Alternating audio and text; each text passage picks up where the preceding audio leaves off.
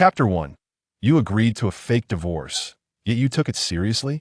At the Jianyun law firm, within the reception room, Lin Yun, a stunning lawyer with long legs adorned in black stockings, sat gracefully with her left hand resting on her chin. Her beautiful eyes widened more and more as she listened to the man across from her, his description causing her long, curled eyelashes to flutter like butterfly wings.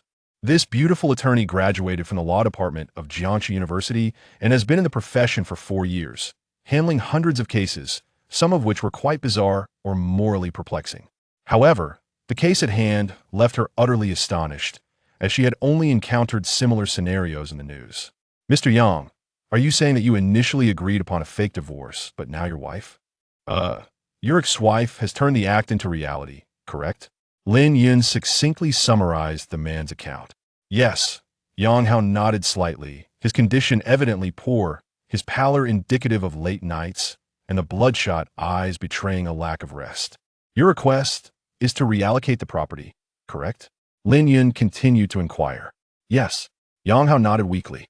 Mr. Yang, I regret to inform you that under these circumstances, the possibility of redividing the assets is nearly impossible. This is because the divorce agreement you signed is legally binding.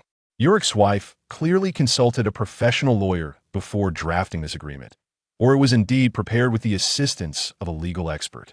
Thus, the agreement contains no loopholes. All properties, including the car and savings, belong to your ex-wife, leaving you with nothing. Upon finishing her explanation, Lin Yun picked up her coffee cup and took a gentle sip, casting a sympathetic glance at the man before her. Married for 3 years, he had gone from being a three-halves young man with a house, a car, and a wife to a middle-aged man with nothing. How pitiable. Thank you, Lawyer Lin. How should I pay the consultation fee? Should I skin you? This outcome was anticipated by Yang Hao, as Lin Yun was the third attorney he had consulted, and the previous 2 had delivered the same verdict. No need. I haven't been of much help. Lin Yun waved her hand lightly, deciding to waive the 200 yuan consultation fee, considering their conversation lasted merely a few minutes. Thank you. Since no payment was required, Yang Hao, already financially strained, did not insist. He stood, offering a slight nod to the kind-hearted Lin Yun before turning to exit the reception room. No sooner had Yang Hao left than a woman with a sleek bob haircut, dressed in a sky-blue professional suit, entered the reception room, her 7-centimeter stiletto heels clicking on the floor. She approached Lin Yun and, taking advantage of her long legs, gracefully perched herself on the conference table. Wow, not even charging a consultation fee? Have you developed a soft spot for him? The short-haired woman, Lin Yun's partner and the director of the Jianyun law firm, named Jiang Man, teased with a playful smile. With her legs crossed on the table, she scrutinized her friend. What a sympathetic gesture. Lin Yun rolled her eyes. For him, 200 yuan is quite a sum in his current situation. Considerate of you. Jiang Man crossed her arms, squinting at her friend before mysteriously revealing, actually, it was I who drafted that divorce agreement. Ah, Lin Yun gasped, her delicate face reflecting shock. So it was you who aided in the wrongdoing, she exclaimed, pinching Jiang Man's thigh in response. Ouch, you really pinch hard.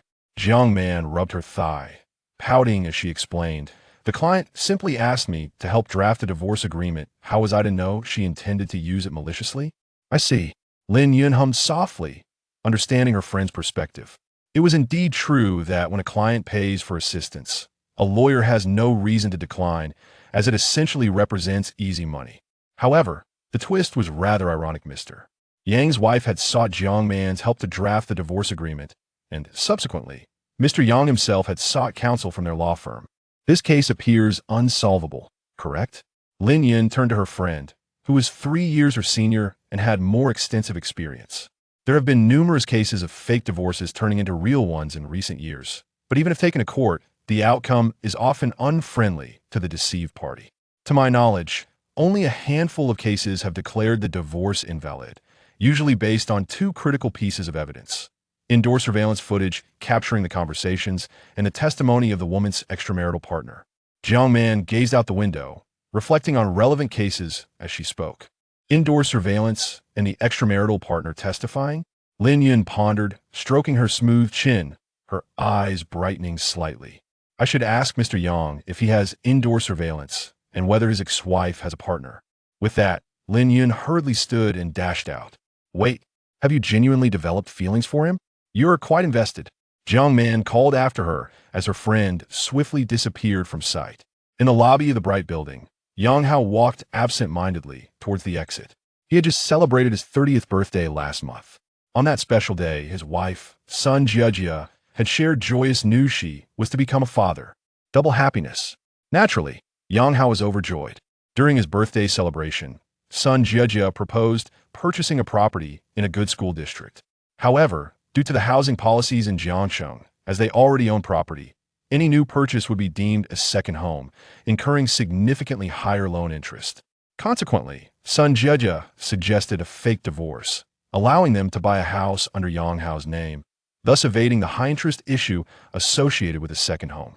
Many couples had used this method, and Yang Hao thought nothing of it, believing it was merely a fake divorce. Thus, a few days later, the couple went to the Civil Affairs Bureau to finalize their divorce, with Yang Hao signing the divorce agreement downloaded from the internet by his wife. Legally, they had become two separate entities. For the following month, everything seemed normal. The couple continued their daily routines, even viewing several properties in the school district, but Sun Jiejia remained unsatisfied, claiming that purchasing a school district house was a significant decision that required careful consideration. Yang Hao found this reasonable and did not give it much thought. However, once the month-long cooling-off period concluded and their divorce was finalized, everything changed. Taking advantage of Yang Hao's business trip, Sun Jiejia sold their house. Upon returning from his trip, Yang Hao found the house empty. When he attempted to contact Sun Jiejia, he was informed that they were now divorced and advised not to pursue her any further. This unexpected turn of events struck Yang Hao like a bolt from the blue. Initially, he could not believe that his wife, Sun Jiejia, would act so callously he thought she might be under duress or influenced by someone else. Only when he heard rumors that Sun Jiejia had another man did Yang Hao awaken from his stupor, realizing that everything had been premeditated. He felt like a fool, played by Others, a foolish man indeed. Chapter 2. It's coming. Mr. Yang, wait a moment. Just as Yang Hao stepped out of the building, the kind-hearted Lin Yun rushed after him, her chest heaving from the exertion, creating captivating arcs that were hard to ignore. This breathtaking sight served as a small comfort to the troubled Yang Hao. Indeed, there are still many good-hearted people in this world. For instance, this affluent lawyer Lin is not as generous as those female streamers online. If she were to flirt just a little, she could easily gain hundreds of thousands of followers. Is there anything else, Lawyer Lin? Yang Hao pushed aside his distractions and focused on the beautiful lawyer who had intentionally followed him out. When you negotiated the sham divorce with your ex-wife, was there a third party present? Or did you have any surveillance equipment at home that recorded your conversation at that time? Lin Yun inquired. No, Yang Hao replied decisively, shaking his head. He had pondered this question before there were no surveillance cameras in their home, and he had absolutely trusted his ex-wife, Sun Jiejia, during that conversation, without any clandestine recordings. However, there was a possibility of an audio recording from the car when they returned from the Civil Affairs Bureau, as they had discussed the sham divorce while chatting. The car's dash cam should have captured their dialogue. The issue was that the car had been sold by Sun Jiejia, and he had no idea where it had gone. Even if he managed to locate the vehicle, the dashcam's memory card had a limited capacity, and it was likely that their conversation had already been automatically erased. Thus, after much contemplation, he concluded that the recording would be impossible to retrieve. Is there any chance that your ex-wife's affair partner could testify in court? Although Lin Yun felt that this possibility was almost negligible, it was still a potential solution, so she asked. That's impossible. Yang Hao forced a wry smile. Regarding the sham divorce and asset acquisition, his ex-wife Sun Jiejia must have conspired with her lover. They were in cahoots, making it utterly impossible for him to testify against her. If that's the case, then indeed, there's little we can do, Lin Yun sighed softly. She genuinely wished to assist this unfortunate man, but the lack of evidence was a significant obstacle. In truth, she had anticipated that these two conditions would likely be unmet, yet she still felt reluctant. Even a glimmer of hope was worth pursuing, just in case a turnaround was possible.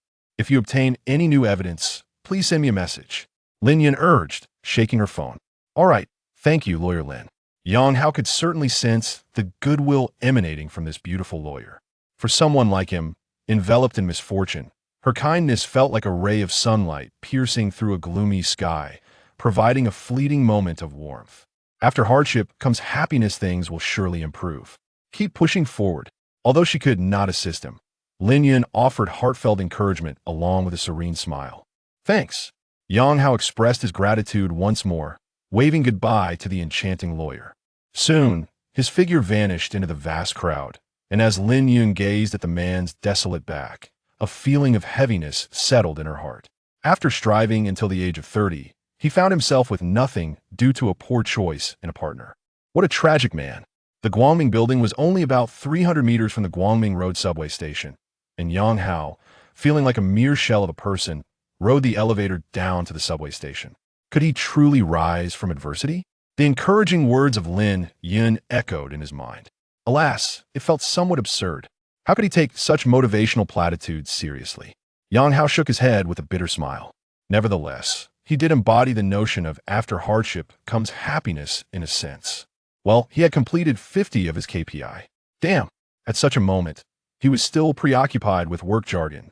Yang Hao silently cursed himself. Ding! Assist women for Joy System activating target detected and meets binding criteria. Ding! Congratulations on becoming the esteemed host of the Assist Women for Joy System. Just as Yang Hao was silently lamenting, a mechanical prompt suddenly rang in his mind. What? Just as he reached the bottom of the elevator, Yang Hao stumbled, nearly losing his balance. Sir, are you all right? Accompanied by a gentle voice, a hand firmly grasped his arm from behind, preventing him from falling into an embarrassing heap. I'm fine, thank you. Once steady, Yang Hao hastily expressed his gratitude, only to discover that the person who had saved him was a tall and alluring woman.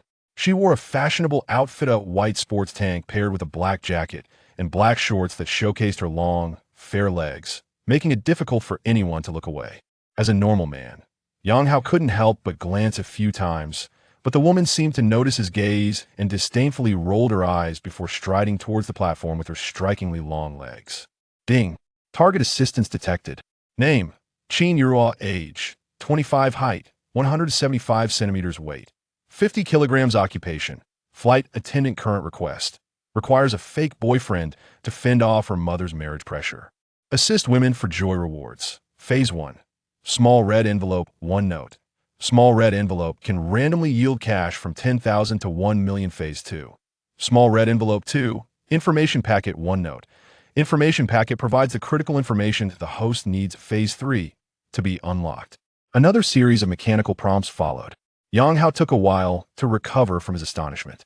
Initially, he had been puzzled by what the Assist Women for Joy system entailed, but within less than a minute of activation, the first task had arrived. Through this task, Yang Hao began to understand the essence of the Assist Women for Joy system. It was quite literal. Assisting the target would yield rewards, and this target was presumably always a woman, as it couldn't possibly be called the Assist Women for Joy system otherwise. Yet was this system genuinely reliable? Yang Hao had only ever encountered such concepts in novels and never imagined that during his lowest moments, he would activate a system capable of altering his fate, much like some protagonists in fiction. Could it truly be that after hardship comes happiness? The words of that beautiful lawyer echoed in his mind. She had indeed hit the nail on the head. If this system could genuinely assist him in turning his life around, he would have to express his gratitude to that kind-hearted lawyer. As Yang Hao pondered this, a subway train came roaring in. With the sound of ding, ding, ding, the doors slowly opened. It was not during peak hours, so the train was not overly crowded, with a few vacant seats scattered about. After scanning the car, Yang Hao quickly spotted Qingyun Zhi seated in the adjacent compartment, with an empty seat beside her. After a moment's hesitation, he strode over decisively, eager to embark on the task of assisting women. This first step was essential to take. Chapter 3. Annie. I am Xiao Ro's boyfriend. No matter where she appears, a beauty of Qingyun Zhi's caliber invariably becomes the center of attention. And this occasion is no exception. While Yang Hao notices the empty seat beside her, two men who have just boarded the vehicle cast covetous glances at that very spot. However, their timidity prevents them from daring to approach the enchanting woman. In their moment of hesitation, Yang Hao boldly plops down beside the captivating beauty they longed for. Wow! One of them silently curses under his breath, while the other lets out a soft sigh, regretting his failure to seize the opportunity to sit next to her. Even if nothing romantic were to unfold, Sharing space with such a stunning woman would be a delight. She is breathtakingly beautiful, with an exquisite figure. It's almost unfathomable how delightful it must be to be seated next to her. Indeed, upon settling beside Qingyun, Yang Hao is greeted with a subtle fragrance of perfume, delicately wafting through the air, a scent that is not overpowering but rather delightful. Although he does not possess a refined knowledge of perfumes, he can discern that it must be from a prestigious brand, starkly contrasting the cheap scents often worn by actors in the venue. Qingyun, catching a glimpse of Yang Hao from the corner of her eye, recalls the man she had just assisted. However, she perceives a hint of ingratitude in his actions. Having previously observed her, he now dares to sit beside her.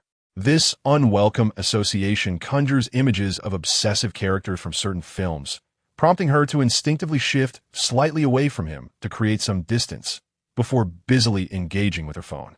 I'm truly grateful. Had he not pulled me back, I would likely be in the hospital right now.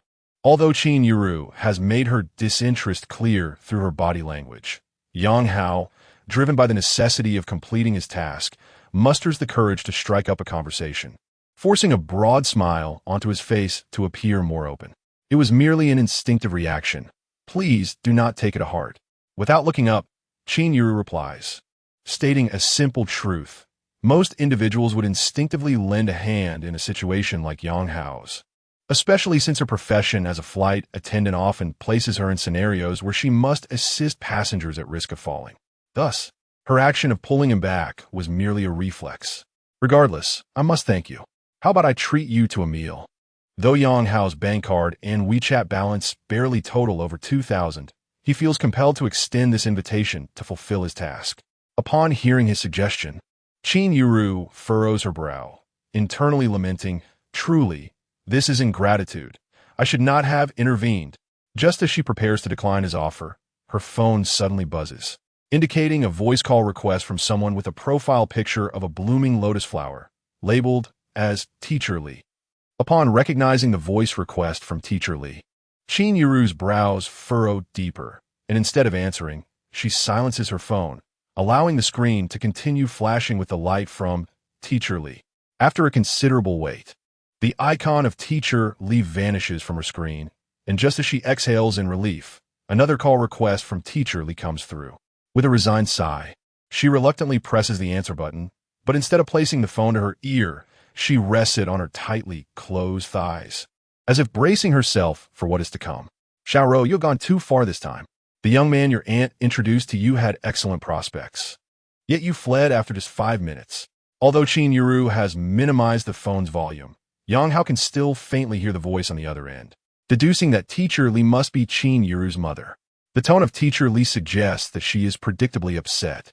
After approximately 2 minutes of relentless questioning, Teacher Li's intensity wanes, allowing Qingyun to finally lift the phone from her fair thighs to her ear.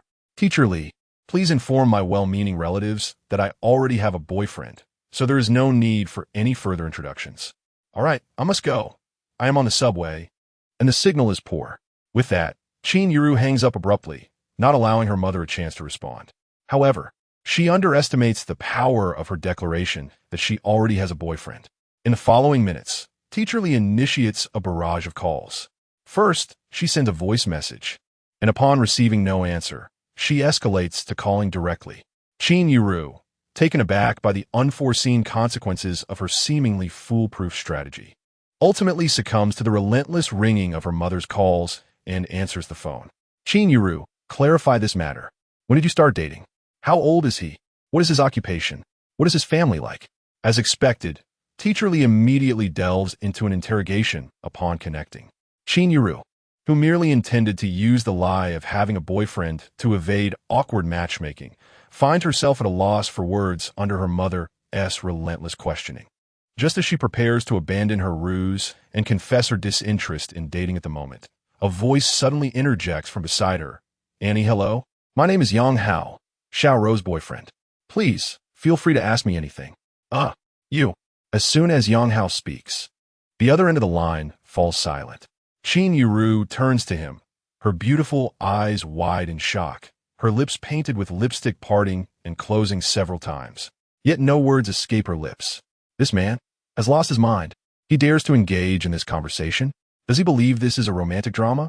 In her mind, Qingyun Zhi is in turmoil, her previously furrowed brow now twisting into an even tighter knot. She glares at Yang Hao, ready to reprimand him for his foolishness, but her mother's voice cuts through once more, now with a noticeably softer tone. Hello? Hello? Is this Xiao Yang? I was unaware that you and Xiao Ro were together. This girl should have informed me upon getting a boyfriend. Auntie, we haven't been together long. Xiao Ro wanted to stabilize things before telling you. Yang Hao responds with an unflinching demeanor. Oh, I see. How long have you been together?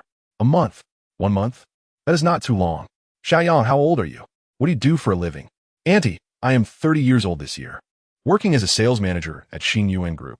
Yang Hao shares his details candidly, knowing that, according to the system's prompts, Qingyun Zhi's requirement is for a faux boyfriend, and he need not concern himself with meeting her or her family's expectations. 30 years old, sales manager. After Yang Hao reveals his information, Teacher Li on the other end quietly repeats these key details in her mind. The age seems compatible with her daughter, and as for the position of sales manager, it suffices. Currently, there exists an overwhelming number of individuals who bear the title of manager. Among them, some earn annual salaries in the millions, while others merely scrape by with a few tens of thousands, highlighting a stark disparity. Just as Teacher Li was poised to continue her interrogation, Qingyun Zhi, regaining her composure, hastily interjected and promptly terminated the call. This time, Teacher Li refrained from persistently redialing, opting instead to send a message via WeChat. Xiaoro, your father and I will be visiting Jiangxing this weekend. Please invite Xiaoyang to join us for a meal. Upon reading her mother's WeChat message, Qingyun Zhi instinctively raised her eyebrows. Although she had intended to criticize Yang Hao for meddling, she swallowed her words. Ding! Congratulations to the host for completing the first phase of the task. Reward. Red envelope. Small. X1. Yes. No. Open the red envelope immediately. At that moment, a mechanical prompt resonated in Yang Hao's mind. As he pondered what constituted the completion of the first phase, his eyes brightened. Yes. This must be a resounding yes. Yang Hao promptly responded. Ding. Congratulations to the host for successfully opening the red envelope. Small. You have randomly received 660,000 are coins. Note, all system rewards derive from legitimate sources. Please rest assured in their use. Beep. Your Alipay account has received 660,000 yuan. Just as the system notification echoed in Yang Hao's mind, a familiar sound resonated from his phone. The volume was considerable, and combined with the staggering sum of 660,000, it immediately captured the attention of those around him. While 660,000 may seem trivial in the vast realm of the internet, in the tangible world, it represents a substantial fortune for the vast majority. According to the latest data from the central bank, only 0.37% of depositors possess savings exceeding 500,000, which translates to approximately 18 million individuals within a population of 1 billion. Thus, the notification of 660,000 yuan arriving in Yang Hao's Alipay account astonished those nearby. Even Qingyun Zhi instinctively cast a glance at Yang Hao, as a flight attendant, colloquially known as a stewardess. Her monthly salary hovers just above 10,000, rendering 660,000 equivalent to her earnings over 5 years. Chapter 4. Are you open to a monthly subscription? Feeling the scrutinizing gazes from all directions, Yang Hao couldn't help but feel a twinge of embarrassment. He recalled how, in other households, rewards from systems were directly deposited into bank accounts, while his system chose such an ostentatious method. Nonetheless, as long as the reward was credited, the manner of it mattered little. Yang Hao swiftly opened Alipay, and indeed a staggering 660,000 was resting in his balance.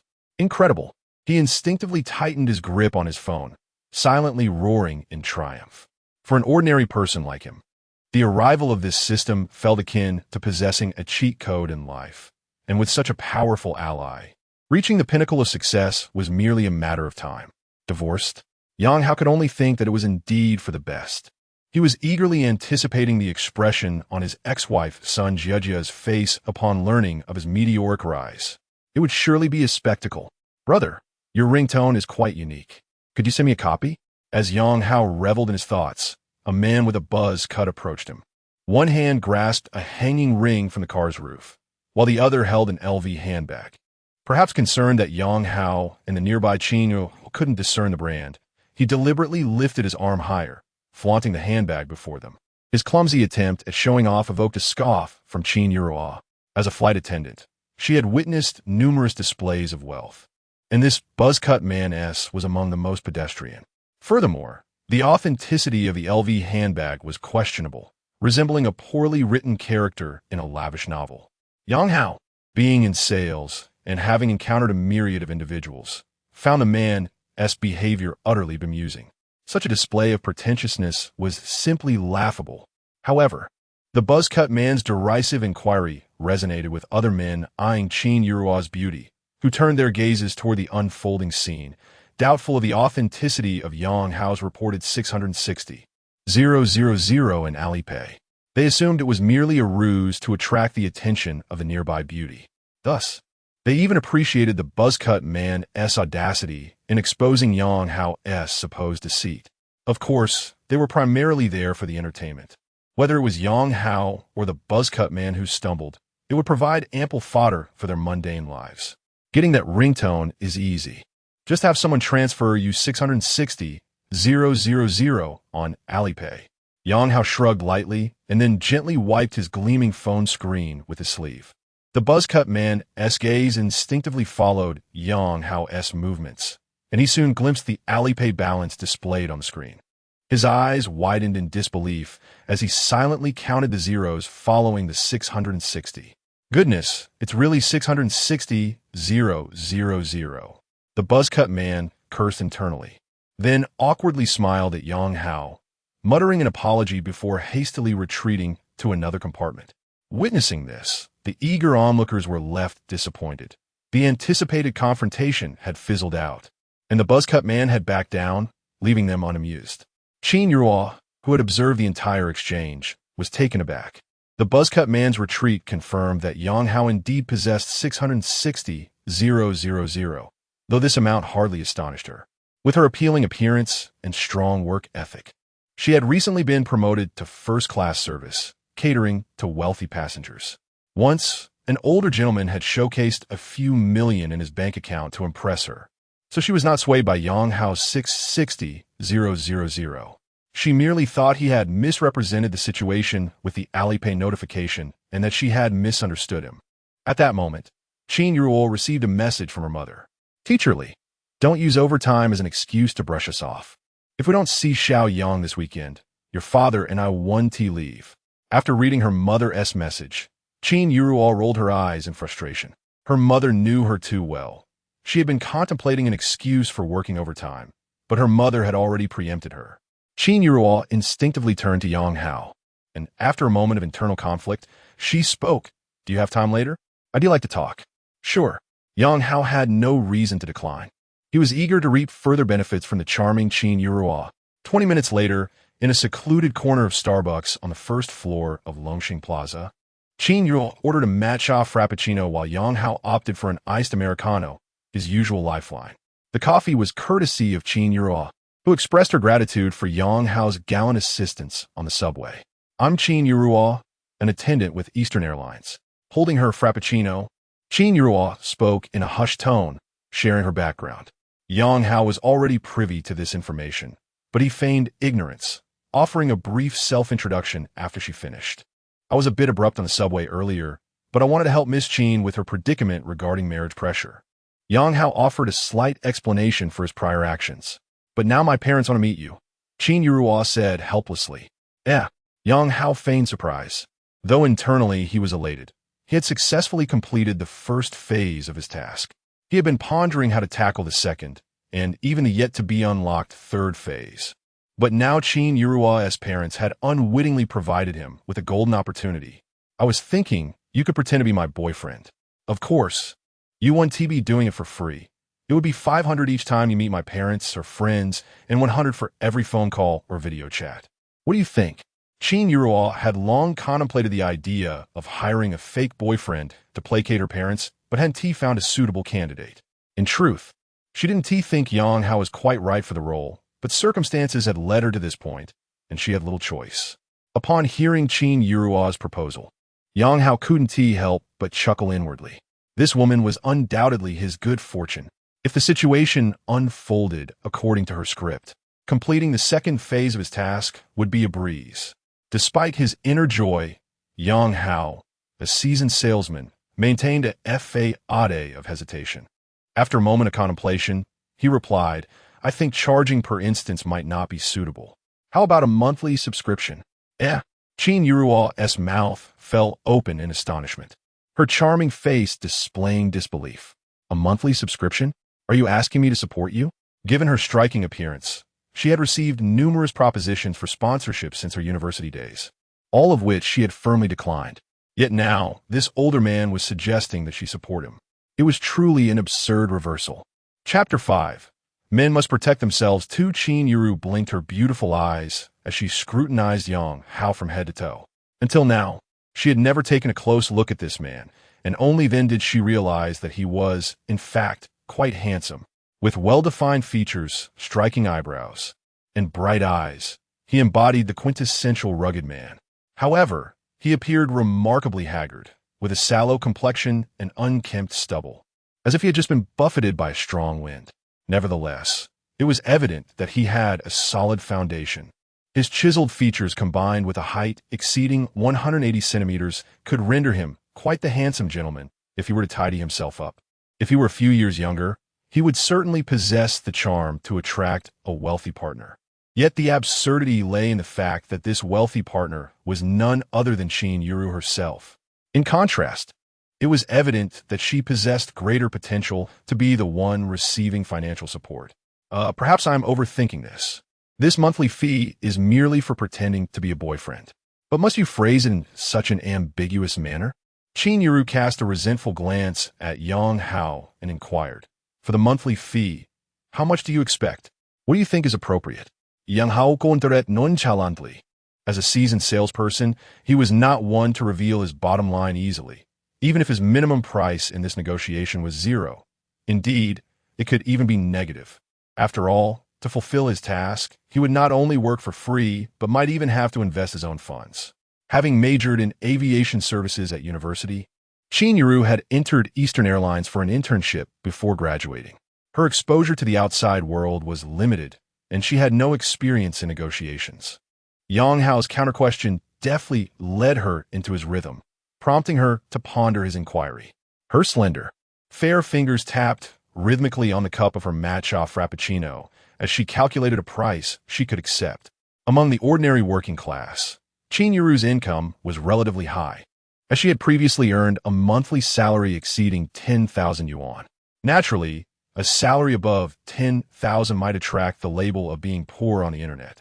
Yet the reality is that out of the nation's 1.4 billion population, only about 7.84 million individuals earn more than 10,000 yuan monthly, accounting for a mere 0.56% of the total population. Even if this data is not entirely precise, the number of individuals earning over 10,000 yuan certainly does not exceed one of the total population. This indicates that Qingyun's income surpasses that of 99% of workers. Nevertheless, her monthly savings were quite limited. As a young woman, she, like many, had a penchant for beauty, especially in an environment rife with comparison. Even though she exercised restraint, she occasionally indulged in luxury items within her means. Consequently, after 3 years of work, her savings amounted to only 50,000 yuan. Do not underestimate those 50,000 yuan. In reality, most workers live paycheck to paycheck. It is not uncommon for them to be in debt by several tens of thousands on their credit cards. How about 3,000? After a moment of deliberation, Qingyun cautiously proposed a price she could manage. She was uncertain how long their arrangement would last, but with a monthly salary of 3,000, her savings would suffice to sustain this relationship for a year. By that time, if she could no longer afford to maintain the relationship, she could simply inform her parents that they had parted ways. After all, having been together for a year, A breakup would not be surprising. Deal. Yang Hao, foregoing any further pretense, readily agreed. Continuing his mission while receiving 3,000 yuan monthly was indeed a lucrative arrangement. However, Qingyun Zhi felt a twinge of disappointment at his eagerness. The first thought that flickered through her mind was, I might have offered too much. It was akin to shopping at a clothing wholesale market. You spot an item priced at 499 yuan and negotiate down to 200, initially thinking it was an unachievable price. Yet, when the owner begrudgingly agrees, you realize that the owner was not genuinely criticizing your low offer, but rather seeking to provide you with a psychological balance, allowing you to feel like you had struck a good deal. Qingyun Zhi slightly furrowed her delicate brows, regretting her offer. However, now that they had reached a verbal agreement, it would be inappropriate for her to retract her words. 3,000 a month, available at your beck and call, on standby 24 hours a day. Rest assured, it is an extraordinary value. Yang Hao's words served a similar purpose to the grumbling remarks of a market vendor, providing a psychological balance for the one paying. Upon hearing his words, Qingyun Zhi's mood indeed lightened somewhat. A salary of 3,000 in Jiangsheng was considerably low, especially given that he was a capable young man in his prime. Words alone are insufficient. Let us draft a contract. Should you breach the agreement, the penalty shall be tenfold. After a brief pause, Qingyun Zhi spoke again. Not a problem. Yang Hao shrugged nonchalantly. You draft it and then send it to me. All right. Wait for me.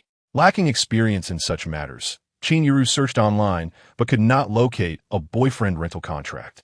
Instead, she found several girlfriend rental agreements, which she perused and then modified to suit their actual circumstances. In truth, Qingyun Zhi was primarily concerned with two issues: safety and confidentiality. Having just met Yang Hao, it would not be inaccurate to label him a stranger. Who could ascertain his character? Was he merely after her body? What if he took advantage of her under the guise of being her boyfriend? Hence, safety was paramount. The second concern was confidentiality. Although Qingyun Zhi's intention was to placate her parents, it was crucial not to broadcast the fact that they were merely pretending to be a couple. If this information reached the ears of friends and relatives, her ruse would be utterly compromised. After several rounds of revisions, Qingyun Zhi finally completed the first draft of the boyfriend rental agreement. She read through it meticulously twice, feeling satisfied that there were no oversights. Before looking up at Yang Hao once more, the agreement is finished. I will send it to you. All right. Are you going to send it telepathically? Yang Hao chucklet, shaking the phone in his hand. I'll scan it to you. Qingyun Zhi pouted slightly, silently criticizing him for his cryptic remarks about not having WeChat friends.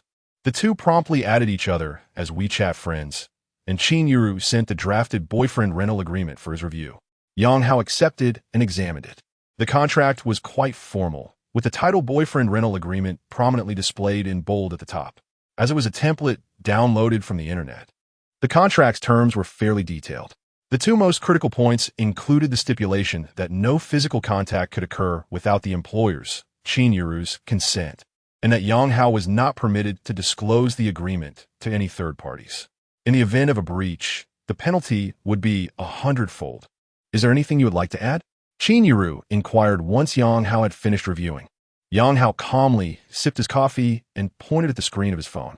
Regarding the first clause, no physical contact without the employer's consent, I believe it should be rephrased as no physical contact without mutual consent. When out in the world, it is not just women who must protect themselves. Men must do so as well. Would you agree? Chapter 6. A man's wealth is for a woman's eyes. Qingyun Zhi raised her delicate brows and instinctively shot Yang Hao a disdainful glance. Really, is this how one speaks? How dare he regard himself as a target for female predation, as if she would take advantage of this man, though internally she felt an overwhelming sense of contempt. Qingyun Zhi refrained from voicing her thoughts, recognizing that Yang Hao's request was indeed reasonable. In the spirit of fairness and justice, the agreement should not solely bind Yang Hao as the second party. It ought to impose constraints on her as the first party as well. Very well, let us amend it, as you suggested. With a reluctant nod, Qingyun Zhi modified the agreement according to Yang Hao's demands. After reviewing the second draft, Yang Hao had no further objections. She promptly went to a nearby copy shop to print 2 copies of the agreement and the two signed their names on the document. Boss Qin, may our cooperation be a pleasant one, Yang Hao said cheerfully, extending his right hand after the contract was finalized. Qingyun, who was in the process of stowing the contract in her bag, paused momentarily, clearly unaccustomed to being referred to as boss. I'm not a boss, she muttered in mild disbelief, yet she extended her fair hand to shake his. Whoever pays my salary is indeed a boss, Yang Hao replied, clutching Qingyun's soft, delicate hand with a radiant smile. For him, the handshake was merely a reflexive action of an experienced salesman. It was customary to shake hands after signing an agreement. However, as he held her hand and felt the gentle, smooth touch, his heart fluttered unexpectedly. As a seasoned salesman, socializing was a requisite skill. Whether traveling for work or hosting clients at the company headquarters, he had frequented various entertainment venues and engaged with numerous women. Yet, he had never encountered such an exquisite sensation as that of Qingyun's hand. Let's leave it at this for today. I will call you when needed. Noticing the unusual tension, Qingyun swiftly withdrew her hand and cast a stern glare at Yang Hao. The first clause of the agreement, Mr. Yang, please behave yourself. Ahem. I was merely too elated. I meant nothing by it, Yang Hao stammered awkwardly, though his explanation lacked any convincing power. Qingyun huffed softly and chose not to pursue the topic further.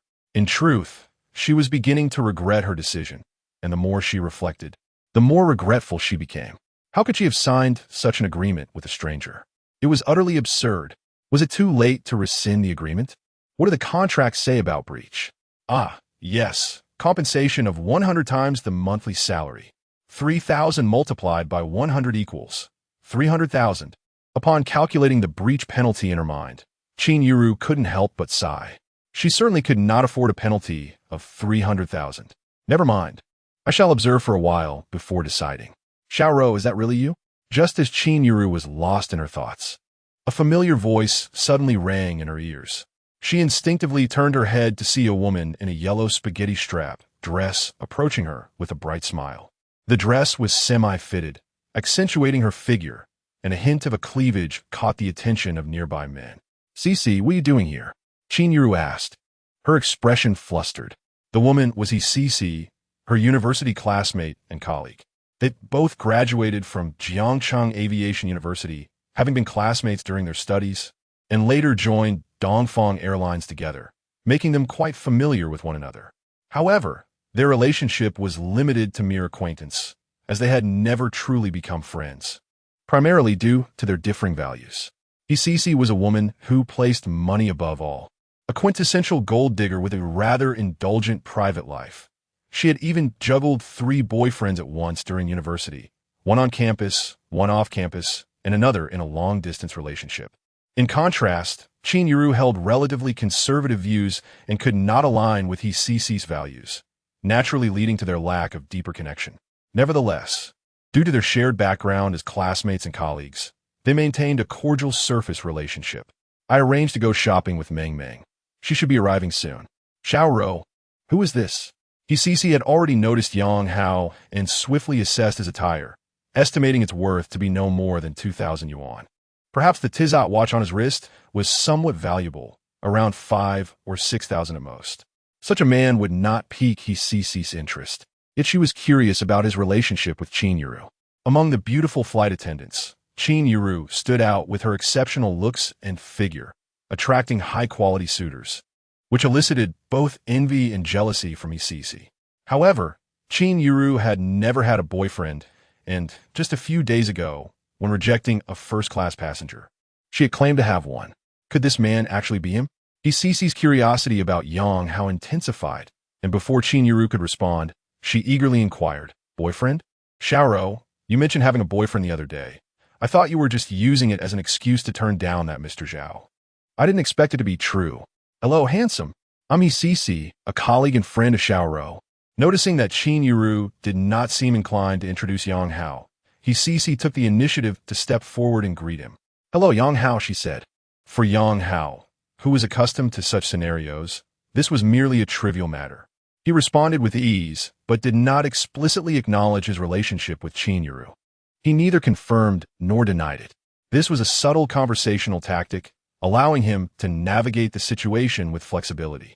"Brother Yang, where do you work?" Cece inquired. Her curiosity piqued regarding the boyfriend whom Qingyun had kept hidden. "Qingyun Group," Yang Hao replied, intentionally withholding specific details about his position, aware that he did not need to divulge every detail, especially considering he was uncertain about the dynamics between Qingyun and Cece. "Qingyun Group. That's a large company.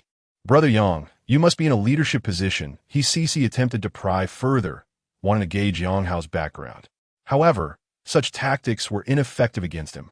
He merely smiled without providing a direct answer. Undeterred, Cece turned to Qingyun. "Xiao Ro, you two must be out shopping, right? Why not join me?" Meng Meng just texted that she's stuck in traffic and might be delayed. As she spoke, she playfully tugged on Qingyun's arm, swaying it in a charming manner. Qingyun frowned. She had no intention of shopping and was about to refuse when Cece looked at Yang Hao and added, "Brother Yang, would you mind if I tag along as a third wheel?"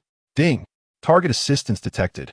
Name, Cece. Age, 25. Height, 170 centimeters. Weight, 48 kilograms. Occupation, flight attendant. Current demand. Wants the host to stay and accompany her shopping. Reward for assisting. Double cashback on shopping expenses. Note 1. Expenditure not to exceed 660,000 yuan. Note 2. Spending limited to the host and the assisted party. Just as Yang Hao prepared to decline, the familiar voice echoed in his mind once more. He paused momentarily before a bright smile spread across his face. "Of course, I don't mind. The more, the merrier. After all, Xiao Ro and I were just about to go shopping ourselves. Part of my intrusion."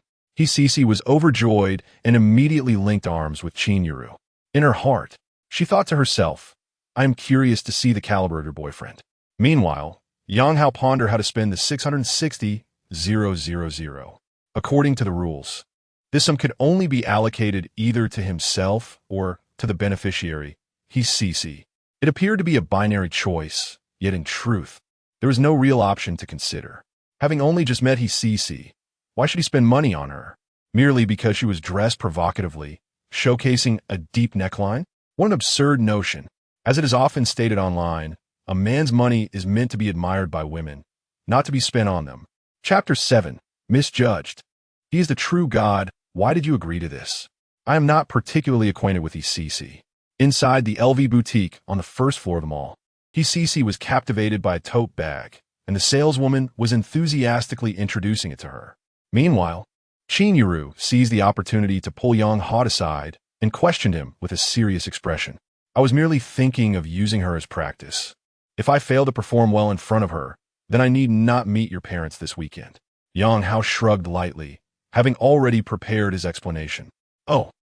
Initially, Qingyun was annoyed with Yang Hao's presumption, but upon hearing his reasoning, she found it somewhat reasonable. After all, none of them were professional actors, and pretending to be a couple indeed required some practice. "Shiro, what do you think of this bag? I believe it truly complements your aura." Just then, Cece approached with the tote bag she had her eye on, while the saleswoman, beaming, added, "This bag is incredibly versatile and suits both of your styles perfectly. Xiaoro, do give it a try." Cece immediately handed the bag to Qingyun, simultaneously sneaking a glance at Yang Hao to gauge his reaction. As the saying goes, money is a man's courage. This bag, priced at 32,000 yuan, was not explicitly requested to be purchased by Yang Hao. Yet his reaction would likely reveal his spending capacity. However, much to Cece's disappointment, Yang Hao remained unfazed, his expression betraying no change. Is he feigning calmness?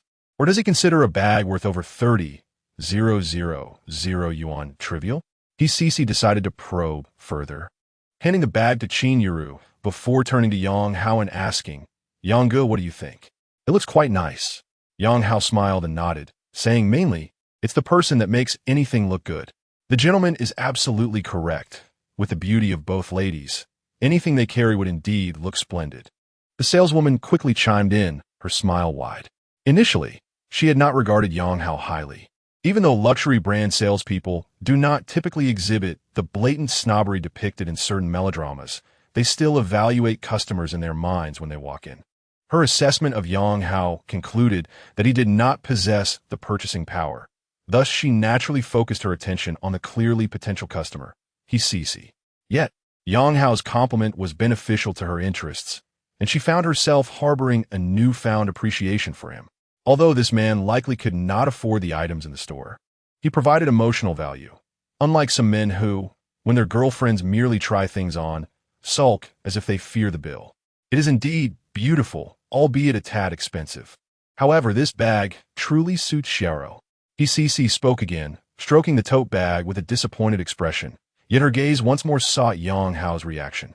A gold digger of He's caliber would not mindlessly mock or incite animosity. Besides, she had only just met Yang Hao and was merely curious about Qingyun Zhi's underground boyfriend, wanting to probe into his background. If he turned out to be an ordinary man with modest means, it would somewhat comfort her, as she had always felt overshadowed by Qingyun Zhi in both school and at work.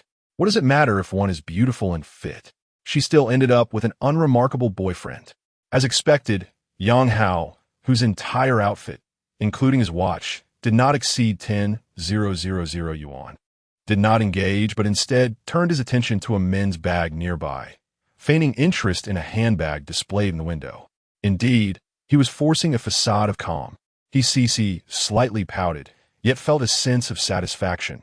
When it came to choosing partners, Qingyun ultimately fell short of her standards. He's long-standing goal had always been to secure a wealthy partner, and although she had yet to succeed, she had encountered several men in the past who purchased LV bags for her, which was far superior to Yang Hao. Sir, this handbag is a seasonal new arrival that perfectly matches your style. Noticing Yang Hao's apparent interest in the handbag on display, the bored saleswoman from the men's section approached with a bright smile. She understood that Yang Hao likely could not afford the bag, but since she had nothing to do, she thought it wise to enhance her presence, hoping that perhaps, should he have a good experience, he might become a customer in the future. One must always maintain a long-term perspective. However, another saleswoman responsible for the men's section held a different view. Seeing her colleague fawning over a customer who clearly lacked purchasing power, she disdainfully shook her head and leaned toward the tall saleswoman, whispering, Yin is truly dedicated. At her age, she probably just can't sit still and seek someone to converse with. The tall saleswoman nodded in agreement, and the two adopted expressions of amusement.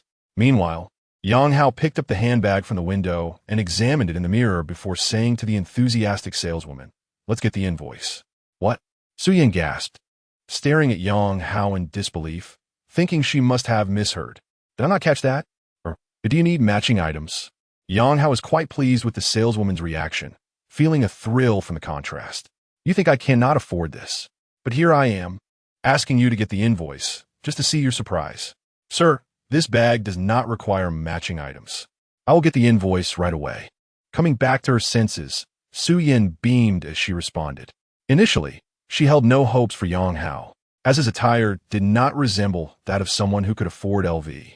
Had he been eyeing a wallet or a bag priced just over 10,000 yuan, perhaps there would have been a chance, but the handbag he was considering was priced at 75,000 yuan, which was quite steep even for their store. Yet, to her astonishment, Yang Hao simply stood before the mirror and placed an order. The two saleswomen, who were waiting for a spectacle, were instantly taken aback. He actually purchased that handbag? It seems so. That bag cost 75,000 yuan. Can he really afford it? Who knows? But Yin is indeed processing the invoice now. Did she misjudge him? Perhaps he is just modest? The two saleswomen exchanged shocked whispers. Meanwhile, Qingyun Zhi and the short-haired saleswoman attending them were equally bewildered. Xiao, it seemed your boyfriend just bought a bag? Wait, what is going on? He did not buy you a bag, but instead got one for himself? While Qingyun spoke, her gaze remained fixed on the counter, eager to confirm whether Yang Hao had indeed purchased the bag. Witnessing Yang Hao's action, Qingyun Zhi was more surprised. She had assumed he was just an ordinary office worker. Yet he had nonchalantly bought an LV bag. Although she was unaware of its price, she reasoned that such a substantial handbag from LV should cost at least 30,000 to 40,000 yuan. The short-haired saleswoman was now both astonished and speechless. She had focused her service on Qingyun and Qingyun Zhi, only to have the man she overlooked casually purchase the seasonal new handbag. She knew the price. That bag was worth 75,000 yuan. misjudged. It turns out he is the true god. Chapter 8. The perks of wealth amidst the myriad complex gazes of women. Yang Hao calmly completed his payment. He was quite satisfied with the handbag, which could be carried by hand or slung over the shoulder, making it perfect for his business trips. Previously, Yang Hao had little interest in luxury items, often perceiving those who splurged on such extravagances as foolish. However, he now had to concede that his prior views were narrow-minded, merely a manifestation of sour grapes. At this very moment, the female sales staff in the store regarded him with an unmasked eagerness to please, and even Cece and Qingyun's glances toward him had shifted subtly. Vanity is a universal trait, and Yang Hao was no exception. He found himself experiencing a sensation he had never encountered during his 30 years of life. He couldn't help but feel a sense of gratitude. How wonderful it is to be wealthy. Sir, do you require a briefcase? Our briefcases are of exceptional quality. Suzan Inguit. As Yang Hao silently reflected, his gaze fortuitously fell upon the section displaying briefcases. Su Yin, assuming this modest gentleman was interested, seized the opportunity to promote the item. Yang Hao glanced in the direction she pointed, observing several briefcases neatly arranged on the shelf. He waved his hand decisively. The third one from the left, please wrap it up. For someone like Yang Hao, who frequently traveled for work, a decent briefcase was indeed essential. He decided to indulge once more. Very well, very well. Su Yin beamed, her smile widening. Working at LV, she often interacted with affluent clients, having encountered her fair share of lavish spenders. Yet few were as straightforward as Yang Hao. The briefcase was priced at $25,000, bringing his total expenditure to a neat $100,000 after the previous $75,000. In a matter of minutes, Yang Hao had spent $100,000. Leaving the female sales associate who had previously scoffed at him, regretting her earlier judgments.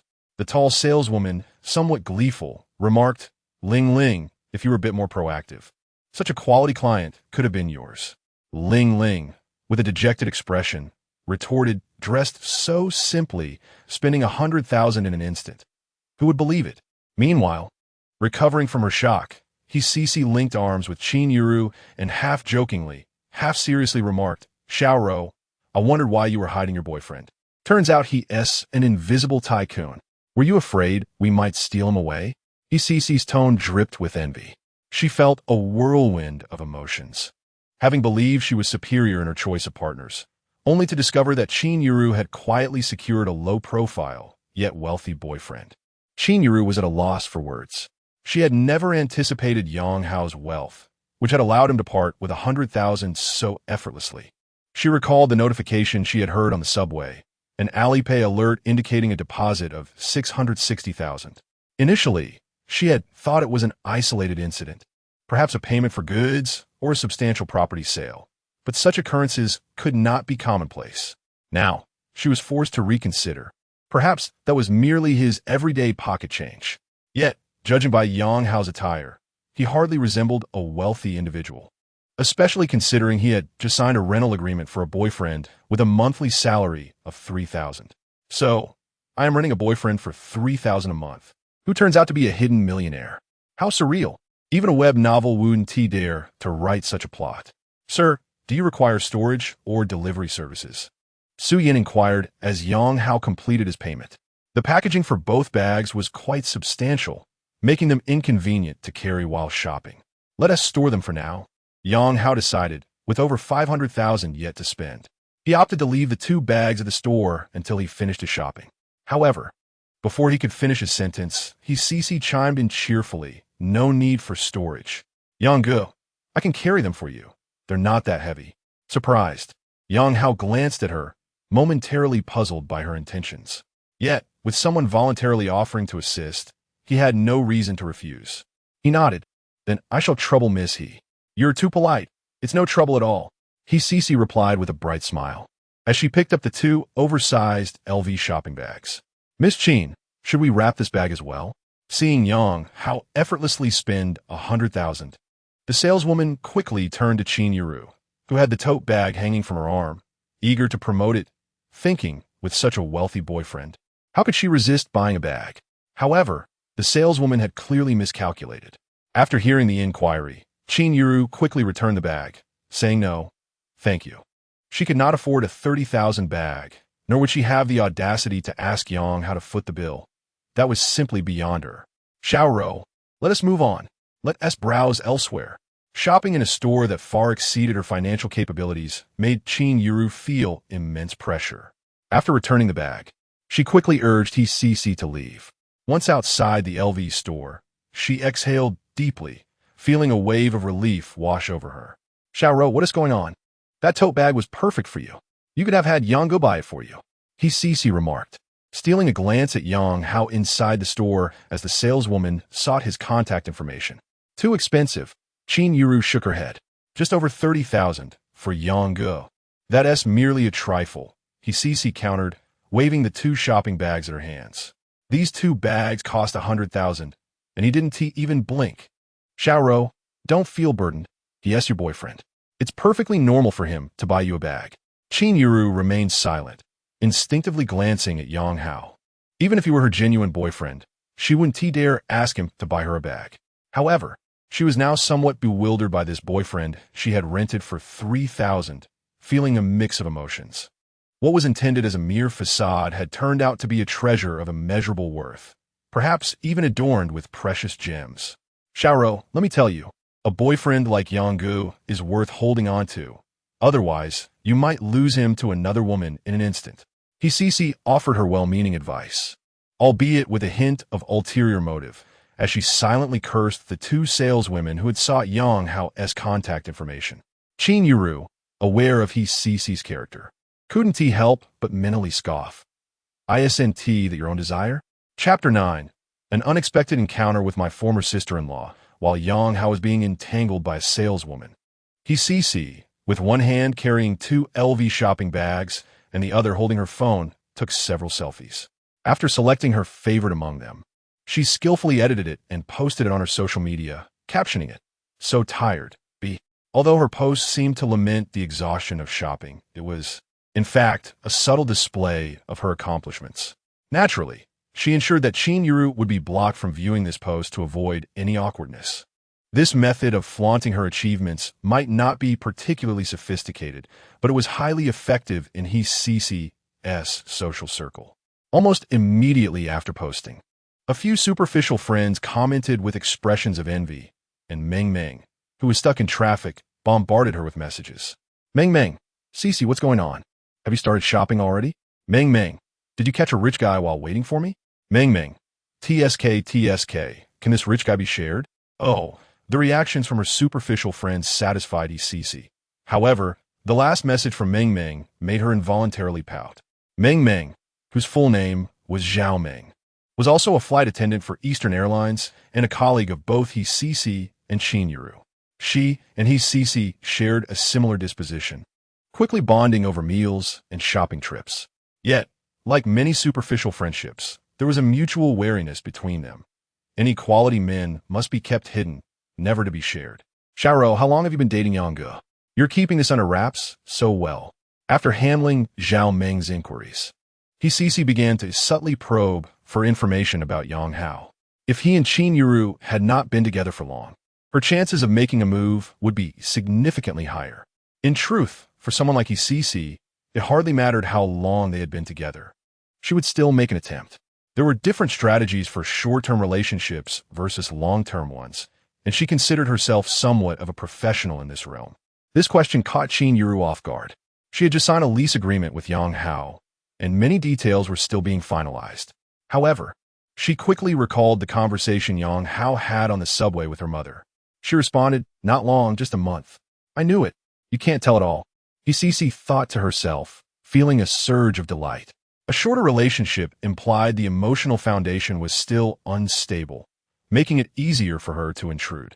Yet, this time frame also posed a drawback. Typically, 1 month into a relationship would still be considered the honeymoon phase, making it challenging to truly separate the couple.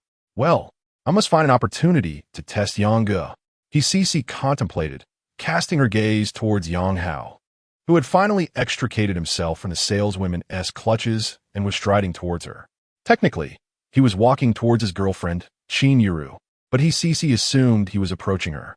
She greeted him with a smile, asking, "Yang Ge, What else do you want to buy? I'm quite familiar with Longxing Plaza. Let us just browse around. Just accompanying Xiao Rou, Yang Hao replied cheerfully, gesturing towards Qingyun. Xiao Rou is truly fortunate. Most men dislike shopping, yet Yang Gu is so patient, he CC complimented, skillfully flattering him. It must be said that she had a knack for making men feel good. And even though they knew she was flattering them, they did not feel repulsed. This might be what some women refer to as emotional value. In the past, Yang Hao was the one providing emotional value, catering to his wife, clients, and superiors to ensure their comfort. Today, however, he was experiencing it for himself, and the sensation was rather pleasant. He even began to understand why leaders, despite knowing that a particular subordinate was sycophantic, chose to retain them. This was because such individuals could provide sufficient emotional value to uplift their superior spirits. After all, what is life if not the pursuit of happiness? Noticing the lively conversation between He Sisi and Yang Hao, Qingyun instinctively furrowed her brow. She was well aware of He Sisi's intentions and initially believed she would remain unaffected, as Yang Hao was merely her rented boyfriend. His choice of company should not concern her. However, seeing him engage so warmly with He Sisi stirred a hint of jealousy within her. It was supposed to be her boyfriend, rented for 3,000 yuan, and shouldn't he maintained some distance with other women during work hours? Ding! A notification of a 20,000 yuan cashback reward had just been credited. Yang Hao was momentarily caught off guard when he heard the voice in his mind. So soon he was surprised to realize this was the cashback reward from his 10,000 yuan expenditure at the LV boutique. He had anticipated that he would have to spend a total of 66,000 yuan before receiving the cashback, so its premature arrival was quite delightful. Moreover, this reward was directly deposited into his bank account, sparing him any awkwardness while in the subway. Yang, their SA Huawei experience store over there. How about we check it out? ISNT, their new foldable phone released recently? HCC suggested with a bright smile, pointing towards the store. Okay, Yang Hao had no objections. After all, the aim was to spend, and it mattered little where the spending occurred. Besides, his current phone was 3 years old, and with the rapid advancements in electronic products, it was indeed time for an upgrade. It was not the weekend, so the mall was relatively quiet, and there were few customers in the Huawei Experience store. As soon as a customer walked in, a female sales associate greeted them with a bright smile. "Hello, are you looking at phones?" she asked, addressing He Sisi, who was leading the way with 2 LV shopping bags, clearly indicating her purchasing power. "Yes. Do you have that new foldable phone in stock?" He Sisi casually inquired as she entered the store. "You mean the Mate XT, right? We have it in stock. Please follow me," the sales associate replied. However, she instinctively glanced at Yang Hao following behind He Sisi, and her expression suddenly froze in shock. "Excuse me, are you sister and brother-in-law?" The sales associate stammered, her demeanor a mix of panic and astonishment. Yang Hao was equally surprised to see the sales associate. She was none other than his former sister-in-law, precisely speaking, his ex-sister-in-law. At this moment, having lost contact with his ex-wife, Sun Jiajia, he unexpectedly encountered her younger sister. Sun Tingting here. Chapter 10. The brother-in-law's new girlfriend shocks the ex-sister-in-law Sun Tingting. Age 22, had graduated from university last year and had interned at a foreign enterprise. But once her internship ended, she was dismissed. Over the following 6 months, she cycled through 3 jobs, and after enduring a series of harsh realities, she came to terms with the fact that finding a respectable job with a decent income was exceedingly difficult for someone with her mediocre undergraduate degree. 2 months prior, she had been introduced by a classmate to a Huawei-authorized experience store, where she became a sales associate. Although this position lacked prestige, it offered a satisfactory income. Top-performing sales associates could earn between 10 to 20,000 a month, comparable to that of an average white-collar worker. "Brother-in-law, Yang, are you married?" Before Yang Hao could respond, He Sisi exclaimed, glancing between Yang Hao and Qingyun. She quickly deduced why Qingyun had been so discreet about her wealthy boyfriend. It turned out he was a married man. In He Sisi's view, whether someone was married or not mattered little, as long as they could fulfill her material desires. What difference did marriage make?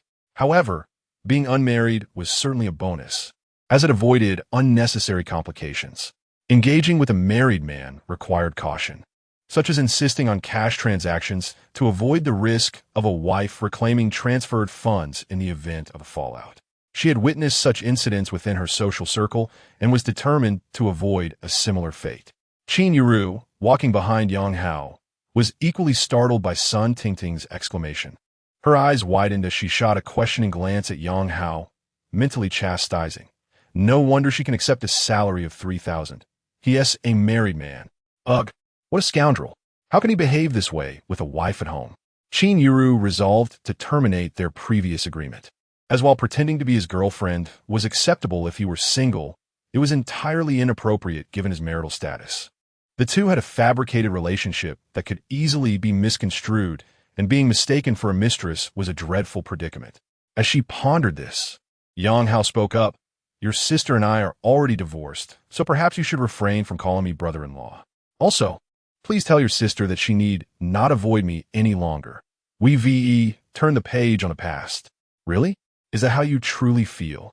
Sun Tingting gazed at Yang Hao in disbelief, aware of the actions her sister had taken against him. Even she considered her sister's behavior excessive. And she had recently observed Yang Hao frantically seeking her sister to settle scores, prompting their parents to temporarily vacate their family home. Thus, she harbored serious doubts about Yang Hao's intentions, suspecting it was merely a ruse to lure her sister out. Indeed, Yang Hao shrugged nonchalantly, then reached for Qingyun's arm. Look, I already have a girlfriend. How do you think she compares to your sister? Excuse me? A girlfriend? Sun Tingting instinctively shifted her gaze to Qingyun, who, upon entering the store, had caught her attention with her superior physique and beauty compared to Hisisi. However, Hisisi had carried 2 oversized LV shopping bags, suggesting a greater spending capacity, which had drawn Sun Tingting's focus towards her. Now hearing that this stunning beauty was indeed Yang Hao's current girlfriend, her composure faltered, eyes wide with incredulity. After listening to their conversation, both Hisisi and Qingyun pieced together the nature of their relationships. It turned out Yang Hao was merely the ex-brother-in-law of the sales associate, which meant he was indeed single, albeit with a history. For someone like Hisisi, who had no qualms about dating a married man, his past was inconsequential. As long as he was currently single, there were no concerns over marital asset transfers. Qingyun, who had initially planned to dissolve their agreement, reconsidered. She only required a faux boyfriend, rendering Yang Hao's marital history irrelevant as long as he was presently single. Hence, when Yang Hao introduced himself to Sun Tingting, she readily nodded in agreement. Hello, Qingyun. Hi, I'm Sun Tingting. She hesitated briefly before introducing herself, carefully scrutinizing Qingyun. The latter was tall and strikingly beautiful, resembling a rare six-sided beauty with no discernible flaws, likely surpassing even the actresses seen on television. Yet, how could such an exquisite woman be with her brother-in-law? It was perplexing. Sun Tingting was fairly acquainted with Yang Hao, having spent time at her sister's home during her university years in Jiangcheng, where Yang Hao had always treated her kindly, often taking her out for meals. Nonetheless, like her sister Sun Jia, she was somewhat materialistic. Thus, despite Yang Hao's kindness, she inherently deemed him inadequate due to his average earning potential. She felt that if he could earn more and provide her sister with a better life, perhaps infidelity wouldn't have occurred. Ultimately, it boiled down to his lack of ambition. As they were familiar, she thought to ask for a discount. At that moment, Hisisi interjected, seeking to assert her presence while playfully tugging at Sun Tingting's arm. Darling, your sister has such high standards, rejecting even a man as remarkable as Yang Ge. She might not realize that men like Yang Ge are still in demand. I'm not entirely clear on their situation, Sun Tingting replied dismissively, then turned towards the checkout counter, waving to a female sales associate engrossed in her phone. Zhu, could you assist these customers? I need to use the restroom. Of course, Zhuing, unaware of the unfolding drama, cheerfully approached. Ladies, what can I help you with today? I am Yang Ge. I'm heading to the restroom. Sun Tingting nearly called him brother-in-law again, but after years of habit, she found it difficult to adjust her words. All right. Yang Hao nodded lightly, saying nothing further. Sun Tingting quickly exited the scene, but once she was a short distance away, she hurriedly took a photo of Yang Hao and Qingyun, sending it to her sister Sun Jia. Chapter 11. Has my ex-husband found a new love? Sun Tingting sent several messages to her sister, stating that she had encountered her brother-in-law in the store and that he had a new girlfriend who was exceptionally beautiful. He also mentioned that their past was behind them and she no longer needed to avoid him. Meanwhile, in the Hilton Garden Hotel, Sun Jia, wrapped in a bathrobe, was engaged in a heated argument with a man wearing gold-rimmed glasses. You promised to marry me, yet you haven't even divorced yet. Lu Songlin, what do you mean by this? If you dare to play with my feelings, I will confront your wife. Sun Jia's expression was fierce for this man. She had resorted to despicable means to divorce her husband. They had agreed to divorce together, yet this man had not fulfilled his part of the bargain. Lu Songlin removed his glasses and rubbed his temples, attempting to comfort her. Jia, our situations are different. I have children, and the division of assets is a significant issue. If I want a quick resolution, I would have to leave with nothing. Is that what you want? He understood Sun Jia's vulnerabilities. She was primarily attracted to his wealth, which explained her abrupt decision to divorce. Upon hearing Lu Songlin mention leaving with nothing, Sun Jia's agitation visibly lessened. She could not accept the thought of him walking away empty-handed. At 40 years old, did she want to support him in rebuilding his life? It was absurd to think she would pursue a relationship with an older man merely to enjoy a life of luxury. Therefore, the matter required patience. She was already discreetly transferring assets, although it would take time. Noticing her mood had improved, Lu Songlin drew her into his embrace, continuing his sweet talk. Jia, you've sacrificed so much for me, and I appreciate it.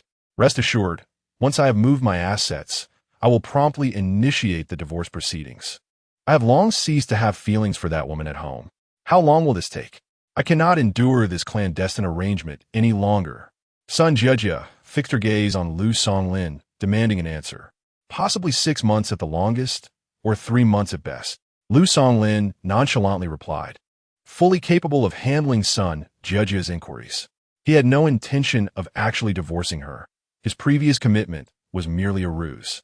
Presently, he was in the process of immigration paperwork, and within 6 months, he and his family would be relocating to Australia, leaving Sun Jia unable to confront him.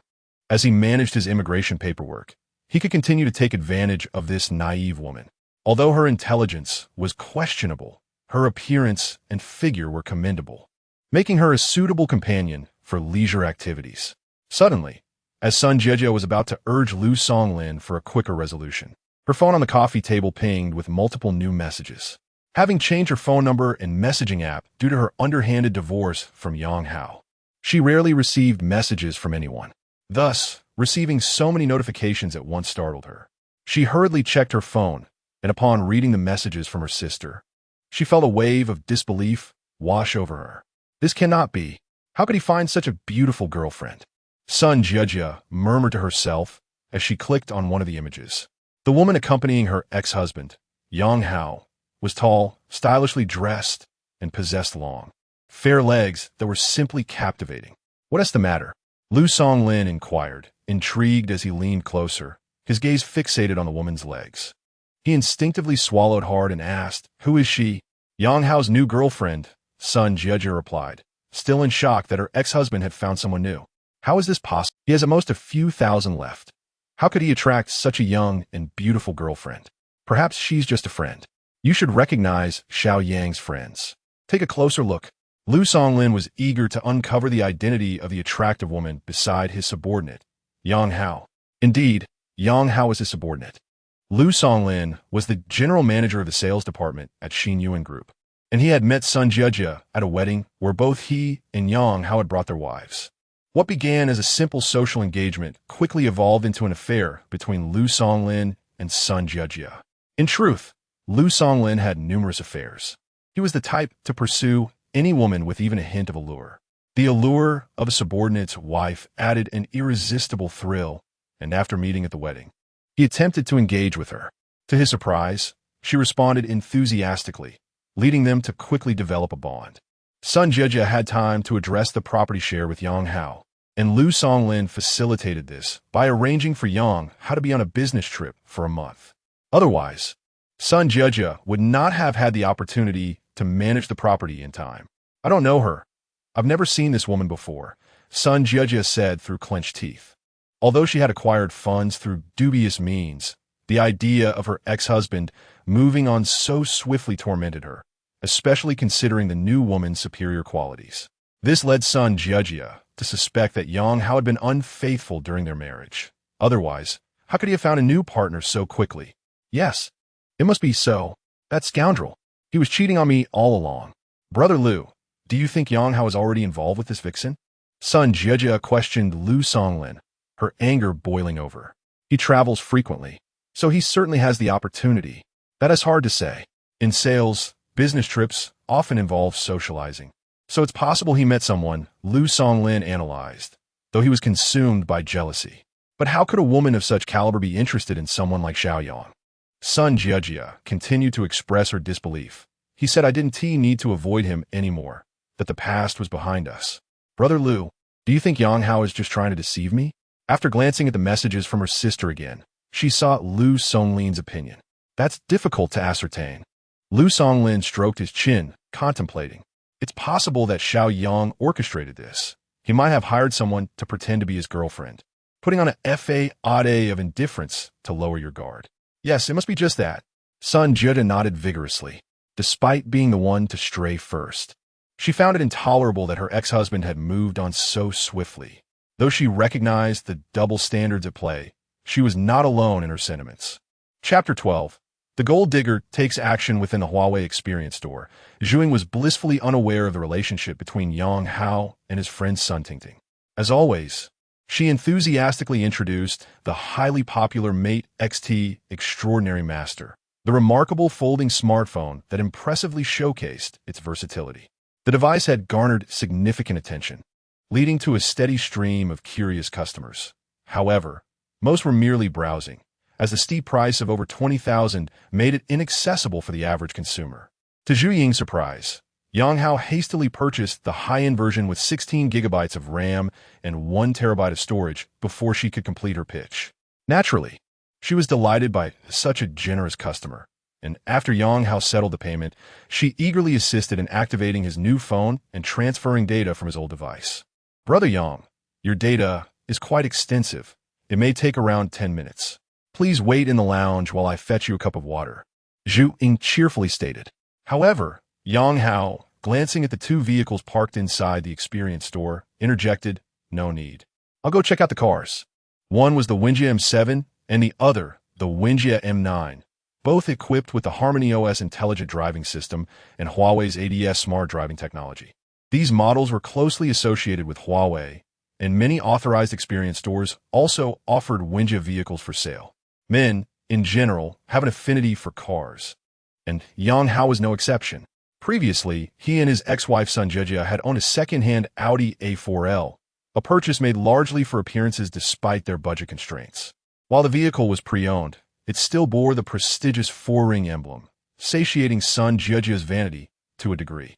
However, in recent years, the rapid development of electric vehicles had significantly impacted the sales of traditional fuel cars, diminishing the once unassailable status of luxury brands, especially within the 50,000 price range, where they no longer held a competitive edge. The Wenjia M9, priced between 4 to 500,000, was now a formidable challenger to these luxury brands, as this market segment had previously been their domain.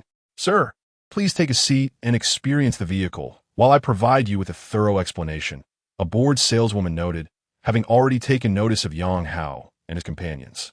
The trio's presence was certainly eye-catching, particularly the striking appearances of Qingyun Zhi and He Cece, whose captivating figures drew attention wherever they went. Furthermore, Yang Hao's impulsive purchase of the Huawei folding phone had already established a sense of significance around him in the store. Upon hearing the saleswoman's invitation, Yang Hao silently settled into the driver's seat. Just as he had observed in online videos, the interior of the Wenjia M9 exuded elegance, and the seats offered ample comfort. Sir, this display model is the ultra-extended version, with an all-electric range of 233 kilometers and a comprehensive range of approximately 1,400 kilometers. The saleswoman, clad in a light gray professional skirt suit and black stockings, took her place in the passenger seat. While she could not quite compete with the beauty of Qingyun Zhi and He Cece, she was certainly charming in her own right.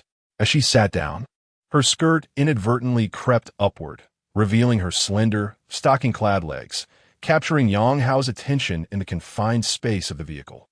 Yet, Yang Hao was far too focused on his mission to be distracted by her allure. After all, securing financial success was his foremost priority. "What is the price for this configuration?" he inquired, his fingers gliding over the steering wheel. "The price is $529,800. This is the nationwide standard. But if you decide to place an order here, I assure you that the maintenance services and gifts will be to your satisfaction." Before she could finish, Yang Hao decisively declared, "I'll take it." "Excuse me? Sir, are you indicating that you wish to purchase?" The saleswoman gazed at him in disbelief.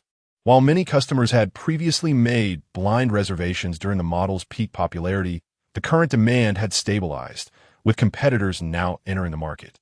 Thus, a customer willing to commit so readily was a rare occurrence. "Yes, full payment.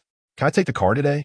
Yang Hao inquired, still toying with the steering wheel. "There are models available for immediate delivery. It should be possible. However, I must confirm with my supervisor." The saleswoman hesitated, not wanting to make any promises. "Go ahead and ask. If I can take the car today, then I will place the order." Yang Hao reclined in his seat, his mind swirling with reflections. In the past, a vehicle costing over $500,000 would have been a mere fantasy. Yet now, he could make such a purchase without a second thought. He could only marvel. What a transformation! Reaching the pinnacle of life can indeed happen in an instant. "Brother Yang, are you planning to buy a car?" The saleswoman stepped aside to make a call, and he seized the opportunity to slide into the passenger seat.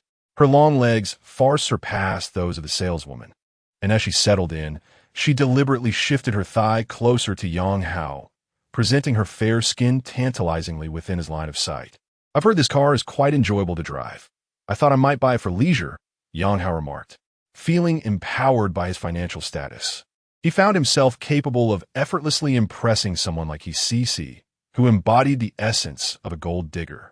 However, given the prior display of wealth with the LV bag and the folding phone, Cici perceived his words not as bravado, but rather as the everyday life of the affluent. Look at him. For the wealthy, purchasing a car is akin to acquiring a toy. She mused inwardly. Being a gold digger herself, she understood the allure of the Wenjia M9. Having heard discussions in her elite social circle warning against underestimating those who drove such vehicles. Despite its price of around $500,000, those who owned them likely had access to luxury cars worth millions. They were merely indulging in a new experience, having grown weary of traditional fuel vehicles. The sentiments expressed in her social group mirrored Yang Hao's current attitude, casually purchasing a lavish toy worth over $500,000. Indeed, how liberating it was to be wealthy. "I've also heard this car is exceptional to drive. Too bad I can't afford it." Cici feigned a wistful sigh, then playfully winked at Yang Hao, lowering her voice to ask, "Brother Yang, once you have the car, would you take me for a spin?"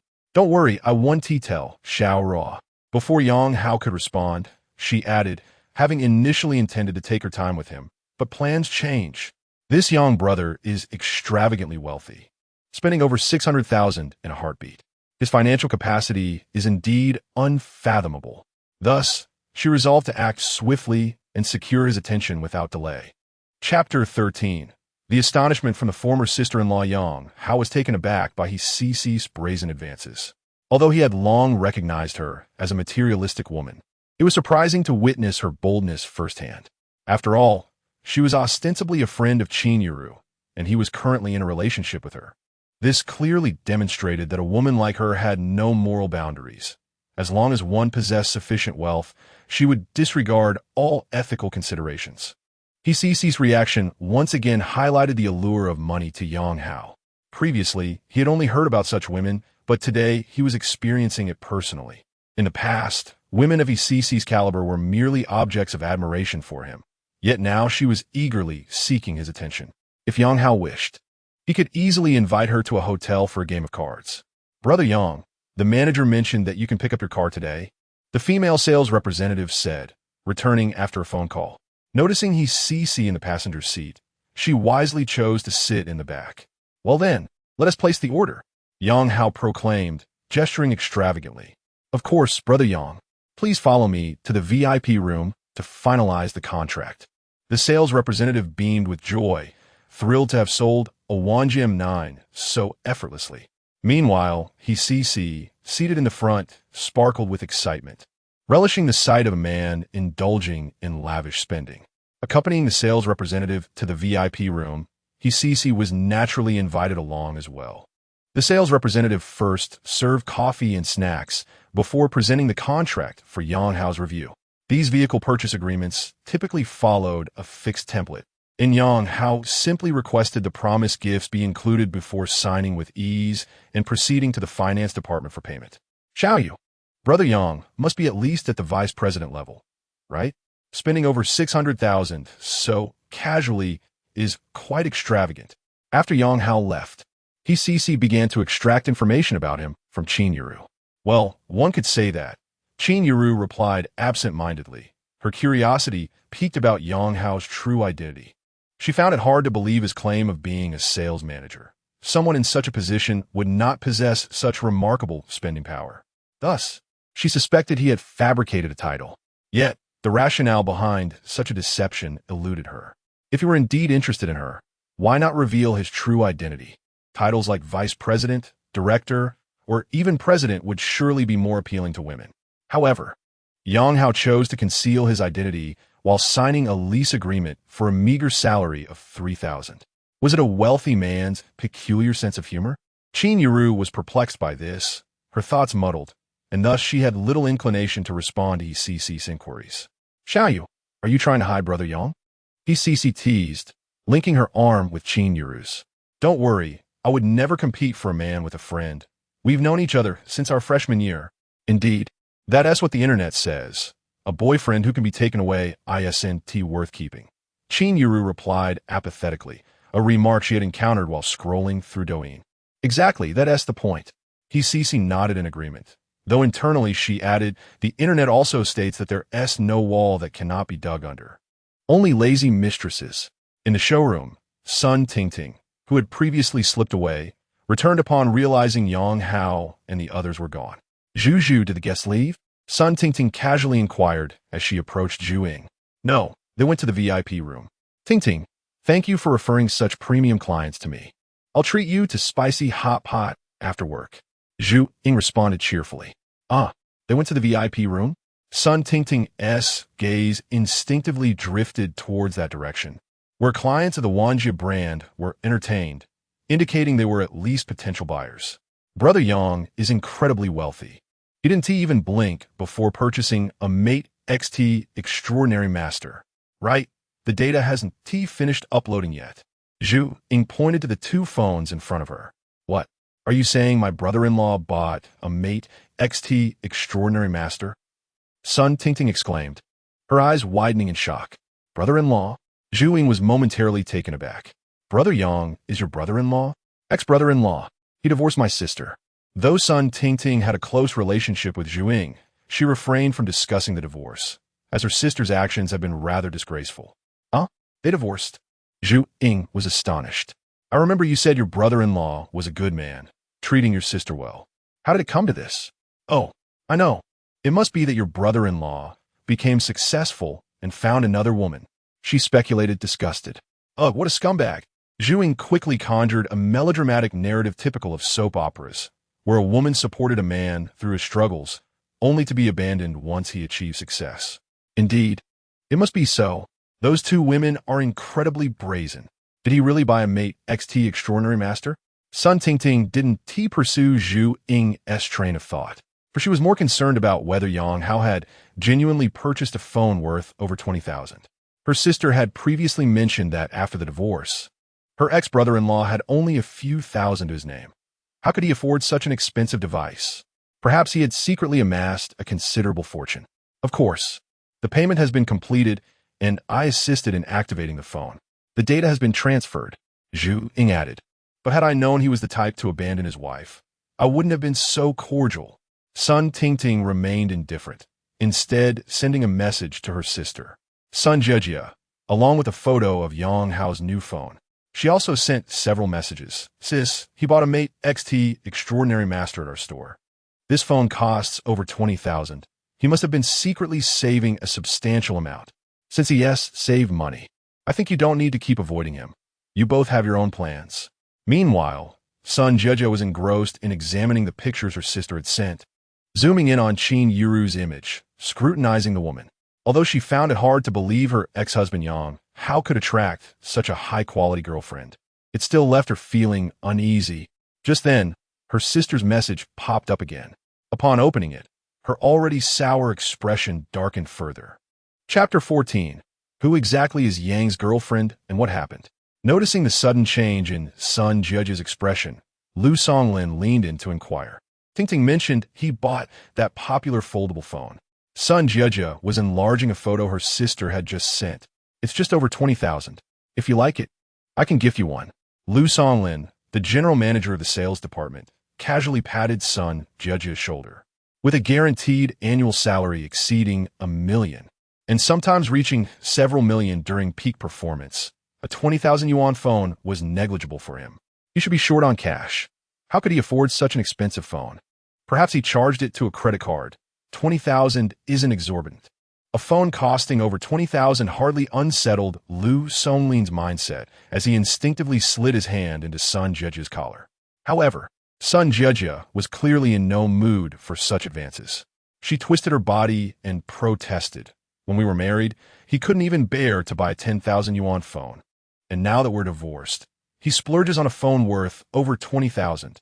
Perhaps he was secretly saving money all along. How much does he earn in a month? You're his superior. You should know. Seeing son Jeje's lack of cooperation, Lu Songlin reluctantly withdrew his hand and pondered aloud. Xiao Yang holds the position of sales supervisor, earning about 1 to 200,000 annually. I will need to check the performance reports for specifics. He shouldn't have been hiding any secret funds. Most likely, he charged it to a credit card. Son Jeje's mood slightly improved. After all, credit card debt is a fleeting thrill that eventually needs to be repaid. And the interest on credit cards isn't trivial. If one cannot repay the full amount, the debt only accumulates. Inside a Huawei authorized store, Zhuing whispered to son Tingting. By the way, your scoundrel ex-brother-in-law didn't just buy a foldable phone. He also purchased a Wanji M9, over 500,000 for the car. He just bought it without hesitation. Your ex-brother-in-law truly has money. What? He actually bought a Wanji M9? Son Tingting, already in a state of shock, widened her already large eyes even further. A foldable phone priced at over 20,000 might be within reach for an average person with a credit card. But the Wanji M9 is an entirely different matter. A vehicle costing over 500,000 isn't something that can be easily managed with a few credit cards. First, the credit limit for an average person wouldn't be that high, and even if one cobbled together loans to buy a car, repaying those loans would still be a challenge. Although such cars may seem commonplace on platforms like Douyin, in reality, those who can afford a car worth over 500,000 are undoubtedly a rarity. Son Tingting, having faced the harsh realities of life, understood the value of a Wanji M9, especially after working at the Huawei authorized store where she encountered several clients purchasing the Wanji M9. Those individuals, based on their attire and demeanor, clearly belonged to a higher social echelon. She even overheard the sales staff mention a well-known local entrepreneur. Isn't it just a contract signing? I heard Qingyun Zhi on the phone say the buyer was paying in full. Son Tingting's curiosity about her ex-brother-in-law piqued. What exactly does he do? While his character is questionable, he certainly possesses wealth. He works in sales for a large company. I believe he's a sales manager. Son Tingting wasn't entirely familiar with Yang Hao's work. She only recalled her sister mentioning it once, noting that his income was decent, around 1 to 200,000 annually. However, this salary does not align with purchasing a Wanji M9. If it were financed, he might just manage it, but paying in full seems implausible.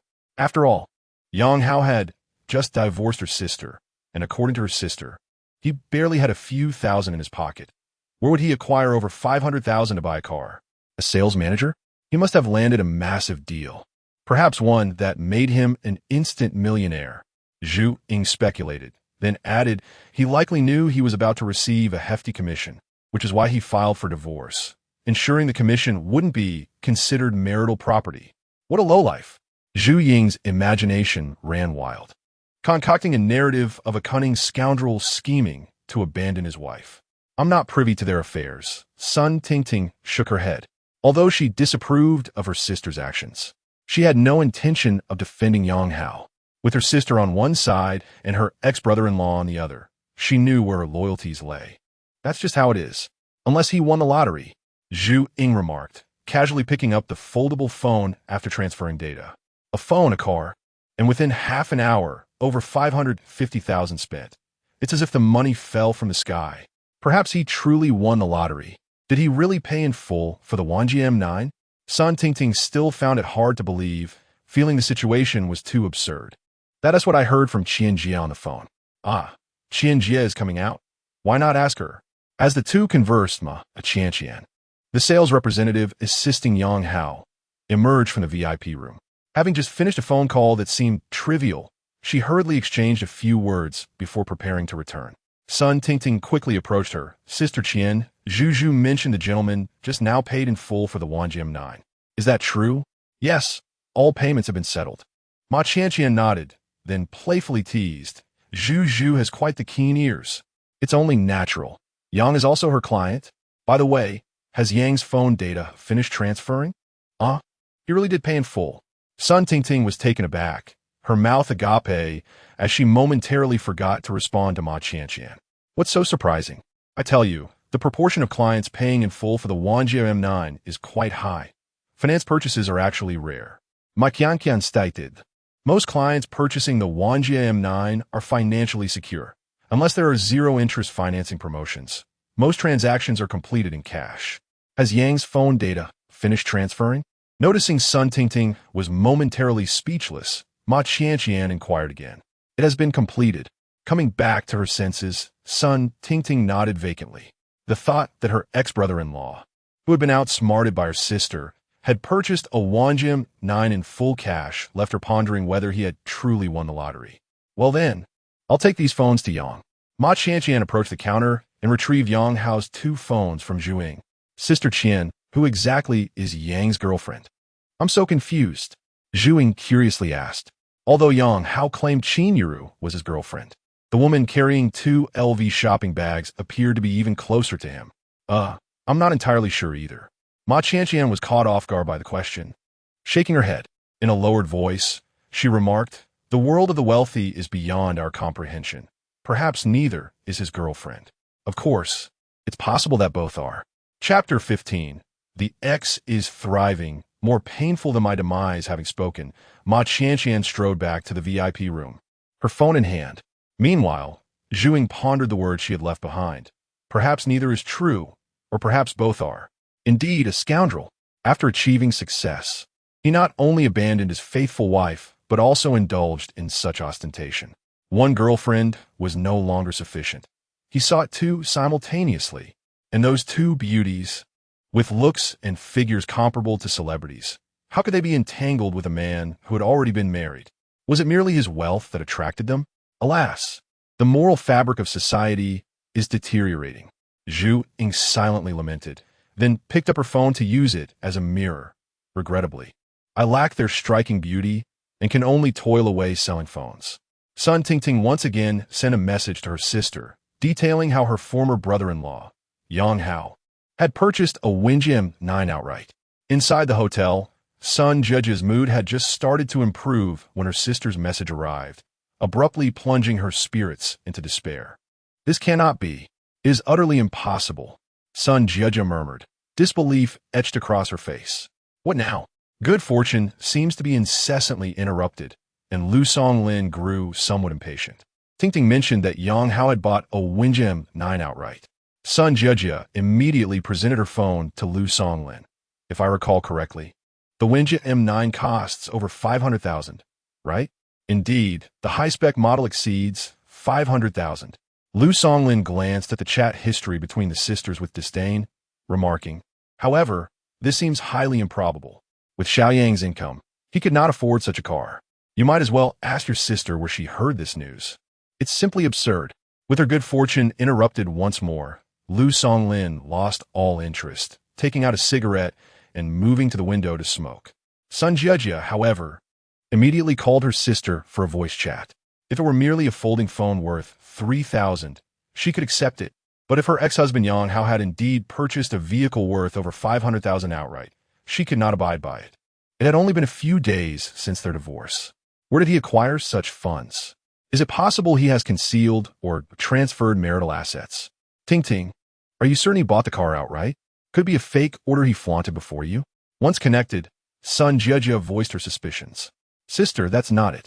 In fact, brother-in-law, Yang hadn't he intentionally show off to me. The saleswoman Qian said he bought the car outright. He is currently waiting in the VIP room to pick it up. Sun Tingting's voice was relatively low, suggesting she had moved to a secluded corner.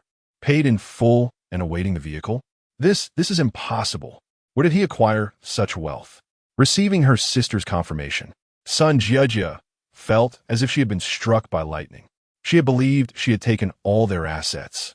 Yet Yang Hao had the means to buy a Qingyun 9 outright. This meant she had not managed to take everything, and he might even have concealed greater wealth. He dared to hide money, to play tricks on me. Sun Jiejie ground her teeth in frustration. There are always those online who jest that learning of an ex's prosperity is more painful than death itself. Yang Hao was not merely an ex. He was her ex-husband. One can only imagine the turmoil within Sun Jiejie at this moment.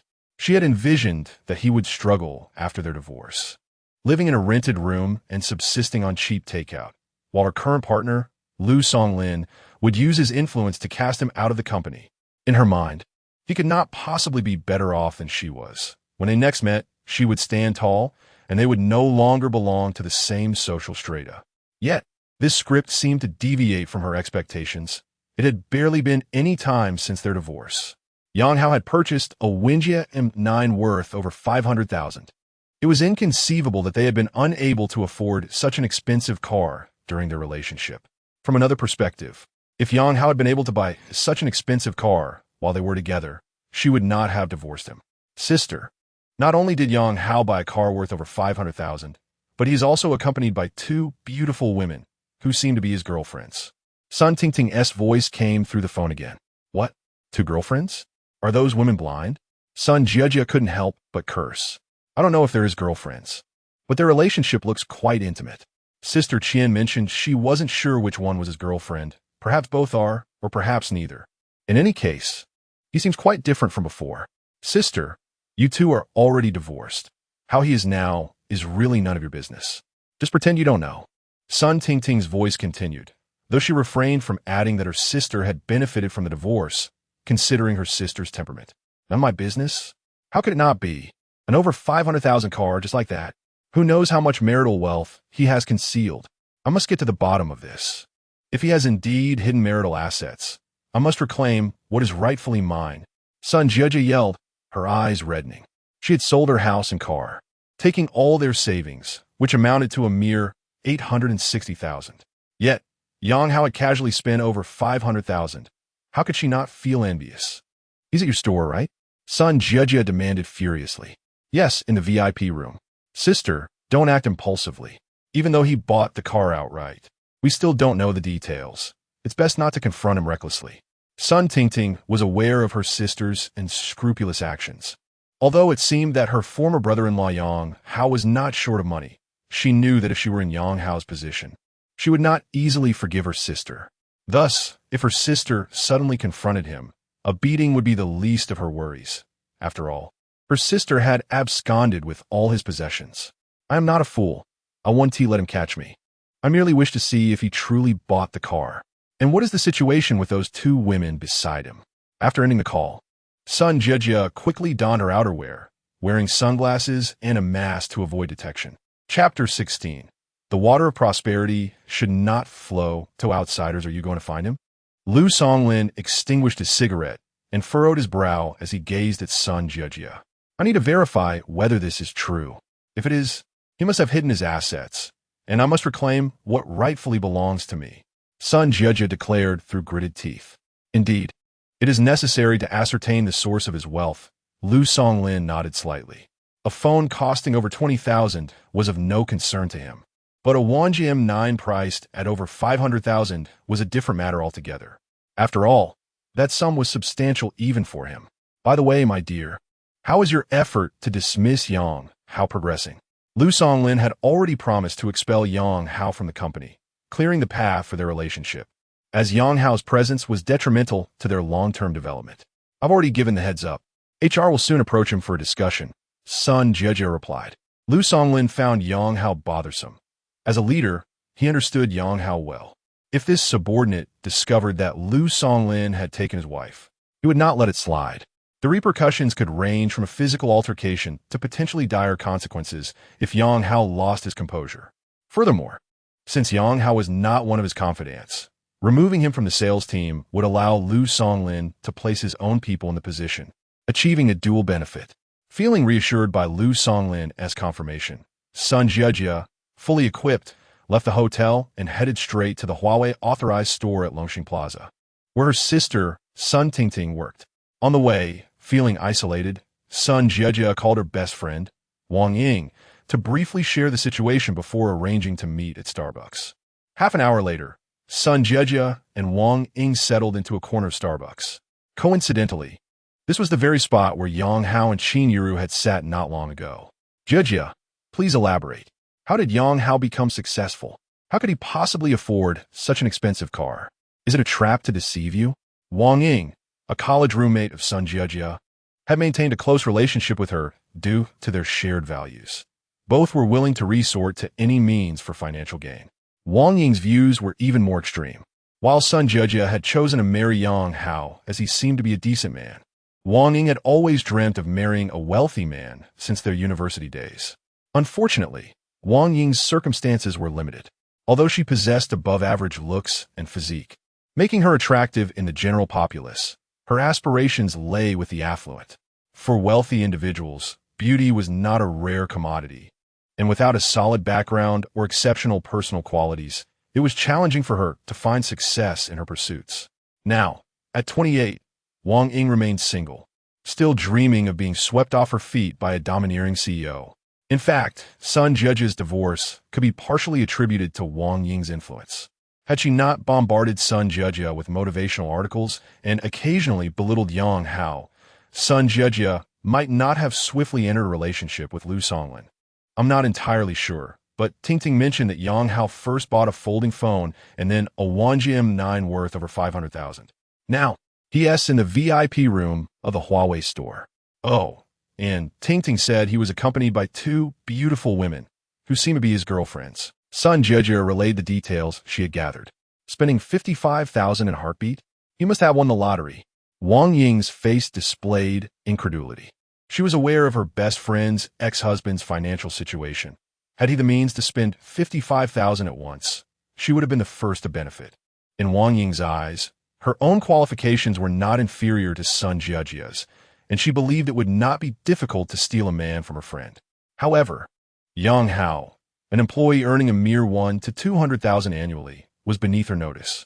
Fresh out of university, Wang Ying had set her sights high, aiming for a husband with an annual income of at least 20 million.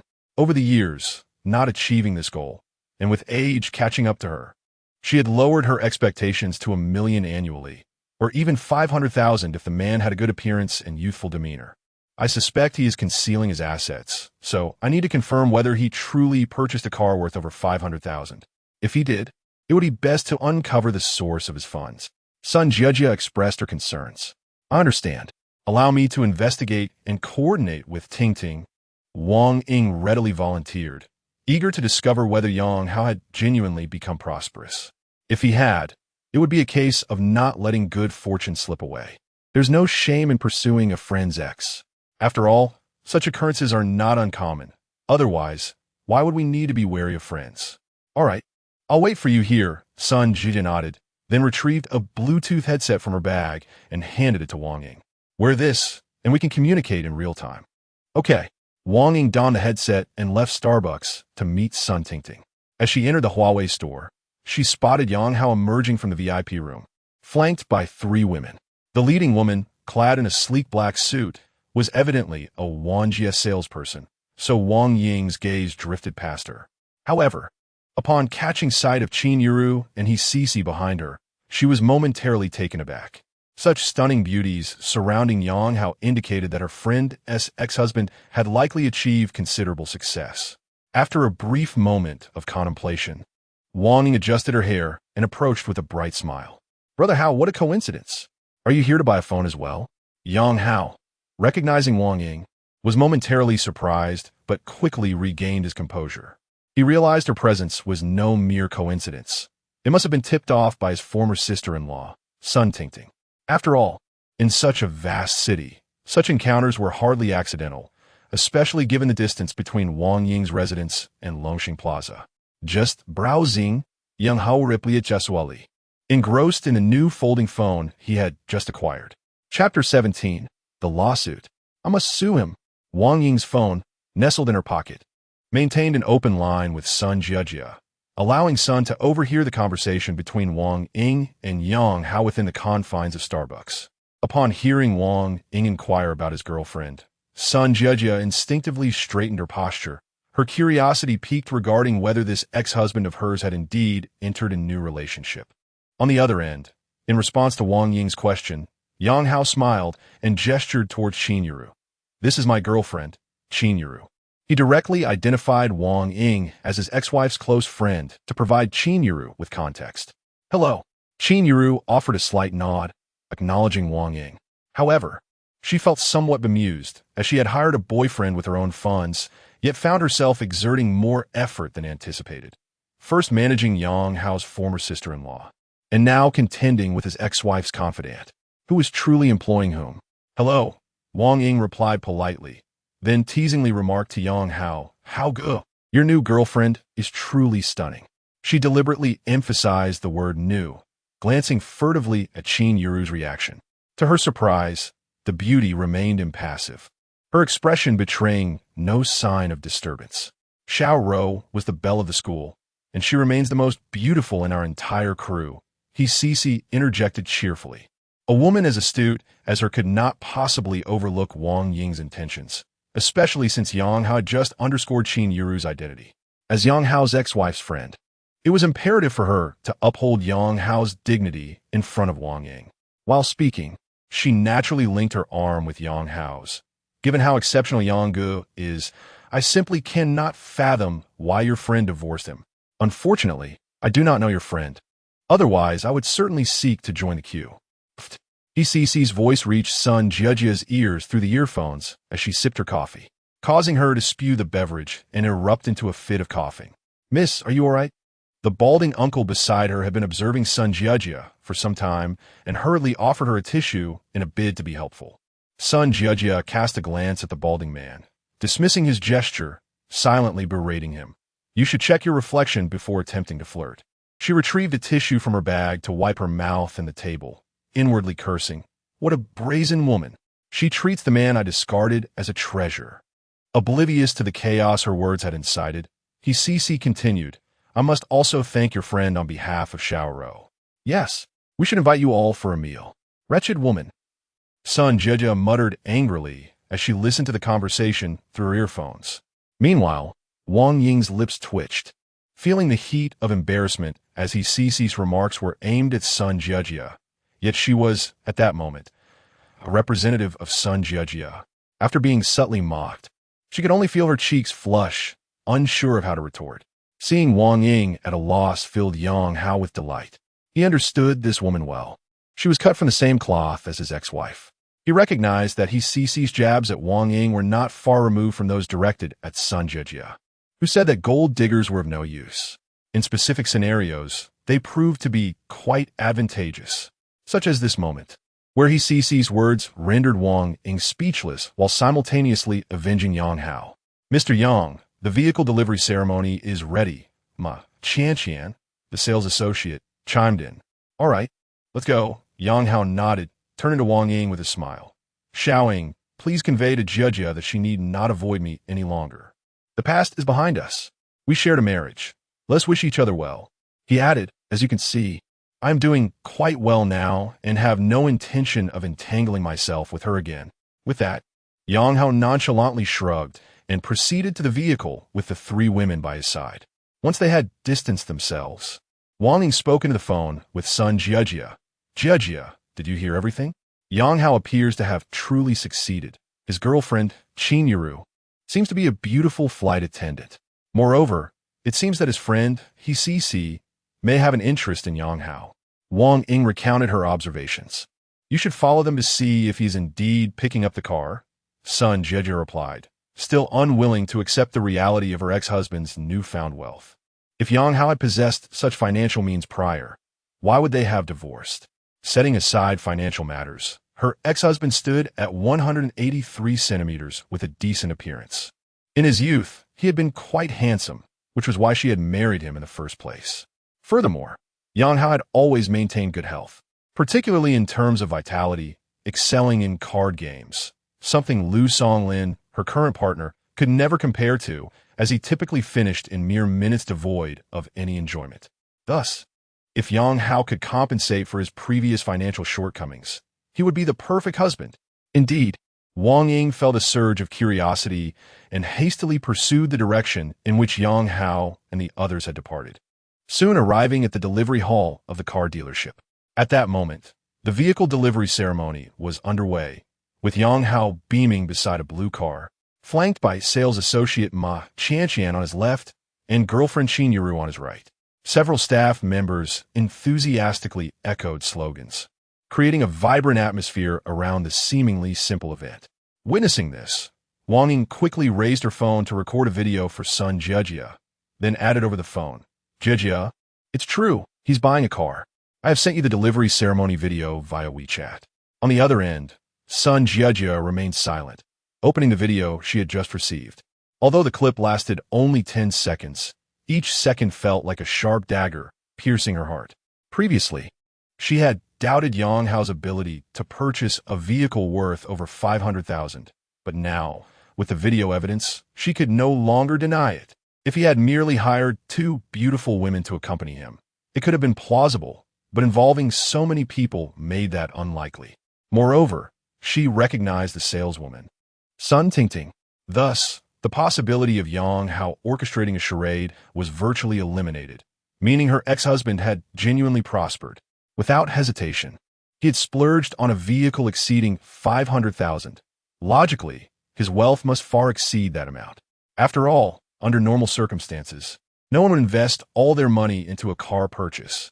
He must have concealed his assets during their marriage. I will sue. I must sue him. I will reclaim what is rightfully mine. Sun Jie gritted her teeth, silently screaming within herself. Chapter 18, Apologies, I cannot take this case ding. A cashback reward of 1.06 million has been credited. Note, rewards below 10,000 will be rounded. The lively car handover ceremony had just concluded when the voice of Father Gu echoed once again in Yang Hao's mind. Nice. The joy of acquiring a new car was already immense, but upon hearing that voice, Yang Hao's smile became even more radiant. Just hours ago, he was a man of little means. Yet now he not only possessed a wooling M9 worth over 500,000, but also had more than 1 million in his bank account. While 1 million may seem trivial in the online realm, the reality is that many individuals toil for a lifetime without saving such an amount. After years of hard work, Yang Hao's savings had only ever peaked at over 30,000. Thus, to an ordinary person, this sum is indeed a fortune. Observing her triumphant faux boyfriend, Qingyun felt a tangle of emotions. Initially, she intended to hire someone to placate her parents' incessant marriage pressure. To her astonishment, the man she hired for 3,000 was a millionaire. In such a short span, he had already spent over 600,000, leaving her bewildered. She pondered whether this was merely a wealthy man's eccentricity or if he genuinely harbored feelings for her, seeking to enter her life in such a manner before pursuing her further. Qingyun had encountered numerous suitors, each displaying various strategies, yet she had never encountered someone like Yang Hao. Nevertheless, she remained uncertain of his true intentions. Thank you. When you need me to perform, I shall give it my all, Yang Hao whispered as he leaned closer to her. It is stipulated in our agreement that our relationship is mutual. I am merely fulfilling my obligations, Qingyun replied coolly, while Yang Hao's display of wealth astonished her. Her experience as a flight attendant in business class had acquainted her with many affluent individuals who had expressed interest. In comparison, Yang Hao did not hold a significant advantage, save for his height and outward appearance. As someone taller herself, She had stringent requirements regarding height in a partner. 180 centimeters was the minimum standard. Among the business-class suitors, few reached that height, most being older, with a scarcity of those under 30 and a predominance of men in their 40s and 50s. At this moment, Qingyun Zhi harbored no particular affection for Yang Hao. She could only say she did not dislike him. Moreover, she held disdain for his obsequious behavior. Spending over 600,000 was hardly a reason to act so subserviently. Still, she reflected that his had always been this way, ever since their university days. It was no surprise she acted thus, especially knowing Yang Hao was her boyfriend. Her character was not commendable, which was why they could never be true friends. The vehicle registration office was conveniently located near Longxing Square. Yang Hao opted to pay a little extra, and within an hour, all the procedures were complete. In establishments like the vehicle and housing registration offices, expediting service is feasible if one is willing to pay more. After all, human hands operate all systems. And where there are humans, there is room for maneuver, especially for something as trivial as cutting in line, which is not illegal. At Jianyun Law Firm, in the reception area, Lin Yun received the visitors, Sun Jie and Wang Ying. As the closing time approached, Lin Yun had initially planned to go shopping with friends after recently concluding 2 cases, relishing her rare moment of leisure. Yet here came work. Are you implying that you discovered your ex-husband may have concealed assets only after the divorce? Lin Yun inquired seriously after listening to Sun Jie's account. Yes, he purchased a car worth over 500,000, and he paid in full. Can you ascertain that the car is registered in his name, or that he indeed paid for it? Lin Yun probed. I cannot confirm that the car is necessarily in his name, nor can I ascertain that he was the one who paid for it, Sun Jie replied, glancing at Wang Ying beside her. You must first clarify those 2 matters. Then, endeavor to gather evidence that can prove the concealment of assets, including bank statements, records of asset transfers, transaction receipts, and witness testimonies, Lin Yun instructed methodically. Having dealt with numerous divorce cases, including those involving hidden assets, she understood that the most challenging aspect was evidence collection. Once sufficient evidence was gathered, courts could indeed support a reallocation of assets. Lawyer Lin, although I currently lack adequate evidence, it is a fact that he has concealed assets. I heard you excel in divorce litigation. Could you represent me? Sun Jie, convinced that the funds for the Wuling M9 were undoubtedly from Yang Hao, insisted on pursuing the case to ensure she did not suffer losses. I can take the case, but I need to understand your situation in detail. Do you have the divorce agreement? Lin Yun, who had gained some recognition in her field, was selective in taking on cases, wanting to ensure she understood her clients thoroughly and not become an accomplice to wrongdoing. I did not bring the original divorce agreement, but I have a photo of it. Lawyer Lin, let us connect on WeChat, and I'll send it to you. The 2 exchanged WeChat contacts, and Sun Jie promptly sent the image of the divorce agreement. Lin Yun casually opened the image on her phone, her other hand poised to sip from her coffee cup, but upon seeing the male party's name on the divorce agreement, she froze. Yang Hao, such a familiar name. Isn't he the unfortunate soul who just went through a divorce? Lin Yun set her coffee down and scrutinized the divorce agreement that Sun Jie had sent. The document became increasingly recognizable. Lawyer Lin, is there an issue with this divorce agreement? I recall that a lawyer from your firm assisted in drafting it. Sun Jie, noticing Lin Yun's prolonged silence, could not help but inquire. The divorce agreement is fine. Lin Yun looked up, recalling the woman she had silently berated earlier that morning. Despite being a woman herself, she found it impossible to empathize with Sun Jie, who had deceived her husband into a divorce while leaving him with nothing.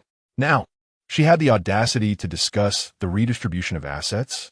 In the past, when faced with such cases, Lin Yun had always firmly sided with the female party, dedicating herself wholeheartedly to ensuring justice for her clients. However, this time, she secretly hoped that Mr. Yang had indeed concealed assets, as that would prevent him from suffering too severely. Since the divorce agreement is acceptable, then Lawyer Lin, I entrust my case to you. As long as you can help me reclaim my rightful share of the money, I am willing to pay a higher commission. Unaware that Yang Hao had already consulted Lin Yun, Sun Jie presumed she was merely deliberating on the fee and promptly offered to increase her commission. Upon hearing this, Lin Yun shook her head. I am sorry, but I cannot take this case. Chapter 19. The lean monkey drives a tank, why not? Sun Jejia gazed skeptically at the beautiful lawyer across from her. She had even promised to increase the commission, so there was no reason for the lawyer to decline. With an overwhelming caseload, Lin Yun gently shook her head, fully aware that she had no need to divulge her true reasons. Lawyer Lin, we can negotiate the commission. Sun Jejia had previously learned that Jiangyun law firm excelled in divorce cases. Their head, Jiang Man, had even represented a celebrity in a divorce trial. The reputation of the lawyer before her, Lin Yun, was also commendable. Thus she was eager to entrust her case to Jiangyun law firm. It is not merely a matter of commission, Lin Yun replied, waving her hand lightly. Your case is rather complex, and gathering evidence is quite arduous. Regrettably, I simply lack the energy for it. Therefore, I must kindly suggest you seek another attorney. Having said this, Lin Yun stood up and gestured for her to leave, clearly indicating it was time to depart. Lawyer Lin. Sun Jejia furrowed her brow. Wanted to say more, but her friend Wang Ying gently tugged at her arm and whispered, Jejia, let us go. Sensing her friend had something to discuss, Sun Jejia refrained from adding anything further, leaving with the words, please reconsider, Lawyer Lin, as she exited the meeting room with Wang Ying. Jejia, that Lin lawyer clearly does not wish to take on your case. Look at her. She hardly seems busy. Her makeup is immaculate, as if she's preparing for a date or shopping, Wang Ying asserted in the elevator. Why would she refuse when it's a lucrative opportunity? Is my case so difficult to win? Sun Jejia questioned, puzzled. Who knows what she's thinking? Wang Ying scoffed. There are countless lawyers in Jiangcheng. You need not hang your hopes on her alone. If she is unwilling to earn this money, others will gladly do so. Yes. Sun Jejia nodded in resignation. I just feel it's a pity. This law firm is quite adept at divorce cases, and if Lin Yun were to take it, our chances of success would be higher. Lawyers can be found gradually, but the immediate priority is to gather evidence. Didn't that Lin lawyer say that to win your case? The most crucial aspect is to collect evidence of Yang Hao's concealed assets. I believe we should start with his car. Isn't Tingting working at a Huawei authorized store? Perhaps she could arrange a dinner with the sales representative from that car brand. Wang Ying's thoughts were remarkably clear as she took on the role of strategist. Absolutely. I'll call Tingting right away. Sun Jejia felt her friend's reasoning was sound and promptly took out her phone to call her sister. Meanwhile, upstairs in the office, Lin Yun shut down her computer, preparing to go shopping with a friend. At that moment, Jiang Man burst into her office energetically. I heard you turned down a divorce case. What's going on? Have you given up on business altogether? Ignoring the sofa in the reception area, Jiang Man casually perched herself on Lin Yun's desk. Lin Yun was accustomed to her partner and friend's style, recalling how she had leaned against the conference table in a similar manner earlier that day. Can you guess who the client is? Lin Yun had initially intended to share this with Jiang Man, but her friend had been meeting with a client and had just returned. Do I know them? Jiang Man inquired, her curiosity piqued. To some extent, Lin Yun replied, while checking her vintage LV bag for any forgotten items. Uh-huh. Jiang Man pondered for a moment before shaking her head. Just tell me. I prefer not to play guessing games. The client is Mr. Yang's wife from this morning, the very woman for whom you assisted in drafting the divorce agreement. Lin Yun revealed without any pretense. What? What a coincidence. Jiang Man exclaimed, visibly surprised. She tossed her hair back and questioned, but wait. Didn't they just finalize their divorce? Why would she come to you again? She suspects Mr. Yang concealed assets during the marriage and wishes to renegotiate the division of property, Lin Yun explained as she walked toward the door. You know, I have no desire to take on such unscrupulous cases. I even hope that Mr. Yang truly did hide assets. Please lock the office door for me, she added, striding briskly out of the office. However, Jiang Man's voice trailed after her. You can't possibly be interested in someone named Yang, can you?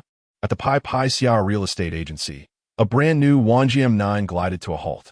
Yang Hao tested the car's automatic parking feature, and to his satisfaction, it maneuvered smoothly into the parking space. This function was particularly friendly for those who struggled with parking. Of course, as an experienced driver, Yang Hao did not truly require this feature. He was merely experimenting. Upon entering the agency, Yang Hao quickly spotted a familiar figure, a short, lean man with black-rimmed glasses, currently engaged in flirtation with a curvaceous female colleague. inviting her for drinks after work. "Hello, sir.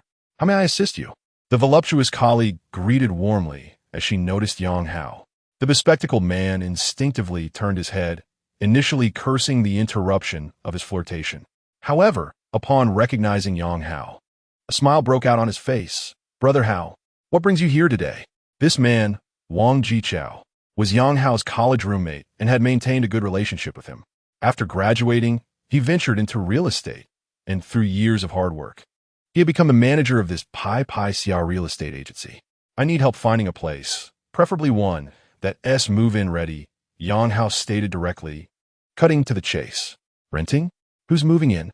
Wang Jichao exclaimed, his eyes widening in exaggerated surprise. "Brother Hao, you're not planning to hide a beauty away, are you?" Yang Hao had not disclosed his divorce to any friends or family, fearing the embarrassment and the worry it might cause his parents. Hence, Wang Jichao's reaction was entirely unexpected. "It's for me. Let's get down to business first. I'll explain later," Yang Hao replied, taking a seat in front of the property selection screen. "Sure thing, but you need to tell me your requirements. Are you living alone or with your wife?" Wang Jichao, not prying further, sat at his workstation and signaled the curvaceous colleague, who promptly went to fetch water. "Changing tastes?" Yang Hao teased as the colleague walked away. "Just experimenting?" Wang Jichao grinned lewdly and lowered his voice. "The girl just got divorced. She's easy to approach." "Well, best of luck to you." Yang Hao chuckled, giving a thumbs up. Wang Jichao had never married, but was never short of female company. However, considering his circumstances, the women he attracted were rather ordinary, such as the colleague who had just gone to fetch water. Her ample figure, described as high emotional intelligence, was merely a euphemism for being overweight, likely weighing over 140 pounds at a height of 5 feet 3 inches. In contrast, Wang Jichao stood at 5 feet 7 inches and weighed 120 pounds. And being with that female colleague inevitably evoked a sense of the lean monkey driving a tank. Chapter 20. The next one will be better. With an air of confidence, Wang Jichao smiled, having already made plans should his companion choose not to attend, though his appearance was rather ordinary. Over the years, he had amassed considerable experience in courting women, adept at understanding their emotional needs. "By the way, what kind of apartment are you looking to rent?" As a female colleague approached with a cup of water, Wang Jichao swiftly diverted the conversation. "Preferably one with a river view, ideally in Jiangzhou Garden," Yang Hao stated plainly. Upon hearing the name Jiangzhou Garden, both Wang Jichao and the female colleague paused, momentarily taken aback. Jiangzhou Garden was renowned in Jiangsheng as a prestigious luxury residence, with the smallest units starting at 180 square meters. In previous years, when property prices soared, none of the apartments in this complex were listed for less than 10 million. Thus, it was a veritable enclave for the affluent. During the journey, Yang Hao had already resolved that after years of hard work, and with the assistance of his wealthy father, it was time to indulge. He had checked the rental prices on an app, finding them ranging from around 30,000 to 40 or 50,000. Although the rent was steep, he could manage it comfortably. After years of toil, why not enjoy life a little? Moreover, with his father's financial backing, he felt no need to worry. "Is this a sign of newfound wealth for you, Hao Ge?" Wang Jichao asked, his expression one of astonishment. "Not quite, just made a bit of money," Yang Hao replied with a chuckle. "If I had truly struck it rich, I would buy an apartment in Jiangzhou Garden. Wouldn't you agree?" Wang Jichao nodded, curious yet restrained, as the presence of several employees made him cautious about probing too deeply. He redirected the conversation back to the apartment. "How good? There aren't many rental listings in Jiangzhou Garden. Wealthy individuals aren't particularly concerned about the rent. Let me see what I can find." Wang Jichao expertly navigated the listings and soon located an available rental in Jiangzhou Garden. "Take a look at this one," he said, opening the listing for 35,000 monthly rental. The screen before Yang Hao displayed stunning images of the apartment. "This was listed last month, and the DCOR is exquisite. I even accompanied someone to view it. The landlord is quite accommodating." "All right, please contact the landlord," Yang Hao instructed. The apartment was a spacious 225 square meters, and from the images, it appeared to be in excellent condition with modern appliances. The value for the rent was undeniably high. "I'll call right away," Wang Jichao said, picking up the phone and quickly connecting with the number listed. A gentle voice on the other end indicated that the apartment could be viewed at any time. Hao Yi, we can see the apartment right now. I'll contact some other landlords to see if there are additional options to view together. After calling 3 more landlords, only one was available for a viewing, but only after 8 p.m. Let us check this one first.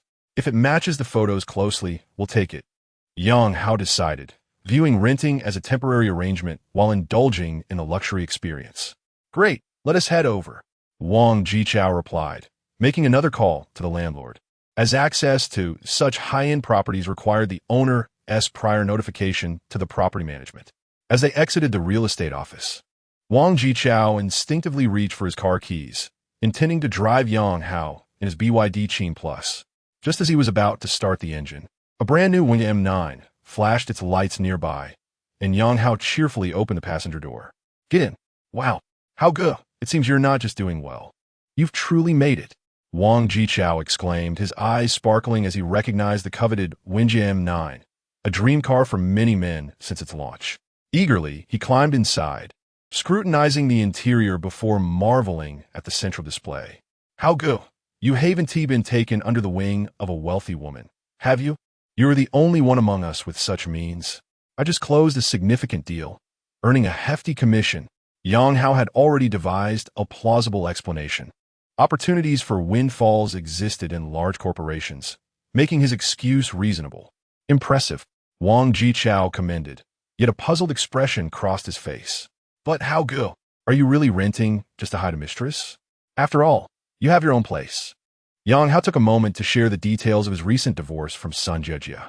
Wow, one can never fully know a person. I can't believe Sun Jiejia is capable of such behavior. Wang Jichao's eyes widened in disbelief. Having a good rapport with Yang Hao, he was familiar with Sun Jiejia and had always found her to be pleasant, if not beautiful. People have their own aspirations. Yang Hao shrugged nonchalantly. But it's probably for the best. Had I not divorced her, I might not have experienced this turnaround. Indeed, Wang Jichao nodded, though he continued to express his disdain for Sun Jiejia's actions. I can't believe how shameless she is. My values are shattered. But seeing her true colors is a blessing. You're only 30, and there's plenty of time to start new. Indeed, the next one will be better. Wang Jichao offered words of comfort, winking playfully. After we view the apartment, I'll take you to a newly discovered foot spa. Absolutely delightful. Yang Hao smiled, acknowledging that the worst was behind him, but he was determined to ensure that the pair responsible for his turmoil faced consequences. Absolutely. This matter cannot simply be brushed aside, Wang Jichao asserted, his expression turning serious. How good. If you need anything from your brother, just say the word. Of course, as long as it doesn't involve anything illegal. Yang Hao chuklet ligfli. In a society governed by law, we shall resolve this through legal means. Chapter 21. Bargaining is impossible. Yang Hao certainly would not let his ex-wife, Sun Jiejia, off the hook so easily. However, he would not resort to any extreme measures.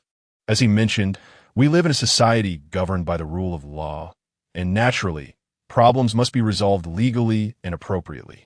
Wang Jichao, who worked at a real estate agency, was merely a 10-minute drive from Jiangzhou Garden. The community had a separation of pedestrian and vehicle traffic. Yang Hao parked his car outside the premises. Since the landlord had already informed the property management, the two were allowed entry after registering at the gate. As a seasoned real estate agent, Wang Jichao was quite familiar with the interior of Jiangzhou Garden. He navigated effortlessly to Building 12, where the apartment was located. Just as they arrived at the unit's entrance, the originally closed door swung open from the inside. A charming woman dressed in a black long dress greeted Wang Jichao with a smile. Xiao Wang, thank you for your hard work. Not all, it's no trouble. Just doing my duty, Wang Jichao responded, his face adorned with a rather unremarkable smile, feeling a touch shy in the presence of the alluring woman. It was no wonder Wang Jichao displayed such infatuation on their way here. Yang Hao began to understand him. Recently, a phrase had been trending online. Old A8 is still A8. Yang Hao had always thought it was nonsensical, viewing it as a paradox. An old car is simply an old car. No matter how well it is maintained, it remains just that. Yet in this moment, he realized he had been rather superficial. The condition of a car indeed depends on its upkeep. If properly maintained, an old vehicle can still possess its own charm. Ms. Guan, this is Mr. Yang, who is interested in your apartment, Wang Jichao introduced. Hello, Yang Hao, she replied. Hello, Guan Sui. Please come in. She gestured with a welcoming hand while discreetly assessing Yang Hao, the man who might become her tenant. Is Mr. Yang living alone? Not at the moment. Yang Hao shook his head. I am currently living alone, but if I start dating, it may become two. Well, let's take a look at the apartment first. Guan Sui was somewhat surprised to hear that Yang Hao lived alone, considering the apartment was over 200 square meters. Living alone seemed a bit extravagant. However, she did catch a crucial piece of information. This prospective tenant was currently single, which was a positive aspect. Not that Guan Sui had any particular thoughts about Yang Hao.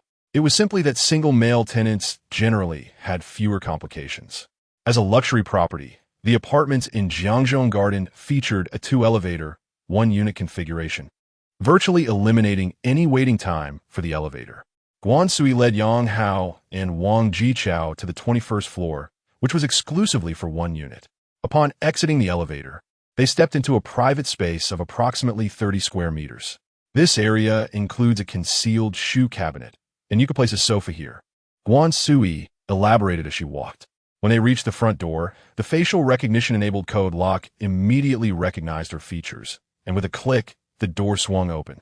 Yang Hao followed the elegant woman into the luxurious apartment, boasting a registered area of 225 square meters, with an additional over 40 square meters of bonus space, bringing the actual size to around 270 square meters. The interior design matched the online images, showcasing a new Chinese style with nearly brand-new furnishings, showing no signs of prior occupancy. Ding! A voice echoed in his mind, announcing, target identified. Name, Guan Si. Age, 40. Height, 168 centimeters. Weight, 49 kilograms. Occupation, none. Current objective, rent out idle property. Reward for assistance, double rent rebate. As Yang Hao surveyed the apartment, the voice of the system reverberated in his mind once more. How impressive. Truly, the system is remarkable. He couldn't help but marvel at the unexpected opportunity to gain from renting a property.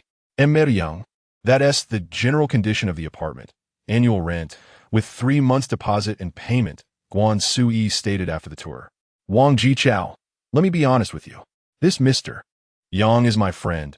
His character is absolutely trustworthy. Can we negotiate a slightly lower rent? Without waiting for Yang Hao to speak, Wang Jichao took the lead, eager to help his good friend save some money by revealing their relationship. In the past, such a tactic would have worked without issue, and Yang Hao would have been grateful. However, circumstances had changed. The system's reward was based on double the rent, meaning the higher the rent, the greater the reward. Bargaining? That's unnecessary. Fortunately, at that moment, Wang Jichao's phone rang, likely a call from a client. He excused himself and stepped out to the balcony to answer. What amount does Mr. Yang have in mind? Guan Si inquired, her urgency to rent out the apartment evident, thus leaving room for negotiation.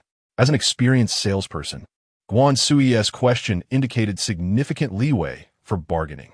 In the past, Yang Hao would have wielded his metaphorical sword to chop down the price fiercely. Yet, today, a situation felt entirely different. Bargaining was simply out of the question. Just call me Xiao Yang, Ms. Guan. I hope to rely on your assistance in the future. Yang Hao responded cheerfully before asking, Ms. Guan, what is the maximum duration for renting this apartment?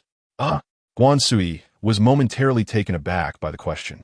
What is the maximum duration? 3 years or 5 years? Yang Hao fentured tu inquire.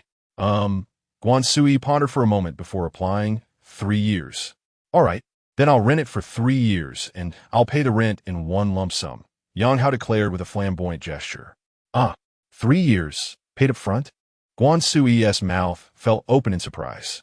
During her lengthy explanation of the apartment, she had salivated slightly, and now, as she suddenly opened her mouth, her lips appeared slightly sticky, which, combined with their crimson hue, caused Yang Hao to swallow discreetly.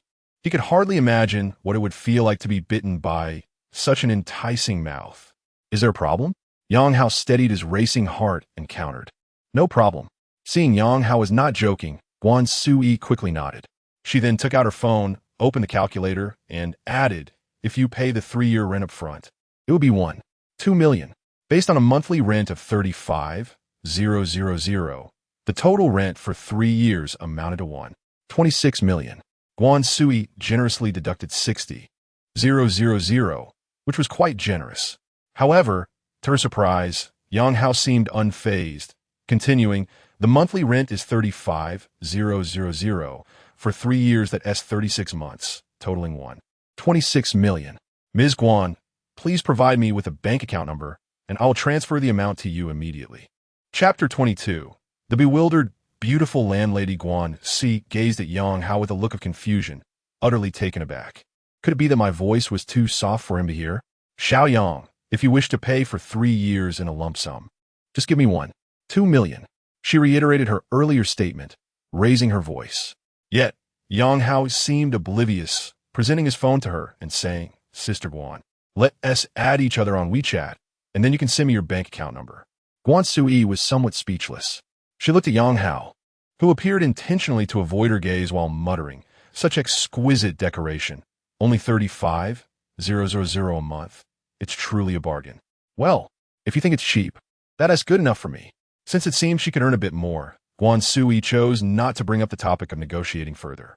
She added Yang Hao as a WeChat friend and promptly sent him her bank account number. Yang Hao immediately proceeded with the transfer. Earlier that day, after escorting Qingyun Zhi and Cece home, he had visited the bank to obtain a platinum card and activate online banking services, making the transfer quite convenient. A notification chimed, and Guan Sui discovered that 26 million had been credited to her account. Once again, she was stunned, staring at Yang Hao in disbelief. Xiao Yang, we haven't even signed the contract yet. Sister Guan, you can't possibly run away. Even if you did, the house would still be here. As the saying goes, you can't escape the temple even if you flee the monk. Yang Hao shrugged nonchalantly. His haste to pay the rent stemmed from a desire to prevent Guan Sui from insisting on further negotiations and to thwart Wang Jichao from returning to haggle again. He aimed to solidify the deal while Wang Jichao was on the phone. With the rent paid, the task was likely secured. Guan Sui hadn't anticipated that this first-time tenant would place such trust in her, and the feeling of being trusted sparked a modicum of fondness for the man. Xiao Yang, I live just downstairs. Feel free to reach out to me anytime. Is that so? Then I shall count on Sister Guan's guidance in the future. Yang Hao was pleasantly surprised to learn that his beautiful landlady resided directly beneath him. Even if nothing transpires between them, which man could resist having such a lovely neighbor? A chance encounter in the elevator would be delightful. Moreover, with them living so close, who knows what stories might unfold in the future? As they conversed, Wang Jichao returned to the living room after finishing his call and continued from where he left off. Sister Guan, you know that renting in Jiangzhong Garden is not easy. It's not that the house isn't good, but rather that it's too expensive. The annual rent could cover a down payment on a home. Wang Jichao built up to his point, clearly still intent on negotiating. However, before he could finish, Yang Hao interrupted, All right, Lao Wang. Sister Guan and I have already settled on a price. Just draw up a contract. Settled? Wang Jichao shot Yang Hao a perplexed glance. How much per month? 35,000.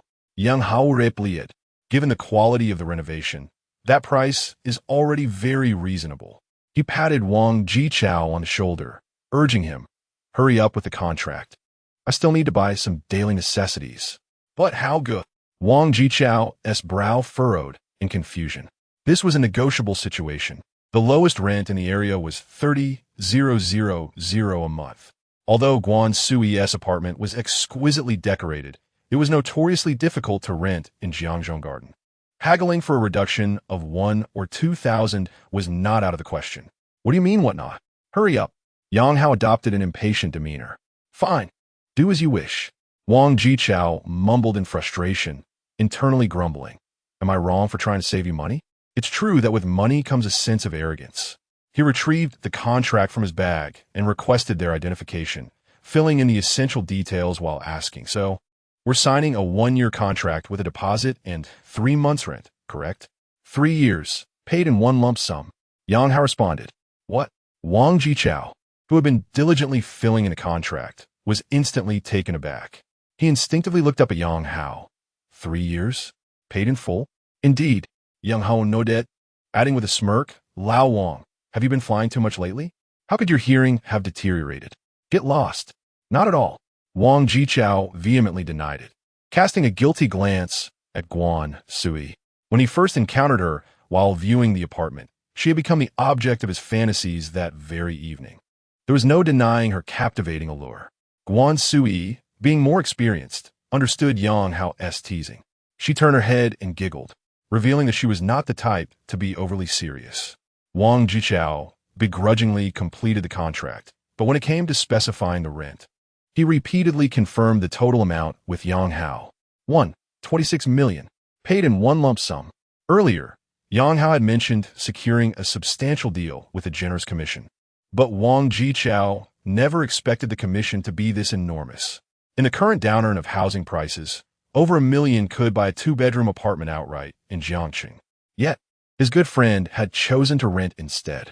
It was utterly baffling, but he couldn't inquire further in front of Guan Sui. By the way, Xiaoyang, this apartment comes with 2 parking spaces. If you need them, I'll charge you for the rent, but you will have to cover the management fees. After Wang Jichao finalized the contract, Guan Sui added, Oh no, Sister Guan, I'll pay the rent as usual. Yang Hao immediately protested, feeling anxious. After all, one does not refuse a gracious offer. How else could he expect to receive rewards from his father? Hearing Yang Hao's words, Wang Jichao nearly choked on his own frustration. Brother, we're not frivolous with our money. She's offering it for free.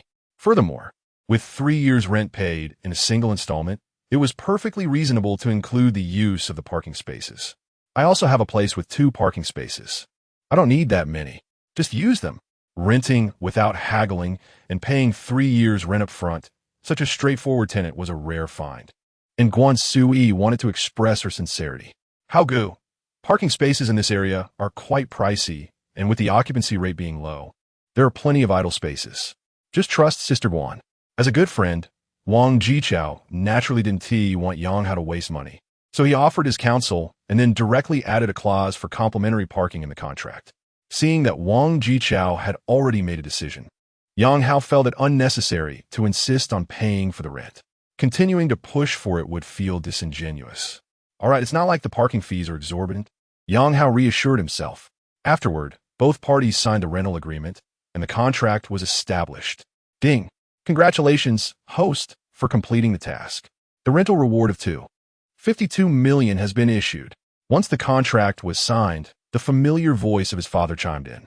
Yang Hao carefully stored the contract, then excitedly snapped his fingers, exclaiming, Nice!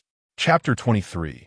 The opportunity for a windfall has arrived. Over 2 million has been effortlessly acquired, and it is impossible for one not to feel exhilarated, especially since Yang Hao was a destitute individual mere hours ago. One can only say that the system has the power to transform lives. Previously, Yang Hao had only encountered such plots within the pages of novels, never anticipating that such fortune would befall him. Brother Hao, a client is waiting for me at the store. I must take my leave, Wang Jichao whispered after Yang Hao signed the contract. We'll have to postpone our foot bath. I have no idea how late it will be. Go ahead with your work. It is of utmost importance. Yang Hao nodded in understanding, as he too planned to visit the supermarket for some daily necessities. After Wang Jichao departed, Guan Sui escorted Yang Hao to the property management office, where they recorded his facial recognition, fingerprints, and vehicle license plate information. Upon exiting the office, Guan Sui took the opportunity to show Yang Hao around the community. At the center, there lay an expansive crescent-shaped outdoor swimming pool, accompanied by 2 pavilions and a sizable children's castle not far from the shore. Li Dou Yang, all homeowners can utilize this outdoor pool. If you prefer not to swim outdoors, there is also an indoor pool at the homeowners' clubhouse, Guan Sui explained, pointing to the pool. In truth, the outdoor pool serves more as a scenic feature, as the number of residents who choose to swim here is relatively limited. Yang Hao nodded lightly, glancing at the voluptuous beauty of his landlady, and instinctively inquired, Sister Guan, do you enjoy swimming? I haven't swum in this outdoor pool, but I occasionally visit the indoor pool at the clubhouse, Guan Sui replied candidly. Next time you go, please take me along. It will also give me a chance to familiarize myself at the clubhouse, Yang Hao suggested, feigning nonchalance while his mind wandered to the tantalizing image of his attractive landlady in a swimsuit. Today, Guan Sui wore a loose black dress. Yet even this relaxed attire could not conceal her ample bosom, which was notably eye-catching. Yang Hao, being quite experienced, estimated that the size was undoubtedly a D cup. If she were to don a swimsuit, Yang Hao swallowed hard, eagerly envisioning the moment when this alluring woman would reveal her true form. All right, Guan Sui, unaware of Yang Hao's distracted thoughts, nodded and continued to introduce the community's other amenities. After a thorough tour, Yang Hao had gained a preliminary understanding of his new living environment. Sister Guan, are there any large supermarkets nearby? Yang Hao casually asked while ascending in the elevator. There are quite a few large supermarkets around. The nearest one is Yonghui, just a few hundred meters from the west gate of the community. Sam's Club and RT Mart are also not far, roughly a 10-minute drive, Guan Sui enthusiastically shared. Which supermarket do you frequent more often? Yang Hao inquired, as if engaging in casual conversation. I usually go to Sam's Club, especially if you and Xiao Wang won't be coming to view properties. Guan Sui replied honestly. So, you're heading to the supermarket soon? Yang Hao surmised. Yes, I just need to change my clothes first, Guan Sui confirmed with a nod. Sister Guan, would you mind if I joined you? I also need to purchase some daily necessities, as there are many items I'm not yet familiar with.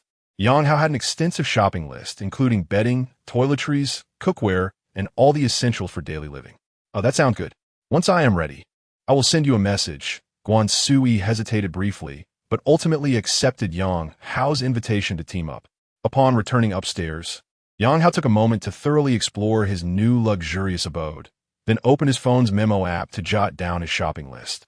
Just as he completed his list, he received a message from Guan Sui indicating that she was waiting for him in the underground parking lot on level B1. Yang Hao promptly took the elevator to B1, and as the doors opened, he was greeted by a dazzling sight. Jiangzhong Garden truly lived up to its reputation as a luxury residence. Even the lobby leading to the underground parking lot was resplendently adorned and spacious. In one corner of the lobby, 2 sofas were provided for residents to relax, accompanied by several well-trimmed potted plants that imbued the space with a sense of vibrancy. At that moment, Guan Sui was seated on one of the sofas, dressed in a pair of khaki casual attire that emphasized comfort while cleverly concealing her alluring figure. Clearly, Guan Sui belonged to the more conservative faction, standing in stark contrast to those women who flaunted their assets. Exiting the lobby led directly to the underground parking lot of Jiangzhong Garden. Given the community's low occupancy rate, the parking lot was also underutilized, yet the vehicles parked here were predominantly luxury cars, where BBA brands were merely the baseline. Yang Hao cast a glance at the distant sleek sports cars, spotting 4 or 5 impressive models, including 2 Porsche 911s and a Ferrari. While he was unfamiliar with the rest, Little Yang, you can use these 2 parking spaces. Guan Sui's voice broke his reverie as she pointed in that direction. The proximity of the parking spaces to the lobby entrance would indeed make it convenient for him to carry items home. Thank you, Sister Guan. Yang Hao smiled and nodded. At that moment, the taillights of a red Porsche Cayenne illuminated briefly from a vehicle behind him. Let's take my car today, Guan Sui said as she opened the driver's side door. All right, Yang Hao replied, settling into the passenger seat. Although this Porsche Cayenne was not the latest model and lacked the advanced large screen in the interior, many car enthusiasts, including Yang Hao, found the older models to possess a certain charm, much like Guan Sui herself, who exuded an elegant aura cultivated over the years. As Guan Sui expertly fastened her seatbelt, the strap accentuated the alluring curves concealed beneath her loose attire. Yang Hao could not help but glance sideways, internally marveling. They say Audi is known for its headlights. And indeed, the old A8's lights are extraordinary. The Porsche Cayenne glided smoothly out of the parking garage, seamlessly merging into the evening rush hour traffic, revealing Guan Sui's impressive driving skills. However, as they waited at a red light, Guan Sui suddenly furrowed her brow. Yang Hao followed her gaze to a shop displaying for rent signs on both the door and window, noticing that part of the phone number affixed to the glass had peeled away. Are you in a hurry, Little Yang? Guan Sui unexpectedly asked, turning her head. I'm not in a rush, Yang Hao gently shook his head. Then please wait for me a moment. As the light turned green, Guan Sui maneuvered the car into a parking space in front of the vacant shop, retrieving a set of keys from the glove compartment before exiting the vehicle. It dawned on Yang Hao that this shop belonged to Guan Sui, and her earlier frown was likely due to the missing phone number, which would hinder its promotional effectiveness. He recalled Guan Sui's earlier statement, "I have idle properties for rent." He had initially believed that the only property she intended to rent out was the spacious flat he had just leased. However, it appeared that this landlady had more than one property available for rent. Thus, the opportunity for a windfall had once again presented itself. Chapter 24. The Sky Has Fallen. My ex-husband has truly thrived. Guan Sui bent down to pick up a piece of white paper inscribed with her phone number. She had earlier affixed it to the glass with solid glue, but it had evidently loosened over time due to insufficient adhesive. As she contemplated a trip to the nearby supermarket to procure some tape for reattaching her number, she noticed Yang Hao entering the shop. "Sister Guan, is this store yours?" Yang Hao inquired, glancing around the premises. "Yes," Guan Sui nodded. "Xiaoyang, please wait for me a moment. I'll go buy some tape." "No need to buy tape." Yang Hao waved his hand dismissively. "Huh? You have tape?" Guan Sui looked at him quizzically, noticing that he was only holding a mobile phone, and his pockets appeared devoid of any tape. "How much is the rent for this shop?" Yang Hao got straight to the point. 800,000, Guan Sui instinctively replied, then asked in surprise, "Xiaoyang, are you thinking of renting it?" "Yes, I want to rent it for 3 years." Yang Hao's account had just enough to cover 3 years' rent. Otherwise, he would have preferred a longer lease, as opportunities like this were rare. 3 years? Guan Sui's mouth fell open in astonishment. The current state of the physical economy was increasingly challenging, and shops were not easy to rent out. Even though her shop was in a decent location, it had remained vacant for 2 months without a tenant. Moreover, there were 3 or 4 other shops on the same street available for rent, leading her to brace herself for a prolonged vacancy. Yet here was Yang Hao, suddenly expressing interest in a 3-year lease. She was momentarily taken aback by the unexpected good fortune. "I have been actively searching for shops, and this location perfectly meets my requirements." Yang Hao shrugged with a smile. "It seems this place was previously a CAF. I plan to open a CAF as well.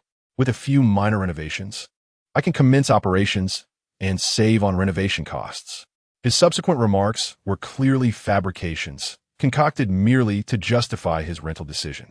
"I see," Guan Sui said, her expression shifting to one of realization. After a moment's thought, she continued, "Xiaoyang, how about I give you a discount?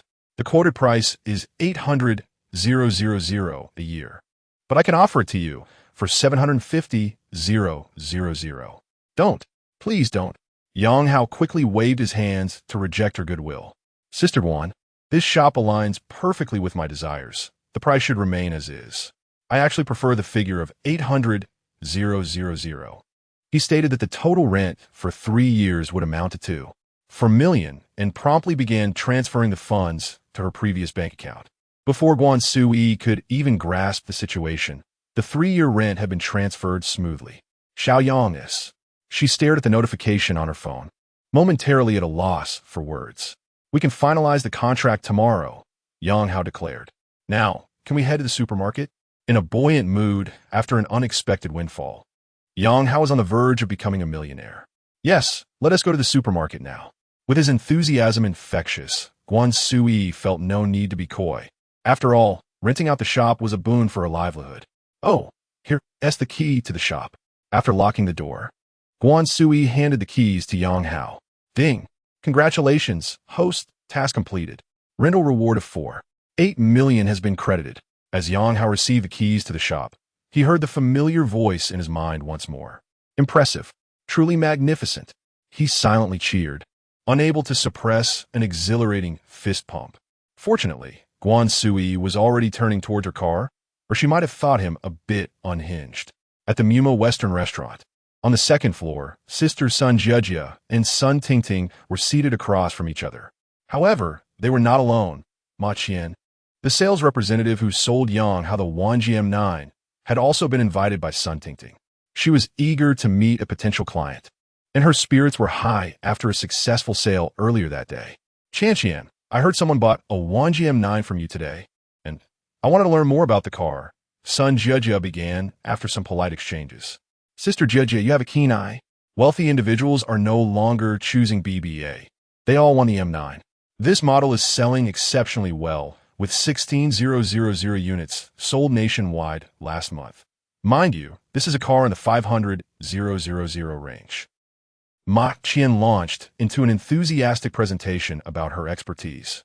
Son Jia listened intently without interruption until Ma Qian finished, then inquired, "Is there a difference between the prices for loans and outright purchases?" Loans tend to offer slightly better deals, but most customers purchasing the Wanji M9 opt for full payment. Ma Qian replied cheerfully. "I see. Was the car you sold today a full payment purchase too?" Son Jia asked nonchalantly. "Yes. Brother Yang is extremely generous. He first bought the hottest folding phone from Tingting and then immediately purchased the M9, spending over 500,000 in just half an hour. And let me tell you, that is not even the best part.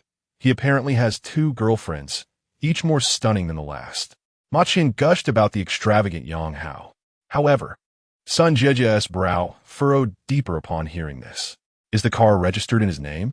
"Of course.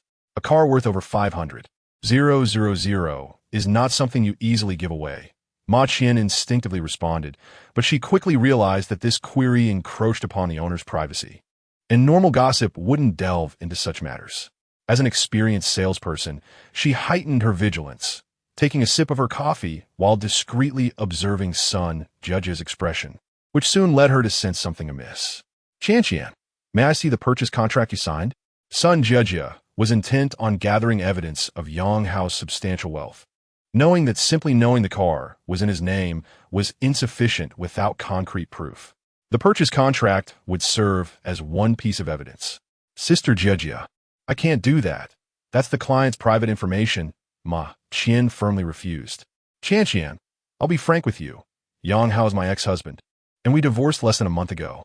Suddenly, he seems to have become affluent, and I suspect he concealed marital assets. I'm in the process of gathering evidence." As she spoke, Son Jia placed a substantial red envelope on the table, pushing it toward Ma Qian. "Qian, you're a woman too. Please help me." Ma Qian glanced at the thick envelope on the table, estimating it to be around 5,000. For someone in her position, that was no small sum.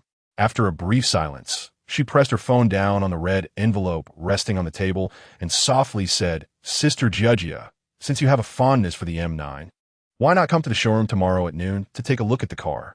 The contract we signed today should still be with the manager, and she's likely out for lunch by noon." Chapter 25. Good girls shouldn't be wasted. Bad girls shouldn't be missed after completing his shopping. Yang Hao returned to the luxurious apartment he had just rented. His attractive landlady, Guan Sui, showed considerable care for him, assisting in carrying the purchased items upstairs and tidying up a bit. However, it was evident that she was not accustomed to household chores, as her movements were rather clumsy. Yet, Yang Hao could sense her genuine desire to help, likely due to the fact that he had rented both of her vacant properties in one go. Once Guan Sui departed, Yang Hao quickly made his bed and settled into a rattan chair on the balcony with a bottle of beer, savoring the breathtaking riverside night view before him. Just that morning, he had been at the nadir of his life, but by evening, he had accomplished a remarkable turnaround.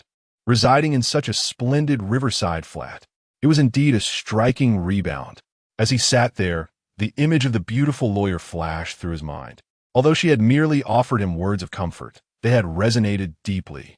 He felt compelled to express his gratitude to Lawyer Lin someday. Lost in his thoughts, Yang Hao's phone suddenly rang. He instinctively frowned upon seeing the call was from a human resources department of his company. It was already 8 o'clock, and they were still working overtime. What a ridiculous situation. He silently criticized as he pressed the answer button. "Hello, this is the Human Resources Department of Qingyun Group. Is this sales supervisor Yang Hao?" A relatively polite female voice inquired from the other end. "Yes, this is I. Supervisor Yang, please come to the office tomorrow." "What for?" "I'm on annual leave." Yang Hao had taken a half-month leave to search for his ex-wife, Son Jia, and still had a week remaining. "I'm just responsible for relaying the message. I'm not privy to the details." "All right, understood." From her tone, It was clear she was simply passing along information as instructed, so Yang Hao didn't press further before ending the call. However, just as he hung up, several notifications from WeChat popped up. During his phone call, he had been removed from several workgroup chats. Were they planning to optimize me out? Yang Hao furrowed his brow instinctively. First, the HR invitation, and now being booted from the workgroups. This sequence of events had been experienced by two of his former colleagues who had a good relationship with him, and now it seemed to have befallen him as well. Yet there was no justification for the company to optimize him out. Yang Hao worked diligently, and his sales performance was among the best in the department. Even if the company had plans for layoffs, he was not a target. Who has ever seen a company dismiss its top salesperson? Ridiculous. What foolish leadership.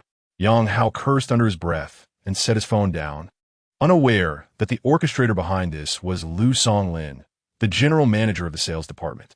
Nevertheless, being a man with a wealthy benefactor, he did not take the prospect of being optimized to heart. With $5 million in his bank account and having rented a spacious 200-square-meter shop, Yang Hao had already been contemplating resigning. The company had essentially made the decision for him. However, there was a significant difference between resigning voluntarily and being dismissed involuntarily, especially since Yang Hao was an exemplary employee with outstanding sales records.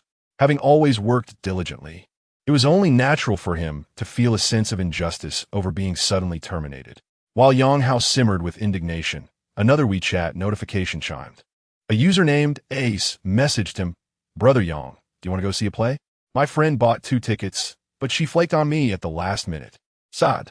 JPG. Yang Hao scrolled through his chat history with Ace, realizing they had only become friends that afternoon. After adding each other, the other party had sent a cute cat emoji, and there had been no further communication. As someone in sales, Yang Hao had many WeChat friends, so he initially did not recognize the name. Upon realizing that Ace was CC, a friend of Qingyun Zhi, he felt a tinge of disdain. She was clearly a gold digger, aware of his relationship with Qingyun Zhi, yet still had the audacity to approach him. After enduring a tumultuous marriage with Sun Jiejie, he had developed a disdainful attitude towards women like Sun Jiejie and CC. Thus, he had no desire to engage with her. Just as he was about to ignore her, CC sent another message. "Brother Yang, I want to tell Xiao Ro. This will be our little secret. Wink. Jipeg. Money truly holds power." Yang Hao felt the weight of wealth once more. To be fair, while CC was indeed materialistic and her worldview was skewed, she possessed an alluring figure and stunning looks, making her a head-turner in any crowd. Women of her caliber would not have approached him in the past. Yet now she was practically throwing herself at him, just shy of saying, "Brother Yang, come sleep with me." Before his divorce, Yang Hao had maintained strong principles. Even when visiting venues related to his work, he would merely indulge in drinks and never crossed any lines with the entertainers. However, circumstances had changed. He was now single and had been abandoned by Sun Jiejie, which left a smoldering fire within him. Thus, with the arrival of his benefactor, he had resolved to no longer be the lovesick fool. He aimed to embrace the role of a carefree libertine, a responsible older brother, and ensure that his younger brother was well cared for. It had been a while since his younger brother had enjoyed himself.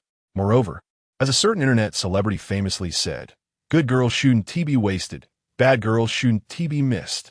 Consequently, instead of ignoring the gold digger, CC, Yang Hao replied, "I just moved in and have a lot to tidy up. Ace, Brother Yang, let me come help you." CC responded instantly.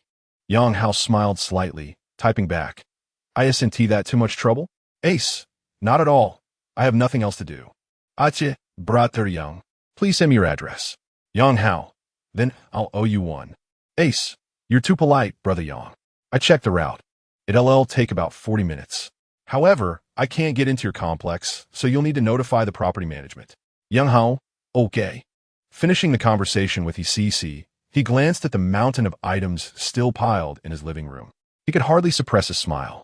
Having just moved in, there was so much to buy, and he wanted to burden Guan Su any further. His initial plan was to tidy up at his own pace after a nap, but now, a helping hand had come knocking at his door. She had volunteered to assist, not that he had forced her into it. In a delightful mood, Yang Hao took a swig from his beer, draining half the bottle. Meanwhile, in her rental room, Cece excitedly opened her wardrobe, pulling out 3 dresses, trying them on while asking her plastic friend Zhao Ming, "Which dress do you think looks best on me?" "Cece, you seem quite invested this time. Could it be that this time she has truly caught a wealthy man?" Dressed in her pajamas, Zhao Ming leaned casually against the sofa, engrossed in her phone as she inquired. "He resides in Qingyun Garden. Wouldn't you say he must be affluent?" As a seasoned gold digger, Cece knew the luxurious residences of Jiang City like the back of her hand, and Jiangzhou Garden was indeed among the most prestigious. She had previously encountered a man from Jiangzhou Garden on a flight, but alas, he was far too old, over 50 and rather short, making him quite unappetizing. However, Yang Hao was different. He was youthful and quite handsome. In the realm of the wealthy, someone with his external attributes was indeed a rare find. Upon hearing that the man Cece was to meet resided in such opulence, Zhao Ming immediately set aside her phone, her expression shifting to one of astonishment as she gazed at her friend. "Oh, really? He has invited you over? So, it seems you will be home alone tonight." Cece shrugged with an air of satisfaction, then urged, "Quickly tell me, which dress looks better?" "The blue one," Zhao Ming suggested, choosing the most unappealing option in her view. They were close friends living under the same roof. Suddenly, Cece had snagged a wealthy man from Jiangzhou Garden. How was she to cope with that? Men often fear their brothers living in hardship, yet they also dread those who drive luxury vehicles. The jealousy among women is even more pronounced. Earlier that afternoon, Zhao Ming had been stood up by Cece, who had claimed to have landed a big fish. Such occurrences were common between them, as their mutual goal was to catch a golden husband. Thus, when one had pressing matters, the other would not complain about being stood up. Nevertheless, regardless of who reaped the rewards in this pursuit, the other would inevitably feel a pang of envy, perhaps even consider undermining their friend. Despite their close friendship, they guarded their respective fishing grounds fiercely, only sharing the less valuable catches. The truly significant ones remained undisclosed, destined to languish in their own ponds. With this in mind, Cece had not revealed any details about Yang Hao.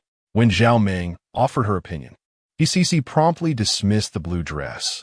They knew each other too well. Instead, she selected a striking red dress that was undeniably eye-catching. It was already 8 in the evening, and by the time she reached Jiangzhou Garden, it would be nearly 9. It was time to make a grand entrance. "How old is he? I hope he isn't another over 50-year-old?" Zhao Ming quipped, her lips curling in a slight grimace. If the man Cece was to meet turned out to be another short, elderly man, she would feel somewhat consoled, since such men were only approached out of sheer financial desperation. He should be around 30, perhaps even younger, Cece pondered, aware that Yang Hao appeared a bit haggard today, likely in his 30s. Yet, knowing her friend's mentality, she intentionally downplayed Yang Hao's age. Under 30 and living in Jiangzhou Garden, Zhao Ming gasped, her jealousy bubbling to the surface. Young and wealthy. Wasn't he that precisely the type of man she had always sought? If given the choice, who would prefer an older gentleman? Youth brought vitality and vigor, while older men, regardless of how well-maintained they appeared, could never rival the physical condition of younger counterparts. 30 was a golden age for men. They were no longer as naive as those in their 20s, yet their physical conditions surpassed those in their 40s. "And how tall is he? Is he taller than you?" Zhao Ming pressed, seeking some solace in the matter of height. Standing at 172 centimeters, Cece knew that many men fell short of her stature. Even those of similar height would be overshadowed by her in heels. Many suitors who had pursued Cece were often shorter than her or of comparable height, and Zhao Ming had not hesitated to mock their stature during her strategizing sessions. Above 180 centimeters, Cece likely around 182 or 183 centimeters, Cece estimated accurately due to her own height. After hearing this, Zhao Ming's mouth twitched uncontrollably. A 30-year-old, over 180 centimeters tall, residing in Jiangzhou Garden. Wasn't he that her ideal type? No wonder Cece seemed so elated today. She had indeed caught a big fish. What does he look like? Zhao Ming hesitated to continue the conversation, recognizing that a man meeting the criteria of youth, wealth, and height was a rare find. Yet, she couldn't help but ask, perhaps out of concern that he might have some unsightly flaw. He is rather handsome, quite manly. He replied with delight, leaving Zhao Ming's heart to sink further. Who understands this? My dear friend has snagged a tall, rich, and handsome man. Zhao Ming forced a smile, appearing to congratulate her friend, but secretly plotting how to find an opportunity to undermine her. She believed her own qualities were not inferior to He. And knowing men often acted thoughtlessly, Zhao Ming felt confident that given a chance, she could win him over. Perhaps there is a chance. I must take my leave now. See you tomorrow. He, fully aware of Zhao Ming's ulterior motives, waved her hand dismissively, internally scoffing, "We are both cunning foxes. What games are you trying to play with me?" Chapter 26. She wants to steal my thunder dress to perfection. He hailed a cab to Jiangzhou Garden. Thanks to Yang Hao's prior arrangements with the security personnel, she entered the premises without hindrance. Although she possessed a thorough understanding of the property prices and layouts of Jiangzhou Garden, information readily available online, this was her first time stepping inside the community. As she strolled past the central outdoor swimming pool, she paused to take a few selfies, later meticulously editing 2 of them to share on her social media. Naturally, the essence of this post lay in its location tag, Jiangzhou Garden. Furthermore, it was imperative to ensure Yang Hao was blocked from viewing her post. After posting, He hummed a cheerful tune as she made her way to Building 12, where Yang Hao resided. While waiting for the elevator, she glanced at her freshly posted photos, which had already garnered 5 likes and 2 comments. "Dear, I really want to go swimming. Hua hua. Wow, Jiangzhou Garden. Sister Cici, please take me with you." The 2 commenters were acquaintances from the social elite group, where He had added them as friends, all sharing a common ambition to secure a wealthy partner and rise in status. Thus, women like them were particularly attuned to luxury cars, opulent homes, and high-end brands. He selfies at Jiangzhou Garden hinted at her likely association with a wealthy resident, which naturally elicited envy from Deer and Hua Hua. Their interactions have been limited to a few group activities, so their sentiments lean more towards admiration rather than deep camaraderie. In contrast, Zhao Ming, a more intimate acquaintance of He, felt a pang of jealousy instead. This is a manifestation of human nature. If an unrelated person wins a lottery worth 10 million, one might simply marvel at their fortune. However, if that fortunate individual were a friend or family member, feelings of imbalance, envy, and jealousy often arise.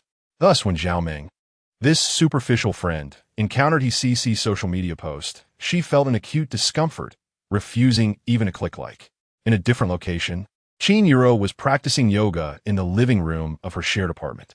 Her roommate, Csu, lounged on the sofa, munching on chips while engrossed in a television series. "Your form isn't quite right. Lower your left arm a bit, and keep your back straight." Csu casually offered professional advice as a fitness instructor. Qingyun silently complied. Csu was not only her roommate, but also her childhood friend, a true confidant. They had attended the same school from elementary through high school, and both had pursued their studies in Jiangcheng. Qingyun at Jiangcheng Aviation University and Csu at Jiangcheng Sports College. "Hey, that classmate of yours, he seems to have hooked up with a wealthy man. She's even made it to Jiangzhou Garden." After guiding Qingyun, Csu casually glanced at her social media and spotted He selfies. "That's quite ordinary," Qingyun replied nonchalantly. She had known He long enough to be unfazed. The latter often showcased luxury items and upscale dining experiences. "I must admit, she does have a clear goal, and it seems she has achieved it this time," Csu mused while savoring her chips. During their university years, she frequently visited Qingyun's campus and met He, whom she had initially dismissed as a gold digger. However, after years of navigating the harsh realities of life, Csu began to understand He's choices. Yet, despite her understanding, she could never emulate He's pursuit of wealth through romantic entanglements. Not everyone is willing to compromise their dignity and morals for material gain. As Csu spoke aloud, Qingyun suddenly recalled the boyfriend she had hired for 3,000 yuan. Judging by his displayed affluence, he fit the mold of He's ideal partner. The memory of their afternoon together resurfaced, where He had subtly attempted to flirt with him. Could it be that she had indeed ensnared him? A thought sparked in Qingyun's mind, causing her to lose focus on her yoga practice. Although Yang Hao was merely her hired faux boyfriend, she felt a twinge of discomfort at the thought of Cece potentially stealing him away. Before long, CSU noticed Yuro's sudden stillness and playfully assumed a stern expression. Xiao Ruo, you can't slack off just because you have good genes. I'm counting on you to snag a wealthy partner and help me soar. CSU believed that, since Yuro was a flight attendant serving in business class, she had ample opportunities to meet affluent individuals. Thus, CSU placed her hopes of securing a wealthy partner on her dear friend. Their close relationship meant that if Yuro were to succeed, she would undoubtedly share her fortune with CSU. Hence, CSU was diligent and rigorous in coaching Yuro's yoga practice. While others aspire for their children's success, she hoped for her best friend's triumph. Yuro had grown accustomed to her friend's playful yet earnest banter. Wiping her brow with a towel, she opened her social media, only to discover that she could not see Cece's recent post. The last update was from 2 days prior. Clearly, she had been blocked, further fueling her suspicion that Cece was indeed attempting to seduce Yang Hao. Give me your phone, Yuro declared, snatching CSU's device. Oh, what is happening? CSU asked, bewildered. She knew Yuro well. Although she could seem aloof, her emotions were typically stable. Yet, at this moment, her friend's agitation was unusual. Without responding, Yuro opened CSU's social media and found Cece's selfie. The photo itself was unremarkable, yet the location tag was conspicuous. Just check your own social media. You're still friends with Cece, CSU remarked, somewhat exasperated. She blocked me, Yuro stated flatly. Why? CSU's eyes widened in surprise. Did you two have a falling out? That shouldn't be the case. You've been acquaintances for years, without much interaction. She wants to steal my thunder. Yuro replied icily. CSU gasped, her eyes blinking rapidly. She sprang from the sofa, grasping Yuro's arm with excitement. Come on, tell me your story. Wait, I'll grab a bag of sunflower seeds. Chapter 27. Transforming the materialistic woman into a laborer. With just a brief remark, CSU sensed the tantalizing scent of a sensational scoop. She had always relished following the latest celebrity gossip, and with a significant event unfolding in her friend's life, her curiosity was piqued. Come on, spill the beans. What happened between you and Cece? CSU expertly cracked open a bag of sunflower seeds and eagerly urged her friend on. Yuro, however, wore an expression of exasperation. Yet, she understood her best friend's nature. Her fondness for gossip and lively discussions was well known. The most outrageous incident occurred on the day of the college entrance examination when CSU witnessed the original partner publicly thrashing the mistress on the street. She had stood by, captivated by the spectacle, and ended up 5 minutes late, nearly missing her exam. Well, I've started dating someone. After a moment of contemplation, Yuro decided against revealing that she had paid 3,000 yuan to hire a boyfriend to her gossip-loving friend. They had known each other since childhood, with their families being acquainted and their relationship quite amicable. Once CSU learned about her hiring a boyfriend, it would be akin to broadcasting it to the world. What? Yuro, you secretly started dating someone without telling me? CSU's eyes widened in disbelief as she leaped from the sofa. No, this can't be true. You're either at work or with me. When would you have time to date someone? Without waiting for Yuro to respond, CSU found the notion of her friend having a boyfriend rather implausible. They shared an apartment and were well aware of each other's schedules during their off hours. They mostly stayed in their rented space, and whenever they ventured out for shopping, it was almost always together. If Yuro truly had a boyfriend, she would undoubtedly know about it. We met on a plane. Yuro casually fabricated an explanation. Met on a plane? So he must be wealthy then? I mean, who else can afford to sit in business class? CSU pondered aloud. But wait, if he caught the eye of our dear Yuro, he must be a tycoon or a wealthy gentleman. So, my dear friend, the future wife of a CEO, is about to step into her new role, CSU. With a look of curiosity, pressed further, then thoughtfully murmured to herself. His financial situation is indeed quite good. However, that is not the crux of the matter. The main issue is that this afternoon during our date, we coincidentally ran into Cece, who shadowed us the entire time and even added my boyfriend on WeChat. Qingyun succinctly recounted the day's events. What? You were on a date, and she followed you the whole time, adding your boyfriend on WeChat? CSCU was taken aback, then, in exasperation, exclaimed, Qingyun, have you lost your mind? You know what kind of person he CC is. How could you allow her to add your boyfriend on WeChat? Even if he were just a boyfriend, let alone if you were married.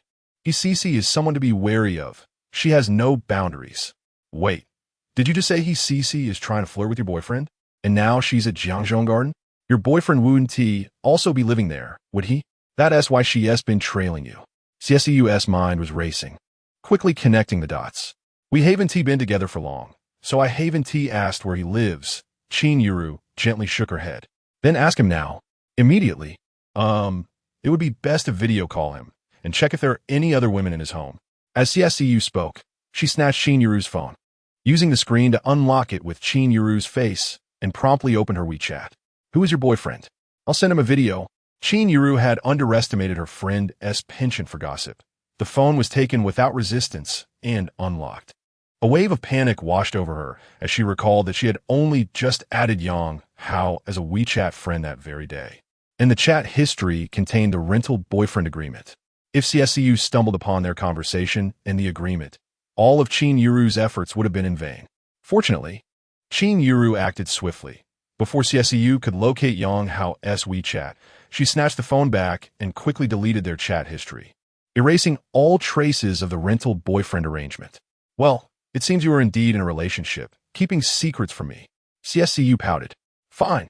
I want to look at your chat history. Just hurry up and ask him where he lives. Okay. After a moment of consideration, Qingyun sent a message to Yang Hao. Meanwhile, CC had already entered the luxurious residence Yang Hao had just rented. To her, offering assistance was merely a ruse. Their true intentions were mutually understood. However, to her surprise, barely a minute had passed since entering the mansion when Yang Hao pointed to the mops, brooms, and pots and pans stacked in the living room, saying, It's quite challenging without a woman around. Cici, I appreciate your help. Oh, it's nothing. You're too kind, Yanga. I'm just here to help tidy up. Though she had no intention of genuinely doing any work, Cici felt compelled to comply, viewing it as an opportunity to impress. Cici understood men's preferences. She knew they often appreciated women who could manage both the living room and the kitchen. Now was the time to showcase her culinary skills. Thus, even dressed in a fitted dress and high-heeled shoes, she threw herself into the task with determination. Cici, I feel really bad. I'm not very skilled at these chores. I had planned to hire someone to do this tomorrow. There's no need to hire anyone for this. It's not about the money. It's just that outsiders can't be as meticulous as I am. Cici replied while working. Indeed, Yang Hao nodded with a smile, exclaiming, Cici, I never would have guessed you were so capable. I often do housework. In fact, I enjoy it, so I find joy in it, Cici replied, noting that Yang Hao seemed to favor women who could manage household tasks. Really? That's quite rare. Most girls nowadays don't do housework, especially beautiful girls like you.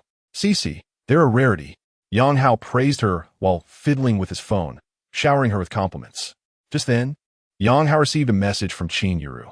I forgot to ask, where do you live? Unaware that Cici had blocked his view of her earlier social media bragging. Yang Hao truthfully replied, Jiangzhou Garden. Chapter 28. The Pragmatic Gold Digger. Upon seeing the response from Qingyun, her lips instinctively twitched. She was well aware of Cici's lack of moral boundaries, yet she was taken aback by how swiftly she acted. It was just this afternoon that Yang Hao had been introduced to her, and now he was already entangled in her home. This, however, served as a testament to the unreliability of the boyfriend she had hired for 3,000 yuan, who so easily fell into the clutches of Cici, the gold digger. Could it be true? Was he really residing in Jiangzhou Garden? CSCU, the onlooker, craned her neck to peer at Qingyun's phone screen, and then she jumped up in excitement. Wow, it really is true. Does that mean Cici is currently at his house? Ugh, what a scoundrel.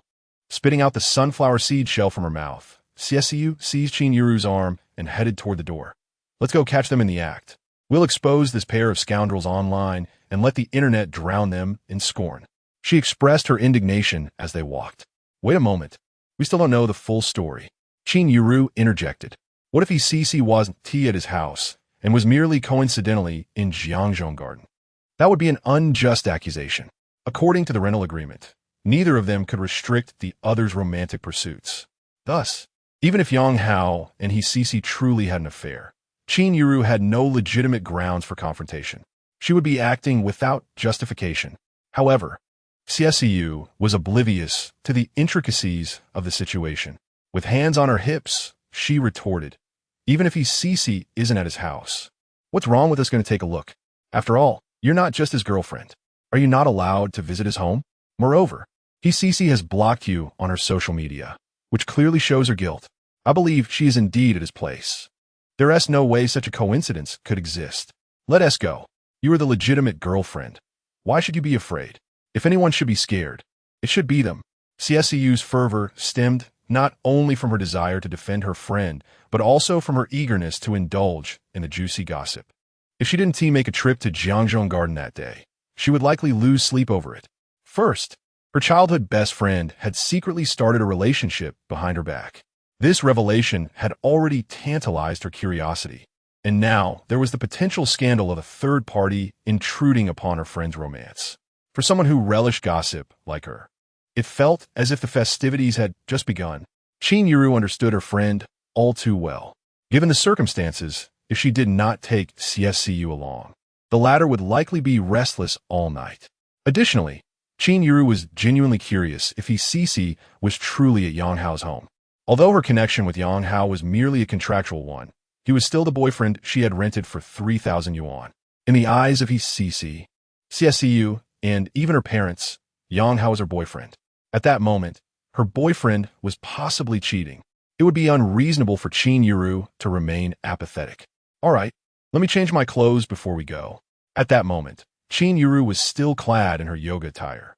If she stepped out in it, she would undoubtedly attract the attention of every passerby. It was unavoidable.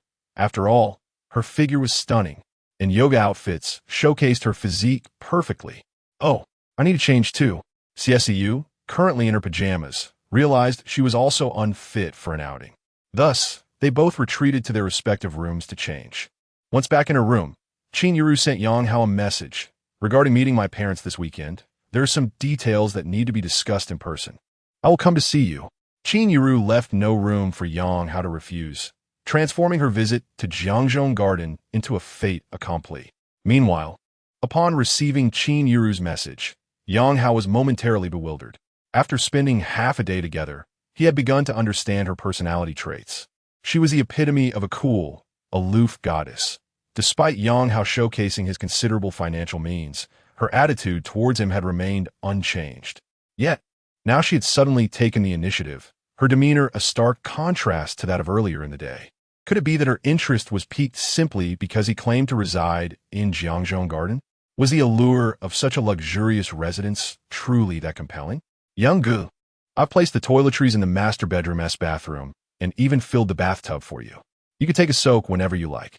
Just as Yang Hao was lost in thought, Cece's voice suddenly rang out beside him. Thank you." Coming back to his senses, Yang Hao nodded appreciatively. As a gold digger, Cece was acutely aware of her role and had a clear ambition. Thus, she approached her tasks with diligence, aiming to leave a favorable impression on Yang Hao. "Yang Gu, I will continue tidying up the kitchen now." Cece viewed herself as a dutiful and industrious maid, even regretting not having brought along a maid outfit. If she had donned such attire and earnestly engaged in household chores, there was no doubt that Yang Hao would embrace her from behind in a manner reminiscent of scenes from a risque film. "Wait." Yang Hao suddenly called out to Cece, who was about to head to the kitchen. Upon hearing his voice, Cece's heart leapt with joy. She certainly did not believe Yang Hao had summoned her merely to assist with chores. She fancied herself quite adept at reading men's intentions. "Oh, what is the matter, Yang Gu?" Cece paused, feigning confusion as she looked at him. Xiao Rou is coming over." Yang Hao replied awkwardly. Cece was momentarily taken aback, but the surprise quickly faded from her face, replaced by a sweet smile. "Yang Gu, I should head back first to avoid causing Xiao Rou any misunderstandings." "Yes, you've worked hard today. I'll treat you to a meal another day." Yang Hao was taken aback by how considerate Cece was. as she made a decision that pleased him without him needing to say a word. It was no wonder that many successful individuals fell for gold diggers. These so-called gold diggers understood men better, treating the art of pleasing them as an essential subject to master. Thus, their words and actions tended to create a sense of comfort. At that moment, he, though reluctant to leave, made the choice that would most satisfy Yang Hao after weighing his situation. After all, the legitimate girlfriend was about to arrive, and it would be inappropriate for her to remain present. Yang Ge, the faucet on the bathtub is still running. Please remember to turn it off. Before leaving, he kindly reminded him, her serene smile leaving Yang Hao momentarily dazed. Was this truly the same gold digger he encountered earlier in the day? Chapter 29. The act of infidelity. At this moment, Yang Hao suddenly began to comprehend the mindset of Master Huang. When a woman possesses striking beauty, a captivating figure, and can provide emotional fulfillment, it becomes exceedingly difficult to refuse her advances. Even if one is aware that she has ulterior motives, one might easily turn a blind eye.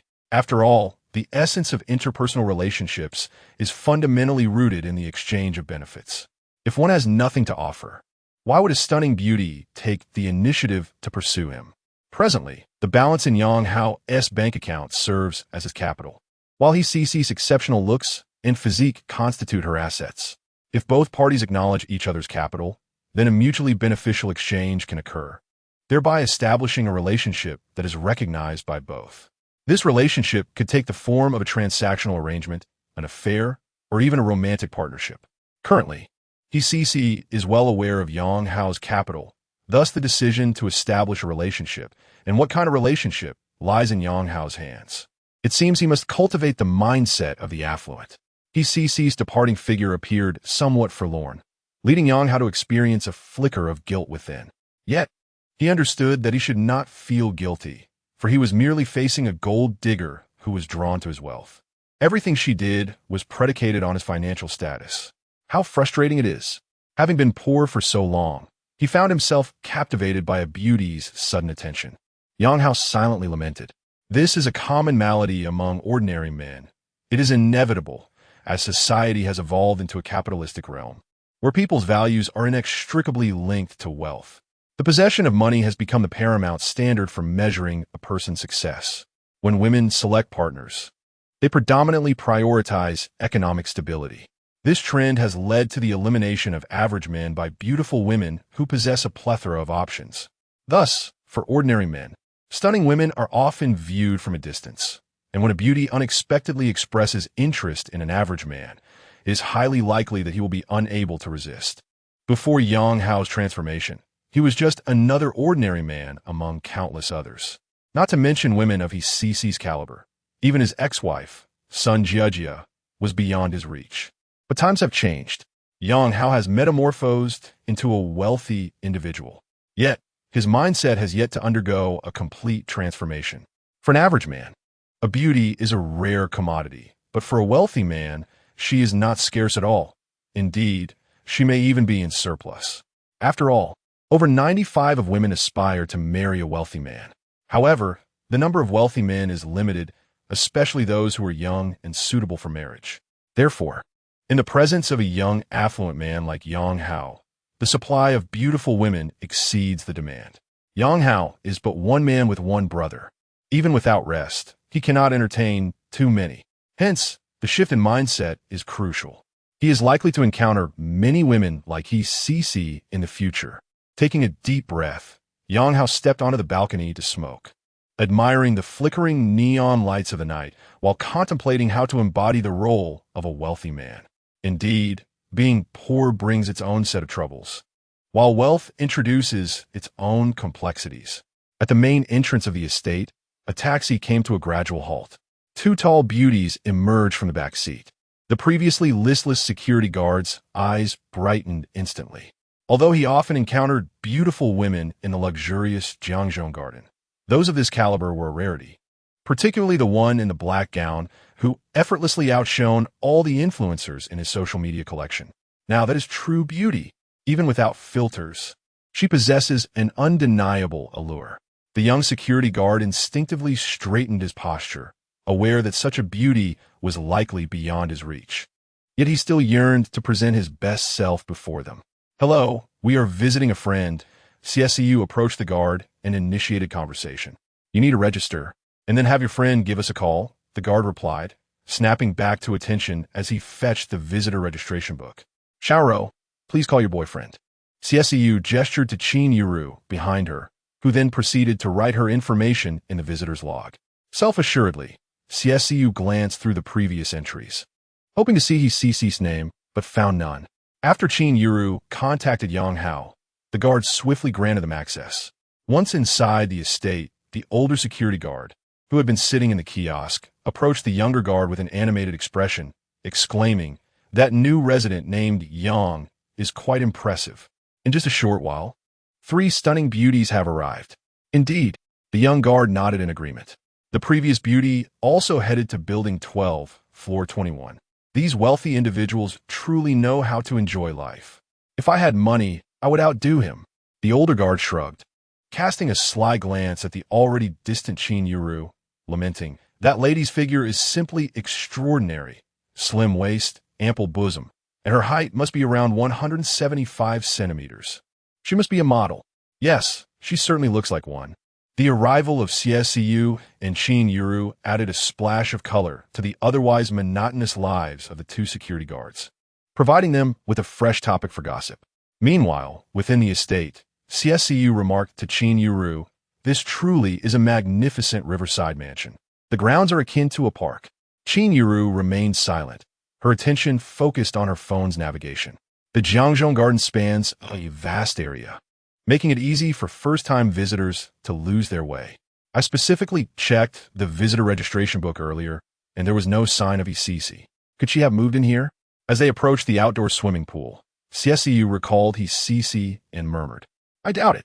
She lives with Zhao Meng." Qingyun Zhi, having been a long-time classmate and colleague, was aware of Isisi's current residence. "Then that's odd. Why isn't her name in the visitor log?" CSCU stroked her chin, her expression one of suspicion. "When filling out visitor information, you wouldn't use your real details, would you?" Qingyun Zhi glanced at her friend. "What? You can submit false information?" CSCU scratched her head, a look of realization dawning upon her face. "No wonder I couldn't find Isisi's name. She must have provided fictitious details." Qingyun Zhi nodded gently, confident that Isisi would never leave her true information in the visitor log.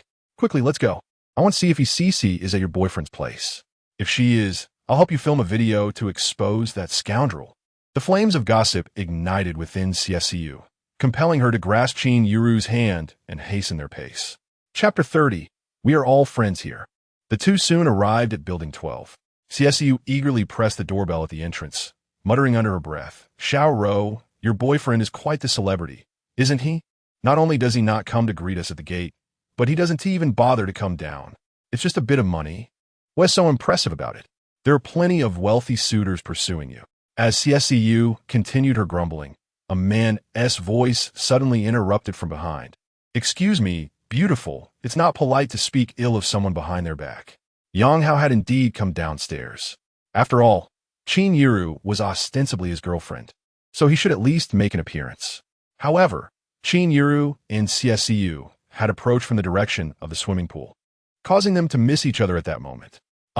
The unexpected voice startled CSCU, and she instinctively turned around, her gaze meeting Yang Hao's. You're Xiaoro's boyfriend?" "Yes, I'm a man with a bit of money." Yang Hao chuckled, shrugging his shoulders. He never imagined he would be insulted in such a manner one day. In fact, he perceived this not as an insult, but rather as the highest form of praise for a man. It was akin to saying to a woman, aside from being beautiful, "She is utterly useless." CSCU awkwardly stuck out her tongue, realizing she'd been overheard criticizing him behind his back. "This is CSCU, my friend," Qingyun Zhi introduced, attempting to alleviate the awkwardness. "Hello, Yang Hao. Welcome to my home." Yang Hao smiled and nodded, then unlocked the heavy entrance door with a swipe. He gallantly opened it, revealing an opulent lobby that took both CSCU and Qingyun Zhi by surprise. Those wretched, wealthy people. The lobby's walls were adorned with marble, and the crystal chandelier must have cost a fortune.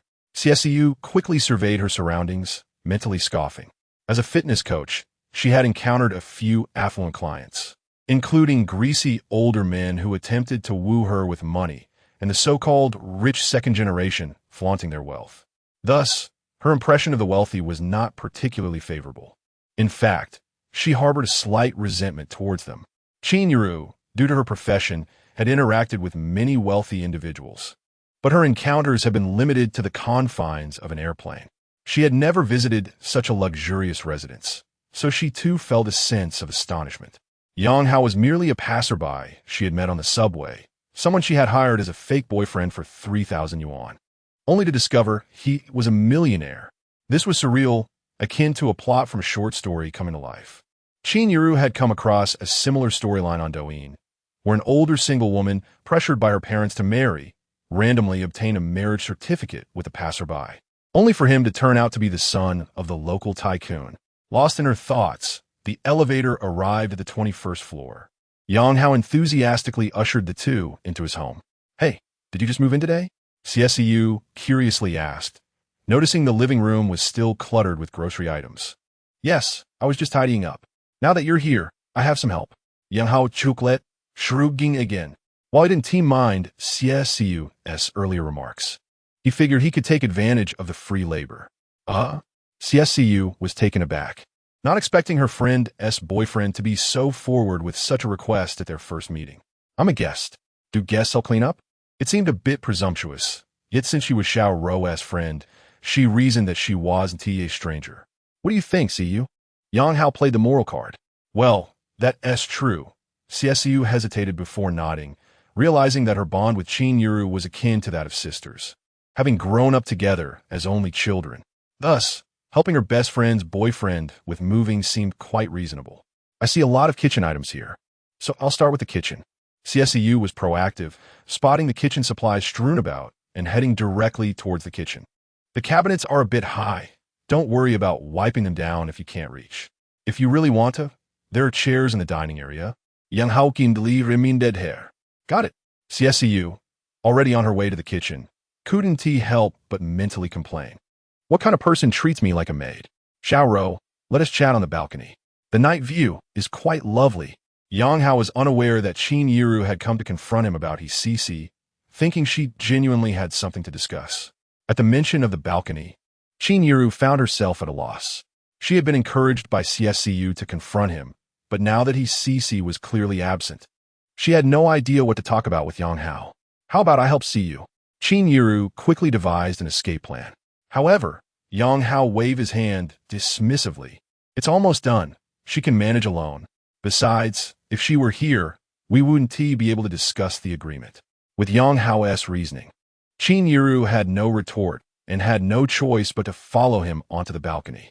Though referred to as a balcony, it resembled more of a tea room or lounge, spanning over 40 square meters, complete with a tea table and all the necessary utensils, as well as two comfortable rattan chairs.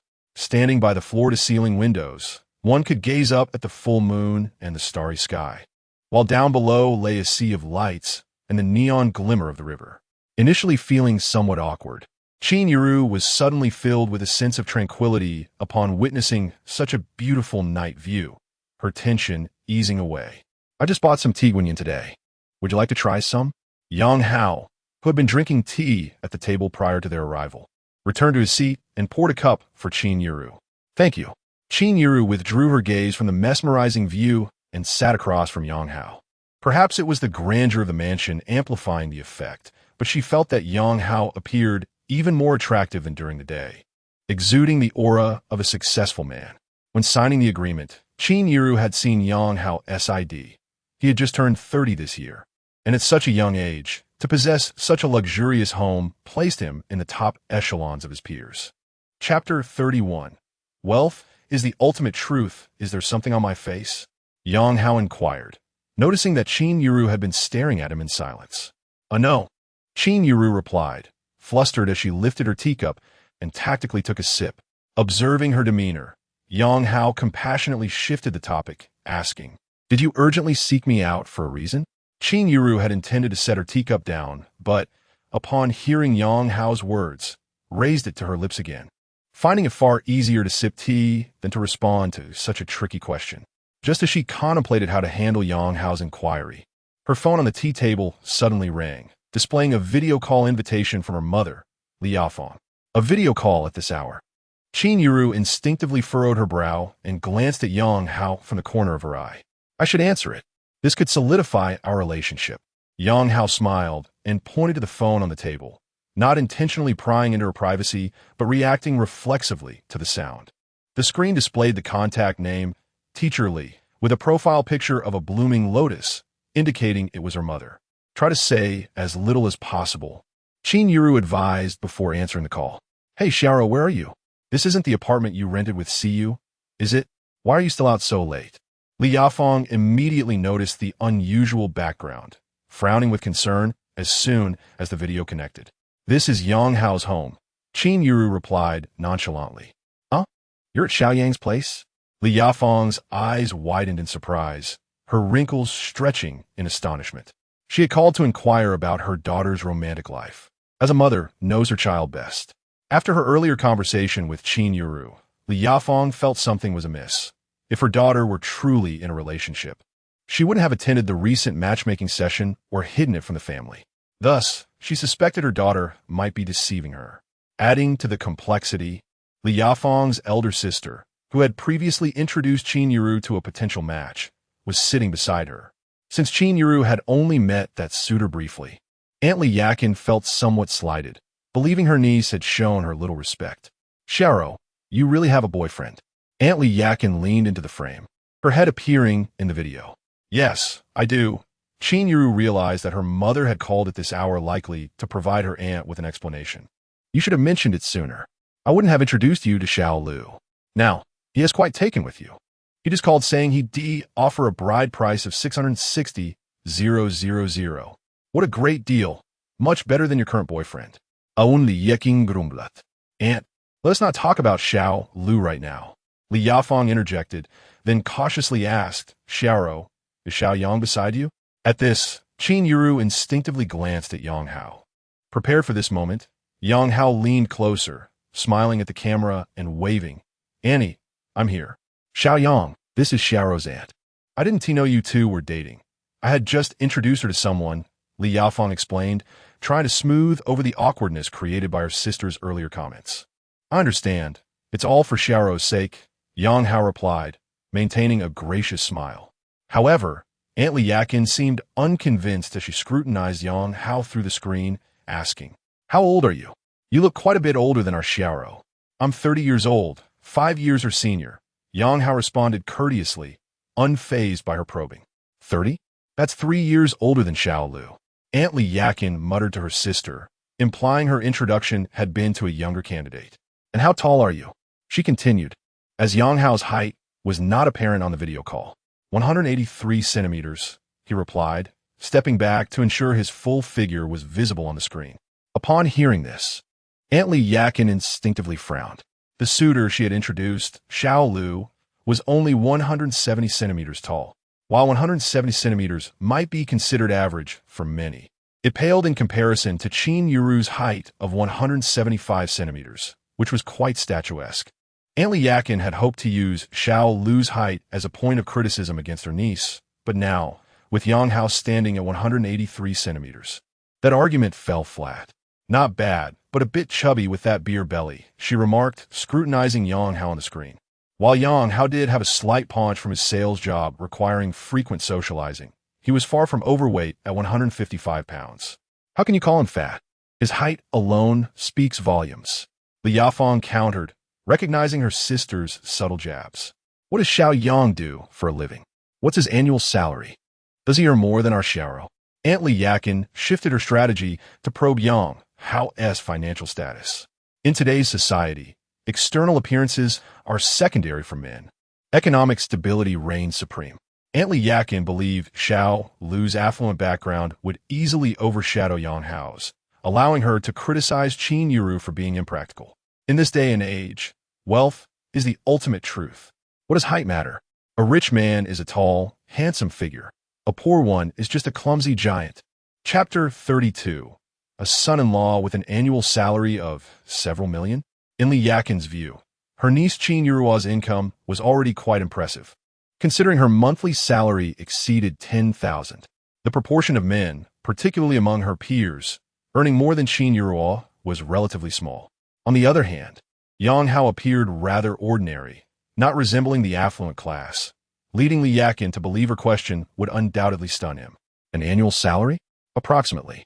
Several million. Yang Hao hesitated before providing a conservative figure.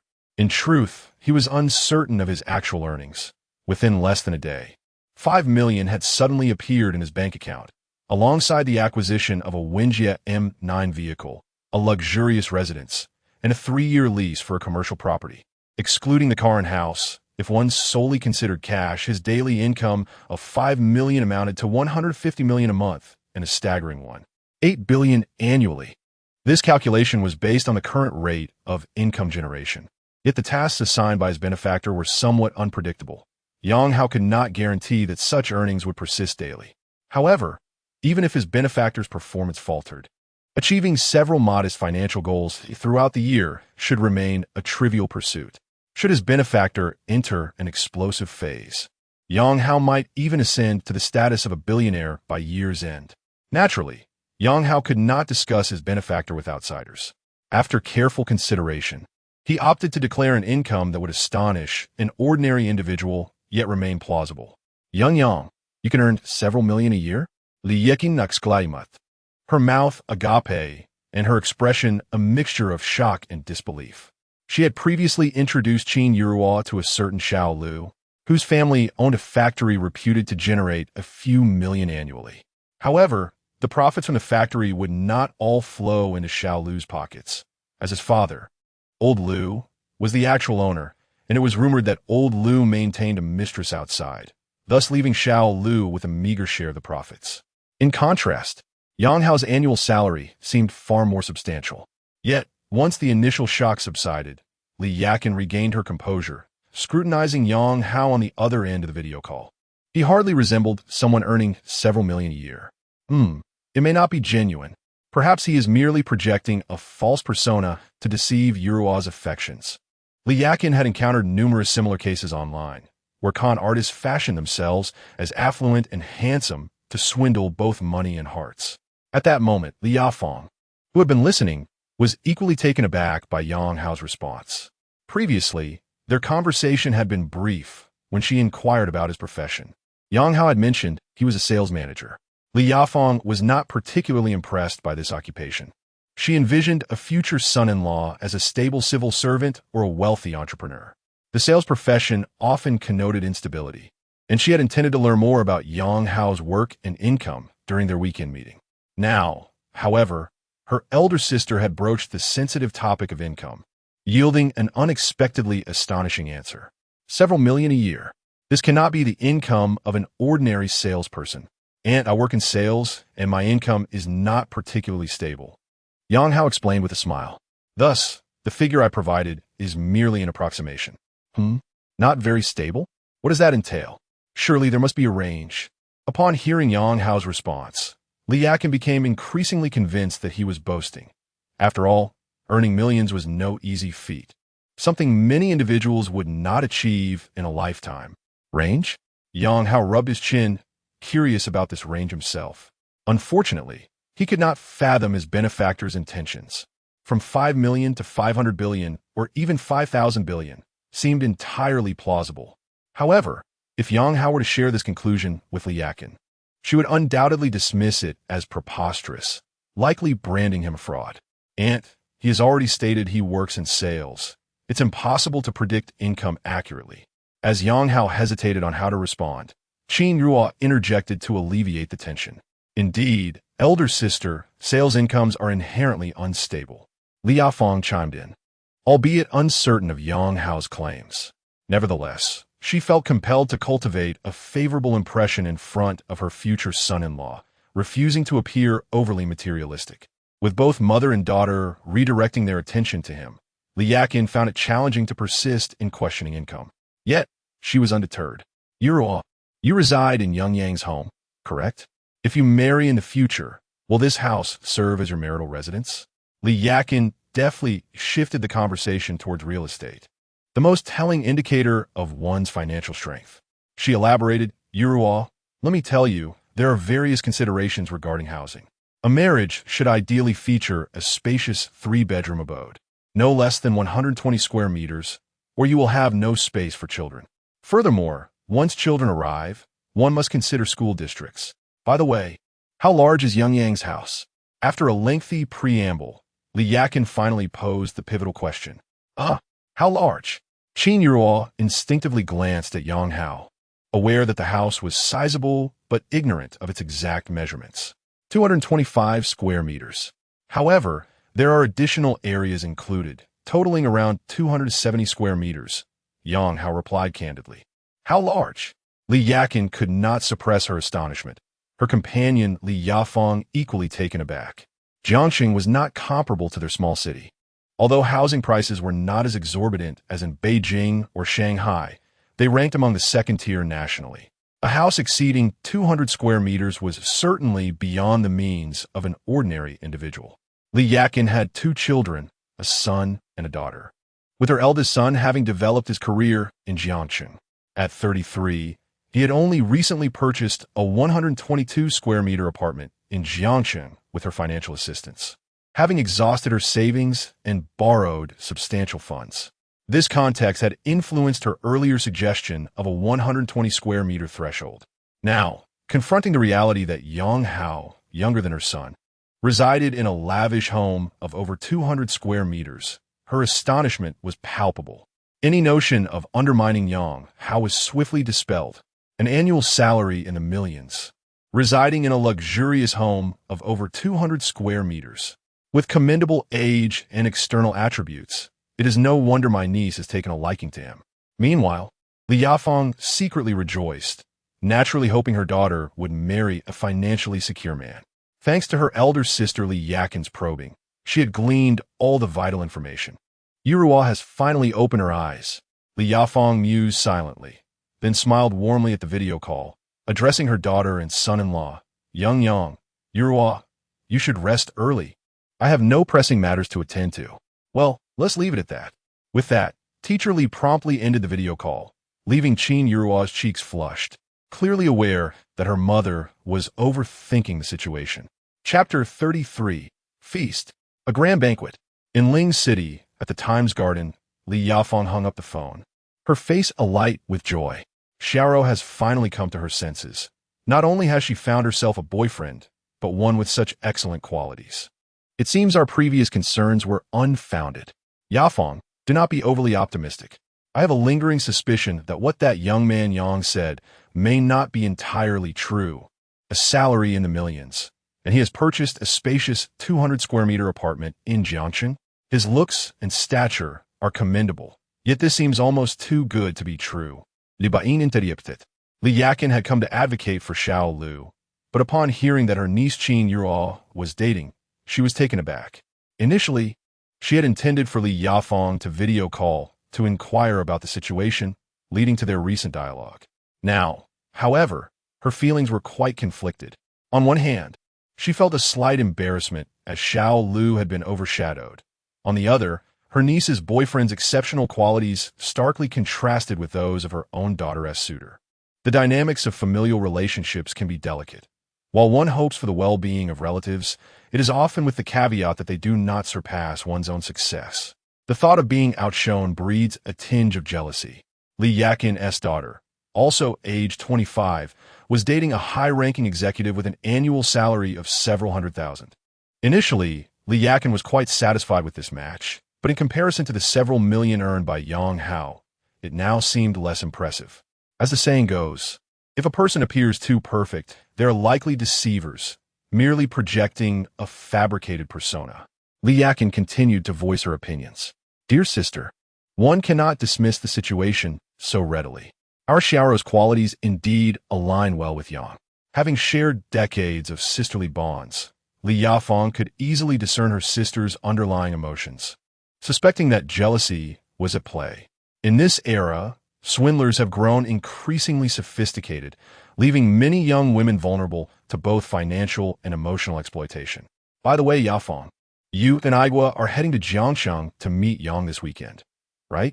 I shall accompany you to lend support and perhaps check in on Ji Chao and Xiaomin. Li Yakin proposed. That sounds great, Li Yaofeng replied, understanding that her sister sought to ascertain the authenticity of her daughter's boyfriend. This arrangement worked in her favor. As there were certain inquiries she felt uncomfortable making herself, better to let Li Yakin take the lead. Meanwhile, following the video call, Qin Yuruo strategically sipped her tea. Her mother's comment about them resting well implied she believed Yuruo and Yang Hao had already cohabitated, a notion she found difficult to clarify. What did you think of my performance, boss? Yang Hao playfully said, noticing Yuruo's aparentencia. Quite good, she nodded, setting her teacup down. My aunt tends to enjoy comparing herself with others, so you need to take her words too seriously. I understand. Every family has their share of relatives, Yang Hao replied. Now, let us return to our previous discussion. What do you need from me?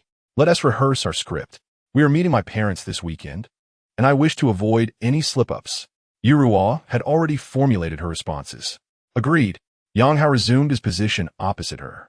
I believe our understanding of one another remains rather superficial, making it easy for us to falter. Thus, a thorough and detailed comprehension is essential. At this, Yuruo looked up at Yang Hao, sensing an odd intensity in his demeanor, though she had no evidence to substantiate her feelings. Especially as he sat there, serious, hands cradling his teacup, eyes fixated on the gently swirling liquid. What Yuruo was unaware of was that Yang Hao held his cup at an angle, the tea's surface reflecting her form, particularly from her neck down to her midsection. It was a sight that left little doubt about her natural allure. Yang Hao quietly formed his own conclusions. My parents will arrive in Jiangxing on Saturday and return Sunday afternoon. I will make reservations for both the restaurant and hotel, but I'll need you to join me at the high-speed train station to greet them. Unbeknownst to Yuruo, Yang Hao was utilizing the reflective properties of the tea to scrutinize her. Nevertheless, she pressed on, discussing their weekend plans. Certainly, I will fully cooperate, he replied, drawing back his gaze. I still need to learn more about your personal background. Otherwise, I want to know how to respond if my parents inquire. You have been married before, correct? Yes, I am divorced. Do you have children? This was the question Yuruo most wished to ask, having encountered Yang Hao's ex-sister-in-law earlier that day. However, the distinction between being divorced and having children was significant. In this day and age, divorce had become commonplace, with rates steadily climbing. While many did not mind a prior marriage, the presence of children brought complications, including lingering ties to an ex-spouse and potential financial disputes regarding inheritance. No, I do not. Yang Hao shook his head, relieved that this was the case. Thank goodness for that. Yuruo instinctively breathed a sigh of relief, responding without thinking. Yang Hao, amused, raised an eyebrow. Is that so? What is so good about it? Caught off guard by his inquiry, Yuruo felt her face flush, uncertain of her own reaction. This was merely a pretense. She should not be feeling such relief. Damn this sense of immersion. She scolded herself internally. Though she had never acted before, she found herself unwittingly stepping into the role of Yang Hao's girlfriend. From the perspective of a girlfriend, it was indeed preferable if her boyfriend were divorced without children. My point is, this situation might make it easier for my parents to accept you, Yuruo quickly rationalized. Actually, my persona can be adjusted. You can shape me however you wish, as it is all just an act. If it helps appease your parents, I could easily conceal my divorce status, Yang Hao suggested. Yuruo, however, shook her head. Let us avoid fabricating false identities. That could lead to complications. Fair enough. I will defer to your judgment, Boss Qin. Yang Hao shrugged, viewing the notion of a crafted persona as inconsequential. His focus lay on expediently completing the second phase of his task, involving Qin Yuruo. Just then, the balcony door was suddenly pulled open. CSCU, pouting and visibly irked, stormed in. Oh dear, you two are indulging in tea and moon-gazing while I toil outside. Is there no justice left in this world? I am exhausted. I want tea too. With that, she plopped down beside Qin Yuruo and pointed at Yang Hao across the table. Boss, do I deserve a cup of tea? Of course. Yang Hao replied in English, promptly pouring her a cup and handing it over. No need to call me boss. Just call me Hao Ge. Absolutely not. I must maintain my position. It was evident that CSCU was displeased, despite being a guest. She felt treated like a servant while Yang Hao and Qingyun Zhi enjoyed their leisurely tea and moonlit ambience. This only fueled her irritation further. Ding! A potential target has been identified. Name: CSCU. Age: 24 years. Height: 170 centimeters. Weight: 49 kilograms. Occupation: fitness trainer. Current desire: to indulge in a grand feast. Rewards for assisting her. Beginner: 1 small red envelope. Note: the small red envelope may contain a random cash prize ranging from 10,000 to 1,000,000. Intermediate: 1 small red envelope and 1 skill card. Note: the skill card may yield a random master level skill. Advanced: to be unlocked. Chapter 34. Is she really trying to eat both sides? The voice of the father figure echoed once more. Yang Hao, upon hearing the task concerning CSCU, took a moment to regain his composure. Eat, eat, eat. A grand feast. What a gluttonous disposition. Yang Hao's gaze instinctively swept over CSCU. As a fitness coach, her physique was naturally impressive. Years of rigorous training had sculpted her into the envy of countless women, boasting a well-defined waist, slender legs, and an astonishing waist-to-hip ratio. Such a magnificent figure made it hard to associate her with gluttony. Yet, the father figure would not deceive him. This fitness coach, possessing a devilishly alluring body, was indeed a true foodie. See you, you've worked hard. How about I treat you to a late-night snack? Yang Hao said with a grin, glancing at the still feigning anger CSCU. Who would want her late-night snack? Moreover, eating at this hour, are you trying to make someone gain weight? CSCU retorted with an eye roll, subsequently casting her gaze out the window, though she seemed to decline Yang Hao's offer. Her eyes visibly brightened at the mention of a late-night snack. Micro-expressions do not lie. It was evident that CSCU was merely putting on a facade of modesty. I understand. Indulging in a late-night snack at this hour can lead to weight gain. Yang Hao chuckled, then lamented. They say the snow crab at the Crab God Palace is exquisite. I've been wanting to try it. Looks like I'll have to wait for another day to go with friends. Just as Yang Hao finished speaking, CSCU, who had been gazing out the window, immediately turned her attention back to him, her expression earnest as she said, Why didn't you mention snow crab earlier? That doesn't lead to weight gain. Xiaorou, didn't you just say you were hungry? CSCU winked at her companion Qingyun Zhi. Upon hearing this, Qingyun Zhi could only nod helplessly. She knew her friend well. If CSCU missed out on the snow crab today, the following days would be unbearable. Brother Hao, can we set off now? CSCU lifted her teacup and downed nearly all of its contents, her large eyes filled with anticipation. The Crab God Palace was a renowned upscale restaurant in Jiangxing, famous for its crab dishes. However, with an average cost nearing 2,000, it deterred 99 of the general populace. As a true foodie, CSCU had long been salivating over this restaurant, but its exorbitant prices had always held her back. Now that the opportunity had arisen, she was determined to fulfill her dream. Hence, the term Brother Hao flowed from her lips so naturally. The stark contrast in CSCU's demeanor amused Yang Hao. Just moments ago, she had been concerned about gaining weight from late-night snacks. Yet now she was eager to indulge. Her unabashed nature was something Yang Hao greatly admired. He always believed that foodies could make great friends. After all, how bad could a foodie truly be? Leaving Jiangzhou Garden, the trio headed straight for the Crab God Palace. Yang Hao drove while Qingyun Zhi and CSCU occupied the back seat. I don't believe his CCS appearance in Jiangzhou Garden has anything to do with your boyfriend. She likely snagged an older man residing there. It's just a coincidence. CSCU leaned in to whisper to Qingyun Zhi, attempting to clear Yang Hao of any infidelity accusations before the grand feast. As they say, a mouthful of food can silence a critic. Naturally, this was also because CSCU had found no trace of ECC and Yang Hao appeared remarkably calm. Not all like someone who had just been out with another woman. That's your take, Qingyun Zhi replied nonchalantly. However, her thoughts diverged from CSCU's. She didn't believe his CCS presence in Jiangzhou Garden was unrelated to Yang Hao. Knowing his CC well, she understood her to be extremely materialistic, with an unyielding tenacity to achieve her goals. Even during the day, she had been making advances toward Yang Hao and would not easily relinquish such a tempting prospect. Yet, She remained unaware of the extent of his CCS developments with Yang Hao. In truth, this matter was beyond her control. For her relationship with Yang Hao was merely contractual. Their lease agreement explicitly stated that they could not interfere in each other's romantic pursuits. Initially, Qingyun Zhi was indifferent to this clause. After all, they were only in a contractual relationship, and she had no other intentions. However, as they discussed ECC, she felt an unsettling discomfort. This subtle emotional shift startled her. She had only just met Yang Hao today, and acclaimed feelings had developed seemed unrealistic. It was merely that Yang Hao's personal attributes exceeded her expectations and aligned somewhat with her criteria for a partner. Coupled with the fact that Yang Hao was her nominal boyfriend, a hint of possessiveness began to arise. Yes, that must be it. On the way, Qingyun Zhi silently dissected her inner thoughts. As they approached 10 o'clock, the trio arrived at the Crab God Palace.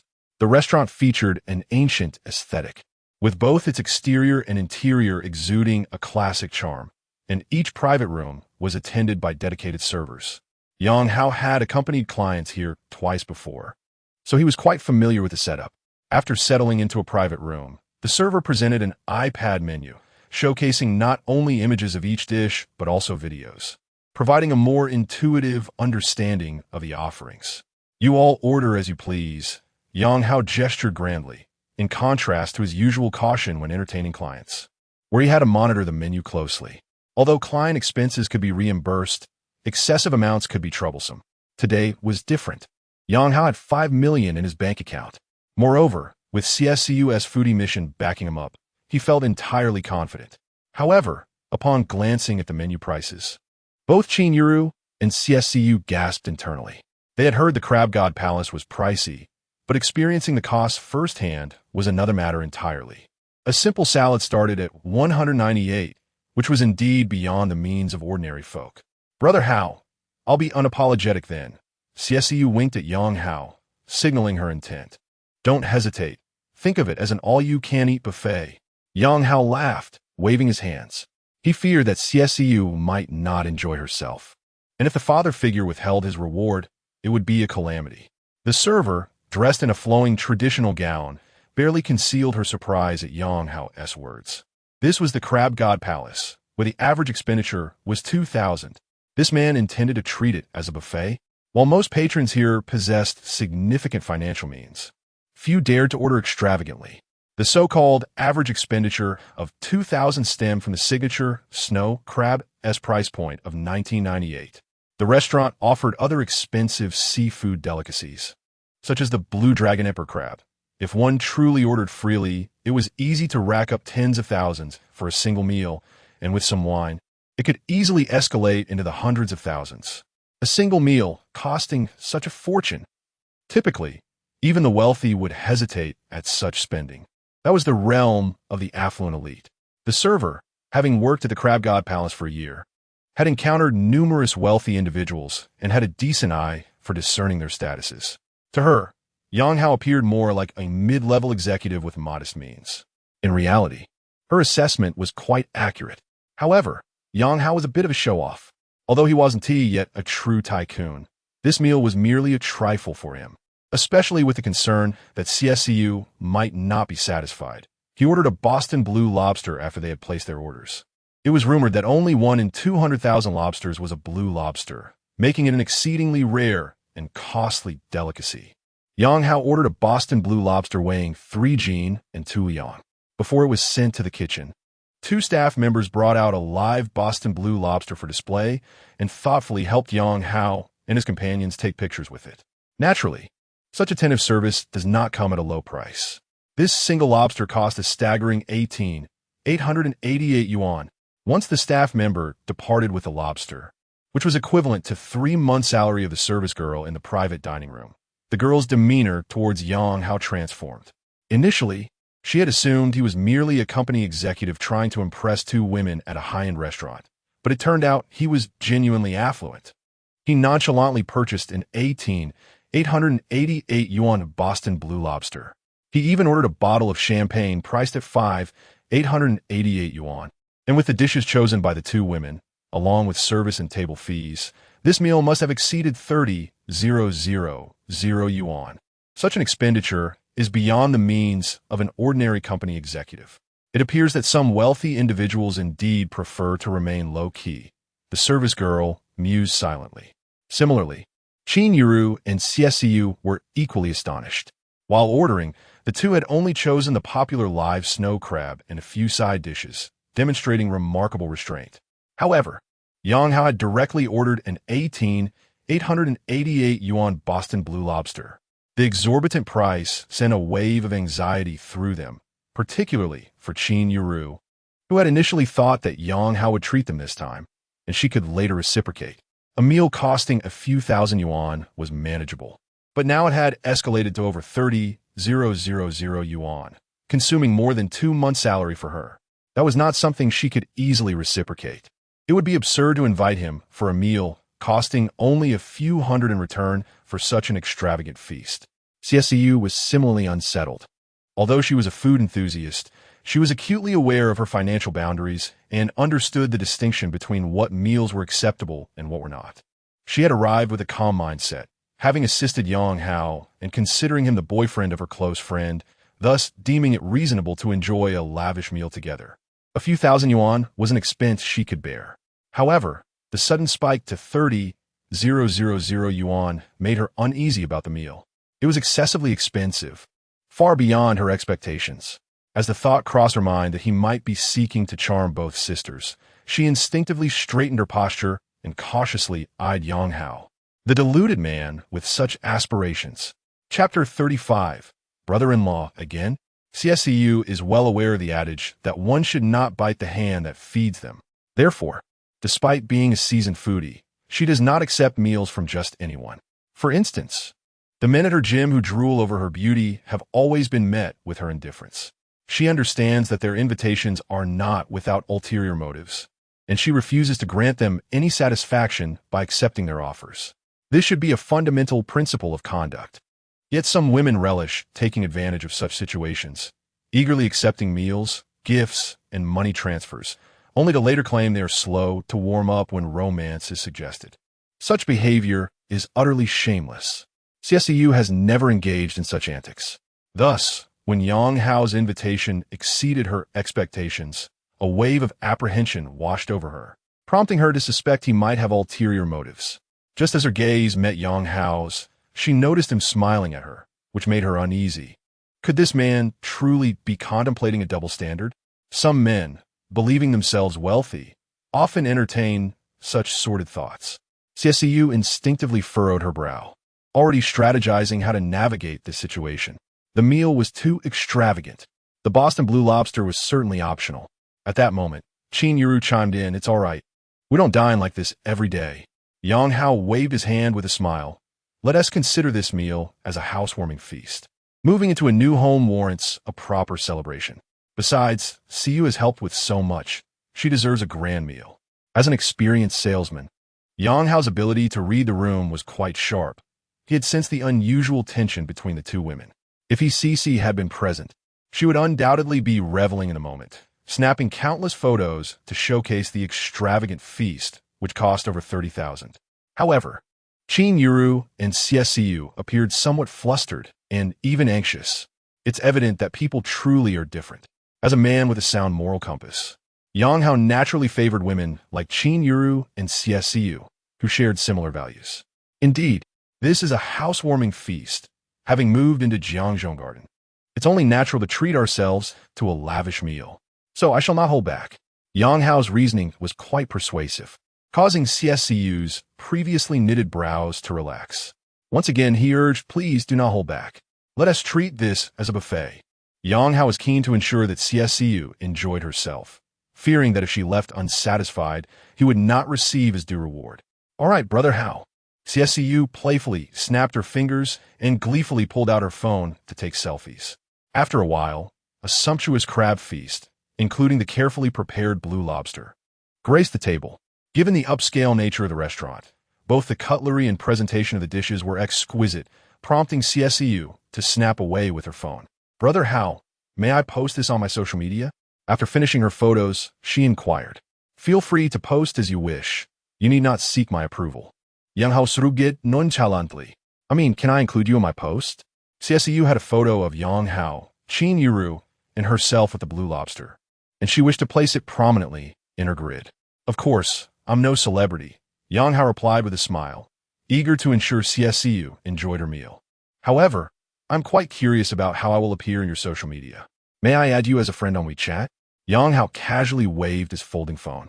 He appreciated CSEU's personality and did not mind having another charming foodie as a friend. Upon hearing this, CSEU teasingly remarked, "Brother Hao, you are quite bold. Adding other girls on WeChat in front of your girlfriend, are you? Xiao, do you care?" She added, turning to Qingyun with a mock-serious look. "Have you forgotten our pact from last year's birthday?" Qingyun replied, unperturbed. "What pact?" CSEU scratched her head, then suddenly slapped her smooth, fair thigh. "Huh? I remember now. Brother Hao, let us add each other." CSEU swiftly added Yang Hao on WeChat. "What pact?" Yang Hao inquired. Curiosity piqued as he noted CSEU's contact. "A secret," CSEU replied mysteriously, shaking her head, and then gestured to Qingyun, instructing, "Xiao, you must not tell. Mind your own business." Qingyun retorted, somewhat exasperated. She was typically tight-lipped, while gossip-loving CSEU found it hard to keep secrets. Though it was termed a pact, it resembled a playful joke between two close friends. Last year, on CSEU's birthday, they had consumed copious amounts of alcohol and, being both single, made a pact that even when they began dating, their relationships should not interfere with their sisterly bond.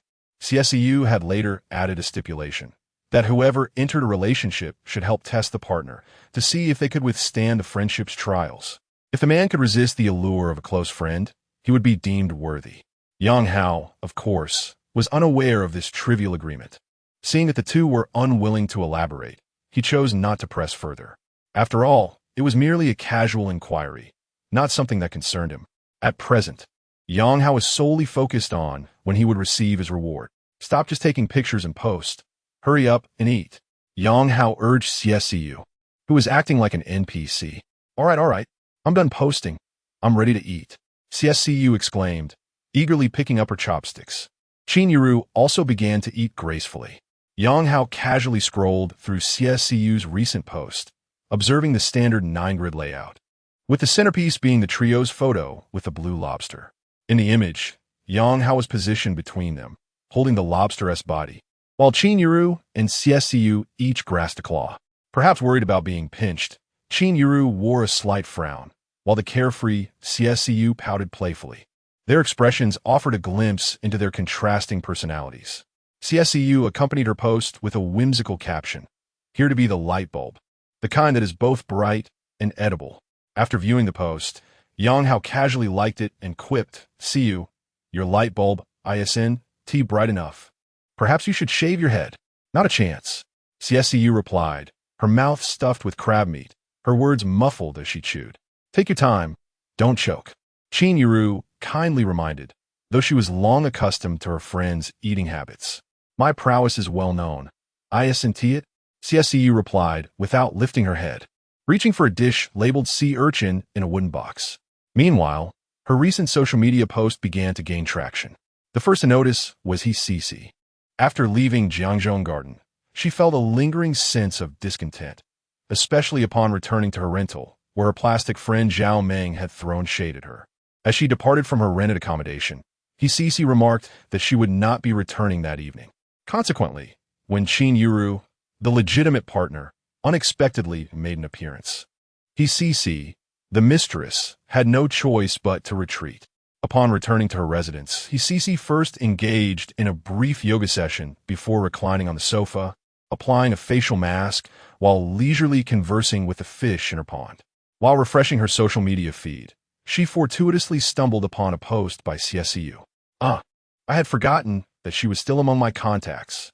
Cece gasped in astonishment, immediately realizing that her own social media post might have been visible to the other party. After all, CSEU was a close friend of Qingyun, having grown up together. Could it be that my post inadvertently revealed my whereabouts, prompting Qingyun's visit? Yes, it must be so. Cece instinctively clenched her fist, regretting that she had not blocked CSEU. Had it not been for this oversight, perhaps she would have achieved her desires tonight. As she lamented her misfortune, He clicked on the 9-image collage shared by CSCU. Being a seasoned gold digger, she was well acquainted with the upscale venues in Jiangcheng, and she had visited the Crab God Palace multiple times. Thus, she was familiar with the restaurant's decor and menu prices. Upon seeing the Boston Blue Lobster held by Yang Hao and his companions, her eyes widened in astonishment. Previously, a small business owner had invited her to the Crab God Palace, where the staff had recommended the Boston Blue Lobster. However, due to its exorbitant price, the owner did not order it, and Cece missed out on the experience. Nonetheless, she had a rough idea of the cost, knowing that such a lobster would fetch no less than 15,000. Yang Hao is indeed extravagant. If it were not for my social media post revealing my whereabouts, I would have been the one posing with the blue lobster. The more she pondered, the more regretful she became, even biting her lip in frustration. As a fitness instructor, CSCU had a substantial number of contacts, primarily consisting of gym members or prospective clients who had sought her advice. Sun Tingting was among the potential clients. She had visited the gym where CSCU worked for a swimming session 2 weeks prior, having purchased a fitness swimming experience card online. Upon her arrival, CSCU was responsible for her reception, and the two subsequently added each other as contacts. At that moment, having returned from a meal with her sister, Sun Tingting was chatting with her roommate while scrolling through her phone when she came across CSCU's latest post. Initially indifferent, she merely intended to enjoy the spectacle, casually clicking on the central image of the collage, only to be struck dumb a moment later. Brother-in-law? Again, it's brother-in-law. Chapter 36. The ex-wife's emotional breakdown. Sun Tingting stared in astonishment, her eyes wide and mouth agape, rendered utterly bewildered. She enlarged the photo of the central figure, scrutinizing it closely, and it was undoubtedly her former brother-in-law, Yang Hao. Moreover, there was an even more significant piece of evidence. Her ex-brother-in-law had even liked this post. Wow. ISNT that the Crab God Palace? Who is so extravagant? As Sun Tingting studied the image intently, her roommate and colleague, Zhu Ying, leaned in closer. Zhu, do you know this restaurant? Sun Tingting inquired with curiosity. Of course. It's the Crab God Palace, extremely pricey. Didn't Zhao Lixua post about it before? She went there with her boyfriend and posted 3 times, afraid others wouldn't know she dined at a high-end restaurant. Zhu Ying replied. Zhao Lixua was a mutual university classmate of theirs, but their relationship was rather superficial, lacking any real connection. Wait, ISNT that Yangge? Zhu Ying exclaimed. Boston Blue Lobster. No wonder it's Yangge. He is truly wealthy. Zhu Ying recognized Yang Hao in the photo, especially since the 3-fold phone on the table was the very one she had sold that afternoon. Additionally, Yang Hao had just picked up a Winja M9 next door, leaving Zhu Ying with a lasting impression of this affluent Yangge. Tingting, I really don't understand your sister. With such a rich husband, how about you just let him go? Not to mention, Yangge is quite handsome, exuding masculinity. If it were me, I'd never consider divorce. Zhu Ying lamented, reflecting on Yang Hao's new status as Sun Tingting's ex-brother-in-law. Sun Tingting remained silent, continuing to scroll through the photos shared by CSCU. Among them, the only image of Yang Hao was the central one, while 2 others featured her and Qingyun Zhi, and the rest were solo shots of CSCU along with the restaurant's ambience. Sun Tingting glanced at the caption and quickly deduced the relationship between CSCU and her former brother-in-law. The fitness instructor she had met casually must be a friend of her ex-brother-in-law's current girlfriend. Tingting, tell me, why did your sister divorce Yangge? Was it because he had an affair? Is the girlfriend in the photo the mistress? Zhu Ying pressed, her curiosity evident as she sat beside Sun Tingting. No. Sun Tingting shook her head. There was no infidelity. I'm not entirely sure about the details. She felt uncomfortable discussing her sister's actions and couldn't bring herself to defame her ex-brother-in-law with accusations of cheating. Compared to her sister, Sun Jiejia, she still held a moral compass. Tingting, can't you share with me? I wouldn't tell anyone. I'm just genuinely curious. Yangge is in such a good position. If his current girlfriend weren't so beautiful, I might even take a chance myself. Zhu Ying teased, pulling at Sun Tingting's arm playfully. Are you really considering pursuing my brother-in-law? Sun Tingting looked at her friend incredulously. What brother-in-law? You should call him Yangge now.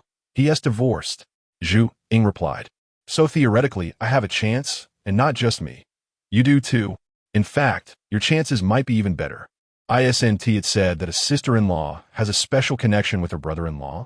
So, you have a status buff in front of Yang Hao. Plus, if you end up with him, he wouldn't even need to change his in-laws. How convenient. Zhu Ying's playful banter left Sun Tingting dumbfounded. After a moment of shock, she slapped her friend's thigh and exclaimed, You speak nonsense. How could I ever marry the same man as my sister? With that, Sun Tingting feigned annoyance and retreated to her room. Why not? There are plenty of historical examples of sisters sharing a husband. Besides, you aren't together. Zhu Ying continued to tease as Sun Tingting slammed the door to her bedroom shut. Though not genuinely angry at Zhu Ying's words, she felt compelled to inform her sister, Sun Jie, about the situation immediately. Additionally, Zhu Ying's comments had struck a chord within her during her university years. She often stayed at her sister's home and interacted with Yang Hao, whom she actually admired. He was well-mannered, had a good income, was family-oriented, and doted on her sister. For quite some time, she had used Yang Hao as a benchmark when seeking boyfriends. Their interactions had always been harmonious, yet due to their unique relationship, she had never considered the direction Zhu Ying suggested. Now, however, Zhu Ying's words prompted her to rethink. With Yang Hao divorced from her sister, that previous special connection was no longer relevant. She was also single. Oh my, what am I thinking? Even if my sister divorced Yang Hao, I shouldn't pursue such a path. Sun Tingting slapped her forehead, then forwarded the photos shared by CSCU to her sister, along with a brief explanation of the situation. Meanwhile, Sun Jie sat before her computer, reviewing cases related to concealed marital assets. After learning from Ma Qian that her ex-husband, Yang Hao, had purchased the Qingyun 9 outright, she concluded that he must have hidden marital assets, making this lawsuit imperative. Moreover, most related cases online had resulted in victory, although execution could be challenging. Sun Jie was determined to gather solid evidence and execute an unexpected asset preservation strategy to maximize her benefits. Just then, she received a message from her sister containing the photos. Upon opening them, her brows furrowed, especially after seeing Yang Hao with Qingyun Zhi, CSCU, and that Boston Blue Lobster. She felt a surge of anger. He just bought a car for $500,000. Now he's dining at the Crab God Palace, which must cost $2,000 or $3,000 for that meal. Understanding the Crab God Palace's exorbitance, Sun Jie, having accompanied Lu Songlin there twice, was well aware that he had treated her to Boston Blue Lobster. Oh, Yang Hao, you pretended to be poor while with me, and now you're living lavishly, dining with a little vixen at such an expensive place. Sun Jie clenched her teeth in frustration and immediately called her sister, Sun Tingting. Where did these photos come from? I added a fitness instructor on WeChat recently. The photos are from her moments, Sun Tingting replied. Screenshot that post and send it to me. This can serve as evidence. Then do a screen recording. Sun Jie said angrily. Okay, Sun Tingting responded, then proceeded to follow her sister's instructions. While she felt sympathy for Yang Hao, the bond between sisters temporarily aligned her with her sister's side. Chapter 37. What more could be desired when the belly is already round? Is this WeChat moment posted 15 minutes ago? Upon receiving the screenshot from her younger sister, Sun Jie immediately inquired. Indeed, the timestamp on WeChat is usually quite accurate. Sun Tingting replied. She had seen the post approximately 10 minutes prior, which meant only 5 minutes had elapsed since then. This implied that they were likely still at the Crab God Palace. Tingting, accompany me there. Sun Jie's tone turned grave after a brief silence. Huh? Cease. What are you planning to do? Sun Tingting was taken aback, knowing her sister's propensity for stirring up trouble. Of course, it's to gather evidence. Prepare yourself. I will arrive at your apartment complex in 20 minutes. Am I going too? Sun Tingting's brow furrowed into a tight knot. She had no desire to become embroiled in her sister's affairs with her ex-brother-in-law, Yang Hao. After all, this was a matter her sister had initiated, and she was reluctant to compromise her moral standards. Yet, being the sister of Sun Jie complicated her reluctance. Seize. Sun Tingting sought a way to evade the situation, but before she could finish, Sun Jie had already hung up. Sigh. Had I known, I wouldn't have said anything.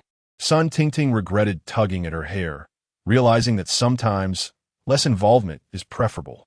However, it was too late for regrets now. 20 minutes later, Sun Jejia arrived at the entrance of Sun Tingting's apartment complex in a hired vehicle. Sis, perhaps it would be best not to go. They might simply be heading home after posting, and your visit now may be futile. Sun Tingting was resolute in her desire to avoid the unfolding drama. Standing outside the car window. Get in. Sun Jejia forcefully opened the back door of the car. They must still be there. That woman's selfie conveniently captured the wall clock in the private room, showing the time was 40 minutes ago. Oh. Sun Tingting let out a resigned sigh and reluctantly entered the car. Driver, to the Crab God Palace. Please hurry. I'm going to catch someone in the act. Once Sun Tingting was inside, Sun Jejia immediately instructed the driver. Catching someone in the act? Excellent. The middle-aged driver, slightly overweight, brightened at the prospect of such excitement. After a long day of driving, it was as if he had received a shot of adrenaline. He slammed the accelerator, propelling the once slow Toyota Camry forward with remarkable speed. Ladies, buckle up. We'll be there within 15 minutes. Thank you for your efforts, driver. I'll be recording video evidence, so I would greatly appreciate your assistance. Consider this payment a token of gratitude. Sun Jejia remarked as she handed the driver 2 red bills. This? Oh, it's really not necessary, the driver replied, caught off guard by the unexpected monetary compensation. Despite his polite protestations, he accepted the money, stating, just tell me what you need me to do, but I must insist on avoiding anything illegal. Rest assured, I merely wish to document evidence of his infidelity. Once we arrive, please park at the entrance of the Crab God Palace so I can record from the car, and then follow him afterward. Sun Jejia detailed her intentions. That's simple. I can help you record the video. The driver quickly agreed, his enthusiasm palpable. That's splendid. Thank you so much. The prospect of ample video evidence invigorated Sun Jejia. Initially, she had planned to remain hidden in the car while filming, but now felt bolder, primarily concerned about alarming their target. The driver, being a stranger, could pose as an unsuspecting bystander to capture the moments up close. Isn't it just a matter of filming? It's a trivial task. I detest those mistresses. Why must they choose to be the other woman? They have no shame at all. In my opinion, such women ought to face severe consequences, just like in ancient times, perhaps being submerged in a pig cage or burned alive. The driver ranted, his voice brimming with indignation. Hearing his fervent remarks, Sun Jejia couldn't help but grimace. The thought of such torturous fates sent a chill down her spine. Ahem, driver, let us discuss how to film. If you manage to capture clear footage, I'll give you an additional 200. Sun Jejia hastily redirected the conversation. The mention of more money piqued the driver's interest, prompting him to boast. To be honest, I'm quite skilled at filming. Driving is just one of my professions. I also shoot short videos on the side. You can find me on Douyin by searching for driver Lao Zhang. Upon hearing this, Sun Jejia immediately opened Douyin and searched for driver Lao Zhang. To her surprise, she found the account, albeit with a mere 1,000 followers, hardly indicative of a side hustle, more like a hobby. Nevertheless, his experience in filming short videos would be beneficial for her needs. As the two continued to discuss their filming strategy, Sun Tingting silently lamented, alas, I have truly become an accomplice in wrongdoing. Had I known, I would have remained silent. With a flurry of activity from driver Lao Zhang, the Camry pulled into a parking spot not far from the entrance of the Crab God Palace 12 minutes later. From the rear seat, Sun Jejia would be able to observe the entrance, though capturing audio would likely be impossible. Hence, as an unfamiliar face, driver Lao Zhang would effectively serve as a mobile camera. Miss, do you have a photo? Let me recognize the person first. After parking, driver Lao Zhang spoke professionally. As his words faded, the door of the Crab God Palace swung open from within. They're coming out, it's them, Sun Jejia exclaimed, pointing at Yang Hao, flanked by the alluring staff members Qingyun Zhi and CSU. Ugh, not just one mistress, but 2. These wealthy individuals certainly know how to indulge. Upon seeing Yang Hao alongside his companions, the driver spat in disgust before swiftly exiting the vehicle. Meanwhile, Yang Hao was feeling somewhat discontent at the moment. The meal had concluded, the bills settled, and Csu's belly had grown round. Yet, his father had yet to respond. What was he thinking? Wasn't this considered a grand feast? Ding.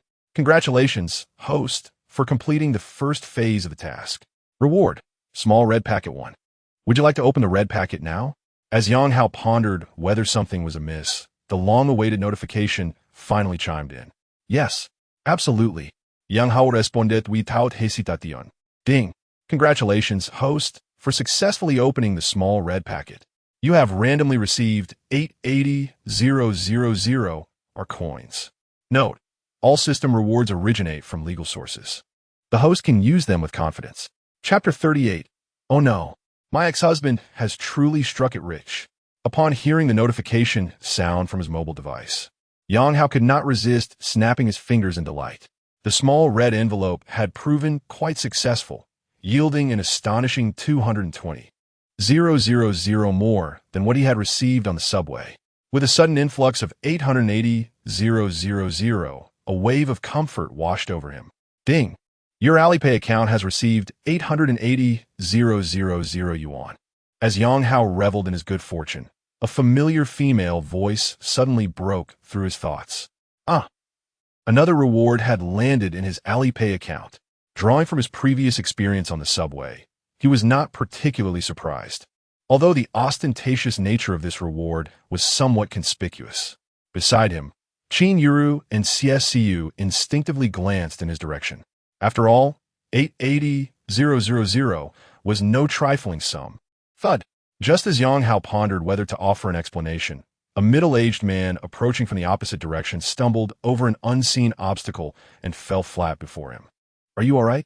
Yang Hao kindly extended a hand to assist the man, who happened to be the driver, Old Zhang. I'm fine, thank you. Old Zhang, who had been surreptitiously filming, was startled by the announcement of the 880,000 yuan deposit, causing him to lose his balance and fall. He hastily retrieved his phone, which had also met the ground, and scrambled back to his feet. Seated in the car, Sun Jie could not help but scold. What a useless fool. What kind of mental fortitude is that? Getting scared while filming a video. Sun Tingting remained silent, silently observing her former brother-in-law, Yang Hao, whose demeanor was evidently more buoyant than it had been earlier that afternoon at the Huawei store. Sister, actually, my brother-in-law isn't so bad. He possesses commendable qualities and treats you well. I truly cannot fathom why you chose to associate with that older man. Is it solely for his wealth? Sun Tingting posed a soul-searching question. You have experienced too little and understand nothing.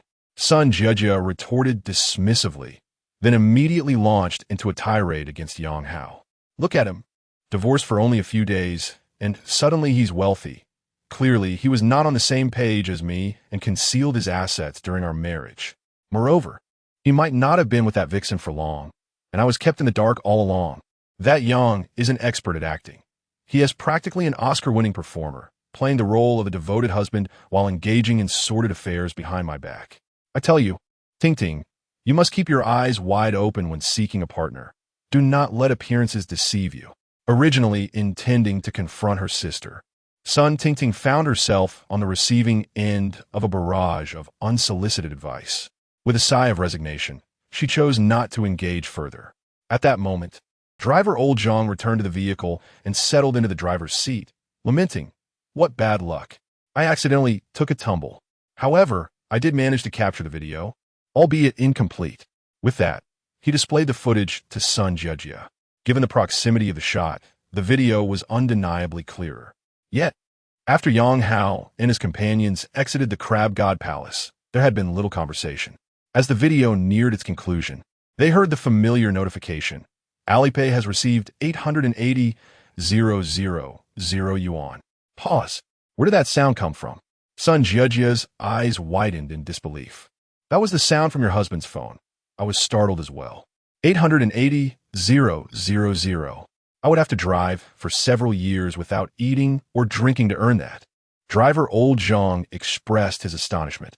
Are you certain it was from his phone? Sun Jie's brows furrowed. Initially intending to capture a simple video, she had stumbled upon unexpected revelations. If Alipay could so effortlessly deposit 880,000 yuan, Did that not imply her ex-husband's total assets were in the realm of hundreds of millions? Young, I truly misjudged him. Sun Jiejia clenched her jaw tightly. The realization of her ex-husband's newfound wealth hitting her harder than a mortal blow. Miss, their vehicle has departed. Shall we follow? Driver Old Zhang, ever diligent, pointed towards the already moving Wanjian 9. Yes. Sun Jia managed to squeeze out a single word through gritted teeth, then turned to Sun Tingting, declaring, Did you see? Who knows how much wealth he has hidden? It is far more complex than you imagined. Feigning agreement, Sun Tingting nodded. Although Yang Hao's sudden affluence puzzled her, she firmly believed in her former brother-in-law's character, as they had known each other for quite some time. If he were merely acting, he could maintain the fade for a short period, but sustaining it for so many years was improbable. My dear, I am merely an outsider and should not overstep. However, as a man, I can share insights into the psyche of most men. Your husband is clearly a wealthy individual, not lacking in financial resources, and there must be countless women vying for his attention. Truth be told, it is not just him. Any man might struggle to resist such temptations. If he treats you well, I advise you to turn a blind eye. There is no need to invite suffering upon yourself. As long as you do not divorce, those women outside cannot take your place. Being a wealthy matron is not so bad, is it? If you find yourself feeling bored, you could seek companionship as well. Driver Old Zhang rambled on, seemingly attempting to console Sun Jiejia. Master Zhang, you're unaware of our circumstances. Sun Jiejia was unwilling to delve into this topic with him, especially since she deemed his comments nonsensical. Had she known during her marriage to Yang Hao that he might possess assets in the millions, she would have never considered divorce. Her aspiration was to live the life of a wealthy matron. Yet, the issue lay in the fact that when they were together, Yang Hao had been financially struggling. Indeed, every family has its own difficulties. Driver Old Zhang discerned that she was disinterested in continuing the conversation, so he sighed and redirected his focus to tailing Yang Hao. Yang Hao, engaged in smart driving mode, remained blissfully unaware of the vehicle following him. He first dropped off Qingyun Zhi and CSCU at their homes before making his way back to Jiangzhou Garden alone. As his Wanjia M9 smoothly entered the underground garage of Jiangzhou Garden, driver Old Zhang was compelled to temporarily halt his vehicle at the roadside. Master Zhang, which community is this? As it was nighttime, Sun Jiejia could not discern her surroundings nor identify the entrance to the garage. This is Jiangzhou Garden. My lady, are you unaware that your husband owns a property here? Driver Old Zhang inquired, astonished. Jiangzhou Garden. Sun Jiejia gasped in disbelief. As a seasoned gold digger, how could she not recognize Jiangzhou Garden, a coveted residence she dreamed of inhabiting, a symbol of status and prestige? Yet, she had never imagined her ex-husband, Yang Hao, would now reside there. Thus, it became evident that his assets could not merely be a few hundred million. She was well aware that properties in Jiangzhou Garden started at 10 million yuan. To reside there, one would need assets amounting to several tens of millions, if not more, to afford such a luxury. Oh no, my ex-husband has truly struck it rich. Chapter 39. Sun Jiejia's regret, as Sun Jiejia speculated that Yang Hao's net worth could be in the hundreds of millions. Her mind was solely focused on suing for a share of the assets. Although a hint of regret lingered in her heart, it was minimal, especially considering Lu Sonlin's wealth also reached millions. However, her mindset had shifted dramatically. She had just quietly calculated that Yang Hao resided in a luxurious home at Jiangzhou Garden, drove a Wanjia M9 worth 500,000, and effortlessly received 88,000 via Alipay. Just these known assets amounted to over 10 million.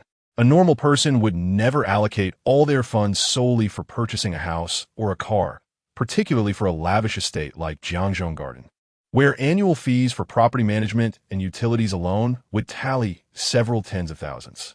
Thus, a conservative estimate placed Yang Hao's net worth at over 20 million. When this figure struck her mind, it felt as though a thunderbolt had hit her. Had she known that Yang Hao possessed over 20 million in assets, she would have never considered divorce. Just as Sun Tingting had previously remarked, Yang Hao was quite commendable in many aspects and had treated her exceptionally well. His only shortcoming was his relatively modest income, which was no longer a factor. Was he not perfect then? Moreover, even if he was not flawless, as the driver Lao Zhang had said, turning a blind eye and living as a wealthy wife was not a bad option at all. Consequently, Sun Jie was genuinely filled with regret. A husband with a net worth of 20 million had simply cast her aside. If she were now living the life she desired, it would be one thing, but Lu Songlin, that older man, was still married, and she had already sensed a hint of his indifference. Men were like that. Once bored, they sought to discard what no longer entertained them. Now, Sun Jie was uncertain if she could truly secure her new position. Furthermore, even if she succeeded in the end, she would merely be marrying a divorced man with children. Comparing Lu Songlin and Yang Hao in terms of age, appearance, height, vitality, and financial strength, she would be thoroughly outclassed. How foolish I am! How could I have made such a nonsensical decision? At that moment, Sun Jie desperately wished to slap herself. Beautiful lady, where to next? Lao Zhang's voice interrupted her thoughts. Take us back, Sun Jie replied weakly, her gaze drifting through the car window at the luxurious homes of Jiangzhou Garden, her eyes brimming with envy. Honestly, you might as well pretend to know nothing. Sometimes ignorance is bliss. After all, you are not short on money, and life is quite pleasant. Lao Zhang, noticing the shift in Sun Jie's emotions, offered words of comfort as he drove.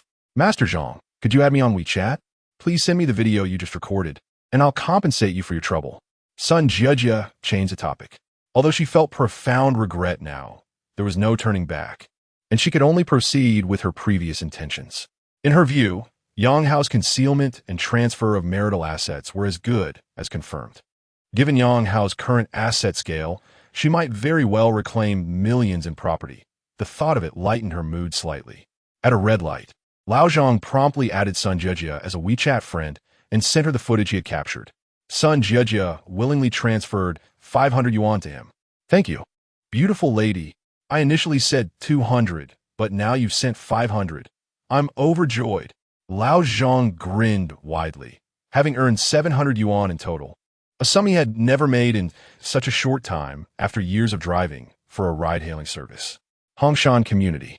Upon returning to their rented apartment, CSEU collapsed onto the living room sofa, caressing her rounded belly as she exclaimed, that $30,000 feast was extraordinary, both visually stunning and delicious, simply divine.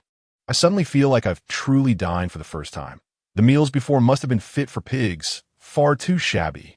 No wonder so many women are eager to marry into wealthy families.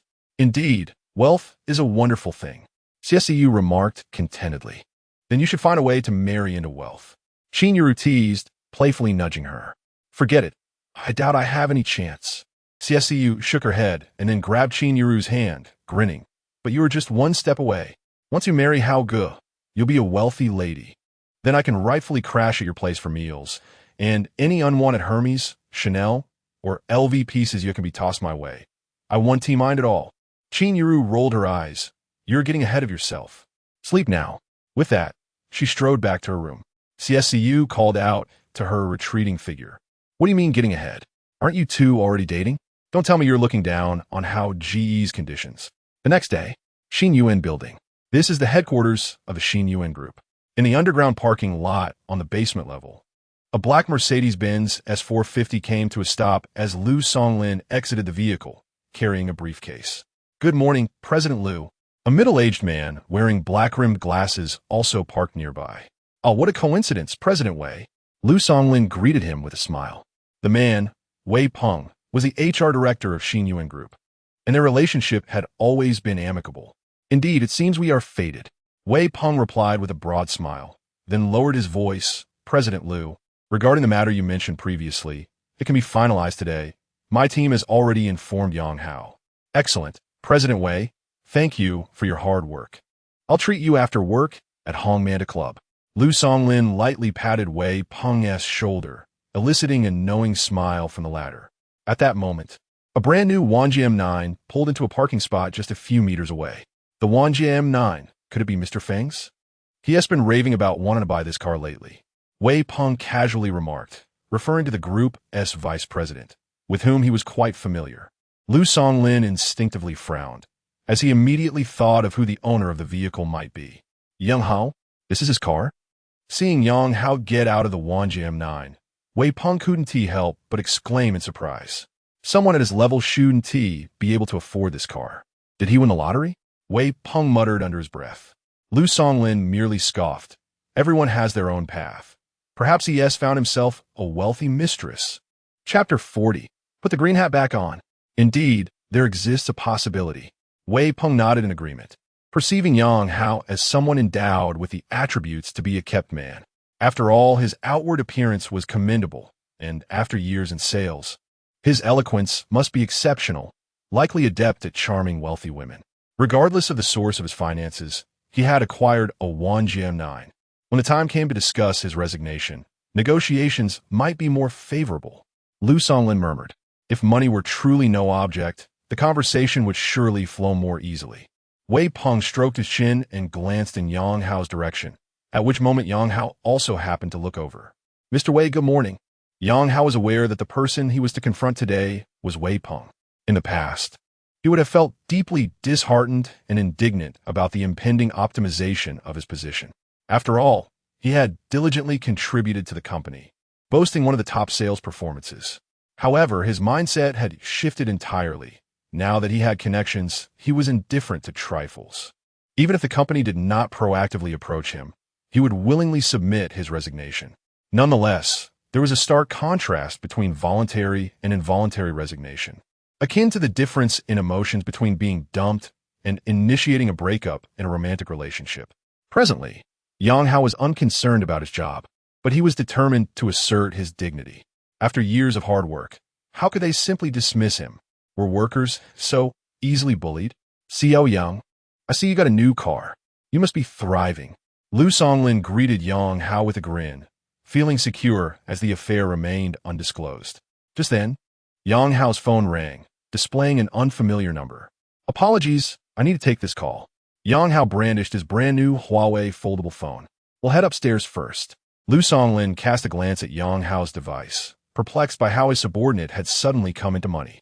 Wei Peng also noticed the foldable phone in Yang Hao's hand.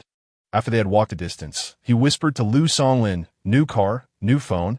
This lad hasn't truly latched onto a wealthy woman, has he? Perhaps. Lu Songlin shrugged nonchalantly. On the other side, Yang Hao answered the call. Is this manager Yang Hao? A melodious female voice inquired. Yes, this is he. May I ask who is calling? Yang Hao responded courteously. I wish to discuss matters concerning your ex-wife. Do you have a moment? The caller did not reveal her identity, but mentioned Sun Jiejia. Yang Hao instinctively raised an eyebrow. Who are you? Your ex-wife is having an improper relationship with my husband. The woman's shocking revelation left Yang Hao stunned. He was already aware that Sun Jiejia's drastic actions were due to the presence of another man. Yet he did not know the man's identity. Now, the wife had come to confront him. Where shall we meet? Are you at the office? Yes. I am waiting for you at Fuyuan Tea House, room 202. All right. Yang Hao agreed promptly, turning back to his Wanjiam 9. As for the HR department, they could wait. What was the upside of being fired? Thus, Yang Hao drove directly to Fuyuan Tea House, which was less than a kilometer from the Qingyun building. Minutes later, he parked at the entrance of the tea house. At this hour, the tea house had just opened with hardly any patrons present. Upon entering, a woman clad in a light pink qipao approached him with a smile. Are you Mr. Yang? Yes, that's me. Yang Hao nodded. Please follow me upstairs. The woman swayed her slender waist ahead of him, her high heels clicking on the wooden staircase. The qipao accentuated her figure, though her looks were merely average. The attire added an allure that was quite captivating. Mr. Yang, we have arrived at room 202. As Yang Hao discreetly admired the way the woman moved, she halted at the end of the second floor. Thank you, he said politely, knocking on the door of the room. Come in, a pleasant voice beckoned from within. Compared to the voice on the phone, this one carried a hint of maturity. Curiosity piqued, Yang Hao pushed the door open. A stunning woman, seemingly in her mid-30s, stood quietly by the window. She donned a form-fitting black dress that accentuated her fair collarbone and smooth shoulders, the fabric exuding quality and softness, gently swaying with the breeze that entered the room. Sister Su?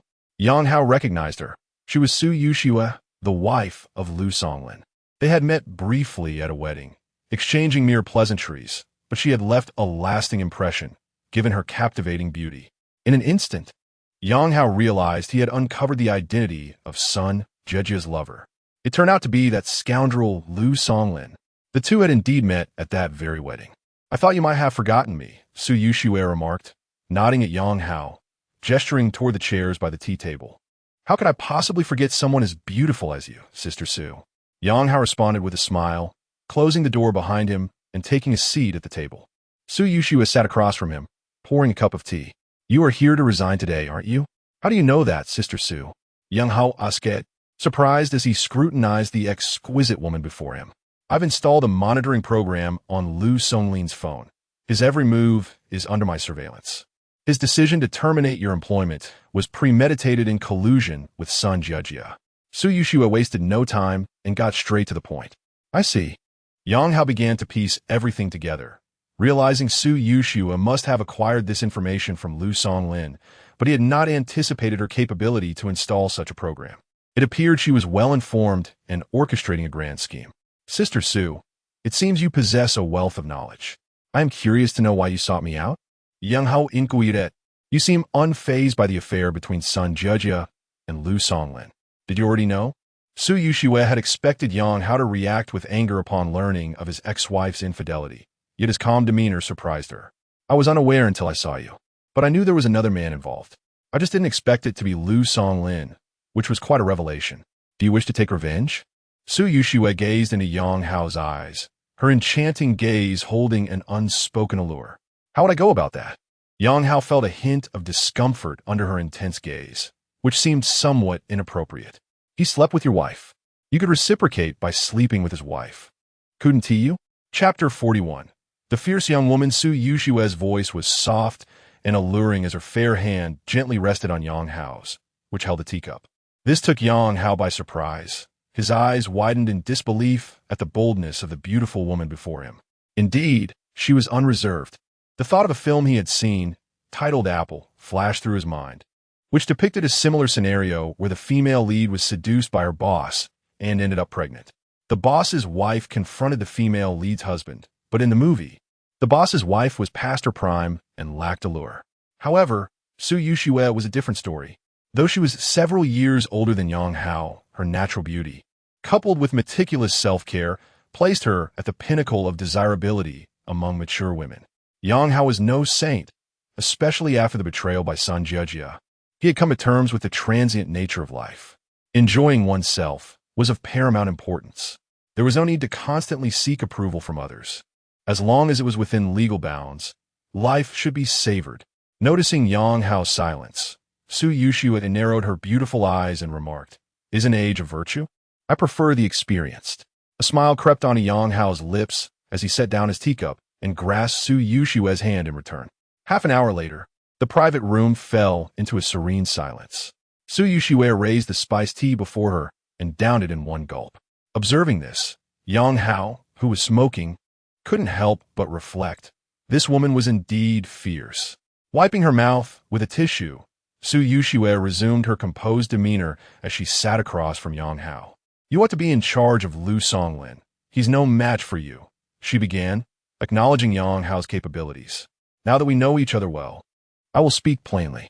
"Sister-in-law, go ahead," Yang Hao replied with a chuckle, retaining the familiar address he had used. Privately, he referred to Lu Songlin as Lu Gu, thus calling Su Yuxue's sister-in-law at the wedding. The earlier playful moment had reminded him of this title, and as for the reasoning behind it, well, those who understood would comprehend. "I need you to gather evidence of Lu Songlin's professional misconduct and hidden marital assets.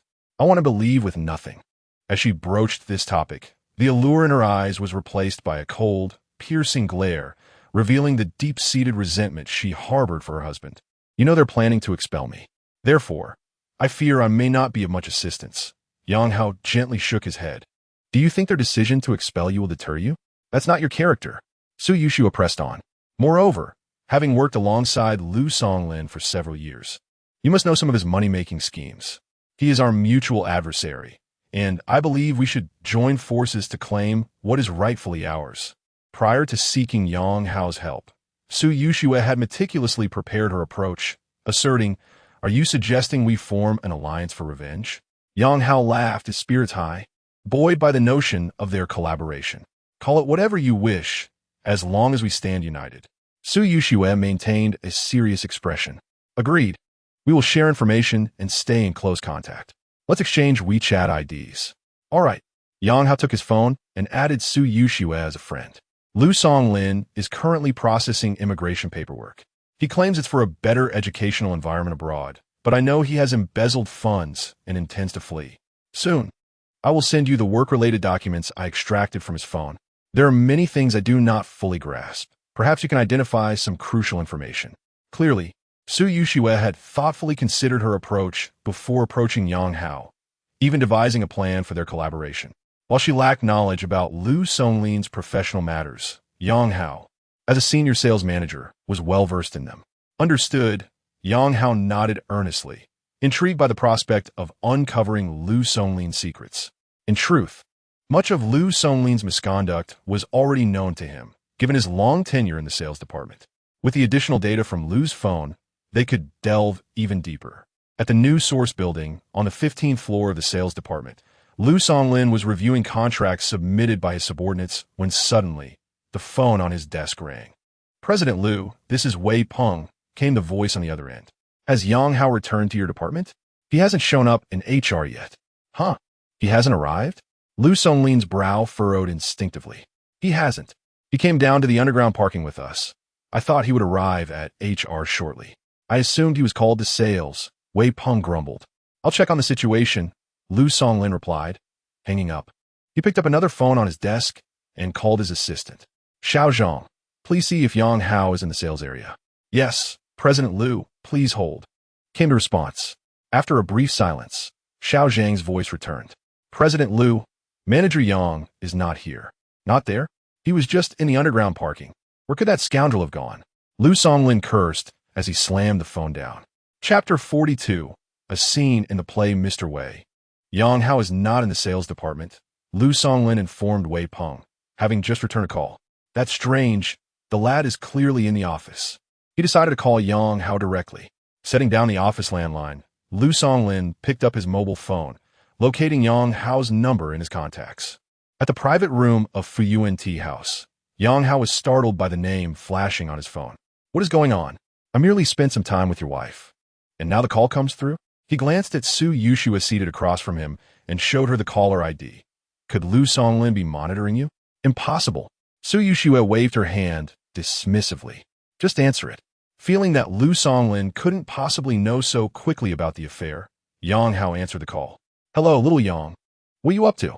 Lu Songlin's voice on the other end was tinged with irritation. Normally, if Yang Hao heard such a tone from his superior, he would respond cautiously, even instinctively lowering his voice. This was one of the survival rules in the workplace. Always give face to your superior, even over the phone. Some might think that since the other party cannot see you, it doesn't matter how you answer, but that's not the case. Your tone and voice can convey much. However, this time, Yang Hao was decidedly different. He stood up from his seat and walked straight to Su Yushue's side, one hand holding the phone while the other began to caress her fair neck. Mr. Lu, I'm stepping out to meet a client. A client? What client? Lu Songlin instinctively inquired. A beautiful female client. Yang Hao replied with a grin, savoring the softness beneath his palm. I don't care what client it is. HR is looking for you, and the call came through to me. Get back to the office as soon as possible. Despite sensing Yang Hao's unusual demeanor, Lu Songlin thought little of it and urged him sharply. Understood, Mr. Lu. I'll return once I'm done. Yang Hao did not hang up but placed the phone on the tea table, allowing his free hand to explore further down Su Yushue's neck. Su Yushue let out an involuntary soft moan, fully aware of Yang Hao's intentions. At that moment, however, Lu Songlin hung up the call, and Yang Hao's phone emitted a busy signal. Meanwhile, in the sales department's office, Lu Songlin cursed. Damn it. He says he's meeting a client, but he's clearly off gallivanting. Does he think I'm just a pawn in their little game? Damn it. Lu Songlin had unmistakably heard that soft moan. Someone with his experience could easily identify such sounds. Yet that voice seemed vaguely familiar. Nevertheless, he was more concerned about Yang Hao's apparent leisure in pursuing women. It seemed he truly had money now. But where did it come from? It was time to investigate all the orders he had handled. There must be something amiss. Perhaps he had inflated the expenses for public relations and receptions. As the head of the sales department, Lu Songlin was well aware of the various methods his subordinates employed to make money. Unbeknownst to him, his call had inadvertently acted like a little blue pill. In the tea house's private room, the scene repeated itself. Yang Hao fastened his belt and rubbed his slightly trembling thigh. After all, he was in his 30s, and his physical condition could not compare to that of his 20s. However, when compared to Lu Songlin, he was in much better shape. At least Su Yuxiue had given him a 5-star review. Mr. Yang, take care, the tea house proprietress, dressed in a qipao, warmly bid him farewell at the door, even asking for his WeChat. It was clear that Yang Hao had not only earned Su Yuxiue's approval, but also caught the eye of the proprietress. The tea house was small, and the earlier commotion had not gone unnoticed. Even though both had managed to restrain themselves, there were moments of undeniable connection, likely overheard by the proprietress. Yang Hao was unfazed. They were all adults, after all.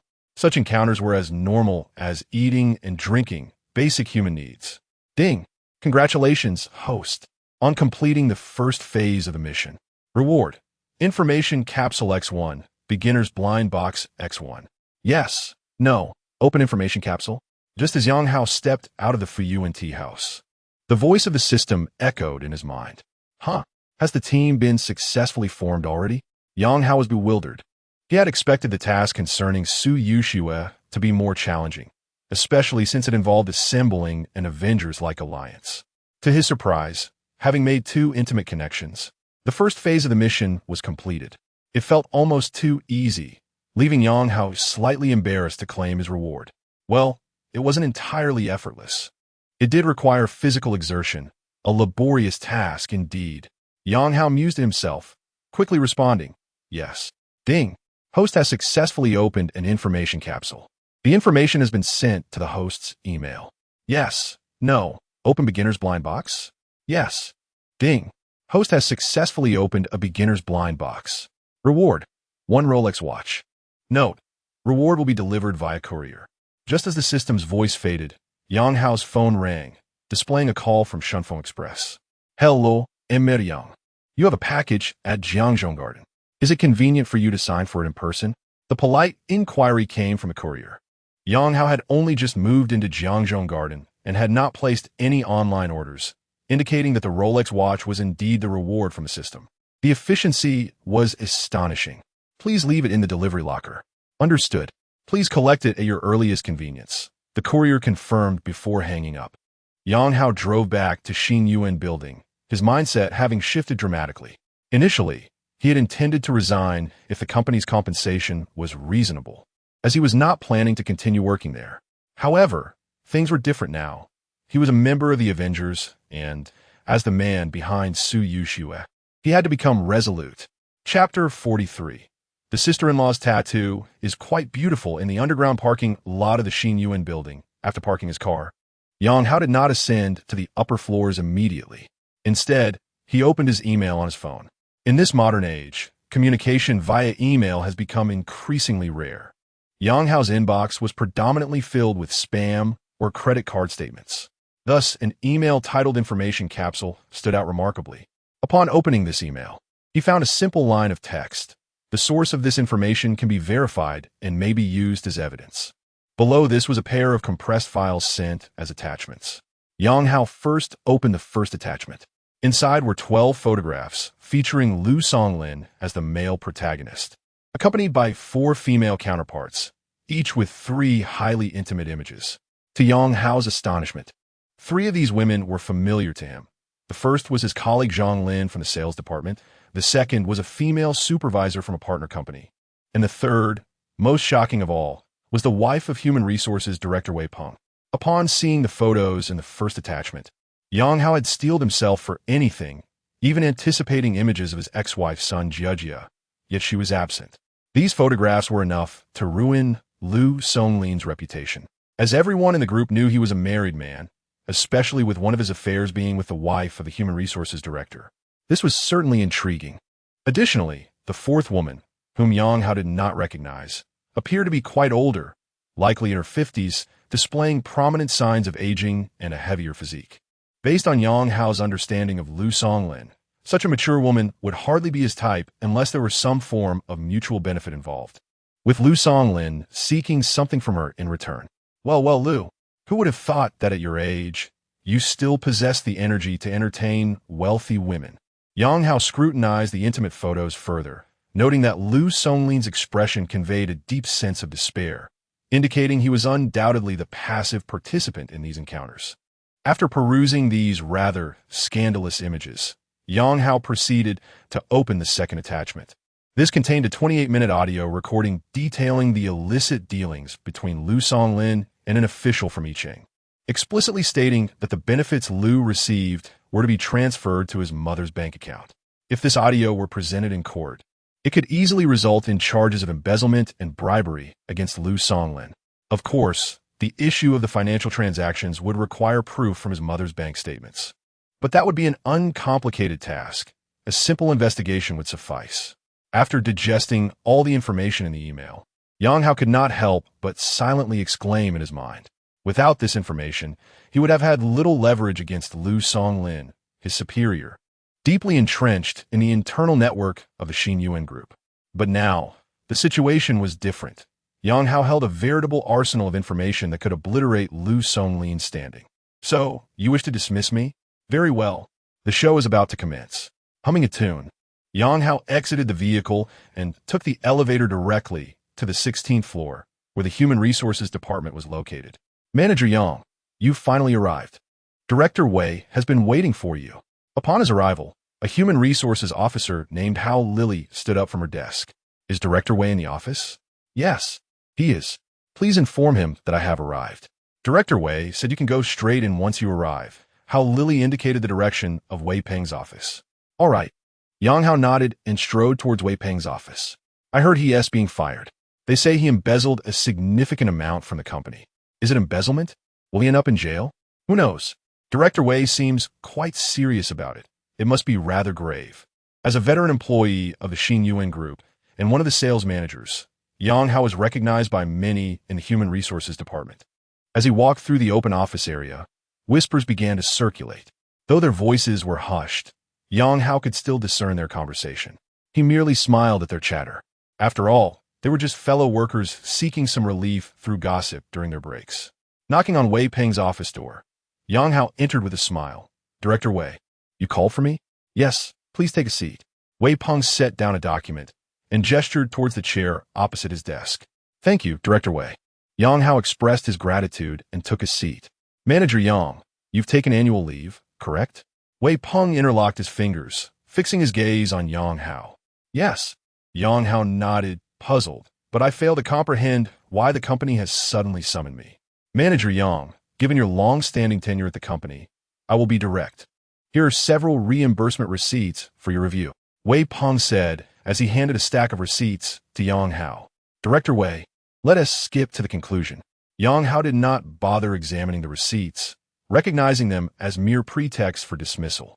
Those in sales understood that entertaining or travel expenses could often be reported with a bit of leeway, as long as proper invoices were provided.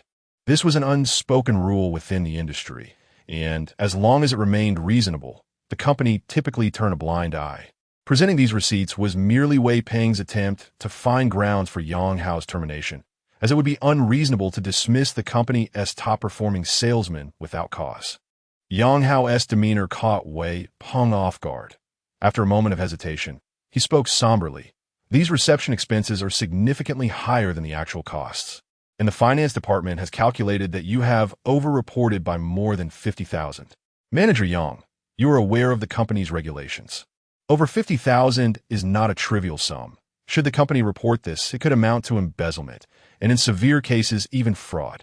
Director Wei, please spare me the roundabout threats. Just state the conclusion. Yang Hao interrupted Wei Peng, who was about to continue his intimidation tactics. Voluntarily resign, and I will overlook your past actions. Upon reaching this point, Wei Peng ceased his circumlocution and articulated his final demand. Ha ha, ha ha. Unexpectedly, Yang Hao erupted into laughter, his mirth growing louder, almost maniacal. You, what are you laughing at? Wei Peng stared at Yang Hao in confusion.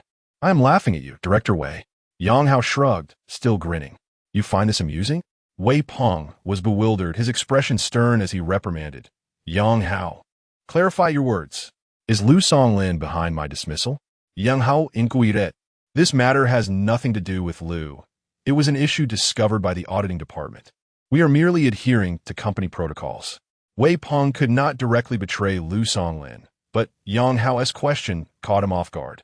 As he had assumed, Yang Hao was unaware of the intricacies. Yang Hao disregarded Wei Peng's explanations, continuing, Do you know why Lu Songlin wants me out? Wei Peng remained silent, his eyes now filled with uncertainty. Because I have uncovered his secret, and he fears I will expose it. What secret? Wei Peng instinctively initiated a conversation. This secret, I could actually disclose it, but considering that it concerns General Manager Wei's reputation, I refrain from doing so. Yet, rather than expressing gratitude, you seek to expel me, which is truly disheartening. The winter in Urban isn't this cold. At this point, Yang Hao feigned indignation and sniffed dramatically. Wei Peng was utterly bewildered. Collecting his thoughts, he reprimanded, Yang Hao, I see you are merely putting on an act. Enough of this nonsense. You are presented with two choices. Either the company will report you to the authorities, or you can voluntarily resign. I will give you 5 minutes to contemplate your decision.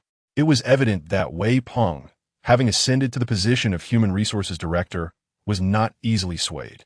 He pondered for a moment, concluding that Yang Hao's claims were utterly ridiculous. He had little to no dealings with Lu Songlin. Thus, even if Lu's secret were to be unveiled, it would not implicate him.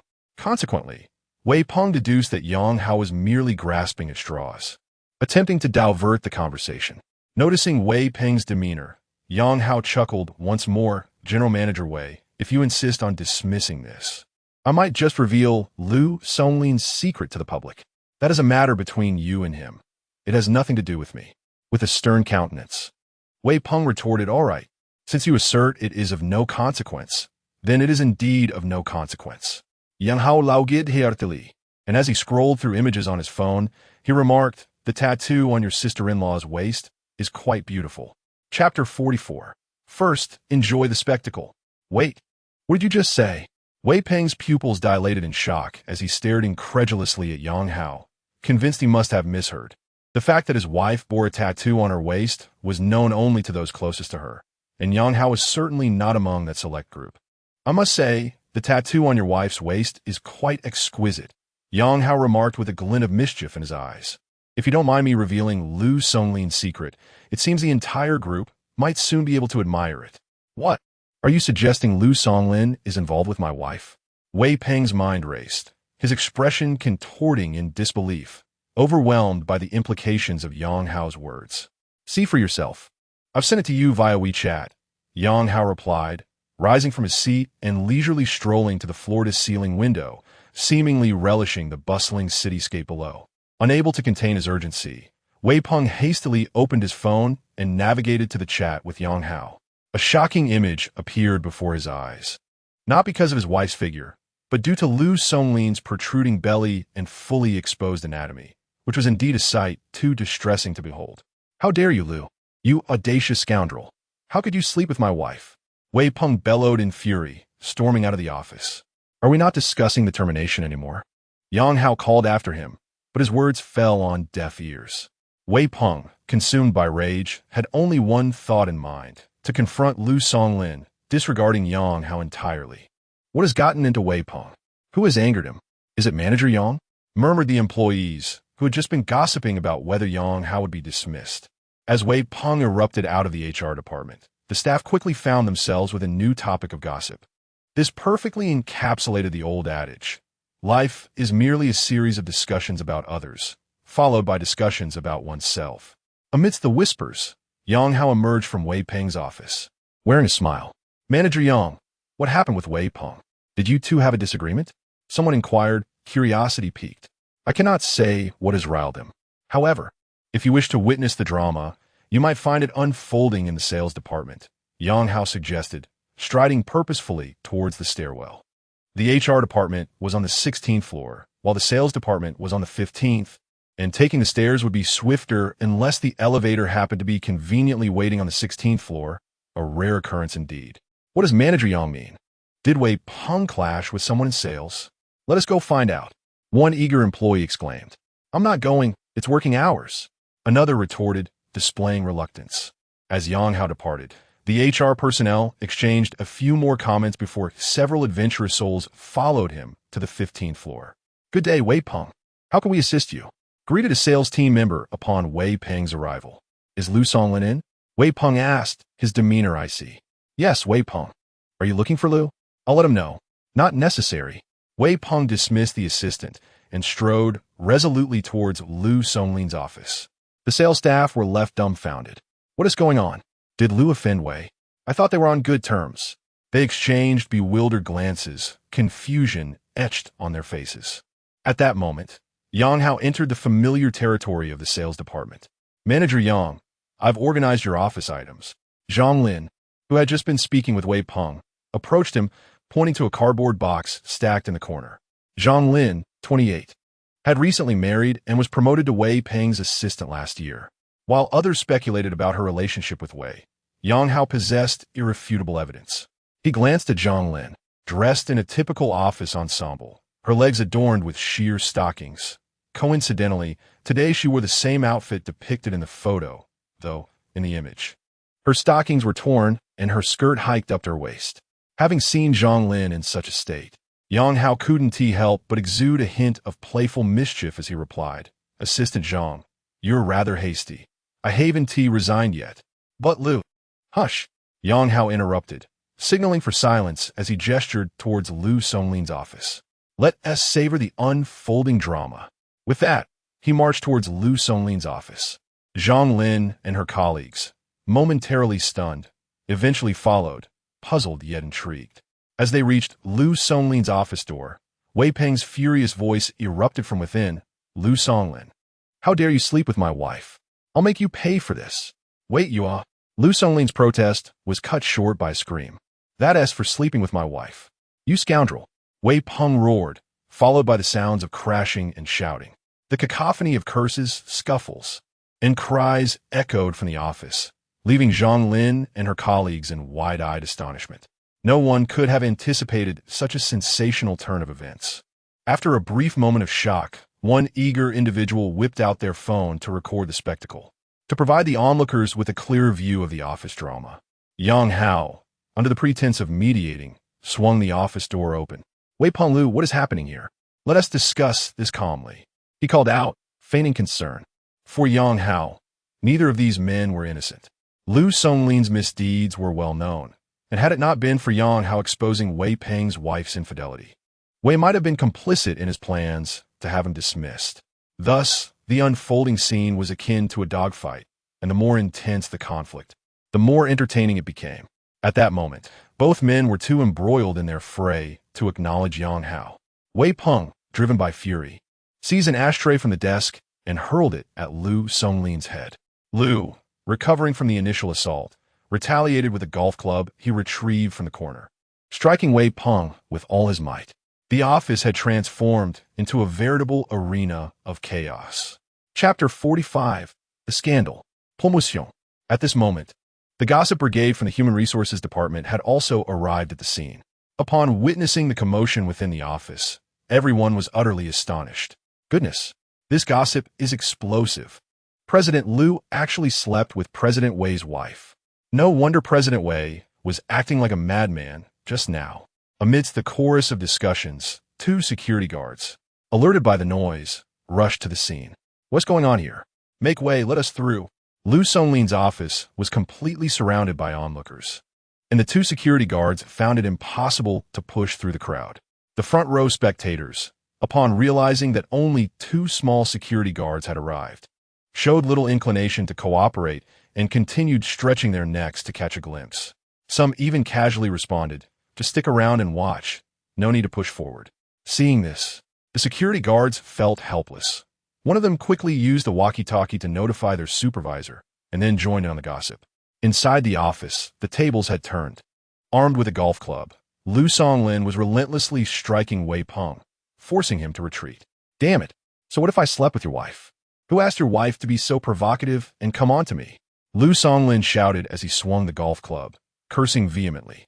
Although he appeared to be in a dominant position, Wei Peng had initiated the conflict.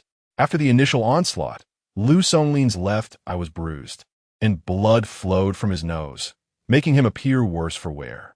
In a fit of rage, Wei Peng, who was already at a disadvantage, picked up a chair and hurled it at Lu Songlin. Yang Hao leaned against the doorframe, recording the incident on his phone while watching the two engage in their scuffle with great interest. The office was in disarray, yet neither man was fighting to the death. After all, they were not in their teenage years. Despite the harsh words exchanged, both maintained a level of restraint. Everyone step aside. President Xiao is here. A voice rang out from the back of the crowd as Lu Songlin and Wei Peng continued their brawl.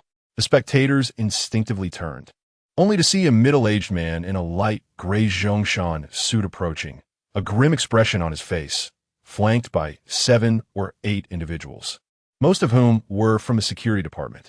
Upon spotting this middle-aged man, the previously assertive onlookers instantly shrank back, creating a clear path. Yang Hao, recognizing the man as Chao Hongfeng, the general manager of Qingyun Group, put away his phone. Qingyun Group was essentially the Chao family's enterprise, with the current chairman being Chao Hongfeng's father. The Chao family also held significant shares in the group, making it highly probable that Chao Hongfeng would eventually succeed his father as chairman. Enough. What do you two think this company is? Gao Hongfeng Baolao, surveying the chaotic office and the grappling Lu Songlin and Wei Peng.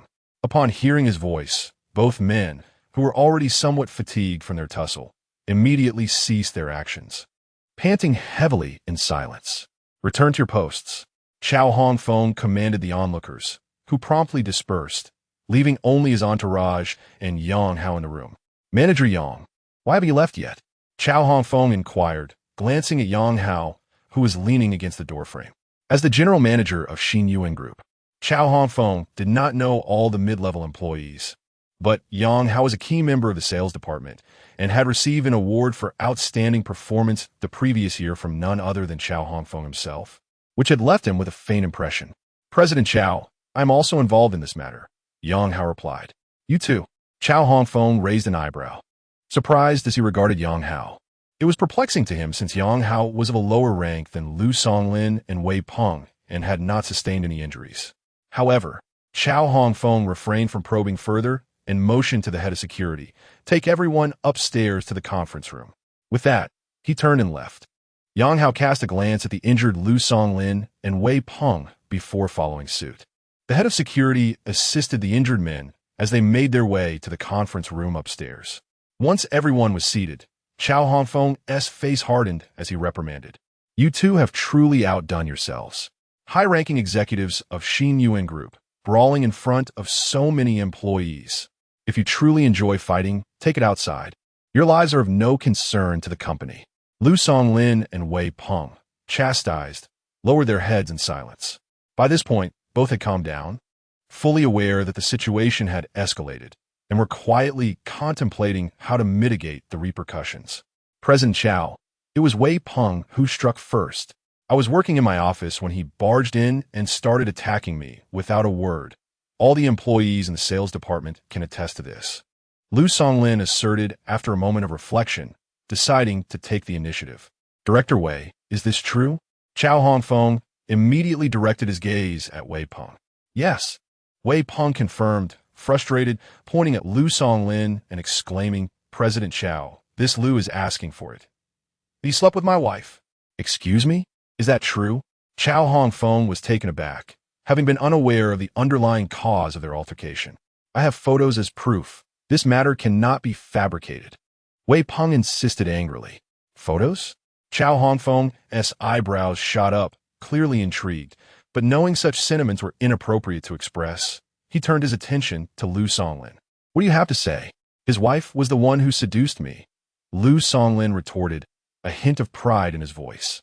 You're talking nonsense. My wife is not that kind of person. Wei Peng shouted furiously. Huh, your mother. Lu Songlin shot back, and the two quickly fell into a mutual tirade. Seeing this, Chao Hongfeng slammed his hand on the conference table. Enough. Silence.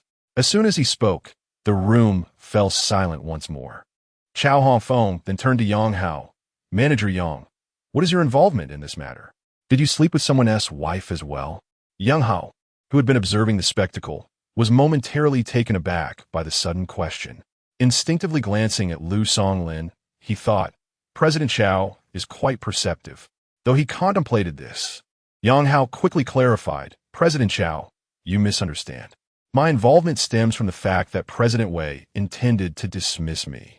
Yang Hao played a clever card here, omitting the fact that it was Lu Songlin who sought to terminate him, instead implicating Wei Peng. As expected, after hearing his explanation, Wei Peng immediately interjected, President Chow, it wasn't me who wanted to dismiss Yang Hao. It was Lu Songlin who begged me to do so, claiming Yang Hao often undermined him at work and was difficult to manage. However, I believe it's due to Yang Hao's improving performance over the past 2 years that Lu is envious of his talents. With their animosity laid bare, Wei Peng seized the opportunity to shift the blame entirely onto Lu Songlin. I never asked you to fire Yang Hao. It was the audit department that mentioned it. Lu Songlin countered. What followed was yet another round of accusations between the two.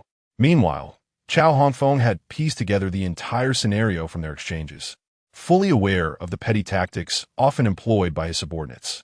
It is evident that the origin of this matter lies in Lu Songlin's desire to dismiss his exceptionally performing subordinate, Yang Hao.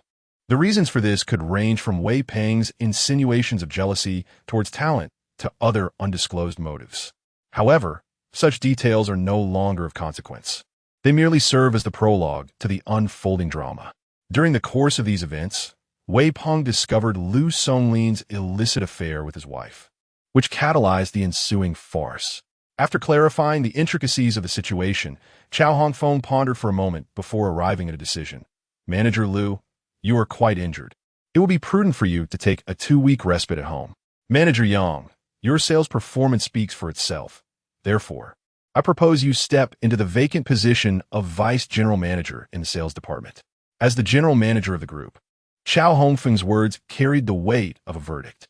Upon hearing this judgment, Lu Songlin was left in a state of shock. Chow, enough, it is settled. Return home and recuperate. Chow Hongfeng interjected, clearly uninterested in hearing more from Lu. Meanwhile, the newly promoted Yang Hao expressed his gratitude with a beaming smile.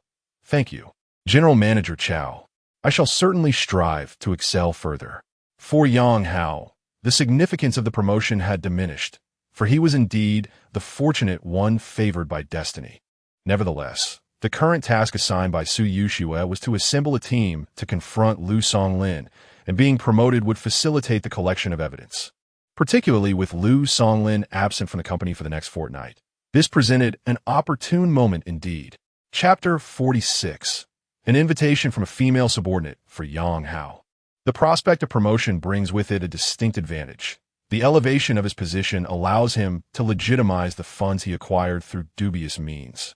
As the newly appointed Deputy General Manager of the Sales Department at Qingyun Group, it seems quite reasonable for him to procure a Wanja M9. Although the rewards accompanying notes have clarified that these funds originate from legitimate channels, those familiar with Yang Hao may find his sudden wealth somewhat suspect.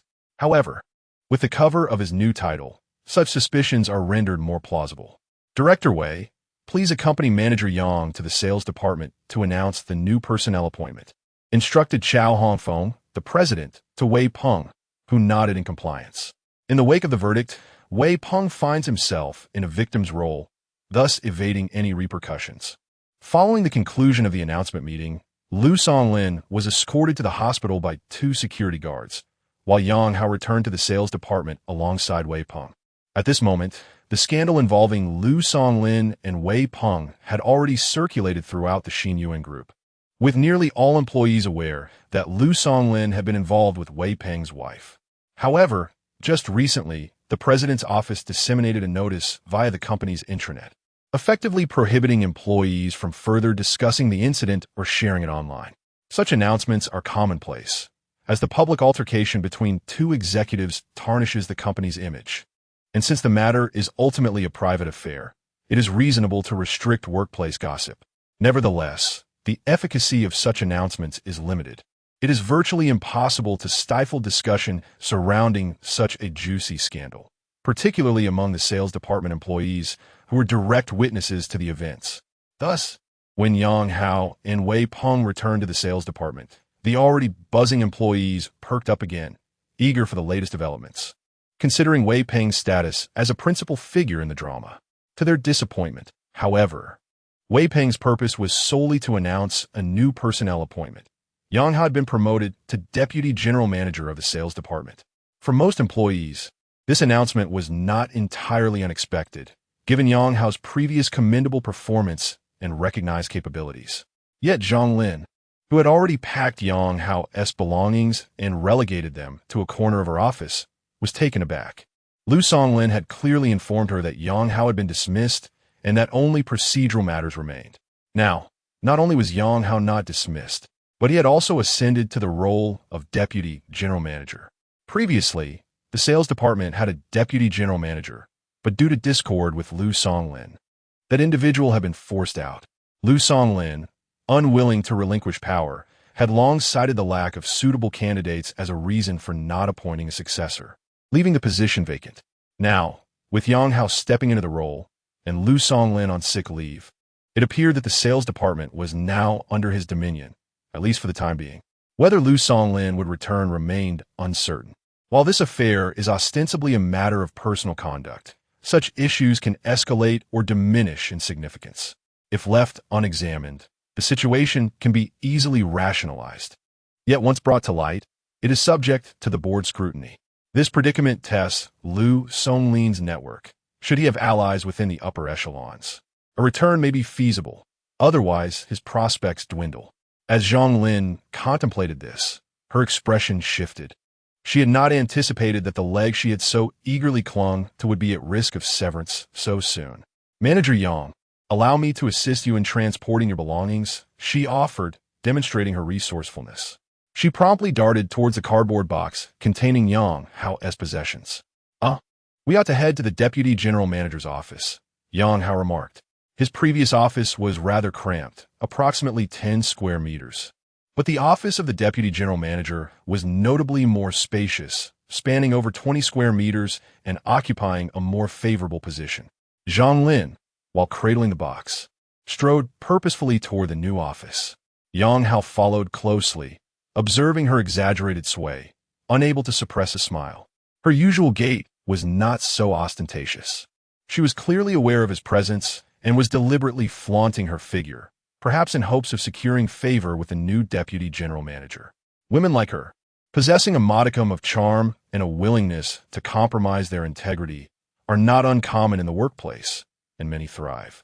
As a seasoned professional, Yang Hao had encountered all types and understood her motivations, though comprehension did not equate to approval. He held a low opinion of such women, capricious and devoid of principles, mere opportunistes. Had she maintained her previous demeanor, he might have regarded her with more respect. Manager Yang, this office has been unoccupied for quite some time. Let me tidy it up, Zhang Lin declared upon entering the deputy general manager's office, placing the box on a coffee table before commencing her efforts to clean. Yang Hao remained silent, allowing her to exert herself in her task. Previously, I was merely following Lu Songlin's orders. He was my superior, and I dared not dissent. Zhang Lin cautiously explained once the office was somewhat organized. Very well, you may carry on, Yang Hao replied dismissively, gesturing for her to continue. Zhang Lin hesitated before discreetly observing her newly appointed superior. After a brief pause, she inquired, Manager Yang, would you like to organize a celebration with our colleagues this evening in honor of your promotion? In large corporations, sycophants are ever present, much like the parents in school groups who incessantly flatter teachers. Such individuals are often oblivious to the feelings of others. For instance, if Yang Hao were to acquiesce, Zhang Lin would effectively dictate the evening's agenda for everyone. Perhaps another time. Everyone has their own commitments, Yang Hao replied firmly. Having risen from the grassroots and possessing a keen understanding of the sentiments of ordinary employees, most would be reluctant to participate in such celebratory gatherings. I am available this evening. Perhaps I could treat you to dinner? The Western cuisine at the Castle Hotel is quite exceptional, especially the German sausages. Zhang Lin quickly countered, subtly indicating her interest as she mentioned the sausages, delicately biting her lip. Chapter 47. The sister-in-law as a mediator. Yang Hao cast a glance at Zhang Lin, inwardly cursing her as a frivolous woman. Since they both worked in the sales department, he was somewhat familiar with her, and prior to today, his impression of her had been quite favorable. However, Zhang Lin epitomized the adage of knowing a person's face but not their heart. First, there was that scandalous photo with Lu Songlin, followed by her attempts to undermine him when he first joined the sales department. Now that Yang Hao had been promoted, she swiftly changed her demeanor, ingratiating herself with him. Such a fickle character was not worth his attention. I have plans this evening. Perhaps you should go and check on Manager Lu instead. P.S. Not in good shape. Yang Hao dismissed her with a wave of his hand. Zhang Lin bit her lip in frustration, believing her hints had been unmistakably clear and that Yang Hao would surely accept her invitation. To her dismay, he had flatly rejected her. She had intended to plead further, but Yang Hao had already lowered his head, engrossed in his phone, leaving her no choice but to exit the office, disheartened. Once Zhang Lin departed, Yang Hao reclined in his comfortable office chair and stretched, then sent a video of Wei Peng and Lu Songlin's brawl to Su Yuxue, along with 3 photographs of Lu Songlin and Wei Peng's wives. Su Yuxue's task was to handle Lu Songlin, and this video and images would serve as part of the evidence needed for potential legal proceedings. In the afternoon, Yang Hao managed the sales department's affairs with ease, having become well acquainted with the work over time. He quickly adapted to his new role. As the end of the workday approached, he unexpectedly received a call from his former sister-in-law, Sun Tingting. Brother-in-law, Yang, are you at the office? Sun Tingting greeted him as soon as the call connected, instinctively calling him brother-in-law before promptly correcting herself. Yang Hao held a favorable impression of Sun Tingting. She was a principled and good-hearted girl. Feel free to call me brother-in-law. Although your sister and I have divorced, the familial bond remains, he replied, somewhat awkwardly, not entirely comfortable with her calling him Yang, especially after years of being addressed as brother-in-law. The difference in titles evoked distinct feelings within him. When she called him brother-in-law, it stirred a protective instinct. All right, brother-in-law, I'm really not used to this new way of addressing you. Do you have time later? I'd like to invite you to dinner. Upon hearing Yang Hao's words, Sun Tingting visibly relaxed. You want to treat me to dinner? Sure. Although surprised, Yang Hao agreed. How about we meet at Starry City near your office at 5? She inquired eagerly. Sound good. See you then. Yang Hao readily accepted, noting that he had no plans after work, and Starry City was less than 2 kilometers from Qingyun Building. Meanwhile, Sun Tingting was already at Starry City, having taken a day off to shop and watch a movie with Zhuing. Just then, she received a call from her sister, Sun Jiejie, who expressed regret over her divorce from Yang Hao and hoped Sun Tingting could act as a mediator to gauge Yang Hao's feelings and the possibility of reconciliation. While Sun Tingting would typically not involve herself in such matters, she genuinely wished for her sister to reunite with Yang Hao. Thus, she agreed to help. After concluding her call with Yang Hao, she promptly relayed the information to her sister. Tingting, please speak well of me to him. You are aware of his situation. If we can reconcile, you would benefit from it too, wouldn't you? Sun Jiejie urged. I'll do my best, replied Sun Tingting, though she felt conflicted, believing that even if they did reconcile, it would be Yang Hao who would bear the brunt of the relationship. Moreover, she knew her sister well enough to anticipate that even if they got back together, peace would not necessarily follow. Deep down, she felt that her sister was unworthy of someone like Yang Hao. Tingting, how about we have barbecue later? Just then, Zhuing returned from the restroom. Zhu, I'm sorry, but I can't join you for dinner. I have plans with my brother-in-law to discuss his relationship with my sister, Sun Tingting said apologetically. Brother-in-law? You mean Yang? Zhuing asked curiously. Yes, Sun Tingting nodded. You know, I hope they can get back together. But doesn't Yang have a girlfriend? Zhuing questioned, recalling the images of Qin Yuru and He Sisi, silently criticizing the notion that Yang Hao had just one girlfriend. Regardless, my sister asked me to chat with him, Sun Tingting replied, feeling somewhat overwhelmed by the task at hand. It's probably not convenient for me to tag along. Is it? Zhuing rubbed her hands together, her face expressing curiosity. She was eager to learn how the affluent Yang Hao would choose, and secretly wished for a chance to know him better. Having a wealthy friend could never be a disadvantage, especially since he was divorced. Who knew? He might just fancy someone like her. After all, the narrative of a CEO falling for a Cinderella was a common trope in novels. I'll treat you to hot pot tomorrow after work, Sun Tingting assured her, knowing she couldn't bring Zhu Ying along. All right, but I want to go to Hadaleo. Zhu Ying seized the opportunity, knowing that for them, Hadaleo was considered quite pricey. No problem, Sun Tingting conceded, acknowledging her own culpability in the situation. Zhu Ying grinned. What time are you meeting? Should we browse a bit more? 5 o'clock, Sun Tingting replied. We still have half an hour to shop. Let us check out Chanel, Zhu Ying suggested, glancing at her phone before pointing to the Chanel boutique on the first floor of the mall. Forget it. I can't afford it anyway. Sun Tingting shook her head, visibly reluctant. Let us just look. It doesn't mean we have to buy anything. Moreover, not being able to afford it now doesn't mean we won't be able to in the future. Come on, let's go see my dream handbag, Zhu Ying exclaimed, pulling Sun Tingting toward the Chanel store. Sun Tingting felt unable to refuse her friend and followed along. Chanel held a prestigious place in the hearts of many women. Some would save for months just to buy a single Chanel bag, demonstrating their fervor. Zhu Ying's dream handbag was the latest too. 55 medium-sized purse, priced at 36,800 yuan.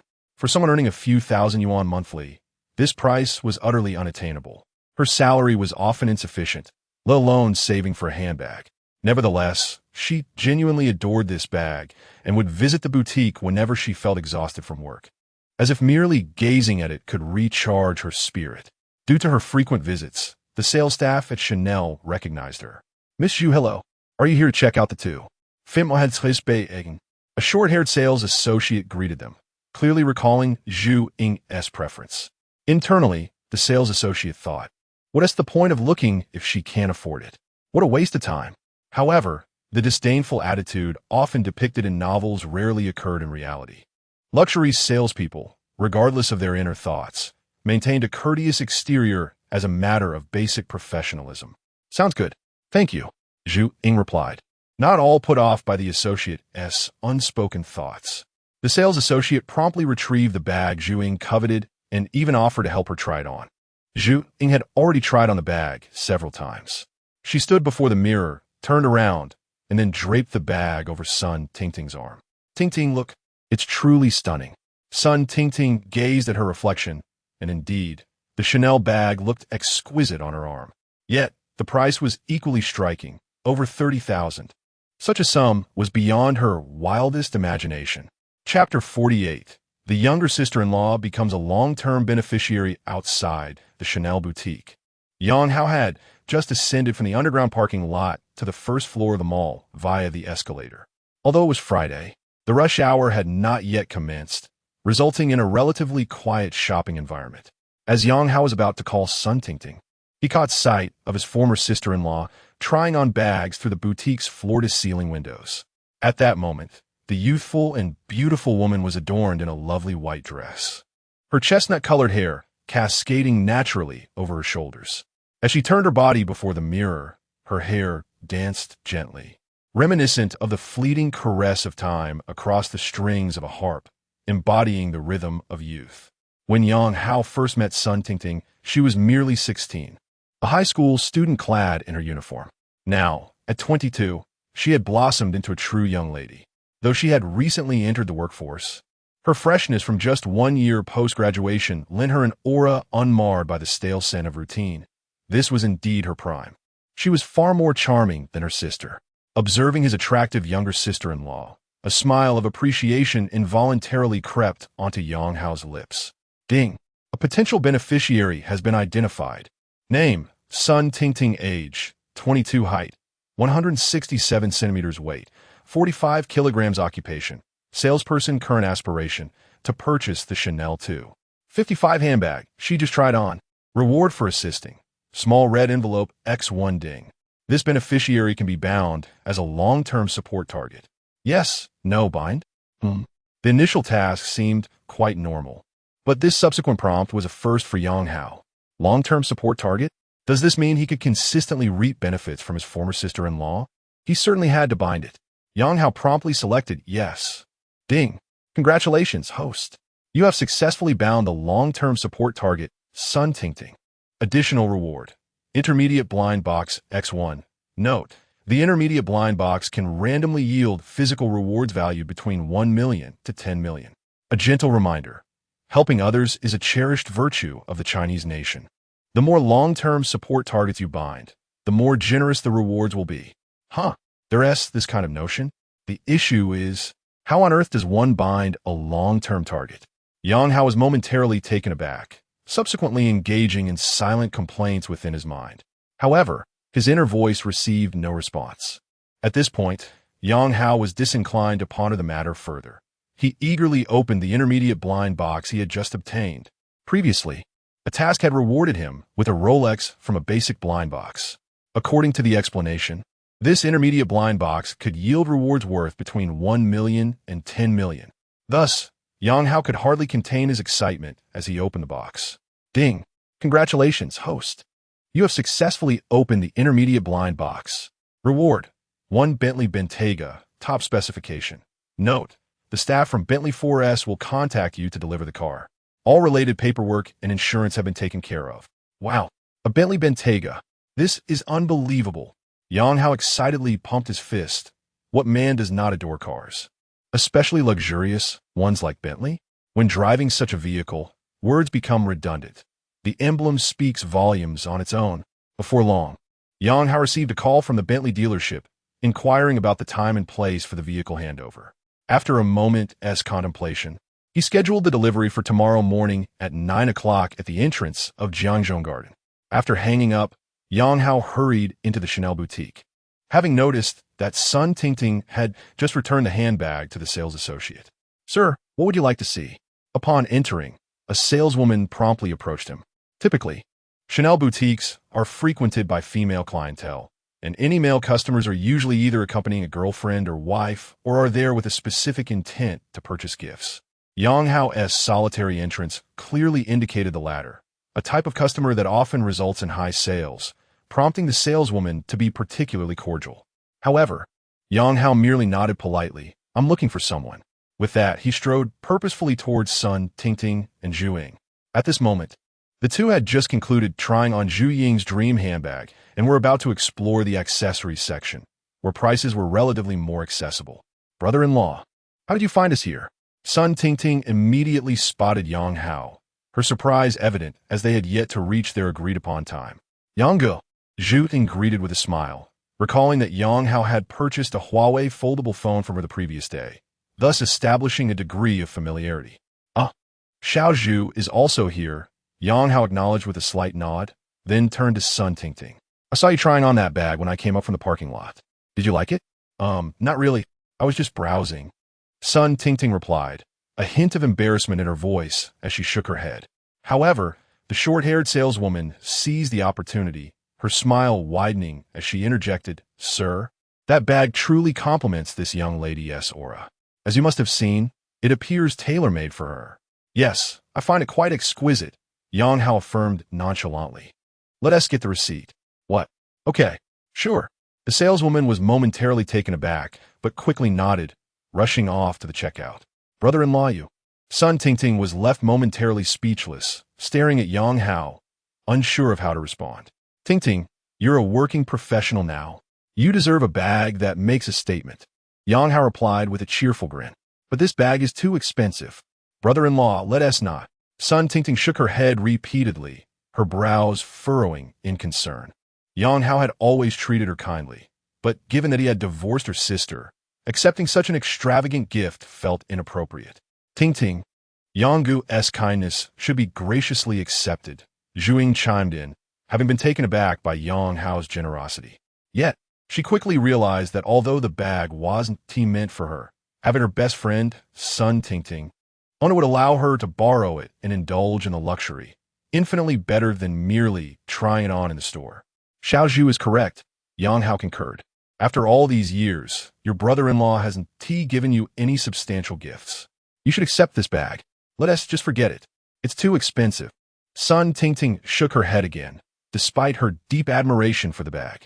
The price of over 30,000 far exceeded her financial capacity. Moreover, considering that this gift was from her former brother-in-law, she felt an added layer of guilt for having already felt indebted to him for sharing information with her sister. Receiving such a lavish present only intensified her feelings of remorse. Chapter 49. Perhaps he does not wish to change in-laws. Sir, how would you like to pay? Just as Sun Tingting was about to decline, a short-haired female salesperson approached with a POS machine. In this age of advanced mobile payments, this device could handle card transactions as well as WeChat and Alipay effortlessly. I'll pay, please. Yang Hao promptly displayed his payment code. A beep signaled the successful transaction. The female salesperson graciously invited the three of them to the lounge area, serving an assortment of snacks and beverages before presenting a brand new 2.55 handbag. Miss, please inspect the bag. If everything is satisfactory, I can assist you with the packaging, or you may simply carry it away while I wrap your current one. The salesperson offered with politeness as she handed the bag to Sun Tingting. Tingting, just carry it. That's what bags are for. Zhu Ying immediately encouraged from his side, taking the initiative to inspect the bag, a task she excelled at, being well-versed in the details and parameters of this particular model. Unfortunately, her bank balance was insufficient. When purchasing from a boutique, one merely needs to check for minor flaws. Authenticity is not a concern. Thus, Zhu Ying meticulously examined the hardware and stitching of the bag. At that moment, Yang Hao's phone rang. Upon glancing at the screen, he saw it was Qingyun Zhi calling. I'll step outside to take this call. Having completed the payment, Yang Hao answered the call while exiting the boutique. Inside the store, as soon as Yang Hao left, Zhu Ying leaned in close to Sun Tingting, teasingly whispering, Ting, I sense that Yang Gu has feelings for you. Feelings? What do you mean? Sun Tingting looked at Zhu Ying with skepticism. Don't play coy. You must know what I'm implying. Zhu Ying remarked, holding the pristine handbag, her tone dripping with envy. A man gifting you a Chanel bag worth over 30,000. What do you think that signifies? I envy you. If only someone would gift me such a bag. Until that moment, Sun Tingting hadn't considered such a notion. However, upon Zhu Ying's suggestion, her cheeks flushed and her gaze instinctively drifted to Yang Hao, who was outside on the call. She muttered softly, that can't be possible. Why not? Tingting, have some confidence in yourself. You're young, beautiful, and have a great figure. Surely, there were many suitors during your school days, right? Just the other day, a customer asked for your WeChat. Look at you, even in your work uniform. You exude charm. Zhu Ying bombarded her with encouragement. She was aware of her own limitations. Although she aspired to be with a wealthy man like Yang Hao, she knew such aspirations were beyond her reach. Zhu Ying was an ordinary girl in many respects, with high standards for a partner. But she understood that individuals like Yang Hao were simply unattainable. If she were to encounter such a man, she would likely have to guard her wallet closely. Most likely, it would be a fraud. Knowing she had no chance, Zhu Ying placed her hopes on her best friend, Sun Tingting. If Sun Tingting could indeed marry someone like Yang Hao, Zhu Ying believed she would benefit from it. Perhaps even landing a decent job instead of laboring at the counter selling phones. But he is my brother-in-law. Sun Tingting frowned. Mind your words. He is your ex-brother-in-law. He and your sister are already divorced. Zhu Ying corrected her with a serious expression, then added, perhaps he simply does not wish to change in-laws. What? That can't be. Sun Tingting was taken aback by her friend's audacious words, glancing nervously at Yang Hao standing outside. Today, her sister, Sun Jiejia, had sent her to persuade them to reconcile. If she were to end up with her ex-brother-in-law, what would that even mean? Zhu, stop saying nonsense. My brother-in-law definitely does not mean that. And please refrain from suggesting such things in the future. Sun Tingting insisted, her expression serious. Clearly, she did not wish to confront this dilemma. In matters of the heart, there are no sisters. Do not be foolish. Zhu Ying warned with a pointed look. After inspecting the bag, the two of them walked out of the Chanel boutique hand in hand. At that moment, Yang Hao had also finished his call. Qingyun Zhi had been discussing meeting their parents the following day. For both of them, this was a significant matter. Qingyun Zhi had to deal with her parents' pressure for marriage, while Yang Hao needed to fulfill the second phase of his task, ideally, launching into an unknown third phase as well. Yang Gu, I have to run. See you later. Zhu Ying subtly took her leave, providing the two of them with the space for a private conversation. This was also a prior agreement she had made with Sun Tingting. All right, see you. Yang Hao nodded gently, not insisting she stay. He understood that Sun Tingting had likely asked him out for an important discussion. They chose a Western restaurant on the 4th floor of the mall. Compared to hot pot or barbecue places, the Western restaurant offered a quieter ambience, more suitable for conversation. After placing their orders, the waiter promptly brought their coffees. Yang Hao opted for an iced Americano, while Sun Tingting chose a caramel macchiato, favored by many young women. The steaks would take a while longer, so they got straight to the point. It was Sun Jie who sent you to find me, wasn't it? Yang Hao stated directly. Yes, no. Sun Tingting nodded, then quickly shook her head. Her sister had instructed her to gauge Yang Hao's sentiments under the guise of her own identity as a younger sister. However, Sun Tingting could not lie, and upon Yang Hao's casual inquiry, she inadvertently revealed the truth. Her flustered demeanor resembled that of a startled little rabbit, which was quite endearing. Yang Hao chuckled and said, Tingting, I wanted to tell you earlier, she is she, and you are you. Although I am divorced from Sun Jie, it does not affect our relationship. You can approach me directly with any matters. Hearing Yang Hao's words, Sun Tingting couldn't help but recall Zhu Ying's earlier remarks. Her cheeks flushed as she discreetly studied her ex-brother-in-law, seated across from her. In terms of external qualities, Yang Hao certainly met her standards for a partner. But the awkwardness of their relationship was undeniable. Goodness, what am I thinking? This is all Zhu's fault. Sun Tingting quickly took a tactical sip of her coffee. Speak up, what do you want to ask? Yang Hao prompted. I want to ask you a question, Sun Tingting insisted stubbornly. All right then, ask away. Yang Hao shrugged, a hint of resignation in his demeanor. Is there truly no possibility of reconciliation with my sister? Sun Tingting inhaled deeply and asked through gritted teeth. Upon hearing that Sun Jie had sent her sister to inquire, Yang Hao was both amused and irritated. She still wishes to reconcile? I suppose I'll inform her when I have a fever. What? Why? Sun Tingting looked perplexed. Because when one is feverish, they become irritable. I would rather awaken her from her daydreams. Yang Hao replied, exasperated. He had not anticipated that Sun Jie would still have the audacity to seek reconciliation. Clearly, for someone like her, pride was a mere trifle. Chapter 50. The wave has ended. Sun Tingting gasped in surprise, staring at Yang Hao, momentarily at a loss for words. Previously, Yang Hao, her former brother-in-law, had always left her with an impression of emotional stability and a remarkably good temper. Do not worry. My ire is not directed at you, Yang Hao said with a smile, waving his hand dismissively. I have watched you grow up and know you're not like your sister. You are you, and she is she.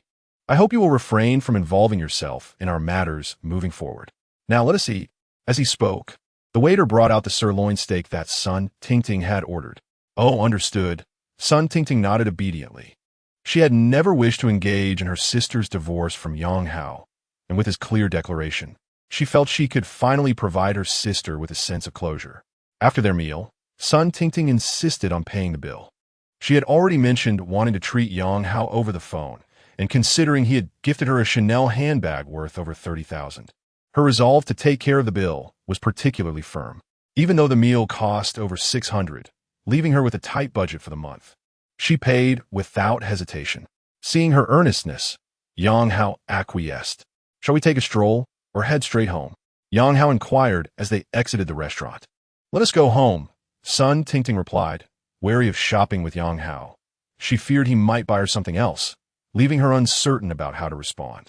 Very well, I shall drive you home, he said. They took the elevator down to the underground parking lot. It was a Friday, and the mall was beginning to fill up.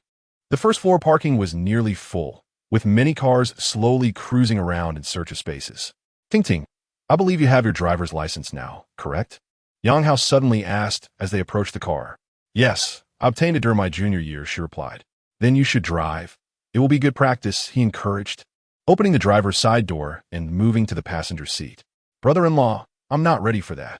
I have hardly driven at all, she admitted, a hint of panic in her voice. She had only practiced with her father's Nissan when she returned home. Driving is a skill that improves with experience. If you never try, you will never grow accustomed to it, Yang Hao said with a cheerful smile. But this car is newly purchased. What if I crash it? Sun Tingting fretted, her concern growing.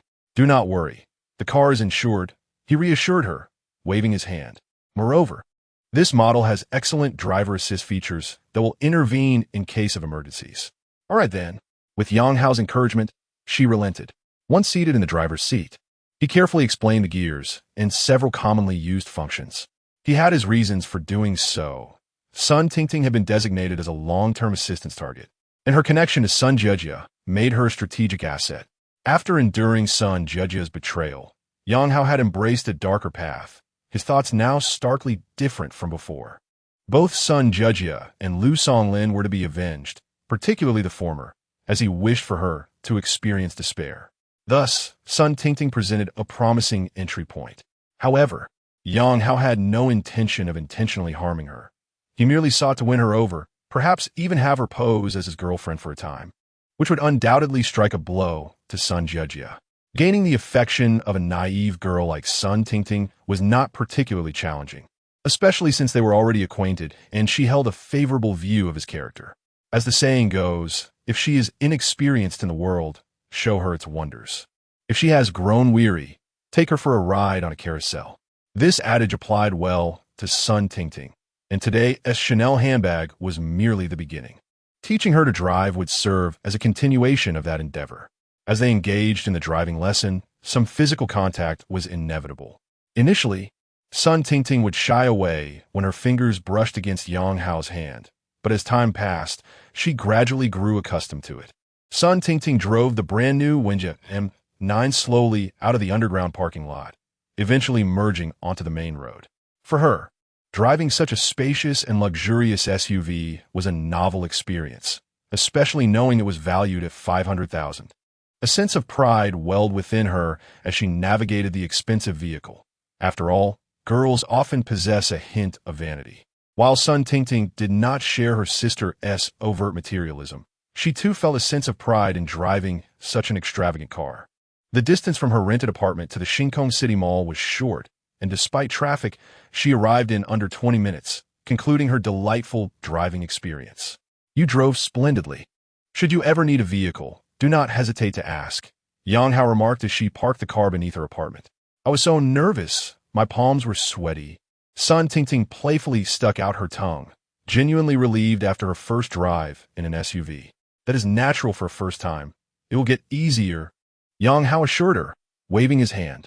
Now, let us head upstairs. You should rest early. Sure, brother-in-law. Drive safely, she smiled, waving goodbye as she entered the darkened building. As she walked, the motion-activated lights illuminated the stairwell, guiding her ascent from the first to the fifth floor. Yang Hao did not hurry to leave. Instead, he tilted his head, watching the charming figure that occasionally appeared in the stairwell's windows. Gazing at her fleeting silhouette, he found himself momentarily lost in thought, as if transported back to his high school days.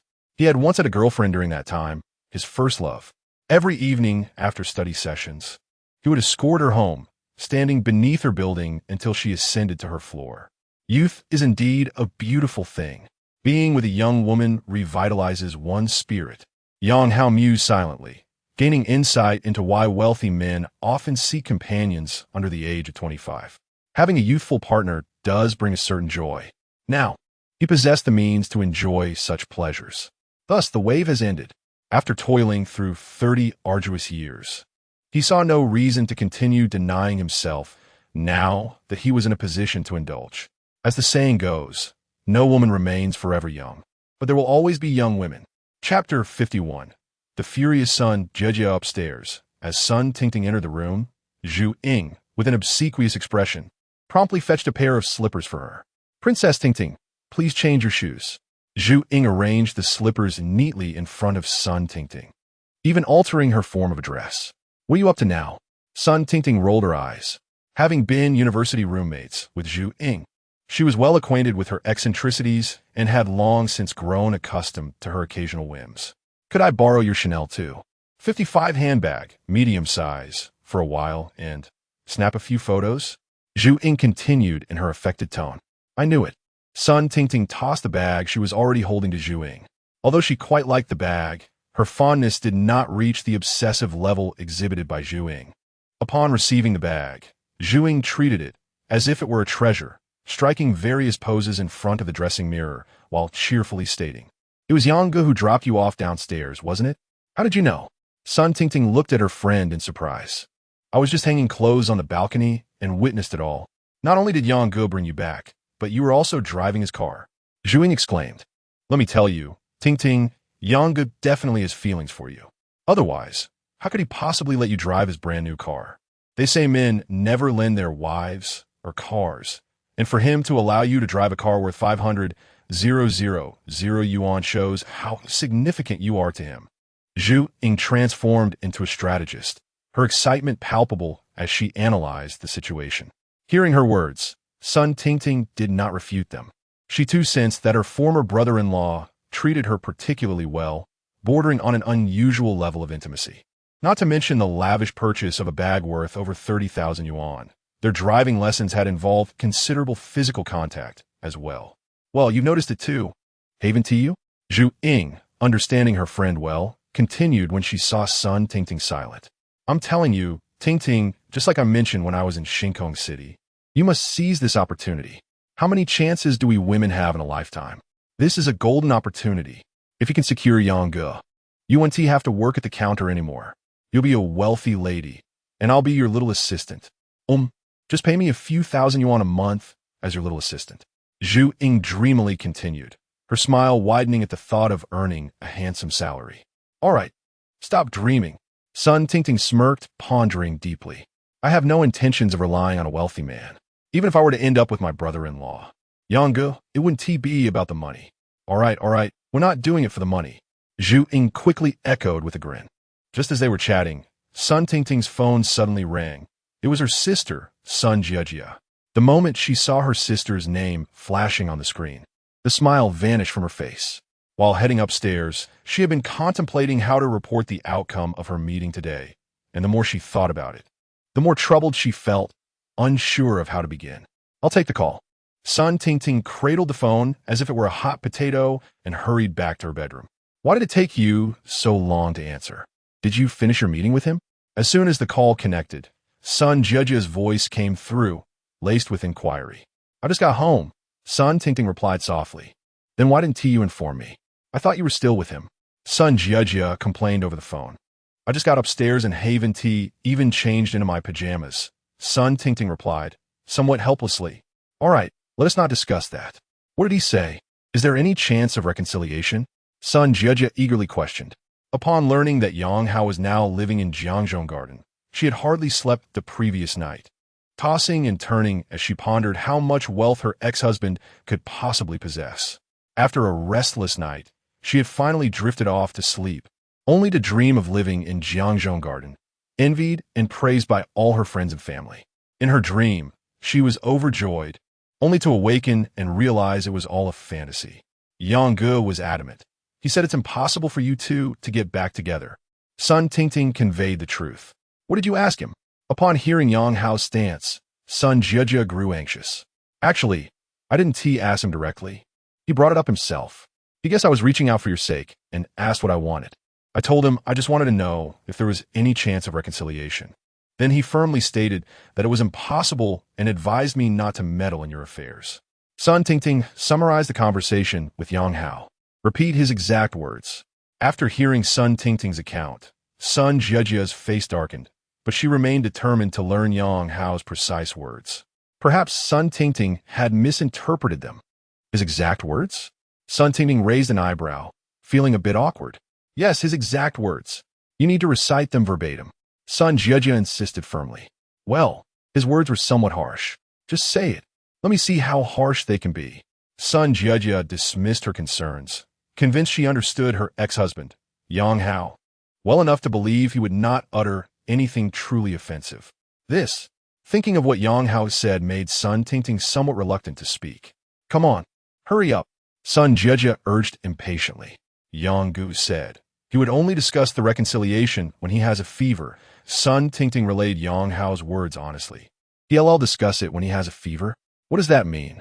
Sun Jiejia was still puzzled, her expression one of disbelief. Yang said, "Fever and heat, yellow urine, to wake you up and prevent you from daydreaming. After relaying Yang Hao's words, Sun Tingting exhaled deeply, as if she had just completed a daunting task, especially since she typically refrained from using vulgar language. Upon hearing her, Sun Jia erupted on the other end of the call. After a brief silence, she immediately began to curse that Yang. You stupid idiot. Do you think anyone values your money? If you don't want to reconcile, just wait for the lawsuit. With a loud crash, the sounds of a teacup or porcelain bowl shattering echoed through the phone. Sun Tingting had already anticipated this and placed her phone on the bedside table, silently muttering to herself, I told you it was harsh. You insisted I say it. Chapter 52. Could it be that he is pursuing Tingting? After a prolonged bout of curses from the other end of the line, Sun Jia's voice once again pierced through. Is that all he said? Why did you come back so late? We had dinner together. Sun Tingting, a person incapable of deceit, hesitated briefly before adding, my brother-in-law even bought me a bag. A bag? What kind of bag? Sun Jia's voice escalated sharply. A Chanel bag. Sun Tingting replied candidly. What? A Chanel bag? Sun Jia erupted, her indignation palpable, as if her tail had been stepped on. I've been with him for so long, and he never offered to buy me a Chanel bag. That Yang must have ulterior motives. After venting her frustration, Sun Jia continued, wait, how can you accept his gifts? We are divorced. You have no ties with him anymore. By the way, how much was that bag? 36,800. How much? Sun Jia erupted once more. You dare to accept a bag worth 36,800? Return it, or give it to me. I will help you return it. Sun Tingting was somewhat speechless. She understood her sister well enough to know that if the bag reached her hands, it would never be returned. I think I'll handle the return myself, she replied nonchalantly. Fine, but you must return it. Who knows what he intends by gifting such an expensive item? Tingting, listen to me. Do not let him deceive you. Sun Jia warned, her tone laced with concern. I know, sis. I'm tired. I'm going to sleep now. Not wishing to endure more of her sister's lecturing, Sun Tingting casually concocted an excuse and hung up the phone. At the Hilton Garden Hotel, Sun Jia, wrapped in a bathrobe, reclined on the sofa, while her friend and confidant, Wang Ying, sat beside her. Jia, what is going on? Why the agitation? As soon as Sun Jia finished the call, Wang Ying eagerly inquired. She had caught snippets of the conversation, but needed the full context for as a confidant. She had to be privy to all details. Of course, Wang Ying was also motivated by a certain curiosity. Her encouragement had played a significant role in Sun Jia's decision to divorce, as she often filled her with motivational rhetoric, insisting that with her qualities, she could secure a better partner rather than settling for an average man like Yang Hao. When Sun Jia did indeed divorce, Wang Ying felt an inner satisfaction. If they were best friends, they should both be single, right? Otherwise, how could she reconcile being single while her friend had found such a devoted husband? Thus, one must be cautious in friendships. In this world, apart from parents, there are few who genuinely wish you well, especially the so-called best friends. This is likely the origin of the saying, beware of friends as much as you would thieves. Unbeknownst to the seemingly astute Sun Jia, she did not grasp this truth. I had Tingting test Yang Hao's attitude, and he actually bought her a Chanel bag. That bag cost 36,800. What could his intentions possibly be? Sun Jia expressed her outrage. Yang Hao actually bought Tingting a bag worth over 30,000? Wang Ying was equally astonished, having only caught the tail end of the discussion. Could it be that he harbors feelings for Tingting? Are you suggesting that Yang Hao is pursuing Tingting? Sun Jia gaped, having briefly entertained the thought when her sister mentioned the expensive gift. Yet, she dismissed it as absurd. After all, Tingting was her own sister, and Yang Hao was her ex-husband. The idea of these two becoming involved was ludicrous. I think it's quite plausible. Wang Ying nodded emphatically, analyzing the situation. From Yang Hao's attitude towards you, it's clear he harbors resentment. Men rarely reflect on their shortcomings and certainly do not acknowledge their role in the demise of a relationship. They simply blame everything on you. Wang Ying, a master of manipulative rhetoric, continued. Thus, Yang Hao is bound to seek revenge. What do you think would hurt you the most? Are you saying he might pursue Tingting as a form of revenge against me? Sun Jia clenched her teeth. How shameless of him. How did I not notice this while we were together? 3 years of dating, 3 years of marriage. I dedicated 6 years to him. Shouldn't he compensate me with assets like a house, car, and savings? How dare he seek revenge? I must have been blind. Sun Jia erupted in another round of curses. Therefore, your decision to divorce was indeed wise. Wang Ying offered soothing words, then redirected the conversation back to Tingting. However, this situation with Tingting is quite troubling. I never expected Yang Hao to be this kind of person. To resort to such a malicious form of revenge is shocking. Tingting is young and beautiful, and she is your sister. If he succeeds, it would be far too lenient on him. For Yang Hao, this was a twofold triumph. He would not only torment you, but also benefit himself. Wang Ying fanned the flames of discontent, but as the conversation progressed, a new idea struck her. Sister can do it. Why shouldn't I, as her friend, be able to do the same? After all, I would have the advantage. Don't men often find their girlfriends or wife's friends appealing? Yang Hao is now living in the luxurious riverside garden. Isn't he exactly the type of man I've always sought? Even if I can't secure a lasting relationship, being a lover is still preferable to dating a man earning a modest salary while struggling with mortgage payments. Wang Ying's mind displayed remarkable agility, swiftly opening new avenues of thought. How despicable! I didn't realize he could be so sordid. Perhaps he had set his sights on Tingting even while we were together. That's why he always insisted on dining out whenever she visited, attempting to win her favor. The treacherous intentions of this man went unnoticed by Sun Jia, who continued her tirade against Yang Hao, reflecting on his past actions. Sometimes, when one reaches a conclusion, reverse reasoning can create the illusion that everything follows a logical path. Jia, I truly believe Tingting is not that kind of girl. She would never engage with her former brother-in-law. However, you should still warn her. If necessary, keep a close eye on her. Yang Hao is not the same as before. He now possesses wealth, and few women can resist such a lure. Wang Ying's seemingly well-meaning advice was underpinned by her own ulterior motives. If Yang Hao faltered in his pursuit of Sun Tingting, it would only serve to facilitate her own plans. Chapter 53. The poor play with cars. The rich play with watches in the Jiangzhou garden. Yang Hao was at home unboxing a delivery, a Rolex watch he had received from a beginner blind box. Though he had little knowledge about watches, he was well aware that Rolex was an iconic luxury brand, with even entry-level models costing tens of thousands. Previously, he had never dared to consider such an extravagant purchase, especially given his income. However, with the assistance of his benefactor, Yang Hao now possessed his very first Rolex. This particular timepiece was a Rolex Deep Sea, crafted in 18K gold, featuring a blue Cerachrom ceramic bezel. Upon checking the official website, Yang Hao was astonished to find its price was a staggering 450,000. The cost of this watch was nearly equivalent to that of his Wanji M9. It was no wonder that within affluent circles there existed the saying, the poor play with cars, while the rich play with watches. As Yang Hao adorned his wrist with a Rolex, he scrutinized it under the light for quite some time, yet he found nothing particularly remarkable about it. The price seemed outrageous. It could nearly purchase a house in his hometown. He couldn't help but recall a line from a film, not seeking the best, but the most expensive. It appeared he needed to reform his impoverished mindset. In that moment, his phone chimed with several notifications, messages from someone named ACCC. She had gone for a photo shoot and requested Yang Hao's assistance in selecting a few good shots. Following her text, a barrage of images flooded his screen. The photographs were provocative, far too risky to pass the scrutiny of platforms like Weibo or Douyin. This was not merely a request for help. It was a blatant attempt at seduction.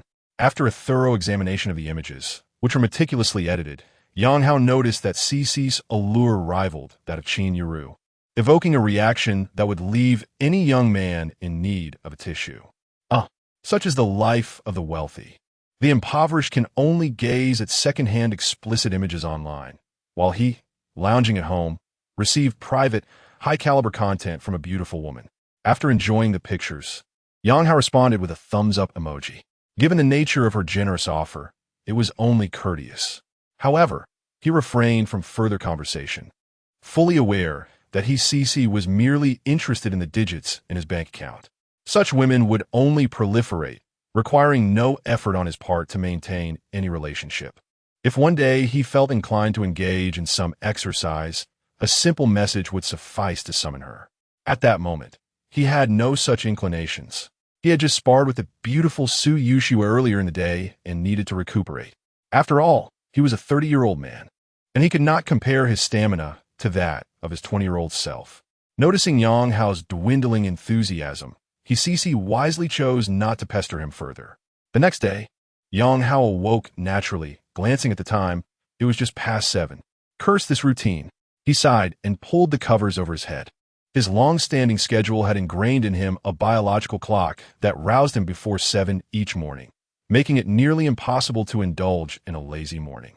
After struggling in bed for some time, he ultimately decided to rise and take a morning jog around the community.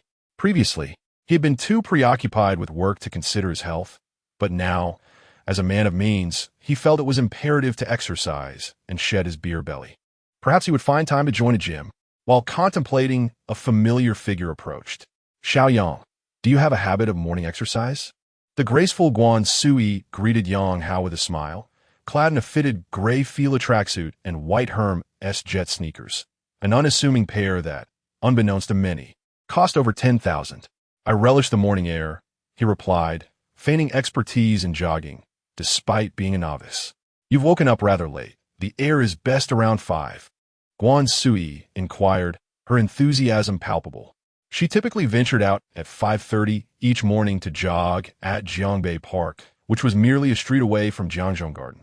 Feeling slightly embarrassed by her comment, Yang Hao mentally berated himself for pretending to be someone he was not. Just then, a notification chimed in his mind. Discovery, potential assistance available. Name, Guan Sui, current request. Seeking a jogging partner. Cumulative jogging together for over 30 days. Reward for assistance. Skill card X1. Note, skill cards can be exchanged for a top-tier skill. As Yang Hao contemplated how to decline her offer, the voice of his benefactor echoed once more in his mind. A skill card? This could unlock new tools. He felt a surge of joy and smiled broadly at Guan Sui. Sister Guan, that would be wonderful. I was worried I wouldn't be able to maintain the routine alone. Not at all. Shall we begin tomorrow? Guan Sui proposed eagerly. She had longed for a companion to jog with, as she often encountered unwanted advances from strange men during her runs. With a strong partner like Yang Hao, she felt reassured against any potential harassment. Unbeknownst to Yang Hao, Guan Sui had ulterior motives for seeking a jogging partner. His gaze inadvertently fell upon her dampened attire, which clung to her form, accentuating her extraordinary physique. He swallowed hard, silently musing that morning exercise was indeed beneficial and necessary to sustain. Guan Sui, having noticed his lingering gaze, instinctively covered her chest, feeling a mixture of exasperation and vulnerability. She had sought a protective companion, yet it seemed she had invited trouble instead. Why were men so captivated by her? Returning home, Yang Hao meticulously prepared for the day, as he had an important task ahead, meeting Qingyun Zhi's parents. Before tackling that, however, he needed to pick up his new car. He had arranged to receive the Bentley at 9 in the morning. At 8:45, the delivery personnel arrived at the entrance of his community. Yang Hao had expected them to drive the car directly to him, yet they arrived with a transport vehicle, presenting the Bentley Bentayga beneath a transparent plastic cover adorned with colorful ribbons and balloons, creating a sense of ceremony. Such scenes were reminiscent of those he had seen on Douyin, often accompanied by birthday wishes or confessions of love, though Yang Hao felt none of that was necessary. Chapter 54. The delight of being adored. 2 employees from the Bentley dealership arrived to deliver the car, a man and a woman, both strikingly attractive and impeccably dressed, exuding a level of sophistication far surpassing that of typical salespeople. Although the handover was not taking place at the dealership, their attentive service remained unwavering, even suggesting a ceremonial outdoor delivery. However, Yang Hao opted to forego such ostentatious formalities, as he had to pick up Qingyun and her parents, not wishing to squander time on frivolous rituals. In the past, purchasing a new vehicle would have necessitated a photo session to boast on social media. Yet Yang Hao felt no such urge now. A saying rings true: the more one flaunts something, the more they reveal their own deficiencies. This phenomenon, a common psychological response, applies to many. The notion that the less fortunate tend to be more ostentatious stems from this mindset, as they strive to conceal their poverty by appearing generous and affluent, even to the extent of putting on a fade. A visit to a fine dining establishment would undoubtedly entail excessive photographing and sharing on social media. Conversely, for the genuinely wealthy, dining at upscale restaurants is merely an ordinary aspect of life, akin to a regular person ordering takeout. Would one take the time to showcase a simple dish on social media? The answer is a resounding no. Presently, Yang Hao found himself unencumbered by financial concerns and thus had no need to flaunt luxury homes or cars. With the acquisition of a Bentley worth over $4 million, he may not have posted on social media, yet sitting inside, gazing at the car's emblem adorned with delicate wings, he felt an exhilarating thrill. After all, it was a Bentley, a pinnacle of luxury and a symbol of status. He had never dared to dream that he would one day own such a vehicle. He had heard that while the car was exceptional in every regard, it had one notable flaw. The passenger seat tended to be excessively warm, prompting female passengers to comment on their attire. This observation awaited confirmation. However, while waiting at a red light, Yang Hao momentarily relished the sensation of being pursued as a luxury car owner. The female sales representative who had delivered the car had taken the initiative to add him as a contact on WeChat, a breach of company policy that was, unfortunately, all too common among women selling luxury vehicles or goods, who often develop an inflated sense of self-worth. This phenomenon could be likened to the mindset of a rope used to bind crabs. Having been associated with the crabs for so long, one might mistakenly believe it too could command a similar price. Yet, the saleswomen seldom grasp this reality, or even if they do, they are reluctant to confront it. Over time, they may develop a disdain for ordinary individuals, convinced that they deserve a partner who can afford luxury cars. However, true affluent individuals are far from foolish. They are unlikely to marry a car salesperson. Consequently, the best outcome for these saleswomen is often to become a mistress to a wealthy man, reaping financial rewards while they are still young, only to see the relationship end once the novelty wears off. Despite this, the saleswomen continue to chase their dreams, convinced they are the exception who will make it. The likes of Yang Hao, a young and attractive wealthy man, naturally become their prime targets. According to data released by Bentley's headquarters, the average age of Bentley owners worldwide is 50. Thus, as a 30-year-old Bentley owner, Yang Hao's value is evident. The saleswoman, Qingyun, who had added him on WeChat, claimed that he could consult her regarding any vehicle-related inquiries.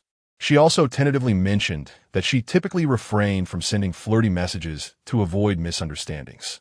Having embraced a carefree attitude, Yang Hao did not mind being influenced by such a culture. In fact, it could be considered an essential lesson for the affluent. He would undoubtedly encounter a variety of women in the future, and the experiences with Hisisi and Chunyao could serve as practice. Therefore, he responded directly, stating, "I just got divorced."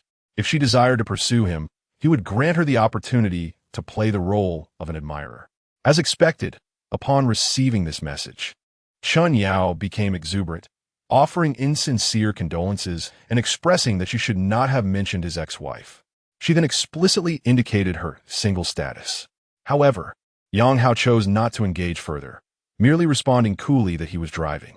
Chunyao continued with a series of well-wishing messages, urging him to drive safely. Yang Hao chuckled to himself, placing his phone aside. At that moment, he began to understand why some women enjoy having admirers. The sensation of being adored is indeed quite pleasurable.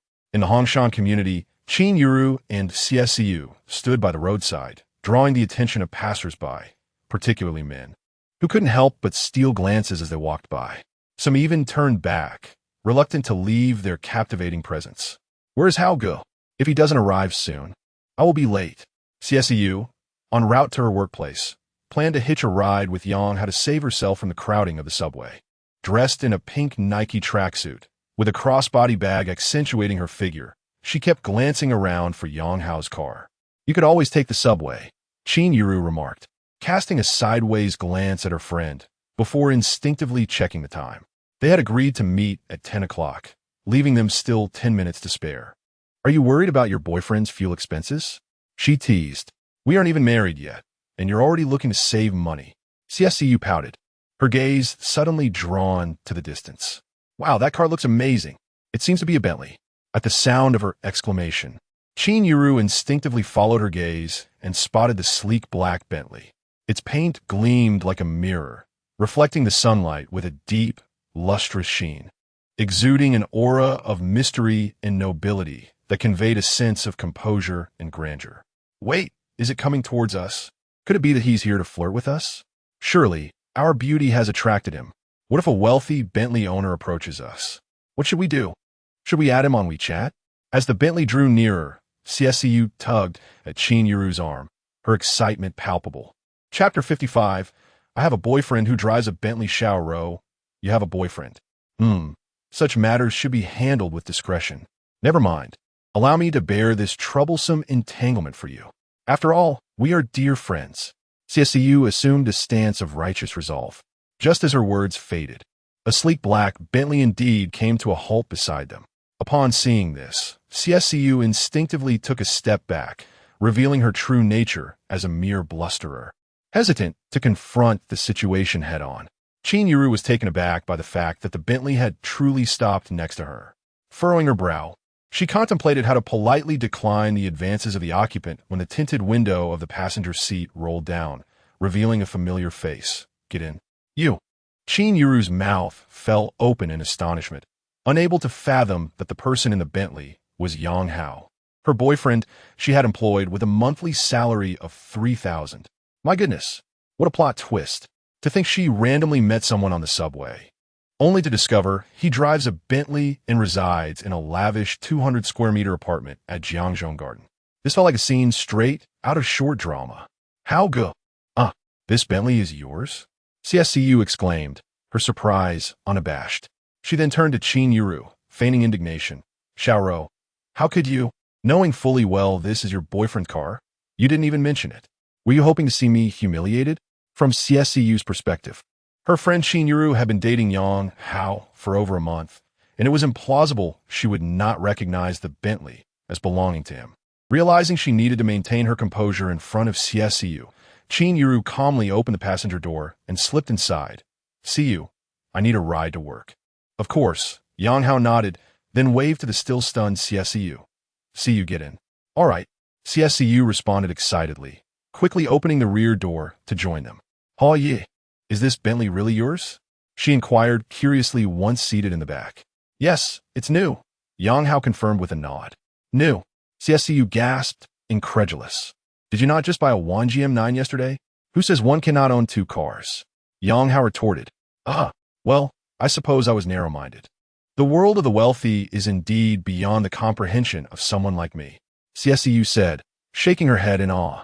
Yang Hao, the newly affluent, smiled silently. West Gym Center. This is one of the larger gyms in Jiangzhou, boasting 4 floors. The first floor houses a swimming pool, while the second, third, and fourth floors are dedicated to strength training, equipment, and various classes.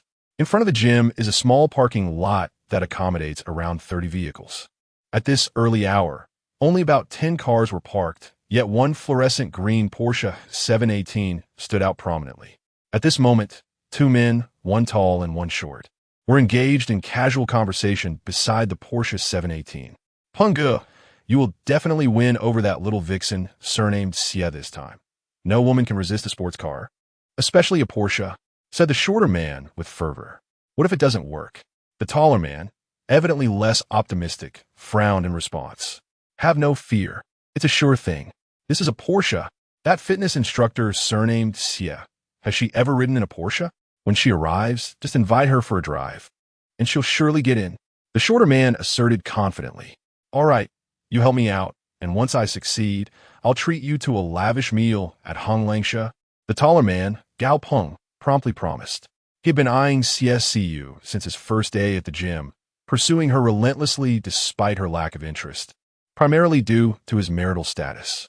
Armed with a bit of money, he intended to cultivate a clandestine relationship with her. But CSCU was not one to entertain such propositions. Undeterred, Gao Peng sought advice from Huang Mao, who fancied himself the most skilled seducer in Jiangqing. Huang Mao, a self-proclaimed strategist, suggested that to succeed in courting women, one must first possess the right tools. In this case, the tool was a sports car. He helped Gao Peng procure a second-hand Porsche 718 for over 200,000 and arrange for a grand bouquet of roses, insisting that women were partial to such gestures. Now everything was in place, awaiting the entrance of the leading lady, CSCU. Suddenly, Huang Mao exclaimed, "Wow, a Bentley Bentayga, and it's the latest model." Just as Gao Peng was mentally preparing himself, he glanced toward the road and saw a black Bentley slowly approaching the gym entrance. "If you had that car, Peng Ge, forget about one CSCU. You could have 10, Huang Mao remarked, still in disbelief. "That goes without saying. This car must be worth nearly 5 million.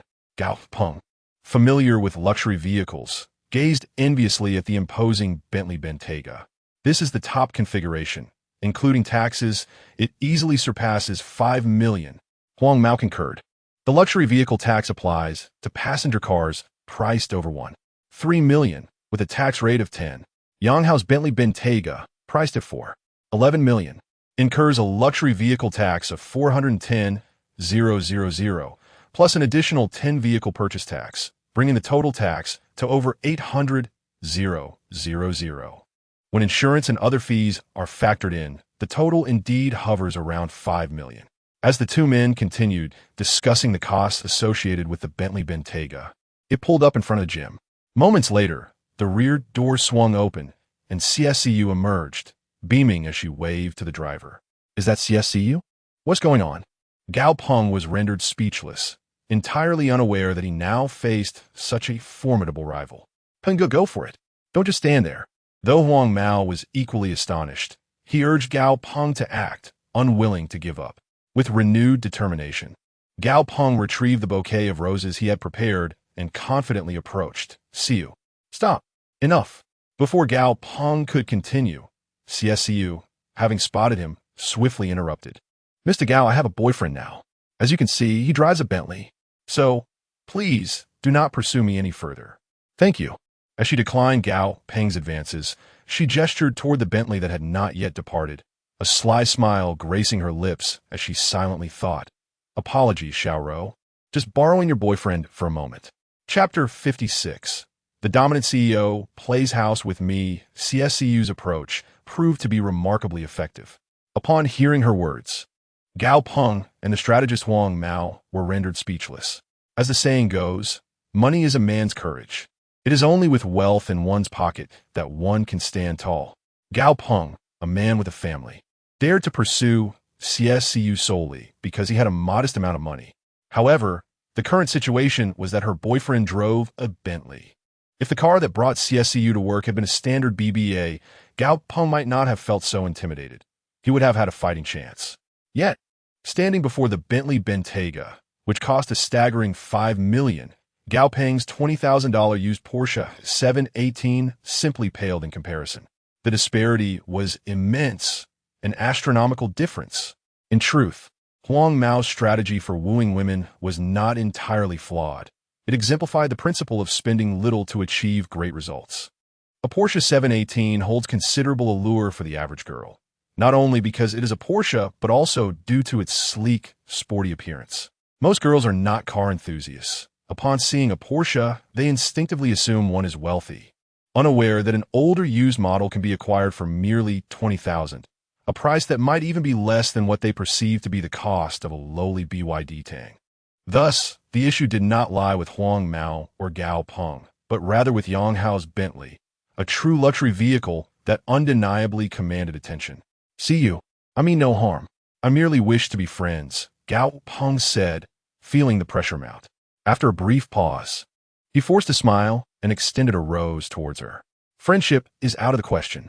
This is not good for any of us," CSCU retorted, turning her nose up and bypassing both Gao Peng and Huang Mao as she strode into the fitness center. Her words left Gao Peng utterly dumbfounded. One had a boyfriend, while the other had a wife. Indeed, it was detrimental for all involved. "Peng Ge, let it go. This woman is unattainable, especially given her boyfriend's background. Regardless of who he is, Anyone capable of driving a $5 million supercar is not someone we can afford to offend, Huang Mao advised, clearly aware of their limitations. Gao Peng, however, felt discontent. He had long been infatuated with CSCU's figure, a desire that had lingered for far too long. Peng Ge, there are plenty of women out there. Many would be thrilled to sit in the passenger seat of your Porsche. Just take a stroll down Bar Street tonight, and I assure you, you'll find success. Huang Mao continued to encourage him. Yes, perhaps a stroll tonight, Gao Peng replied, nodding with a sense of frustration. He cast one last glance into the gym, where CSCU was chatting with a female receptionist, both adorned with radiant smiles as they shared gossip. Clearly, she was unfazed by his presence, seemingly indifferent to his feelings. The thought of her Bentley-driving boyfriend extinguished any remaining hope he harbored. Meanwhile, Yang Hao was blissfully unaware that he was being used as a shield by CSCU. He was busy driving while discussing the intricacies of his relationship with Qingyun Zhi, ensuring that no inconsistencies would arise later. By the way, Mayan has also come to Jiangshan. She mentioned that my cousin would join us for dinner. He works at a foreign enterprise here and can be a bit arrogant. If he says anything unpleasant, just ignore him. Qingyun Zhi elaborated on her Aunt Li Yakin situation. Rest assured, my greatest strength lies in my adaptability. Whatever he says, I will simply go along with it, Yang Hao replied. He had seen Qingyun Zhi's aunt during a video call and sensed her somewhat materialistic nature, which likely mirrored her son's demeanor. However, these matters were not what concerned Yang Hao. He was primarily focused on completing the next phase of his task concerning Qingyun Zhi. The reward for this phase was 2 small red envelopes and an information pouch. Each small envelope had the potential to yield between 1 to 100,000 ARC coins, leading to a theoretical maximum of 200,000. For Yang Hao, such a sum was indeed enticing. Having experienced the benefits of the previous information pouch, his anticipation for this one was even greater. It might contain invaluable secrets. Driven by a desire for the rewards, Yang Hao was determined to fully cooperate with Qingyun Zhi in their performance. However, when he referred to her as boss, it made Qingyun Zhi feel slightly embarrassed, as her monthly income was only 3,000. Here was Yang Hao, the actor equipped with lavish props, a luxurious home, and a high-end car. Such actors could easily challenge the director in a production. You're the real boss. Mine is merely an illusion, Qingyun Zhi replied softly. How could it be an illusion? You wouldn't try to back out of our agreement, would you? Yang Hao feigned concern. We agreed on 3,000 per month. Qingyun Zhi rolled her eyes, incredulous. Here she was living in a luxurious mansion and driving a $5 million Bentley. Yet he pretended to be anxious over a mere 3,000 a month. Truly a performance worthy of an actor. Surely, you don't need that 3,000? Of course I do. Who doesn't need money? Yang Hao insisted earnestly. The agreement is crystal clear. Breaching it would incur penalties. Don't worry. I can't afford the penalty, so I won't default. Qingyun Zhi replied, quite exasperated. At that moment, Yang Hao struck her as a domineering CEO, playing house with her, a notion that felt rather peculiar. At Jiangcheng High-Speed Railway Station, Li Yafeng and her sister Li Yakin walked arm in arm ahead. Qin Aigua followed closely behind, one hand grasping a suitcase, the other holding a half-smoked cigarette. Yafeng, just watch me today. I will uncover all of Yang's secrets. Our Xiaoro is far too exceptional to be deceived. Li Yakin was skeptical of Yang Hao's seemingly perfect answers during their video call, finding them too good to be true. After all, her own daughter had never encountered a suitor of such remarkable caliber. The mere fact that her niece had found one was unacceptable. I don't believe Yang is lying. He appeared quite natural during the video, Li Yafeng remarked, having a favorable impression of Yang Hao as a potential son-in-law. He seemed genuine and not at all like those effeminate, overly polished handsome men seen on television. Yafeng, one must not judge solely by appearances. Li Yakin Kotunat. Shaking her head. Today's fraudsters are adept at presenting themselves. If Yang's claims are indeed true, then that would be splendid. However, should he be a fraud, we must ensure Xiaoro can cut her losses in time. Let's first observe what kind of car he arrives in to pick us up. I forgot to ask about that during the video call. Chapter 57, Aunt. What do you think of the Bentley? I believe that while conditions are important, the character of the person is paramount. It truly depends on whether he treats our little row well. If he does not, even the finest conditions would not persuade us to marry her. Qin Aigua trailing behind the two, interjected. As a father, he displayed a hint of being overly indulgent towards his daughter. Given that his daughter was strikingly beautiful, he was reluctant for her to marry too early. However, within the household, it was his wife, teacher Li, who made the final decisions regarding significant matters. At 25, she is still a child. Aigua, you have never coddled children this way. Li Yakin chimed in. For a girl, 25 is a crucial age, a significant watershed. Once past this age, a woman's prospects begin to decline. You may not feel rushed now, but by the time Ro turns 30, good men will have been swept away. Though Ro was indeed lovely, for women, age remained their greatest asset. Men invariably favored youth and beauty, with youth taking precedence above all. Li Yafeng concurred, indeed, a girl's prime is fleeting. She must secure a suitable match while the market is favorable. Our little Ro is currently at the peak of her desirability. If we do not actively seek relationships now, shall we truly wait until she is 30? Left speechless by the onslaught, Qin Aigua fell silent, continuing to smoke his cigarette. Soon, the trio arrived at the exit. From afar, Li Yafeng spotted her daughter, Qin Yuru, along with her son-in-law, Yang Hao. She waved vigorously. At that moment, Qin Yuru also caught sight of her mother. While waving and greeting her, she introduced Yang Hao, saying the tall, slender one is my mom, and the more robust figure is my aunt. The one behind is my dad. You don't need to introduce them.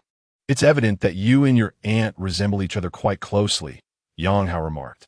This assertion held truth. Qin Yuru bore a striking resemblance to her mother, and one could surmise how she might look in later years by observing Li Yafeng. Upon seeing Yang Hao and Qin Yuru waiting to greet them, Li Yafeng instinctively quickened her pace. As she walked, she commented to Li Yakin, "Sister, look how tall Yang is. Our little Ro is 175 centimeters.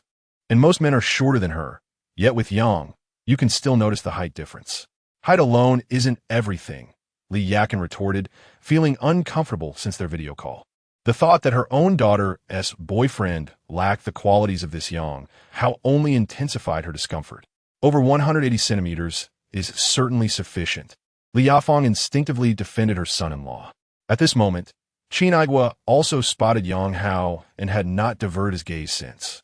He harbored mixed feelings towards the man who had captured his little cotton-padded jacket. "Mom, this is my boyfriend, Yang Hao. You've seen him in the video." Li Yafeng was the first to pass through the turnstile. Qin Yuru immediately began the introductions. "Hello, Aunt. I was just saying to Ro that you two resemble each other so much. You look more like sisters than mother and daughter." As a seasoned salesperson, Yang Hao knew how to flatter. While greeting Li Yafeng, he praised her youthful appearance.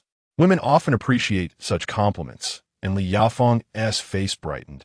"Finding Yang Hao interestingly agréable. This is my aunt." Li Yakin followed closely, exiting the turnstile. "Hello, Aunt." Yang Hao greeted politely, but refrained from excessive conversation. "Young, thank you for your efforts in coming to pick us up. This North Station is quite distant from the city. I assent it." Li Yakin sought to engage Yang Hao in conversation. "It's not too far. It takes less than half an hour by subway to reach the city center." Yang Hao responded with a smile. Upon hearing this, Li Yakin's eyes lit up. "So you and Ro took the subway here?"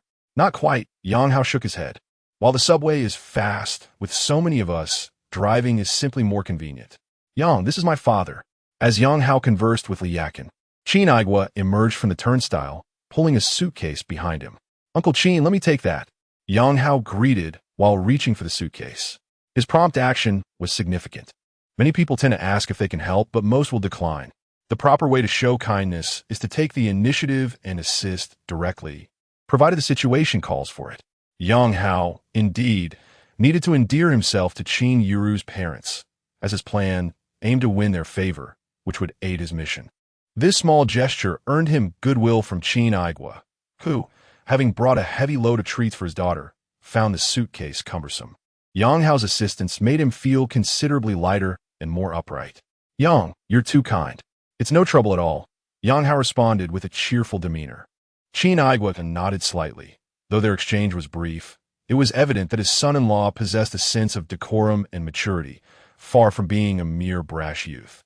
Qin Yuru felt pleased with Yang Hao's performance, having worried he would be nervous meeting her parents, particularly given that he was a counterfeit. Now, however, she was reassured. By all appearances, no one could discern that he was a faux son-in-law. Yet, the more flawless Yang Hao appeared, the more discomfort Li Yakin felt, further solidifying her suspicions. This must be a meticulously crafted con artist. Otherwise, it would be impossible for him to be so impeccable in every regard. Yang, is this your car? Upon reaching the parking lot, Li Yakin deliberately pointed at a brand-new Mercedes S400. "Aunt, that isn't my car," Yang Hao denied with a shake of his head. "I thought you were leading us this way because it was yours. This grand Mercedes is indeed impressive. The last time I rode in one was at my nephew's wedding. Alas, I wonder when I will ride in such luxury again." Li Yakin lamented. Yang Hao understood her implication. She was testing him, gauging his worth by his vehicle. If it surpassed the Mercedes, she would engage, and, if not, she would remain silent. Yang Hao chose to remain mute, feigning ignorance. As anticipated, Li Yakin soon concluded that Yang Hao's car fell short of the Mercedes. She promptly added, "Yang, let's strive to ensure that one day you can drive me in a grand Mercedes." "Sister," Li Yafang felt her sister's words were somewhat excessive. Just as she was about to interject on Yang Hao's behalf, her son-in-law replied, "Aunt, I fear I may disappoint you. With me, a Mercedes will be out of reach. However, would a Bentley suffice?" Chapter 58. I thought you lived together. Yang Hao suddenly began to comprehend why online novels often feature plots with a seemingly weak character turns out to be formidable. What a thrill. Indeed, this is exhilarating. "So, you wish to trample me with your Mercedes S400? Come on, allow me to demonstrate what a system truly is, to show you what it means to be the fortunate child chosen by fate." The words of this snobbish aunt also reminded Yang Hao of a classic comment in Lei Bussi's Douyin section, "Wishing you an annual salary of $1 million. Li Yakin's encouragement for Yang Hao to strive for a grand Mercedes resonates similarly to that sentiment. "Xiao Yang, you need not feel disheartened. After all, Geely is quite decent as well. You are still young. Take your time, and you will eventually drive a luxurious Mercedes." Li Yakin only caught the first part of Yang Hao's statement. At that moment, a car honked, and she misheard the Bentley he mentioned, only catching the last part, which led her to unconsciously associate it with the domestic Geely. "Dear sister, Xiao Yang is referring to a Bentley." Li Yafang, who had been listening attentively, clarified that her son-in-law was indeed talking about a Bentley, not a Geely. Nonetheless, she could not be entirely sure, as Bentleys are considered top-tier luxury vehicles, allegedly costing millions. She turned to Yang Hao once more and asked, "Xiao Yang, are you talking about a Bentley?" "Yes, a Bentley," Yang Hao replied with a gentle nod. "Bentley? The one with wings?" Li Yakin exclaimed in surprise. She was not entirely ignorant and had heard of Bentleys before. Her uncle's child's wedding car was a Bentley, rumored to cost several million, enough to buy a few apartments in their hometown of Haizhou. "Yes, the one with wings," Yang Hao confirmed with a smile. Just then, they arrived beside a parking space, and Yang Hao pointed to the Bentley Bentayga, which was attracting the attention of several passers-by. "Andy, this is the one." While Li Yakin was still pondering the possibility of it being a second-hand vehicle, the glistening new paint of the Bentley before her made it clear that it was indeed a recent purchase. Its imposing presence dwarfed the surrounding cars, and even the Mercedes they had just seen seemed to pale in comparison. Li Yakin hurried a few steps forward, circling the Bentley twice before asking, "Xiao Yang, I heard this car costs several million. Is that true?" Yang Hao nodded. "Yes, this model is around 5 million after all expenses." 5 million? My goodness. Li Yakin gasped, her mouth agape in astonishment, struggling to close it for a while. Li Yafang and Qin Aigua, standing nearby, were equally shocked. They had only gathered a general understanding from previous videos that their daughter's boyfriend was financially stable, but never had they imagined it was to such an extent. To think he drives a car worth 5 million, given that the housing prices in Haizhou are around 8,000 to 9,000 per square meter. This vehicle could afford 5 apartments of over 100 square meters in their hometown. The notion of driving around in 5 apartments was exhilarating. In truth, Qin Yue was unaware that the Bentley cost 5 million. She only knew it was expensive, but had never delved into specifics. Hearing Yang Hao state the price left her stunned. Is it typical for wealthy individuals to play such games? Or does he genuinely have feelings for me? Using this as a means of courtship? Beyond that, she could not fathom any other rationale since her greatest attributes were figure and looks. She was never short on admirers. Yet Yang Hao's approach was unlike any she had encountered. I have never even sat in such an expensive car, she mused. Today, she was fortunate to experience what it feels like to ride in a $5 million vehicle. Regaining her composure, Li Yakin climbed into the car, seemingly forgetting her earlier taunts about the Mercedes. However, Li Yafeng had not forgotten. She still intended to defend her son-in-law's honor. Hence, once inside, she deliberately asked Sister, "Is this car as comfortable as a Mercedes?" "There's no comparison. How can a Mercedes even be compared to a Bentley?" Li Yakin shook her head repeatedly, gesturing towards the luxurious interior. "This car is not only beautiful, but also spacious and comfortable. Yes, I must take a picture to commemorate this. It's my first time sitting in such an expensive car." With that, Li Yakin pulled out her phone and began recording a video. Li Yafeng, feeling quite pleased, nudged her lips. She understood her sister well, recognizing her attempts to pick at Yang Hao's flaws, as she believed her daughter's boyfriend fell short and didn't want to be overshadowed. Under the awe of the Bentley, Li Yakin temporarily abandoned her plans for mischief and instead began to boast about sitting in a $5 million luxury car in a group chat. Li Yafeng likely was part of that chat, as she refrained from similar displays. After quietly admiring the scenery outside for a while, she turned to Qingyun Zhi, seated in the passenger seat, and said, "Xiao Ruru, let us drop off our luggage at your place first, then we'll go eat. I'm not hungry at all right now. Mom, I booked a hotel for you. We won't stay at my place. Let us go to the hotel first." Qingyun Zhi had already sent the hotel address to Yang Hao, who was now driving in that direction. "What hotel? Such a waste of money. You and Siyu can share a room, while your dad and I will stay in your room." Li Yafeng was not new to visiting Jiangsheng to see her daughter and had previously stayed in Qingyun Zhi's rental. "Listen to Xiao Ruru. Let us stay at the hotel." Qingyun Zhi interjected, "It wouldn't be appropriate for an old man like me to stay at Xiao Ruru's place. It would be inconvenient for Siyu." Before Qingyun Zhi could respond, Qingyun Zhi spoke up. "Why stay at a hotel? Doesn't Xiao Yang's family have a house of over 200 square meters?" At this moment, Li Yakin, who had been boasting in the chat, suddenly chimed in, "Xiao Yang, is it convenient for you?" Convenient." Yang Hao hadn't really thought about the lodging situation, and since Li Yakin asked, he certainly could not refuse. Upon hearing this, Qingyun Zhi quickly added, "Annie, all the hotels are fully booked, and we can't get a refund. We will arrive soon." Qingyun Zhi immediately agreed. "We've already spent the money. Let us stay at the hotel." Seeing the father and daughter had made their decision, Li Yakin did not press further. She intended to stay at her son's place. So where Qingyun Zhi and Li Yafeng stayed was of little concern to her. Her suggestion to stay with Yang Hao was merely a pretext to visit. "By the way, Xiao Ruru, didn't you stay at Xiao Yang's home?" Li Yakin inquired once more. "No." Qingyun Zhi shook her head vigorously in denial upon hearing this. "I thought you and Xiao Yang lived together.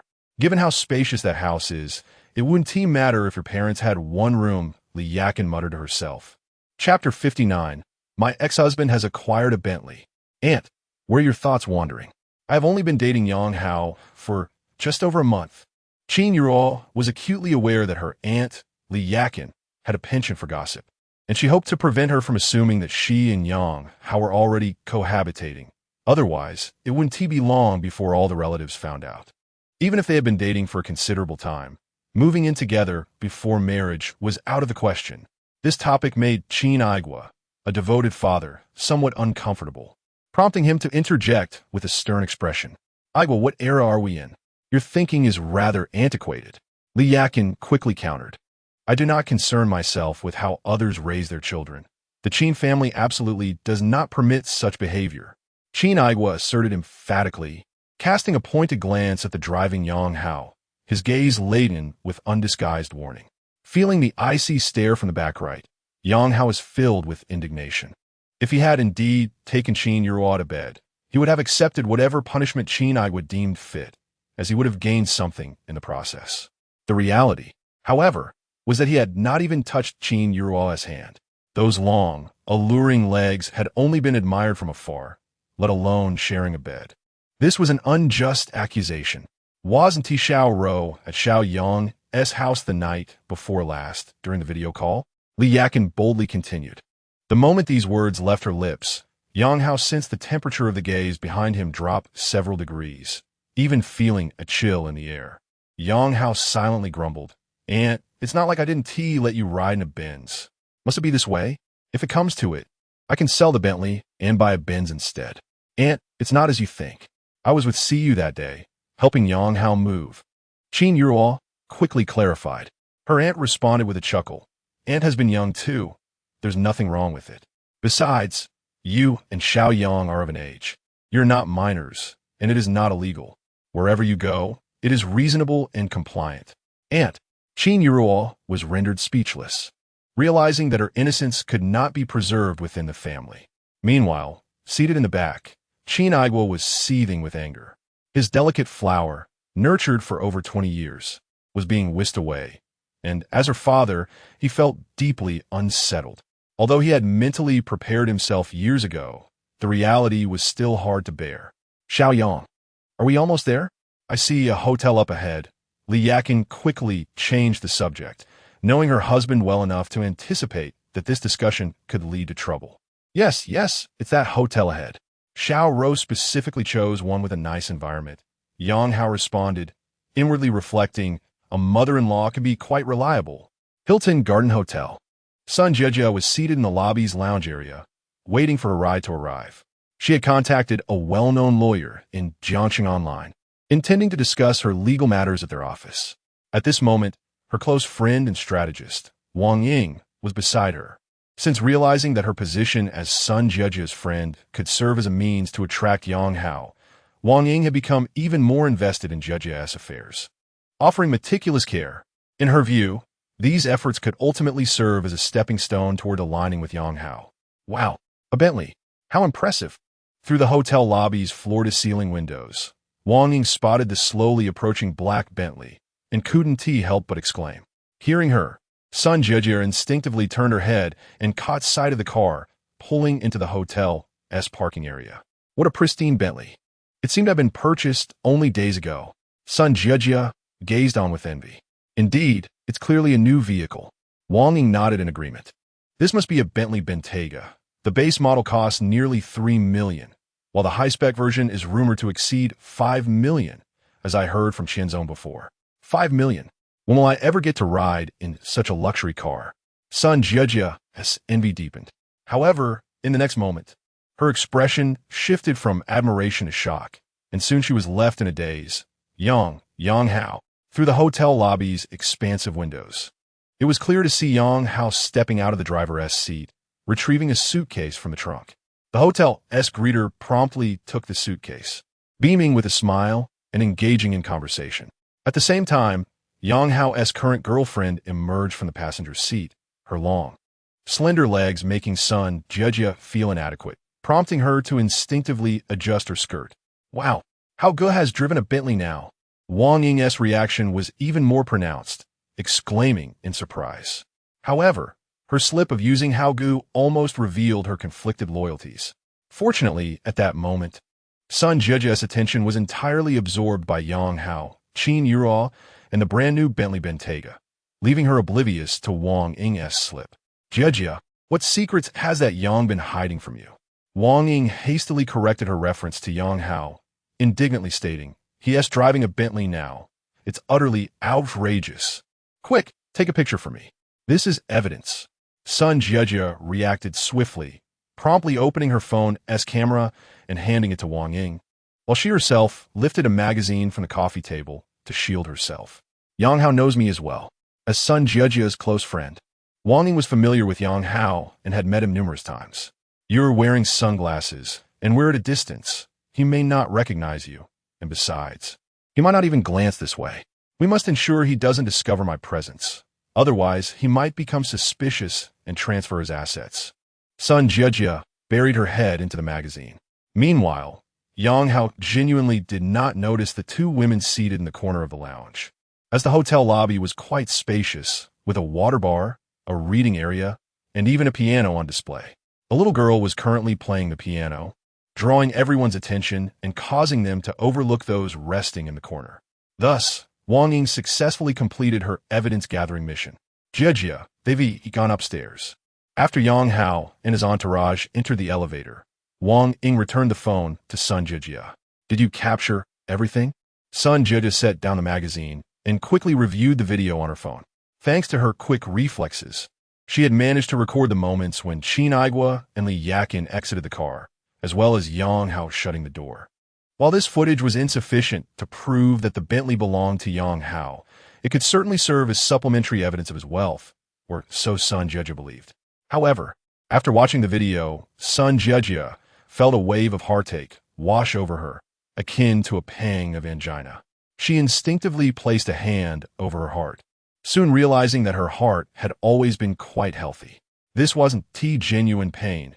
It was the psychological agony of witnessing her ex-husband driving a Bentley. It had been less than a month since their divorce, and her ex-husband had already acquired a Bentley. How was one to endure such a reality? Chapter 60. The Infatuated and the Infatuated Xiaoing. Do you think Yang Hao's met the girl's parents? Sun Jijia inquired. Her brows furrowed as she attempted to compose herself. Perhaps. Wang Ying nodded in agreement. Isn't this too soon? That young fellow has no conscience at all. It's only been a few days since his divorce, and he's already preparing for a second marriage. Sun Jijia gritted her teeth, her indignation palpable. I must file for divorce quickly and reclaim what is rightfully mine. At that moment, her rideshare arrived, and she promptly pulled Wang Ying out of the hotel, heading straight for the lawyer's office they had previously arranged. Meanwhile, upstairs in the hotel, the others were resting and chatting. Li Yakin sent a message to her son, Zheng Jichao, informing him of her arrival in Jiangsheng and asking him to meet them at the hotel. However, Zheng Jichao replied that he had to work overtime unexpectedly. What kind of place makes employees work on a weekend? Li Yakin complained to Li Yafeng as she responded to her son. It's fine, there will be other opportunities. Li Yafeng was indifferent to whether her nephew came or not. In fact, she felt a twinge of delight at the prospect of his absence, knowing well his haughty demeanor. If he had joined them for dinner, he would likely flaunt his bookish arrogance, a trait he exhibited even in the presence of elders, often uttering peculiar remarks. Upon hearing that her cousin Zheng Jichao would not be attending, Qingyun Zhi felt quite pleased. She had previously advised Yang Hao not to lower himself to the other's level, and now that he was not coming, that concern was alleviated. Moreover, today's meeting was merely a formality to appease their parents, and the unexpected appearance of Aunt Li Yakin was already beyond the original plan. Once the three elder statesmen had rested sufficiently, the group departed the hotel. Yang Hao took the wheel, navigating to the restaurant Qingyun Zhi had booked on the 4th floor of the Shinkong City Mall. Having visited just the day before, Yang Hao effortlessly parked in the underground lot. It was Saturday, and the mall was bustling, significantly more crowded than the day Yang Hao and Sun Tingting had been there. At various dining establishments on the 4th floor, patrons were waiting for tables. Upon arriving at the restaurant reserved by Qingyun Zhi, the group was ushered into a private room. One wall of the room was a massive floor-to-ceiling window, offering a view of the lively scenes within the mall. What a crowd! It's no wonder it's a big city, Li Yakin remarked, gazing through the glass as they awaited their meal. Suddenly, she spotted a familiar figure. Is that? She thought, doubting her eyes, and quickly nudged her sister Li Yafeng. Look, isn't that our Jichao? Li Yafeng followed her finger to see a person resembling her nephew Zheng Jichao among the queue at a milk tea shop. However, from their vantage point, she could only see his profile, leaving her uncertain. It looks like him. I'm certain that Jichao, Qin Aigua asserted, also peering over. Wasn't he supposed to be working? Now he is shopping instead, showing disdain for us and avoiding this dinner. Qin Aigua's frustration resurfaced, finding a vent for his grievances. Li Yakin felt somewhat embarrassed. They had originally expected Zheng Jichao to join them, but now he had flaked out. If he were genuinely working, that would be one thing, but to be caught here was another matter entirely, leaving her at a loss for words in defense of her son. Yang Hao felt indifferent about whether Zheng Jichao attended or not. He was merely a passerby. However, this unexpected turn of events piqued his interest, and he glanced toward the milk tea shop, though he couldn't identify which figure was Zheng Jichao. Instead, he recognized a familiar silhouette sitting on a bench next to the shop. He Qingyun Zhi's plastic friend. Today, she sported a snug white t-shirt paired with denim shorts, her long legs attracting the gaze of passing men. Yang Hao recalled receiving a message from He Sisi at the train station, inviting him to dinner, to which he had chosen to ignore. One need not respond to every message from a sycophant, he mused. Occasional replies serve as treats, akin to tossing a bone to a pet, ensuring its happiness for a time. Xiao Ruo, your esteemed colleague is here, Yang Hao whispered to Qingyun Zhi beside him. She frequents Qingyun City. It's a paradise for materialistic women. Indeed, Qingyun Zhi replied coolly. Recognizing that high-end malls like Qingyun City were indeed places where women like He Sisi indulge their desires, often accompanied by their sycophants or wealthy suitors. As Zheng Jichao purchased 2 cups of milk tea, Li Yakin's eyes sparkled with delight. Could it be he has a girlfriend? Seeing her son buy 2 cups made her face beam with joy. The notion of her son secretly dating someone had always been a concern, and this revelation felt like a joyous surprise. Dear sister, you always say Jichao isn't in a hurry. Clearly, he knows what he is doing, Li Yafang chuckled. How could he keep this from me, his own mother? Li Yakin feigned annoyance, though her smile betrayed her happiness. Li Yafang glanced at her daughter and Yang Hao, saying, just like Xiao Ruo isn't it, they want to reveal anything until they feel pressed. Qingyun Zhi pouted, pretending she hadn't heard. At that moment, Li Yakin exclaimed with excitement, Jichao has good taste. Look at that girl. She is stunning, and her legs are so long. They watched as Zheng Jichao approached He Sisi, holding 2 cups of milk tea, and offered one to her. Yet, she did not accept it, merely glancing up at him. Understanding her cue, he adjusted the straw and crouched down, presenting it to her lips. She took a casual sip but immediately grimaced and shook her head, saying, it's awful. Throw it away. Witnessing this, Li Yakin's expression darkened. Her son, so proud in front of others, was now utterly subservient to this woman. This was precisely what the internet referred to as being a sycophant. Chapter 61. Zheng Jichao was stunned third brother. Did you see that? Jichao stood in line for so long just to buy her milk tea and even brought it to her lips. Yet she only took a sip without even lifting a finger. What kind of upbringing is this? Li Yakin fumat. Dear sister, can't you see? Jichao is the only one invested in this. Even if you all wish to marry her, the lady may not agree. Qingyun seized the opportunity to vent his frustration. For what I observe, these two Haven Tea even started dating. Jichao is clearly trying to please her. Look at that subservient attitude. He might as well kneel before her. Li Yakin's face turned a deep shade of anger as she snatched her phone and dialed Zheng Jichao. To her further indignation, her son merely glanced at the phone before hanging up. Shortly after, she received a message from Zheng Jichao. Working overtime, busy. Bang! Li Yakin slammed her palm on the table, unable to restrain her outrage. He even has the audacity to tell me he's working overtime. Busy with buttering up that girl, I suppose. I'm going to find him right now and see what he has to say. As she stood up, Li Yakin's sister, Li Yafang, quickly called out to her, Sister, don't act impulsively. We still don't know the full story. If you go over there recklessly, it will be quite awkward. Li Yakin halted in her tracks. Third sister, what do you suggest we do then? How about we pretend we didn't see anything and just continue eating? You can ask Jichao more thoroughly when you visit his house tonight, Li Yafang proposed. I say we invite them over for a meal together. Qingyun chimed in, eager to stir the pot. With Jichao's temperament, if I go over now, he likely won tea come. Li Yakin understood her son well. He was quite proud and concerned about his image. Said he is working overtime, and now that he has been caught, how could he have the face to join us for dinner? Aunt, I can invite them over, Yang Hao said with a cheerful smile. You? Li Yakin looked at Yang Hao in disbelief. You don't even know our Jichao. How could he possibly listen to you? Qingyun added, Yang, you shouldn't get involved in this. You don't understand Jichao. He is particularly proud. In this situation, if you call him, he wants he come. Yang Hao smiled mysteriously. If you want him to come, I have my ways. All right, Yang, you go ahead and invite them over. At this moment, Li Yakin was particularly eager to meet the little vixen who had captured her son's heart. Her once well-behaved son had now turned into a sycophant before her eyes. This simply wouldn't he do? Understood, Yang Hao replied and promptly sent a message to He Sisi. Come to Jiangnan Restaurant, room 108, for a meal with your friend. Just 2 seconds after the message was sent, Yang Hao saw He Sisi stand up from the bench, looking astonished at the Jiangnan Restaurant sign. The next moment, He received her reply. Yang Ge, did you see me? Yang Hao, yes, come over. Xiao Rou is here too. He CC, sycophant number 1, okay. He CC, sycophant now.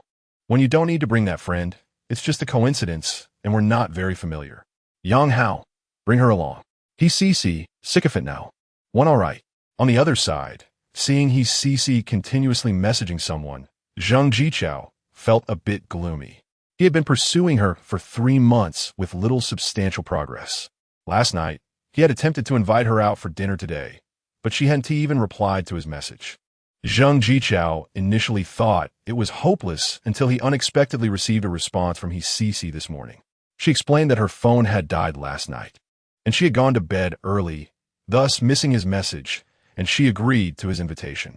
Naturally, Zhang Jichao was elated, thinking he finally had a chance. However, his CC seemed rather busy. Although she was with him, her mind appeared to be elsewhere as she openly messaged someone who looked like a man. Jichao felt a pang of dissatisfaction, but had no recourse against his CC since they were not in a relationship. CC, shall we go eat? That newly opened Japanese restaurant is quite good. I'm not in the mood for Japanese cuisine. You can accompany me to meet some friends. His CC replied nonchalantly. Huh? Meeting friends? Zhang Jichao was taken aback for a moment. Then joy surged through him. The goddess wanted to introduce him to her friends, which meant she might be considering him seriously. Even if he had to pretend to be her boyfriend, it was a step closer. Sure, where shall we eat? It's on me. Zhang Jichao nodded enthusiastically. That place, he CC pointed at the Jiangnan restaurant sign and strode over. So close. Zhang Jichao had already noticed the Jiangnan restaurant. It was originally one of his choices for dining with his CC, but he had opted against it due to its relatively modest pricing compared to the upscale Japanese restaurant he had in mind. When treating the goddess, he wanted to choose the most prestigious venue within his budget.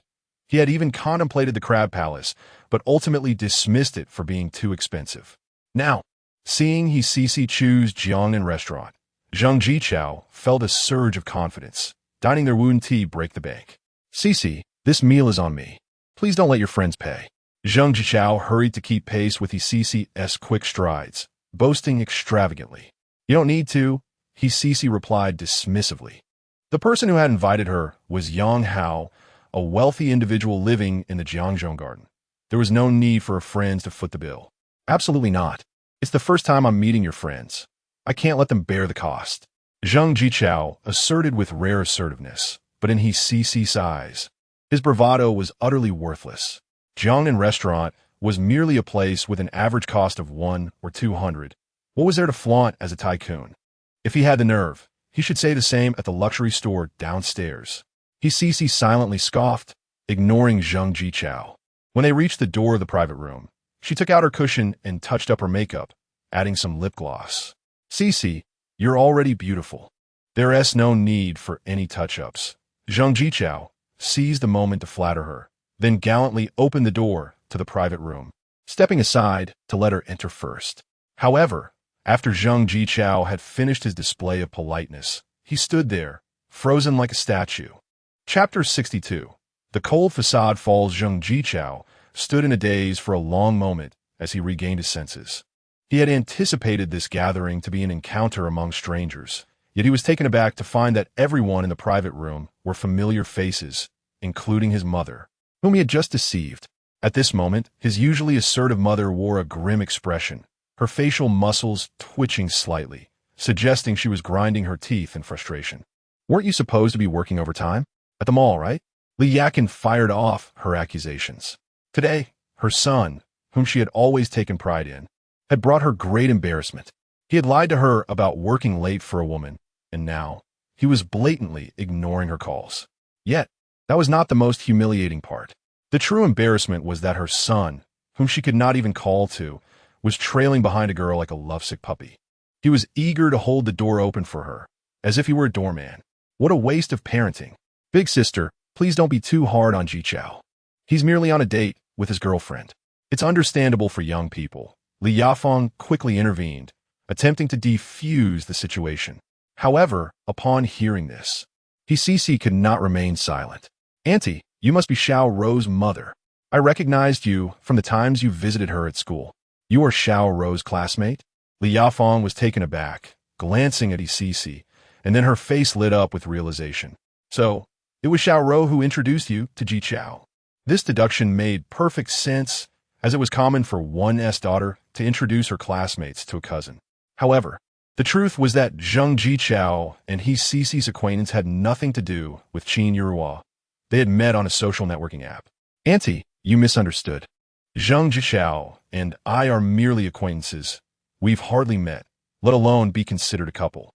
Cece hurriedly clarified her relationship with Zheng Jichao, keen to avoid any misconceptions, especially in front of Yang Hao. She understood men well. Most men operate under a double standard, wanting to have their cake and eat it too, especially the affluent ones. They expect absolute loyalty from women while indulging in their own affairs. Although this is hypocritical, many men subscribe to this mentality. Cece, being materialistic, recognized what men desired and could empathize with their perspective. Therefore, even though Yang Hao had a girlfriend, it was essential for her to remain single to have any chance.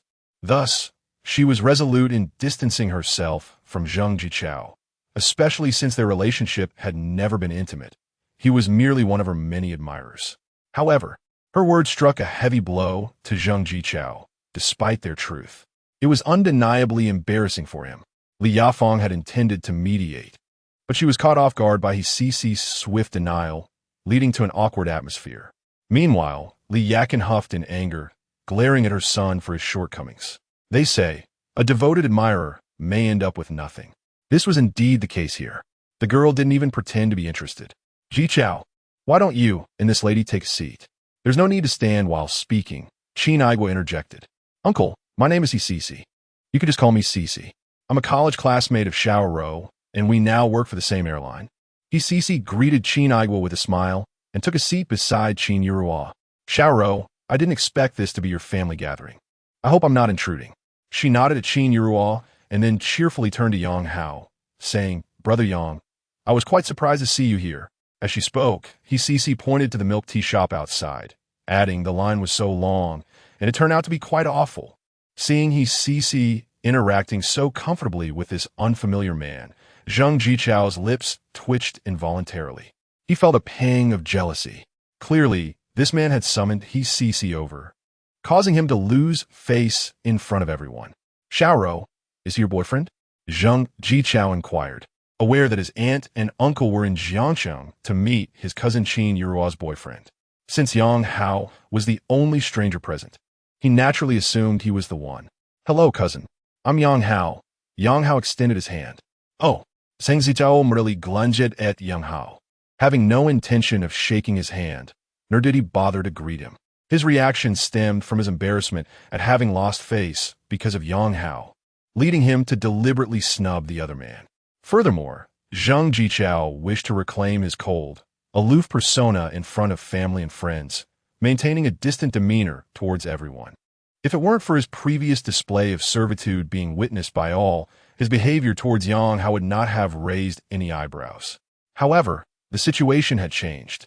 His icy facade had crumbled, and any attempt to maintain that demeanor now would appear pretentious. Although he was ignored, Yang Hao simply smiled nonchalantly. As he had already been forewarned by Qin Yurua, he could also surmise Zheng Jichao's feelings. His lies had been exposed, and his servile actions had been broadcasted to all. Surely, he felt utterly humiliated, unable to vent his frustrations on Li Yakin or Li Yafeng. So he took it out on Yang Hao instead.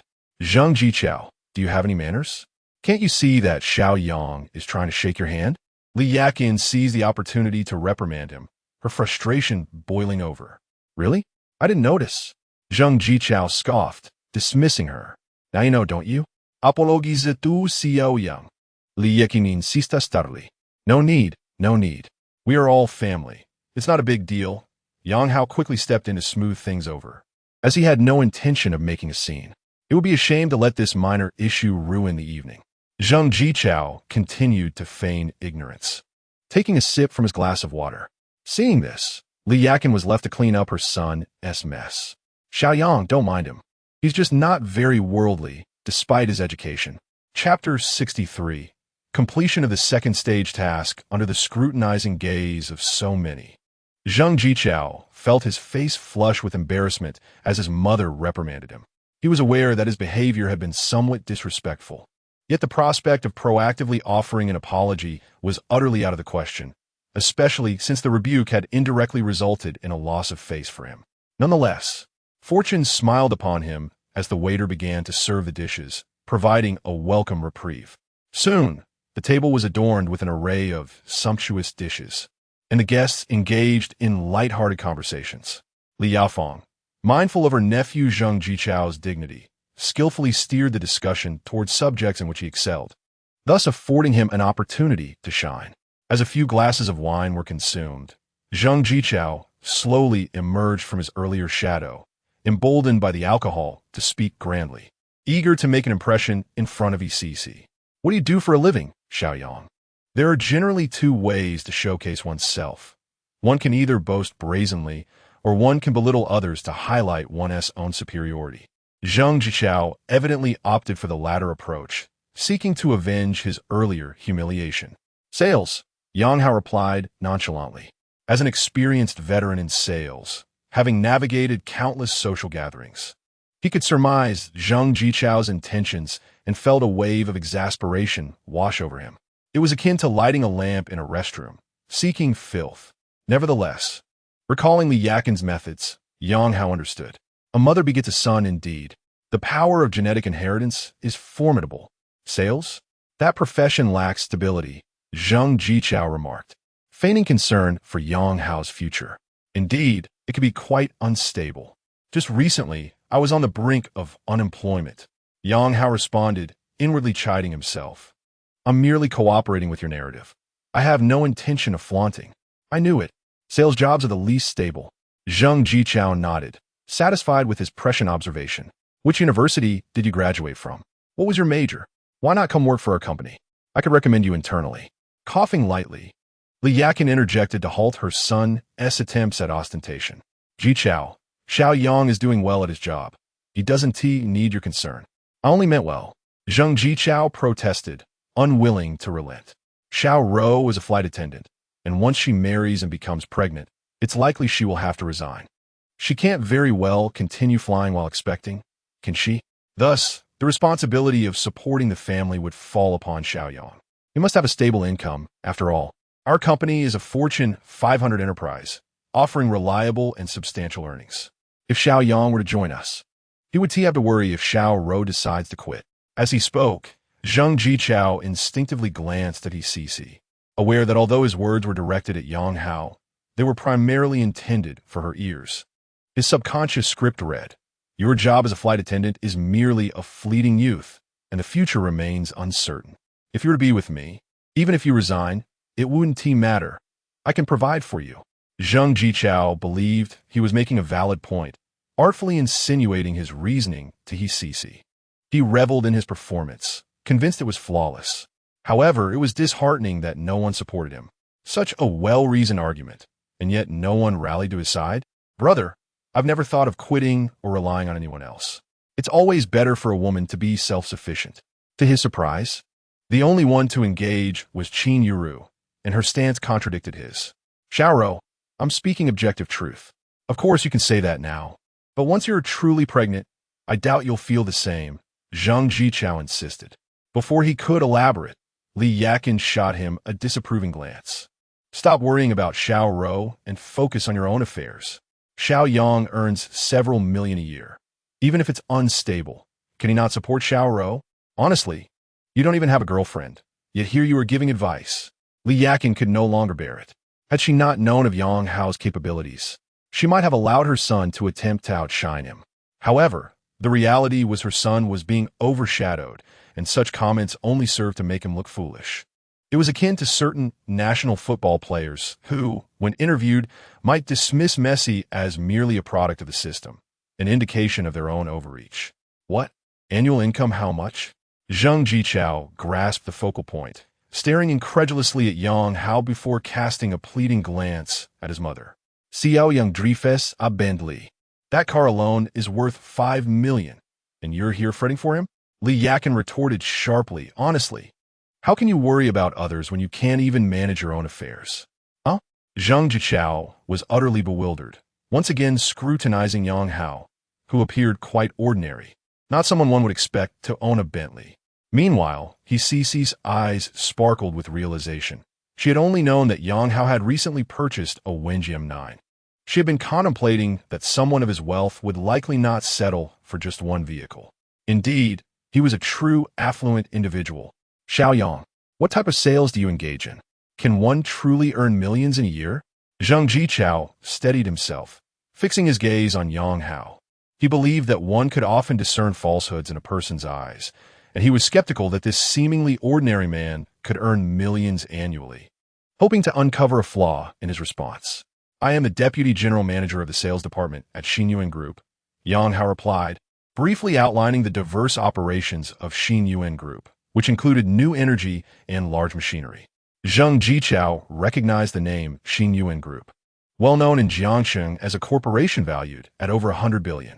Upon learning that Yang Hao was indeed the Deputy General Manager of the Sales Department, he felt a twinge of dismay. If Yang Hao truly held such a position within a major corporation, earning millions annually was entirely plausible. After all, sales income is heavily commission-based, and in a company of Qingyun's stature, the Deputy General Manager's earnings could fluctuate significantly. Cousin, I appreciate your kind intentions and understand your concern for me and Xiaoro. However, should the situation you describe arise, I would still be able to support Xiaoro. Additionally, I respect her personal choices. If she enjoys working, she should continue. If she prefers to stay at home, she can manage the household or even run a shop. I recently acquired a storefront and am planning to pursue a side business. Yang Hao continued the discussion with a humble tone, sharing his plans. Upon hearing this, Li Yafeng and Qin Aigua exchanged glances filled with admiration. They had encountered wealthy individuals before, yet many exuded arrogance and a sense of entitlement, as if the world must revolve around them due to their wealth. In contrast, Yang Hao, at such a young age, had accumulated significant wealth while remaining humble and respectful towards their daughter. Such qualities were indeed rare. The second phase of the task for assisting women has been completed. Rewards: red envelopes, small. 2. Information treasure chest 1. Chapter 64. One word: despicable. Ding. Congratulations to the host for successfully unlocking the third phase of the mission. Mission content: upgrade the relationship with the target.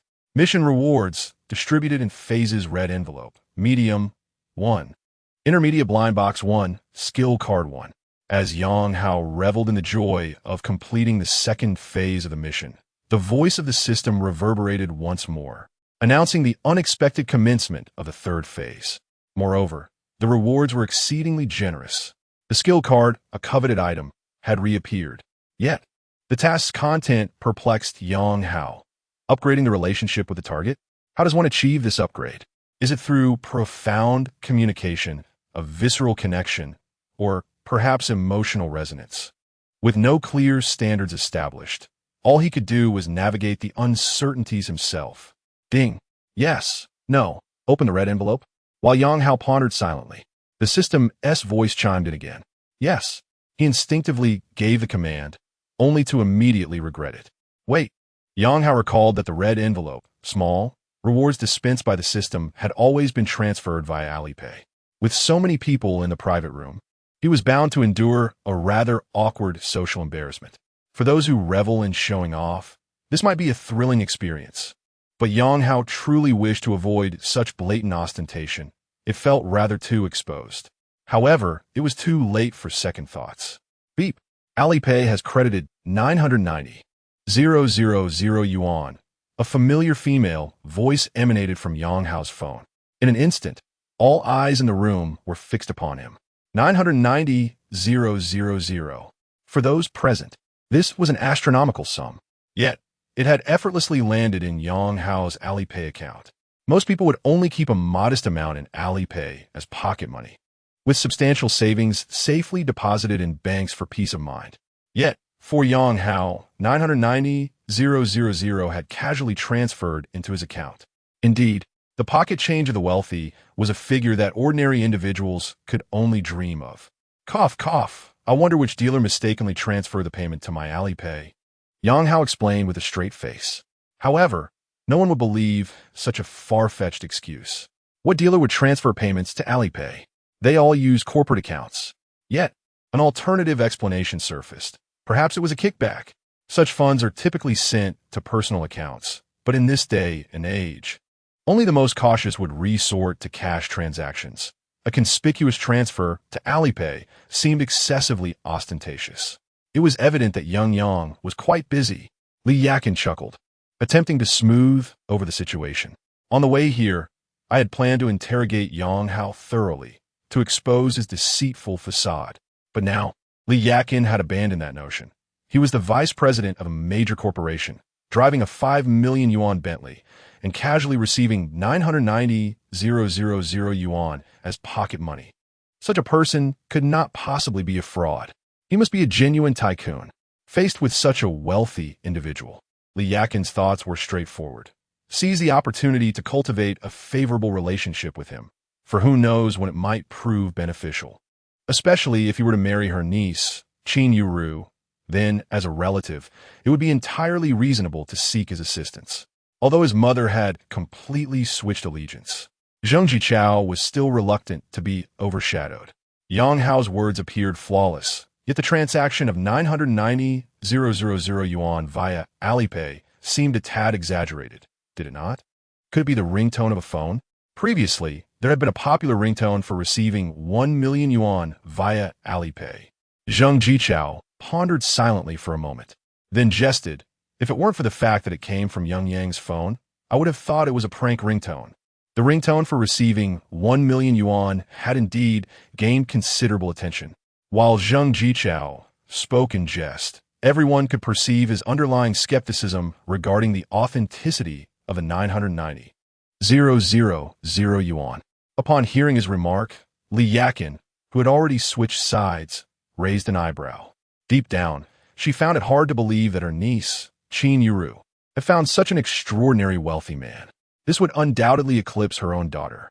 Now, with her son Zheng Jichao mentioning the popular ringtone, she began to reconsider the plausibility of such a large sum being transferred to Alipay. With those thoughts in mind, Li Yakin shot Zheng Jichao a fierce glare.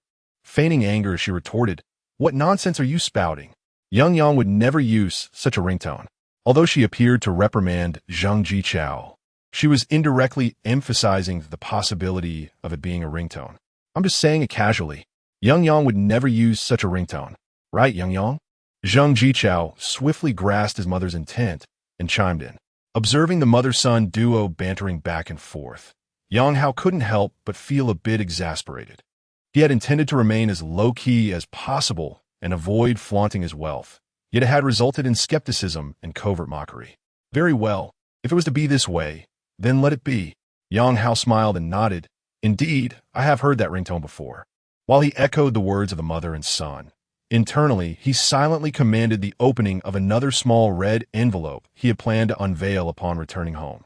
Beep. Alipay has credited 880,000 yuan. Zheng Jichao was preparing to launch another attack, hoping to ascertain whether Yang Hao was indeed using the ringtone to expose his hypocritical facade.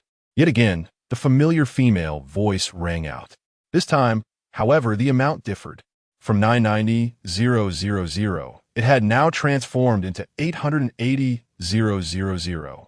This, Zheng Jichao was left utterly speechless. The fluctuation in the figures effectively discredited his hypothesis. If it were merely a ringtone, the second notification should have echoed the first amount of 990,000. Although modern phones are equipped with an array of features, they have yet to reach the point of randomizing the amount displayed with each ringtone, especially since Yang Hao's phone lay untouched on the table. From the moment the 990,000 yuan notification sounded until now, he had laid a finger on it. This eliminated any possibility of him manipulating the ringtone, thus indirectly confirming that everyone had indeed heard a genuine notification of a substantial payment to Yang Hao's Alipay account. In a brief span, Yang Hao had amassed an astonishing total of 870,000 yuan. His ability to generate wealth was akin to that of a money-printing machine. My apologies. Yet another payment has arrived. I had previously instructed the dealer not to remit funds over the weekend, yet they simply wouldn't heed my advice. Yang Hao explained once more, but this time, unlike before, his attitude had shifted. Initially, he had genuinely wished to conceal the truth, feeling that such blatant boasting was inappropriate. However, his mindset had now transformed, since humility and low-profile behavior had only garnered skepticism and derision. Then let the showmanship commence. Some individuals only cease their incessant chatter when confronted with undeniable evidence. One word: despicable. Chapter 65. Genuine luxury cars and imitations indeed. This time, Zhang Zhichao ceased his incessant prattle. The meticulously crafted lines he had rehearsed in his mind became utterly unnecessary. Within a mere few minutes, an astonishing sum of 187 million had been credited, setting aside the likelihood that Yang Hao's so-called payment was a fabrication, even if it were genuine. The rapid influx of such a colossal amount would certainly yield significant commissions for him as the deputy general manager of the sales department and the person responsible for this transaction. In essence, it is evident that wealth comes effortlessly to some. The affluent are indeed confirmed. In a tactical maneuver, Zhang Zhichao took a sip of water to mask his embarrassment. Meanwhile, Li Qin donned a smile, once again extolling Yang. You are truly deserving of your position as the vice president of a major corporation, working tirelessly even on weekends with substantial deals. Your success is commendable. You are a few years younger than Zhichao, yet your achievements far surpass his. Zhichao, feeling the sting of defeat, was acutely aware that his mother had now completely surrendered her resistance and was contemplating how to leverage her connection with Yang Hao. The first thought that crossed her mind was to consider her son, Zhang Zhichao, who was also striving in Jiang City. Although his current job was relatively stable, his earnings were merely average. If Yang Hao could extend a helping hand, perhaps Zhichao could soar to new heights. However, Zhang Zhichao remained silent, feigning ignorance. His pride was one factor. More significantly, he felt humiliated. Just moments ago, he had boasted to Yang Hao that if he could not succeed, he would seek employment at their company, and he would even facilitate an internal recommendation. Yet, in a dramatic turn of events, his mother was now pleading for assistance from the very person he had belittled. Naturally, this left him feeling quite uncomfortable. Of course, this was merely a secondary concern. The primary issue lay in the presence of his goddess, He wished to maintain a semblance of dignity and could not simply prostrate himself before a wealthy individual in her presence.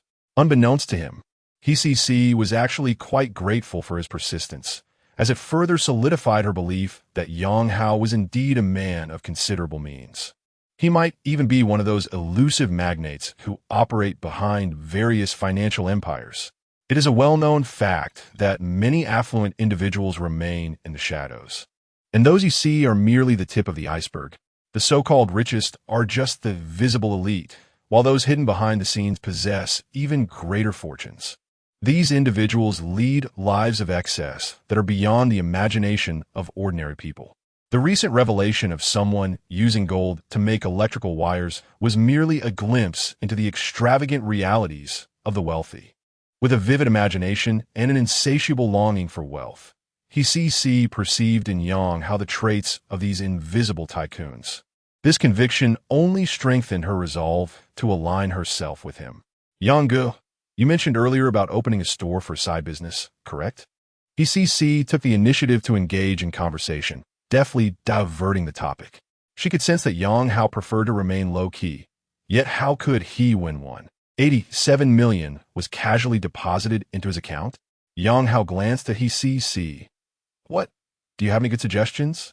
I'm hardly a business expert, she replied, shaking her head and smiling. I merely think it is remarkable that someone as accomplished as you, Yang, still aspires to earn additional income through side ventures. Truly, the harder one works, the more successful one becomes. Indeed, Li Qin chimed in. Yang's success and diligence are exemplary for our youth. She then turned her gaze to her son, Zhang Zhichao. Zhichao, you should engage more with Yang and learn from him. Zhang Zhichao mumbled, his voice barely audible as he strategically sipped his water. He longed for this dinner to conclude swiftly.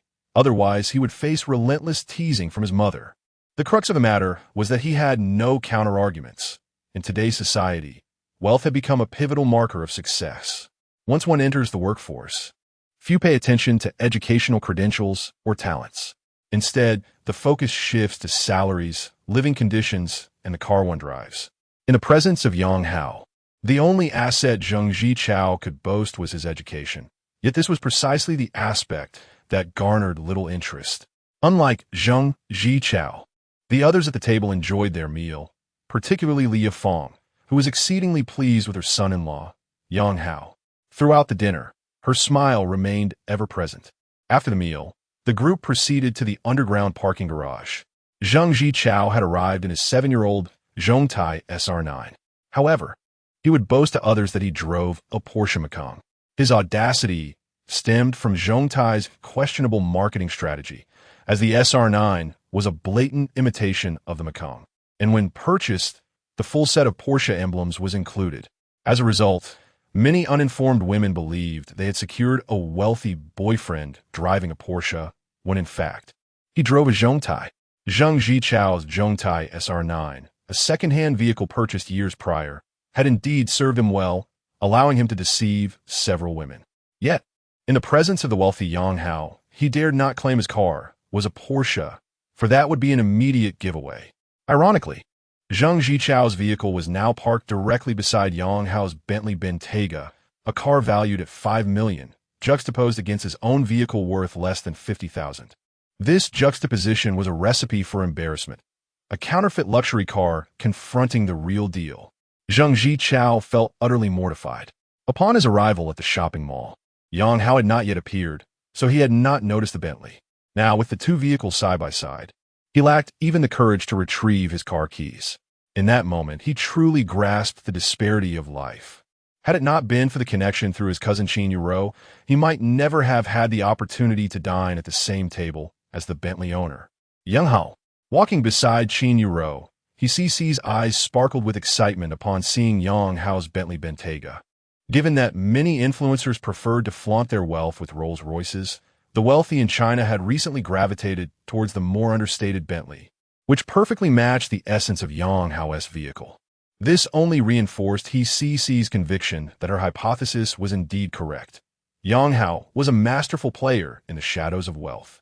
I called for 2 designated drivers. They should be arriving shortly. Cousin, is your car parked nearby? On such an occasion, it was natural for both Yang Hao and Zheng Zichao to indulge in a few drinks, leading Yang Hao to arrange for 2 designated drivers before leaving the restaurant. Upon hearing Yang Hao's inquiry about his vehicle's location, Zheng Zichao felt even more embarrassed to produce his car keys. He simply gestured toward the distance. It's parked over there. His plan was to let Yang Hao leave first when the drivers arrived, and then have the drivers take his car, thus avoiding any awkwardness. At that moment, Yang Hao's 2 designated drivers arrived, one tall and one short, both clad in blue vests from the designated driving service. May I inquire, which one of you is Mr. Yang? The taller driver asked. That would be me, Yang Hao replied, waving his hand and indicating his Bentley Bentayga. Please take this car to the Hilton Garden Inn. Huh? The tall chauffeur gazed at the pristine black Bentley before him, a look of hesitation crossing his face. I can't drive this car, it's too expensive, he admitted. Yang Hao was momentarily taken aback. He had never contemplated such a scenario. In the past, neither his own vehicles nor those of his clients had reached a level of luxury that would intimidate a chauffeur. No worries, you drive it. If anything happens, it's on me, Yang Hao waved dismissively. Brother, I only do this part-time. I think I'll pass, the tall chauffeur replied. Didn't you summon 2 drivers? I'll take the other vehicle. He proposed a solution. Before Yang Hao could respond, the shorter chauffeur interjected, Old Gao, I can't drive this Bentley either. You should take the wheel. I can't afford to pay for any damages. The tall chauffeur shook his head. Forget it. I want to take this job. Sir, I sincerely apologize. With that, he promptly canceled the order and sped away on his electric scooter. Yang Hao found himself bemused. He never imagined that owning a luxury car could bring about such complications. At that moment, the shorter chauffeur spoke up again. Brother, don't think Old Gao is overreacting. A fellow driver once crashed a Ferrari due to unfamiliarity with it, and he had to sell his house just to cover the damages. Yang Hao nodded in understanding. I get it. What about the other car? If it's just as expensive, I'll have to leave as well. I truly apologize. The shorter chauffeur said earnestly. Ask him. Yang Hao gestured toward Zheng Jichao, who was equally unaware of the type of vehicle the other driver was operating. Zheng Jichao glanced at Yang Hao's Bentley, then at his own Porsche Taycan, his lips twitching as he grappled with whether to claim it was a Porsche or a Zodi. Just then, CC chimed in, pointing to the Zodi SR9 parked beside the Bentley.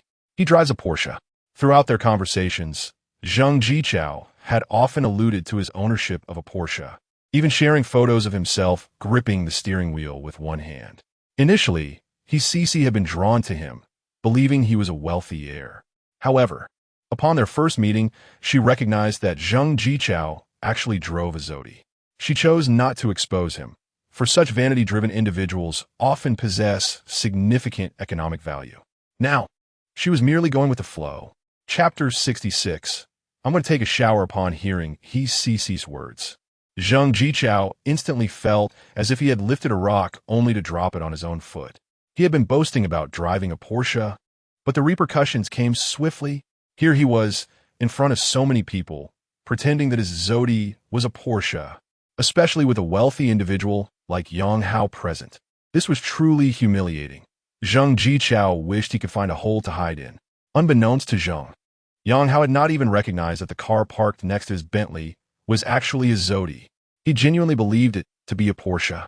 After all, Yang Hao had only been wealthy for a couple of days and had never owned a Porsche himself, making it difficult for him to distinguish between the two just by appearance. In fact, Yang Hao was somewhat surprised. He hadn't expected Zheng Jichao to drive a Porsche. Yet, he found it somewhat inconsistent with his cousin's character. If he truly owned a Porsche, he would have boasted about it during their earlier drinking session. But Zheng had said nothing at all.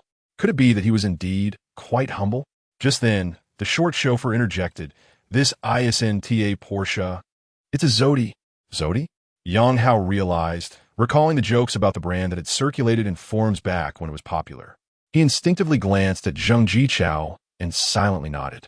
If it was a Zodi, then it made sense. It aligned with his cousin S character. Ah, boss. The car keys. I can drive the Porsche. The short chauffeur, realizing he had misspoken, awkwardly rubbed his hands, hastily adding a clarification. Zheng Jichao, however, felt his face flush with embarrassment. It was as if his very dignity had been stripped away. Damn it. Today had truly been a disgrace. Zheng Jichao just wanted to leave quickly, silently tossing the car keys to the chauffeur before hurriedly ushering his mother, Li Yakin, into the car, urging the driver to move swiftly. Before long, the Zodi vanished from the crowd's sight. Zheng Jichao is quite something. He usually presents himself as a refined individual, yet he engages in such antics. Qingyun shook his head, critiquing. Every young person has their vanity. Li Yafeng chimed in, then smilingly told Yang Hao, You don't need to see us off. We'll just take a taxi. You should also take a taxi home, and be careful. Yang Hao nodded, understanding that not every chauffeur would cancel their order, but repeated attempts would take time. At that moment, however, CC stepped forward. Yang Ge, I can drive. If you trust me. CC had crafted an image of a sober, good girl in front of Yang Hao, as she was the only one at the table who had consumed alcohol. When the tall chauffeur fled in embarrassment, she had already contemplated taking the wheel herself. Do you have a driver's license? Yang Hao inquired. Of course. I got it in college. I'm an experienced driver. CC replied with a bright smile. All right, then, I'll trouble you.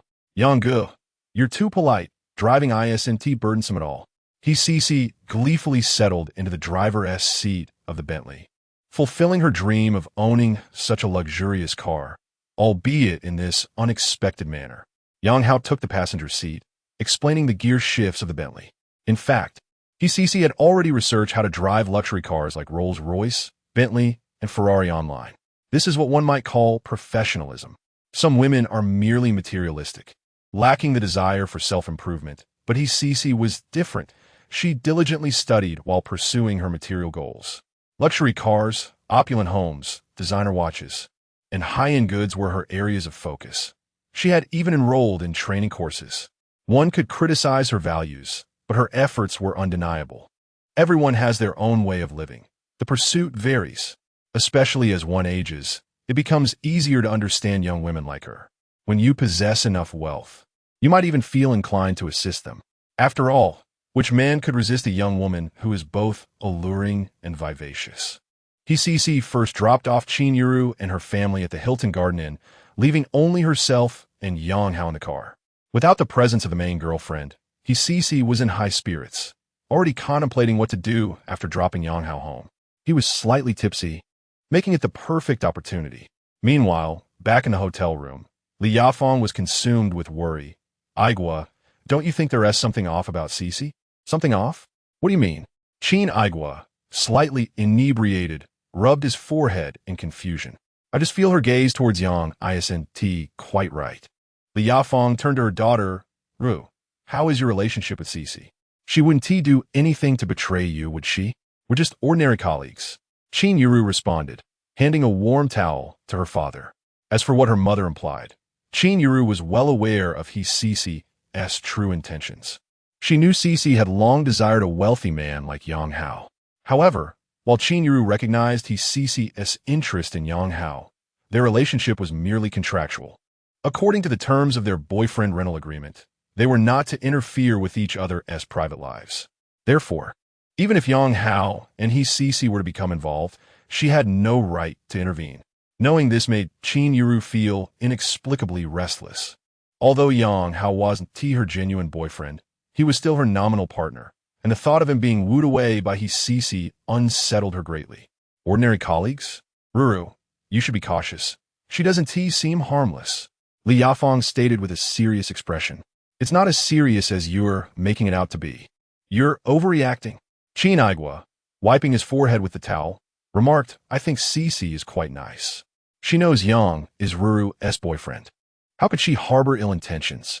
Upon hearing her husband's words, Li Yafeng was left speechless. This is why men lack foresight. Fortunately, you don't have money. If you did, young women would be all over you. Qin Aigua could not tolerate such slander, sitting up from the bed to retort. Am I that kind of person? When I was younger, women pursued me, and I turned them all down. Turn them down? Then what about Fong Fong? That was just a client.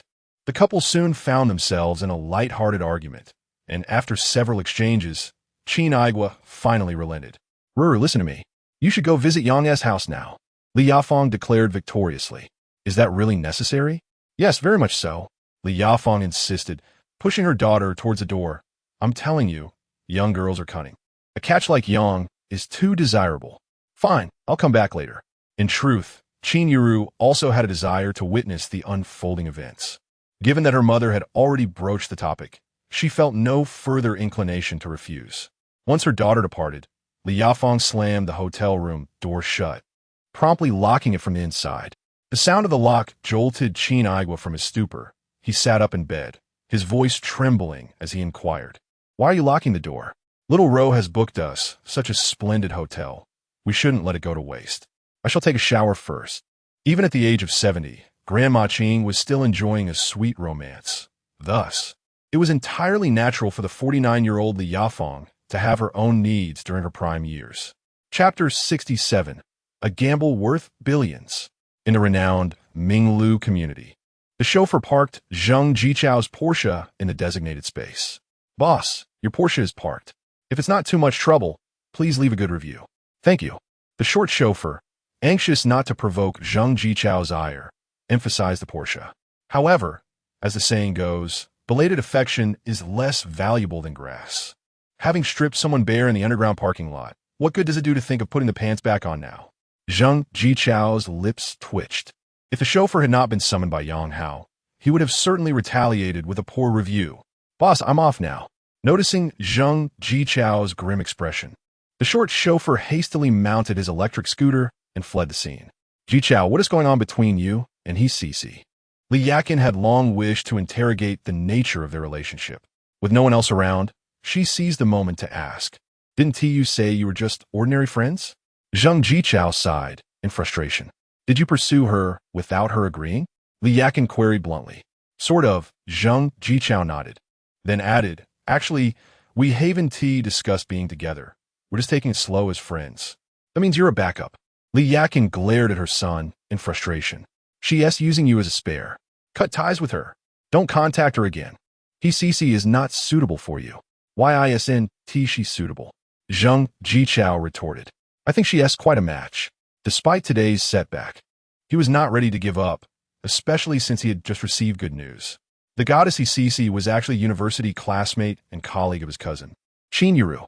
He could easily adopt a familiar approach to invite her out in the future. Do you see her as someone who is living a mundane life? Besides, do you really think you can support her with your current income? Li Yakin scolded, her face darkening. He clearly has her eyes on that wealthy young guy. Don't indulge in wishful thinking. CC is not the kind of person you think she is, Zhang Jichao retorted through gritted teeth. Though he felt a twinge of uncertainty. He was indeed a proud individual, but he was not naive. He could discern certain truths from Cici's words and actions.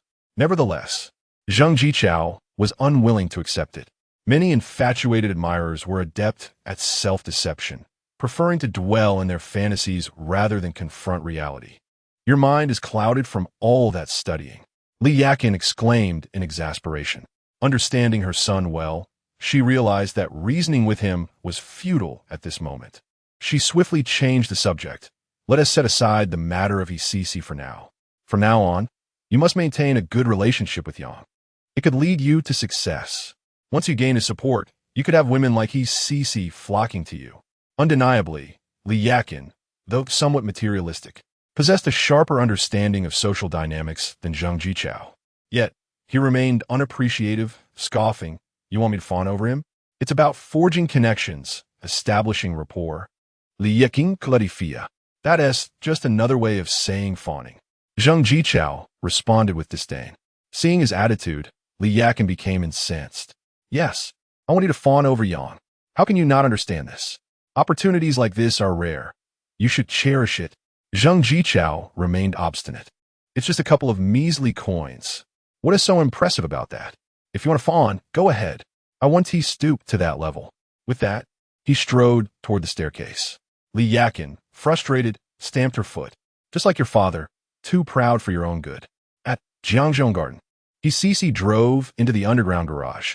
Under the influence of alcohol, Yang Hao, seated in the passenger seat, had already fallen asleep. Without his guidance, Cici was unsure where to park the car, yet she refrained from waking him. After all, how could she disturb someone who was sleeping so soundly? Being a considerate sister, she parked the car in a non-intrusive spot and patiently waited for her brother to wake up. Understanding the routine well, Cici did just that. After parking, she settled into the driver's seat, engrossed in her phone, occasionally snapping a few selfies. The seat cushion bore the Bentley emblem, which she inadvertently displayed in her photos, later editing and posting them to her social media with the caption, "Today has been another delightful day." Naturally, she ensured that Qingyun and Zhang Jichao were blocked from seeing this post. However, Cici inadvertently overlooked her acquaintance, CSCU, who lay in her WeChat friend list. Consequently, the freshly graduated coach, having just finished a class, spotted Cici's selfie and instantly recognized it as being taken in Yang Hao's Bentley, which she had just ridden earlier that day. CSCU quickly captured a screenshot of Cici's post and sent it to Qingyun. "Xiaoro, you've been cheated on again." On the road, Qingyun, upon seeing the screenshot sent by CSCU, felt no surprise. It was precisely the kind of thing Cici would do. Yet, even with this anticipation, her emotions were stirred by the image. The thought of her boyfriend being pursued by a vixen, even if only nominally, left her feeling unsettled. In the underground garage, Cici was in high spirits. After posting her selfie, her like-minded friends flooded in with envious comments. "Gorgeous and driving a fancy car. Sister Cici, take me along. Congratulations on your success. Take your sister with you. Wow, you're really living the dream with a Bentley." The comments section was filled with admiration and praise. After replying to a few comments, Cici's gaze returned to the still sleeping Yang Hao. The glory she enjoyed at that moment was all thanks to this man. She must hold onto this opportunity tightly. However, given that he had a girlfriend, she would need to employ unconventional methods. With a determined bite of her lip, Cici resolved to embark on a gamble worth billions. If this young brother granted her the opportunity to seize all the chips, then securing his support would be assured. With this thought in mind, She swept her long hair over her shoulder and buried her head down. Chapter 68. Just say you're hungry, Ding. A potential aid for the target has been identified. Name, he's CC. Age, 25 years. Height, 170 centimeters. Weight, 48 kilograms. Occupation, flight attendant. Current demand, a substantial intake of protein. Task reward, 1 intermediate blind box. Yang Hao, still lost in slumber, was jolted awake by a voice calling for him. As he groggily opened his eyes, he was met with the sight of his CC's elegantly tied hair, her body leaning over from the cockpit. What on earth is happening? Yang Hao was taken aback. However, he quickly recalled the task details relayed to him. Could it be that he was to exchange his own protein for an intermediate blind box? A choice to make, although the reward was enticing. It came with the price of enduring the advances of such a beautiful flight attendant. In other words, to claim the reward, a sacrifice was necessary. What a difficult decision. In defiance of the dilemma, Yang Hao closed his eyes again, feigning sleep. I'm merely a passive participant. A man must protect himself in such situations. The professionalism of flight attendants is truly remarkable.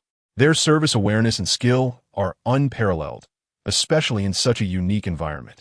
Yang Hao found himself unlocking a new life experience. Approximately 10 minutes later, ding, the task of assisting a lady has been completed. Congratulations, host. You have earned an intermediate blind box. Yes, no, open it now. The familiar voice of the system echoed in his mind. Yang Hao, still in a contemplative state, felt a surge of anticipation. This reward seemed to possess the highest value among those he had received thus far. He had never imagined that one day he would partake in such fortune. The previous intermediate blind box had yielded a Bentley Bentayga. Without hesitation, he chose to open the blind box. Ding! The intermediate blind box has been successfully opened. Congratulations, host. You have acquired a villa in Wangjiang Garden. What? A villa? Yang Hao was utterly astonished. He could hardly believe that such a small amount of protein could be so valuable. Just a few milliliters in exchange for an entire villa. While Wangjiang Garden was located on the outskirts of the city, a villa there still commanded a price of around 10 million. Reflecting on the years wasted on trivialities, Yang Hao felt a pang of regret. My apologies, Brother Yang. I did not intend for it to be this way. I was merely unable to control my emotions. At that moment, CC, with a hint of distress, spoke up. Yang Hao glanced at the petite beauty who had inadvertently helped him acquire a villa.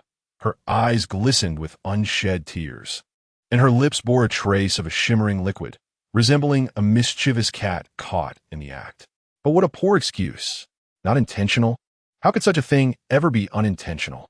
Yang Hao chuckled, playfully patting her fair thigh. Next time, just say you're hungry.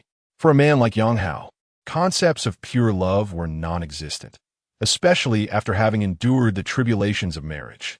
He had no intention of subjecting himself to such trials again. With the assistance of a system, he had come to embrace a philosophy of living freely and savoring life. We are all adults and all single. As long as we remain within legal and moral boundaries, we should pursue happiness as we see fit. However, Yang Hao had his own guiding principles. He would not venture into uncharted territory with someone as likely experienced as CC without proper safety assurances. Safety first. Brother Yang, rest assured. I will not inform Xiaoro. I only wish to quietly accompany you. CC expressed earnestly. Yang Hao nodded slightly, internally marveling at her professionalism. Skilled and charming, how could any man resist? He suddenly understood the allure that ancient emperors must have felt. If he were in such a position, he might indulge even more than they did. Indeed, the saying that wealth corrupts men is not without merit. Once one acquires wealth, various desires inevitably follow. Even if one can maintain self-control, the mere presence of money will attract others who seek to indulge and lead one astray. Yang Hao did not elaborate further, instead directing CC to park in his designated space. The alluring landlord, Guan Sui, had granted him 2 parking spots, both of which were now occupied by a Bentley and a Wangjiang 9. Now, Yang Hao understood why luxury residences often came with ample parking. 1 or 2 spots simply weren't sufficient. Brother Yang, let me assist you upstairs. You seem to still be feeling the effects of the alcohol. After parking, Cece offered her support. Just then, Yang Hao's phone rang. It was Qin Yuru calling. Brother Yang, please take the call. I will remain silent, Cece said, immediately grasping the situation upon seeing the caller ID. You're acting as a chauffeur, so it's entirely reasonable. Yang Hao shrugged nonchalantly before answering the call. Have you arrived home? Qin Yuru inquired with concern from the other end. Yes, just downstairs. Is Cece still with you? Qin Yuru immediately thought of Cece, knowing she was serving as a designated driver. She's here. I fell asleep during the ride, and Cece wasn't sure where to park. So she had to wait for me to wake up, Yang Hao explained casually. Oh, I see. My mother noticed that you had quite a bit to drink and asked me to bring you some hangover soup. I'm almost at your community now, Qin Yuru replied. Understanding that she needed a plausible reason for her visit, Qin Yuru had purchased hangover soup at a nearby restaurant. All right, I will notify the property management to let you in. Although Yang Hao was somewhat surprised by her arrival, he refrained from expressing too much. After all, there was still the enticing third phase of his task to consider. He needed to explore the potential for advancing his relationship with Qin Yuru. While he wasn't yet aware of the system's evaluation criteria, he was certain that if Qin Yuru could perform similar actions as Cece, the rewards would surely follow. However, Qin Yuru was not Cece, and it would likely require considerable effort to achieve that. Brother Yang, Xiao Ro is here to check on you, isn't she? I should take my leave. Cece remarked perceptively, gauging Yang Hao's response. Yet, Yang Hao merely waved dismissively, be safe on the road. Clearly, he had no intention of keeping her. Cece felt a twinge of disappointment, but masked it with a bright smile, teasingly saying, Brother Yang, take care of your health. Leave the nutritious bits for me. Chapter 69. This lawsuit is a sure win. After bidding farewell to Cece, the insatiable money gobbler, Yang Hao did not ascend directly to his apartment, but chose to wait outside his unit for Qin Yuru, adopting an ostensibly considerate boyfriend demeanor. The third phase of his mission was to elevate the relationship between the two, and for the sake of the reward, Yang Hao felt compelled to take the initiative. After all, he could not expect Qin Yuru to act like Cece. While Yang Hao lingered at the foot of his building, he received a call from a sales center of Wangjiang Garden, inquiring when he would come to collect the keys to his new home. They settled on the following morning. Yang Hao was genuinely eager about this villa. Although Wangjiang Garden was located on the outskirts of the city, it was nonetheless a standalone residence valued at around 10 million. This intermediate blind box was indeed a top-tier reward, and this villa marked Yang Hao's very first property. After concluding his conversation with the sales representative, Qin Yuru approached, carrying a thermos. Having taken the initiative to visit, she felt a hint of awkwardness, given the agreement to be mere friends, yet an unspoken bond had formed between them. Has Cece left? Qin Yuru asked, surprised to find Yang Hao alone downstairs. Yes, she just departed a short while ago. Let's head upstairs, Yang Hao replied, gentlemanly opening the unit door for her. They took the elevator together. Once they reached the upper floor, Qin Yuru opened the thermos and presented it to Yang Hao. This hangover soup is said to be quite effective. Thank you. I appreciate you going out of your way, Yang Hao said with a smile, and he eagerly drank the soup, feeling parched due to consuming a fair amount of alcohol. After finishing most of the soup, Yang Hao wiped his mouth and asked, Are you satisfied with my performance today, Qin boss? Yes, Qin Yuru nodded. My parents took it seriously, so they won't be pushing me to go on blind dates anymore. That's wonderful. My mission can be considered a success then, Yang Hao joked. With this, I won't feel embarrassed receiving a salary from Qin boss in the future. Qin Yuru shot him a playful glare, silently thinking, as if you genuinely care about that 3,000 yuan salary. Although they won't press me about blind dates anymore. They might start urging me to marry. What a headache. With a soft sigh, she recalled her mother, Li Yafeng, advising her to hold onto a man like Yang Hao. So, why not just marry him? Yang Hao chuckled, but the salary for marriage isn't just 3,000 a month. It needs to be more. Qin Yuru fluttered her long eyelashes and rolled her eyes at him. Isn't that a bit outrageous to even suggest? Well, it could be feasible if you're agreeable. Yang Hao srugit ligfli. Qin Yuru found herself at a loss for words, her cheeks tinged with a blush. Had it been Cece, she would have either readily agreed or turned the tables on him. However, Qingyun's conservative nature prevented her from engaging in such banter. Just kidding. If it were a real marriage, it wouldn't be profitable. It would only incur expenses, too much of a loss. Realizing that Qingyun might have taken his words seriously, Yang Hao quickly clarified his stance, assuring her that he was merely teasing. A good marriage undoubtedly exists, yet Yang Hao lamented that he had yet to encounter it.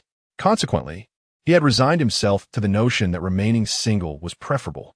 Freedom was a luxury, especially for a man of his wealth, where marriage often felt like a constraint. Moreover, Yang Hao was not lacking in any resources that marriage might offer. Not to mention, the number of women pursuing him was only increasing, and even if he desired children, illegitimate offspring now enjoyed the same legal rights as legitimate ones, a fact enshrined in law. Given the declining birth rate in the country, second only to the neighboring nation, the significance of marriage for affluent individuals like Yang Hao was minimal. Unless, perhaps, one day he encountered a woman who made his heart race and possessed a profound desire to share his life, he might reconsider the institution of marriage. Yet, he understood that the likelihood of such a scenario was nearly non-existent. There were many attractive faces, such as Qingyun's, which could easily outshine those of television actresses. However, for Yang Hao, his interest was primarily physical. A woman of Qingyun's caliber was desirable to almost any man. Yet, beyond her external allure, Yang Hao realized he did not know her well, as their interactions had been limited. Thus, his current feelings towards her were largely superficial.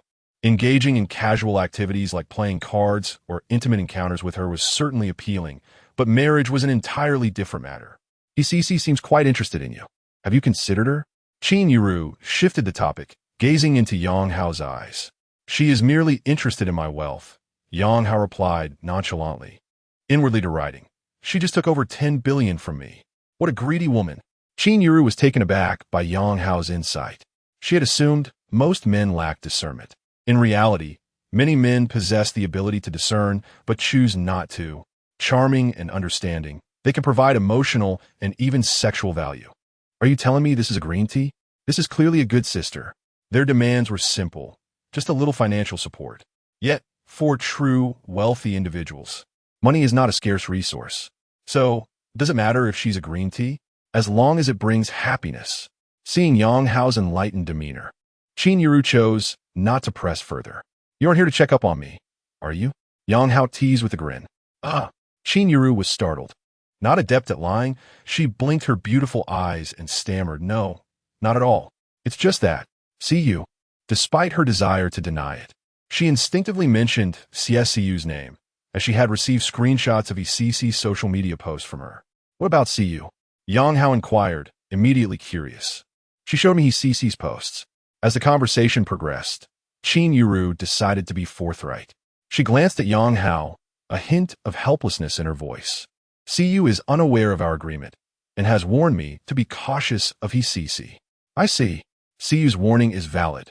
Yang Hao nodded with a smile, internally adding, unfortunately, the warning came a bit too late. At the new phone law firm, in the office of Chief Lawyer Tong Leeson, Sun Jejia elaborated on her situation and inquired, Lawyer Tong, do you believe my chances of winning are substantial? Quite significant, Tong Leeson, a middle-aged woman in her 40s with a robust build, short hair, and black-rimmed glasses, replied. Upon hearing Sun Jejia's account, her eyes sparkled with suppressed excitement. In her view, this was undoubtedly a lucrative case. The client was somewhat naive, and the defendant was a wealthy tycoon, driving a Bentley and living in luxury. It was hard to believe they weren't concealing and transferring assets during the marriage. The likelihood of victory is exceedingly high. However, the crux of this case lies in uncovering the source of your ex-husband's assets and the related evidence of asset transfer. Such a substantial amount cannot possibly be without trace.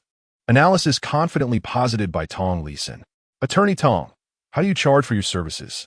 For cases like this, we generally base our fees on the amount involved. There are two options. One is a fixed retainer fee, while the other is a 15 fee based on the recovered amount. The latter option incurs no upfront costs. You would only share in the proceeds after we secure compensation from the opposing party, explained Attorney Tong. After carefully considering Attorney Tong's explanation, Sun Jiejie ultimately opted for the second collaboration model. The advantage of this arrangement is that she and Attorney Tong are aligned in their interests. If the funds cannot be retrieved, then Attorney Tong earns nothing, thus motivating her to exert every effort. Upon understanding the circumstances, Attorney Tong also preferred the second collaboration model. Living in the affluent Jiangzhou garden and driving a Bentley, the assets must amount to at least tens of millions. Even if she could recover just 10 million, her share would be a considerable one. 5 million in fees, far more exhilarating than a fixed retainer. Thus, the two reached a mutual agreement and promptly signed the litigation agency contract. Jiejie, rest assured, we will undoubtedly win this case. After signing the agreement, Tong Lisin confidently shook hands with Sun Jiejie. A hopeful smile graced Sun Jiejie's face as she replied, Sister Tong, you know how challenging this has been for me. Yang Hao, that scoundrel, must pay the price. Chapter 70, Not a Penny Less. Sun Jiejie did not arrive at the law firm alone. Her close friend Wang Ying was also present, and together they witnessed Yang Hao driving his Bentley once again, an event that left them both deeply affected. Sun Jiejie was resolute in her decision to pursue legal action, hoping to reclaim her rightful share of the assets. Meanwhile, Wang Ying reflected on her own worth, believing it to be greater than she had previously imagined. If Yang Hao had achieved such success, surely her close friendship with Sun Jiejie would also enhance her value. With these thoughts in mind, after leaving the law firm, she discreetly sent a message to Yang Hao. On the other side, after bidding farewell to Qingyun Zhi, Yang Hao indulged in a relaxing bath and then took a brief nap. When he awoke, it was already past 10 in the evening, and he noticed over 20 unread messages. Half of them were from He Cece, the insatiable woman, filled with flirtatious banter. Comments like, brother, I'm so hungry I want to eat the nutritious meal you provide, flooded his inbox. Many women perceive flirtation as derogatory, yet in the eyes of men, it often serves as a point of attraction. Those who appear dignified and upright in public life often engage in far more scandalous behavior than one might expect. Otherwise, one might wonder whom the upscale gatherings and private clubs cater to. Thus, Yang Hao found himself rather entertained by He Cece's messages, a smirk playing at the corners of his mouth as he silently chastised her for her boldness. The sheer thought of her pretentious demeanor in front of Zheng Jichao only heightened his amusement. The so-called goddess, merely a goddess to the impoverished. In the presence of the wealthy, she was as humble as a dog. While not all women fit this mold, in today's society, many women like He Cece exist. They speak of modesty and propriety with the less affluent, claiming to be slow to warm up and not frivolous. Yet with men of wealth, their conversations delve into risky territory, desperately striving not to be outdone by other women. Such is the power of money. Aside from He Cece's messages, Yang Hao was unexpectedly intrigued to find a message from the beautiful young woman, Su Yuxiue. She sent him a picture from the hospital, informing him that Lu Songlin was hospitalized. To quietly transfer marital assets, Su Yuxiue was playing the role of the devoted wife, caring for him at the hospital. However, it was evident that this beautiful young woman could not bear solitude, as she sent Yang Hao a message inquiring whether he had ever experienced anything in a hospital setting. A simple question that ignited Yang Hao's interest. Lu Songlin lay in his hospital bed, while Su Yuxiue played cards outside the ward. A provocative thought indeed. Noticing that the message had been sent 40 minutes prior, Yang Hao promptly replied to inquire if she was still there. Su Yuxiue responded instantly, yes. Moments later, she added, I'll be at the hospital all night. Clearly, in her quest to portray the devoted wife, this beautiful young woman was quite committed.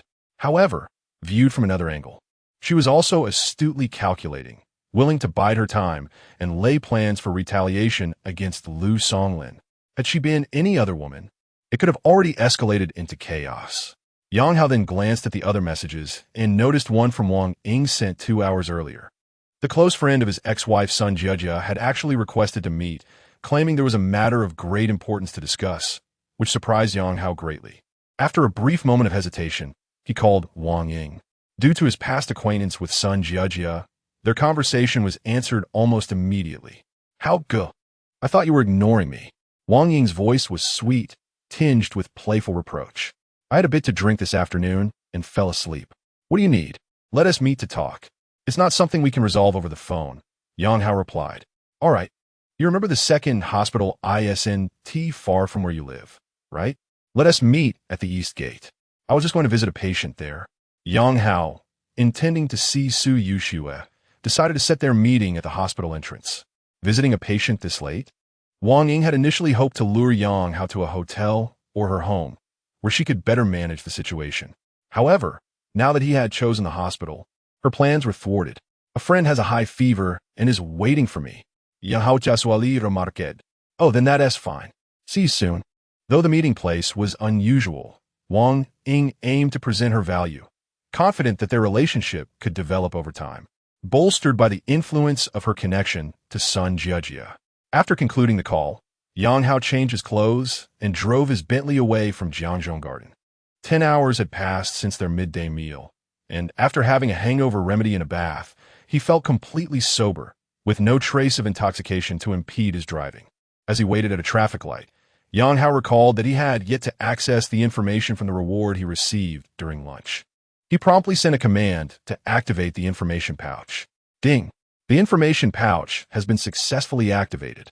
Relevant information has been sent to the host's mailbox. Upon hearing the notification, Yang Hao quickly opened his email. The message contained an 18-minute audio recording. Curious, he played the recording, which turned out to be a conversation between him and Sun Jie during their trip to the Civil Affairs Bureau to finalize their divorce. This recording had been captured by the car's dashcam. Earlier, when Yang Hao visited his lawyer, the attractive female attorney had inquired whether he possessed any recordings to prove that his divorce with Sun Jie was a sham. At the time, Yang Hao had thought of the dashcam as recording, but since Sun Jie had sold the car, retrieving that audio seemed virtually impossible. Yet, the system had managed to extract it. Now, it appeared that Sun Jie's scheme to maliciously transfer marital assets could be substantiated. Well, I can certainly sue her now. Time for her to return the money she wrongfully took. Although Yang Hao was not in dire need of the funds, it was not merely about the money. It was about asserting his dignity. The house, the car, the savings, all earned through his hard work, should not be relinquished to that malicious woman. It's mine, not a penny less. Chapter 71. Is it possible to encounter a bug? There is evidence. Yang Hao's mind immediately turned to the enchanting and stunningly beautiful female lawyer. What was her name again? Lin Yun, if memory serves. He recalled adding her as a friend on WeChat and promptly searched his contacts, sending her a message inquiring about her availability the following day. However, he did not receive an immediate response. Yang Hao remained unperturbed. After all, lawyers are typically quite busy. Just as he arrived at the east gate of Jiangsheng's Second People's Hospital, Lin Yun responded, stating that she had a court hearing the next day, but would be available at noon. Yang Hao agreed without hesitation, confirming a meeting for the next day at noon. Just after finalizing the arrangement with Lin Yun, Wang Ying arrived, dressed in a form-fitting red dress with a plunging neckline, accentuating her figure, and perched atop black high heels. In the chilly night breeze, her attire certainly exuded a striking yet somewhat frigid allure. Yang Hao lowered the car window, gesturing for Wang Ying to enter. Brother Hao, it hasn't been long since we last met, has it? You've upgraded to a Bentley. You've really made it big, Wang Ying remarked cheerfully as she settled into the passenger seat. Just fortunate, that's all, Yang Hao shrugged. What brings you here? Brother Hao, we've known each other for many years. Can't I come to you for no reason at all? Wang Ying teased, leaning slightly towards him, due to her revealing dress. Her bare skin below the collarbone was strikingly visible, drawing Yang Hao's attention. He couldn't help but notice her unexpected assets. Unbeknownst to him, Wang Ying had padded her dress significantly, creating a rather eye-catching effect. However, despite her efforts, her natural appearance remained average, both in physique and beauty. Previously, Yang Hao might have considered giving her a chance, but now, with the likes of Qin Euro and his CC, exquisite flight attendants with fair skin and long legs by his side, he found himself utterly uninterested in Wang Ying. I presume you're aware of my situation with Sun Jie. Let's get down to business, Yang Hao said, rolling down his window and lighting a cigarette. Very well. Sun Jie intends to sue you and has gathered substantial evidence. Earlier today, she signed a retainer agreement with lawyer Tong Leeson from the Xinfeng law firm, Wang Ying explained, fully aware that her allure might not be enough to captivate Yang Hao. Thus, she shifted her focus to the matter at hand. She intends to sue me? Yang Hao exhaled a plume of smoke, taken aback by Wang Ying's revelation. He anticipated that Sun Jejia would dare to take such action against him. She has learned about your newfound wealth and has quietly collected ample evidence, suspecting that you have concealed or transferred marital assets. Hence, she is suing for a redivision of marital property. Wang Ying continued candidly. Redividing marital property? Yang Hao was momentarily stunned before a grin of suppressed delight spread across his face. The prospect of redistributing marital assets felt akin to an unexpected windfall. In the divorce agreement that Sun Jejia had coerced him into signing, he had forfeited all rights to property, leaving him empty-handed. Now, if a redivision were to occur, marriage laws dictated that he would at least be entitled to half of the assets. This meant Sun Jejia would have to relinquish half of what she had previously taken. Originally, Yang Hao's intention in suing Sun Jejia was to have the earlier divorce agreement declared invalid and to seek a fair division of their assets. Now, it seemed that Sun Jejia was unwittingly presenting him with an opportunity. Brother Hao, how can you still be smiling? Look at you, driving a Bentley and living in a mansion. If Sun Jejia wins the lawsuit, your assets could be halved. Wang Ying expressed her confusion at his apparent amusement. Coughing lightly, Yang Hao quelled his smile. Indeed, he realized that laughing at such a moment was inappropriate, especially considering Wang Ying was a close friend of his ex-wife Sun Jejia. Wait a moment. You are Sun Jejia's friend. Why are you divulging so much information to me? Yang Hao's expression shifted to one of skepticism. Although I am friends with Sun Jejia, I find her actions utterly disgraceful and refuse to be complicit in her schemes. We've known each other for years, and I firmly stand by your side regarding your divorce from her. I'm here to tell you that if you need me to testify in court, I will do so without hesitation, Wang Ying declared, adopting a serious demeanor. Yang Hao was taken aback by her unexpected allegiance, never imagining that Sun Jejia's close friend would side with him. Is this a ruse? Are you attempting to gain my trust only to act as a mole? He pondered, scrutinizing Wang Ying closely.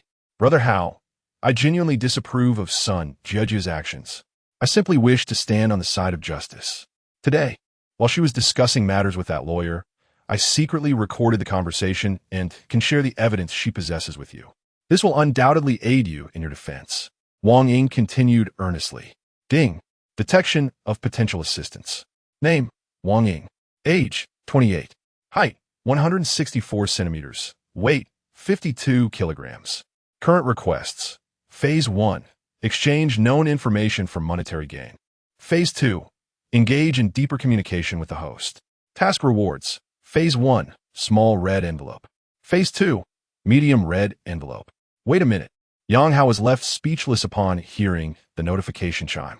The first phase seemed straightforward, merely an exchange of interests. However, the second phase suggested a rather dubious form of engagement. If the transaction involved ECC, he might have considered it, as she possessed both beauty and allure. For a man who occasionally preferred not to overthink, such an arrangement could have been acceptable. But with Wang Ying, whose attributes fell short in comparison, he wondered if it was worth compromising himself for a mere monetary gain. Could there be a loophole? Yang Hao's mind raced, recalling that the task merely stipulated deeper communication, without specifying the nature of that communication. This left ample room for interpretation. His gaze drifted toward a nearby adult store, contemplating the possibilities. Perhaps it is worth a try. A medium red envelope could yield anywhere from 1 million to 10 million ARC coins. Chapter 72. I always listen to Brother Hao. Brother Hao, is there something on my face? Why do you keep staring at me? Wang Ying felt increasingly uncomfortable as Yang Hao remained silent, merely gazing at her. If I were to go to court against Sun Jejia, would you really be willing to testify for me? Yang Hao finally inquired. Yes, absolutely, Wang Ying nodded fervently, then added softly, if you have any doubts, I could, well, express my sincerity. As she spoke, she subtly adjusted her strapless top. Yang Hao was taken aback by her directness. After years of acquaintance, he had perceived Wang Ying as rather serious. It seemed he understood her as well as he thought. Her seriousness appeared to be a mere faade, or Or perhaps she only maintained it in front of those less fortunate than herself. Currently, with Yang Hao driving a Bentley and residing in a luxurious mansion, she swiftly discarded her hypocritical mask. Not necessary. Yang Hao waved his hand. The bustling scene outside the hospital, combined with the conspicuousness of his Bentley, made him reluctant to have his new car featured on some short video platform. I know you disapprove of Sun Judge's actions. It's out of sense of justice. However, this could offend some people and carry certain risks. How about this? If you're facing any financial difficulties, feel free to mention them. We can help each other out. Yang Hao was straightforward about his intentions. This. Wang Ying was indeed motivated by financial gain. But she had anticipated a more intimate approach with Yang Hao to establish trust before discussing money. His directness caught her off guard, leaving her momentarily at a loss. She had only thought of clinging to Yang Hao's support, believing that doing so would yield substantial benefits. Brother Hao, I don't mean to imply I want money. I just can't stand Sun Jie's behavior and want to help you vent your frustrations. Look at the things she has done. Not a single one is remotely decent. As a friend, I was utterly astonished to learn of her actions. Wang Ying, not lacking in intelligence, refrained from following Yang Hao's line of conversation about money, recognizing its sensitivity. Yes, I know you and Sun Jie are not cut from the same cloth. Yang Hao nodded in agreement, internally thinking, Sister, can we skip the pretense and just discuss the financial aspect? There must be a price for betraying a friend, after all. Xiaoying, I'm aware you're different from Sun Jie. Otherwise, you wouldn't have sought me out today. As he spoke, Yang Hao placed his hand gently on Wang Ying's chest. Given her assertiveness, he felt it appropriate to reciprocate, indicating his acceptance of her intentions. Xiaoying, you know I never shortchange my friends. You've helped me, and I acknowledge that. So, please, don't hesitate to ask for assistance. After all, we are in this kind of relationship now, right? Brother Hao, I'm completely on your side. Wang Ying playfully protested, swaying her body as she continued. I have to squeeze into the subway and bus for work. If only I had a vehicle for commuting, just something around 100,000 yuan would suffice. She feared Yang Hao might think her request was exorbitant and quickly added, It doesn't need to be fancy, just a means of transportation. 100,000. Yang Hao withdrew his hand, glancing at Wang Ying with amusement, realizing that in her eyes, Sun Jie was only worth that amount. Consider it a small matter. Just add me as a friend on Alipay. Regardless of whether this transaction included a small reward, Yang Hao was more than willing to part with that sum, as he was not lacking in funds at the moment. Moreover, this expenditure would serve a purpose far beyond monetary value. He was eager to witness Sun Jie's reaction upon discovering her friend had betrayed her. After adding Wang Ying on Alipay, Yang Hao promptly transferred 100,000 yuan. Upon seeing her Alipay balance, Wang Ying beamed with joy, wrapping her arms around Yang Hao's neck and planting a grateful kiss on his cheek. Thank you, Brother Hao. You're so kind. With a monthly salary of approximately 5,000 yuan, this sum nearly equated to 2 years of her earnings.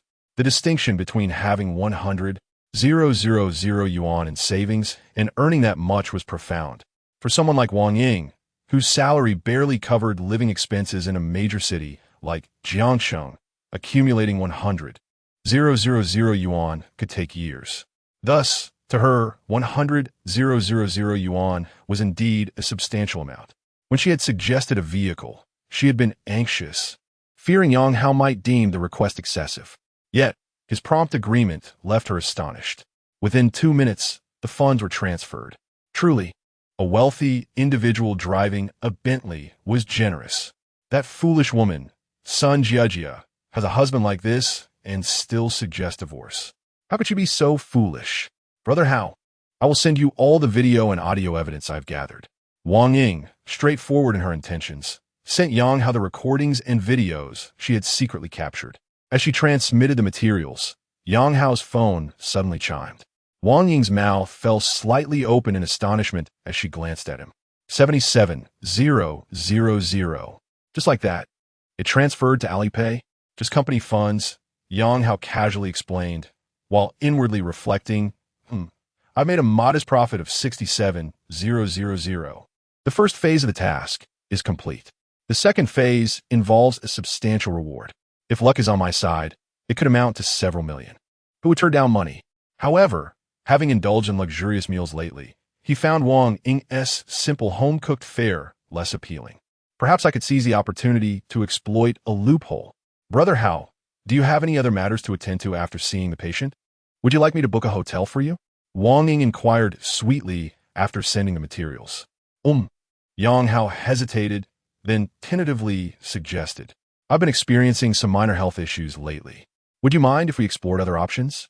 What other options? Wang Ying looked bewildered. Although she was quite materialistic, her personal life had been rather conventional. Her past boyfriends had been respectable. Yang Hao pointed toward a nearby adult shop. Wang Ying was initially stunned, but then shyly nodded, murmuring, I'll do whatever Brother Hao says. Chapter 73. My affection. Yang Hao nodded. All right, find a hotel and wait for me. Just don't choose one that's too far. After speaking, he transferred 1,888 yuan to Wang Ying's Alipay, instructing her to find a decent hotel. Wang Ying nodded repeatedly, initially not intending to let Yang Hao cover the hotel expenses, especially after he had just transferred 100,000 yuan to her. However, how could handle matters with such care, even sending a generous red envelope for a hotel stay. How delightful it was to be associated with someone like him. How good. I'll head to the hotel and wait for you. She flirtatiously winked before getting out of the car. Yang Hao waved goodbye and then drove to a nearby adult store. Seeing this, Wang Ying couldn't help but silently scoff. Do wealthy individuals really have such peculiar interests? Upon entering the store, Yang Hao emerged with a large black plastic bag in hand. It was his first time visiting such a place. Previously, he had purchased anything he needed online. This time, however, faced with time constraints, he had no choice but to visit a physical store. The store manager, a plump woman in her 40s, even suggested she could assist him in testing out some of the products. Truly, one must protect oneself from all kinds of advances in this world, as predators come in all forms. Returning to the car, Yang Hao discreetly pocketed a small, easily concealable toy and proceeded to a nearby fruit market to buy a fruit basket. He then drove into the hospital's parking lot, carrying the basket upstairs. Lu Songlin was in a single room with decent conditions, complete with a private bed for companions and an independent bathroom. However, when Yang Hao knocked and entered, both Lu Songlin, lying in bed, and Su Yushua, who was playing on her phone, were startled. Lu Songlin never expected Yang Hao would come to visit him after their fallout with Wei Peng, who had publicly accused Lu Songlin of orchestrating his dismissal. There was also the lingering uncertainty about whether the details of his relationship with Sun Jejia had reached Yang Hao. Regardless, Yang Hao should harbor resentment against him solely based on the dismissal issue, yet here he was, bringing a fruit basket. Su Yushua was equally taken aback, not anticipating Yang Hao would boldly enter the hospital room. She had planned to find an excuse to step out after Yang Hao's arrival to facilitate a private meeting. Yet, Yang Hao defied her expectations. President Lu, I've just wrapped up some work and thought I would come by to see you. Yang Hao cheerfully placed the fruit basket on the bedside table. Lu Songlin, a seasoned player in the corporate arena, quickly regained his composure despite his initial shock. With so much work in the sales department, my injury is nothing serious. He politely gestured to the companion bed. Please sit down and chat. Yushua, this is Manager Yang from our sales department. I believe you've met before. Hello, sister-in-law. Yang Hao greeted with a smile, playfully winking at the beautiful Su Yushua while his back was turned to Lu Songlin. Su Yushua felt her heart race. She didn't share Yang Hao's boldness and forced herself to respond calmly.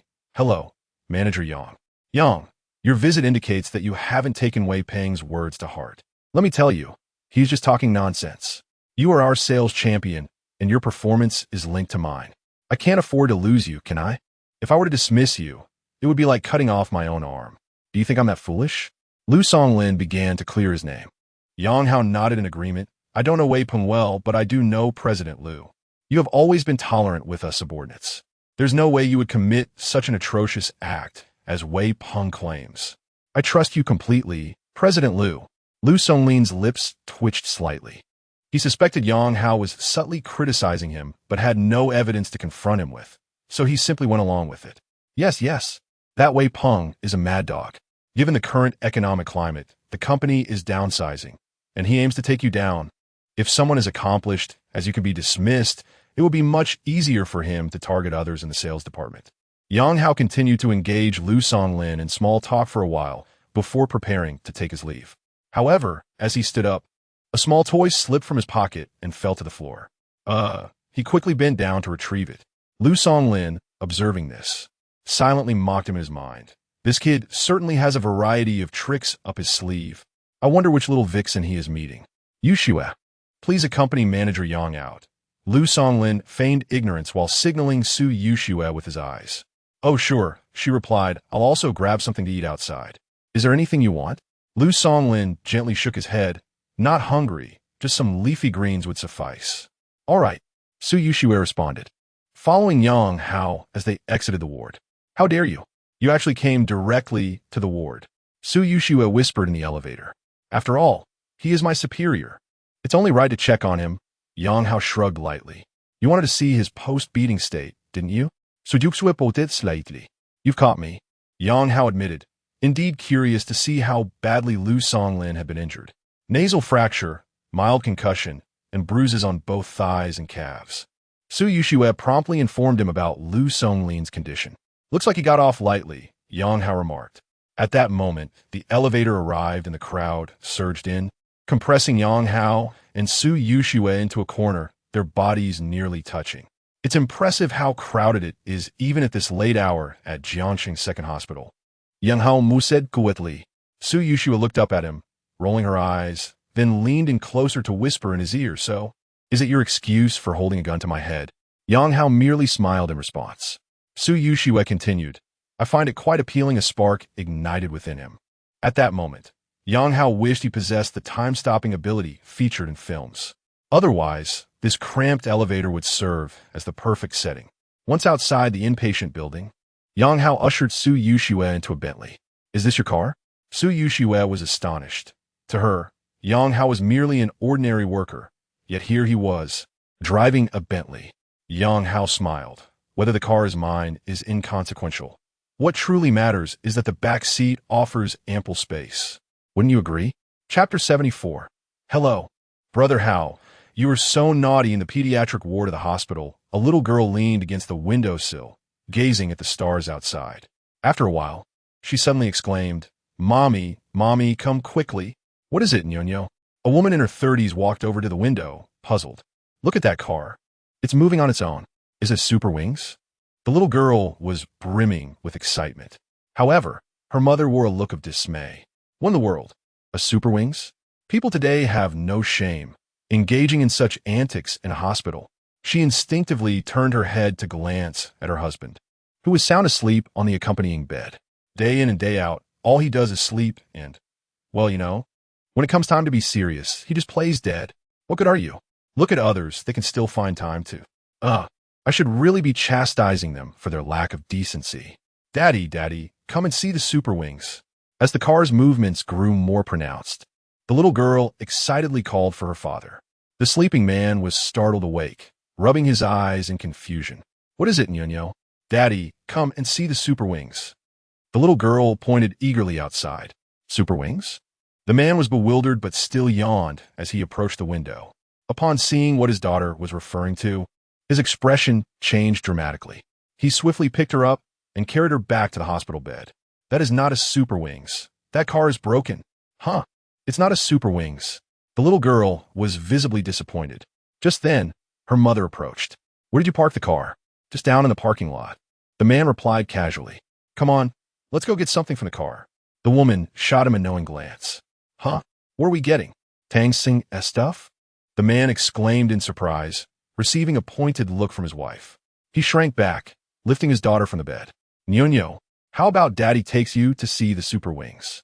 But Daddy, you said it's not a Super Wings. No, it is. The man insisted, believing that watching the Super Wings was far better than being one.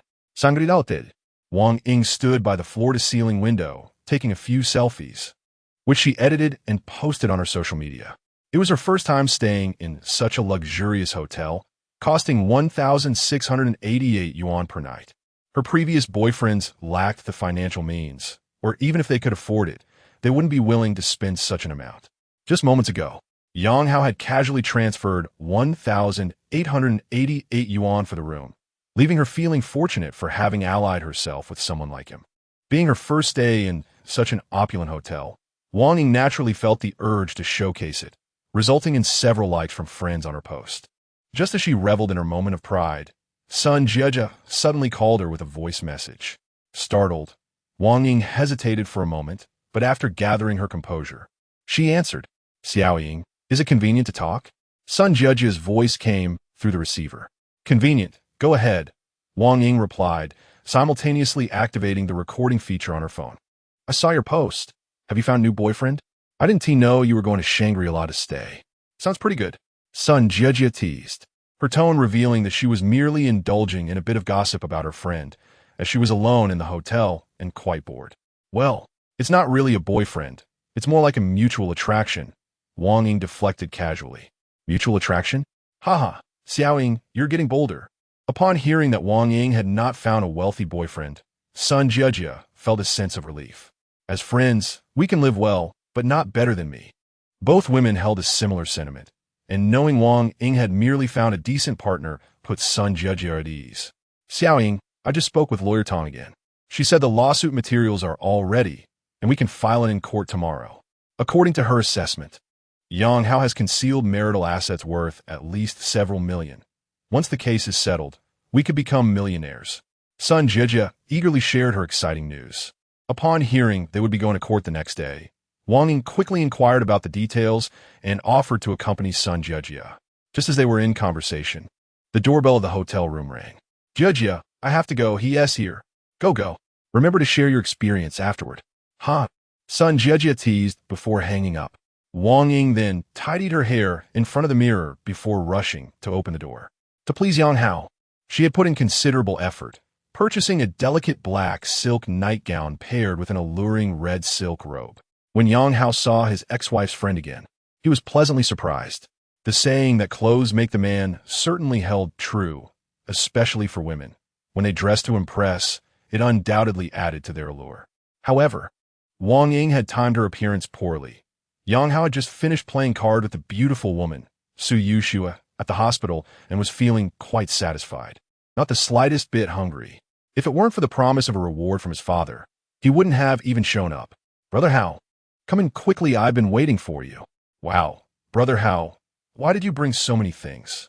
Wang Ying pulled Yang Hao into the room, noticing a bulging black plastic bag in his hand, curious about its contents. Clink! Just as she spoke, a pair of silver bracelets tumbled out of the plastic bag. She was momentarily taken aback, then playfully punched Yang Hao's chest. Brother Hao, you were so naughty. 2 hours later, Yang Hao exited the lobby of the Shangri-La Hotel. Ding! Congratulations, host, you have completed the second stage of the task. Reward, medium red packet. Yes, no, open immediately? In the hotel room, Yang Hao had almost given up. He had utilized all the toys he bought from the hefty lady boss, and since there was no response from his father, he decided to let it go. Unexpectedly, however, his father proved to be quite loyal. His efforts had not been in vain. Yes, Yang Hao promptly replied. Ding! Medium red packet opened successfully. Congratulations, host. You have received 66 million coins. With a notification from his father, Yang Hao also received a bank deposit alert. Nice!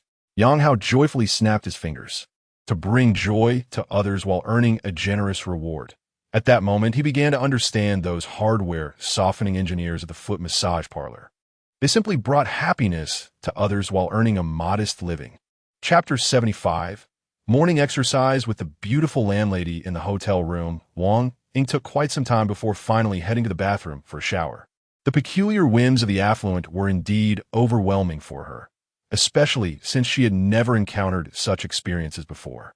However, it seemed that this peculiar indulgence possessed a certain allure, as she found herself gradually appreciating the sensation of humiliation. Could it be that she harbored an innate, submissive trait? Perhaps she had merely been unaware of it until today, when it was awakened by Hao Ge. Was Sun Jieja's resolute decision to divorce also related to Hao Ji's unique preferences? Well, she could simply ask to find out. After all, there was nothing off-limits to discuss. Thus, after a shower, Wang Ying sent a voice message to Sun Jejia. Although it was already the early hours of the morning, she knew that Sun Jejia would likely be awake, probably scrolling through Douyin. Sure enough, the call was answered almost immediately. He left. He isn't staying the night? Sun Jejia had intended to inquire about Wang Ying's evening activities the following day, but was surprised by the latter's proactive voice message. Oh, he's on a business trip and has already gone to the airport. Wang Ying casually fabricated a reason. Wow, looks like he has quite the business elite. Sun Jejia remarked. I suppose so. How old is he? In his 30s. He should have decent stamina then, right? Jejia, I was just thinking, if a man appears quite robust, but relies on external means, is there something wrong with him? The two plastic friends began discussing intimate matters of their friendship. After a while, Wang Ying steered the conversation towards Yang Hao. Jejia, tell me honestly, was there any discord in your marriage with Yang Hao? Well, not really. Sun Jejia replied candidly, explaining that her main reason for divorcing Yang Hao was her disdain for his low income, which could not provide her with a life of luxury. However, after the divorce, she realized that Yang Hao was merely pretending to be poor. What a scoundrel! So cunning. The following day, in the early morning, Yang Hao was abruptly awakened by the sound of the doorbell. Groggy, he stumbled to the door and was surprised to find the attractive landlady, Guan Sui, standing outside. Sister Guan, is there something you need this early? He asked, quickly opening the door. Did you not say you would join me for morning exercise? Guan Sui queried with an expression of disbelief. Oh, how could I forget? Yang Hao lamented, smacking his forehead. Just give me a moment. I need to get ready for our morning workout. Completing 30 days earns a skill card reward. Based on Yang Hao's current understanding of the system, skill cards were rare rewards. To date, he had encountered this reward 3 times. First during the second phase of the gluttonous task, involving CSCU, then during Guan Sui's morning exercise card, and lastly during the third phase of Qin Yuru's boyfriend agreement task. None of these tasks had been completed yet, which made him value the skill card even more. Yang Hao quickly changed into his sportswear and left the house with Guan Sui. Today, the elegant landlady donned a set of pastel yellow athletic attire, her long hair tied in a high ponytail. From behind, one might mistake her for a youthful girl of 17 or 18, though her figure was undeniably alluring, with a remarkable waist-to-hip ratio. The fitted sportswear accentuated her curves. Le afin Yang Hao momentarily entranget. If you think we're waking up too early, we can push it back by half an hour, Guan Sui suggested. No teaching Yang Hao es sleepy de mianor. That sounds good. 5:30 is a bit early, he agreed without pretense, appreciating her kindness. You young folk are doing well just to get up by 6, Guan Sui chuckled. Sister Guan, don't sell yourself short. You're still young. Yang Hao flattered her. Ha, you're quite the charmer, Yang. Guan Sui laughed heartily, her graceful figure creating a mesmerizing spectacle that made Yang Hao gulp involuntarily. I rushed out and forgot my milk. A glass of pure milk in the morning is both nutritious and healthy. At 7 o'clock a.m., the two concluded their morning exercise. Yang Hao felt invigorated, his steps light and buoyant. For the first time, he grasped the essence of life is in movement. Previously, mornings had been a rush of catching buses or driving to work, devoid of the relaxing experience of early exercise and communion with nature. It was true that wealth and leisure were essential for enjoyment in life. Yang, what are your plans for that shop you rented? It seems rather quiet these days. Guan Sui inquired on their way back. I'm thinking of opening a tea house or a CAF, but I haven't settled on anything yet. This question had crossed Yang Hao's mind as well. His preliminary plan was to establish a tea house, not with the expectation of profit, but simply to enjoy some tea during his leisure time. As a man benefiting from a supportive system, he had no intentions of truly embarking on a business venture to amass wealth. He had a clear self-assessment and believed he was not suited for business, especially given the current economic climate. There's a saying online. In recent years, anyone with a bit of ambition who ventures into entrepreneurship has likely ended up on the credit blacklist. While maybe a joke, there is a kernel of truth within. Entrepreneurship is exceedingly challenging, particularly for inexperienced newcomers without substantial financial backing. It's wiser to remain a diligent worker or to take it easy. Of course, this doesn't apply to those who can afford to gamble with their wealth. For them, losing hundreds of thousands is no big deal but for an average person risking their entire fortune on a venture, losing that much could lead to a lifetime of debt.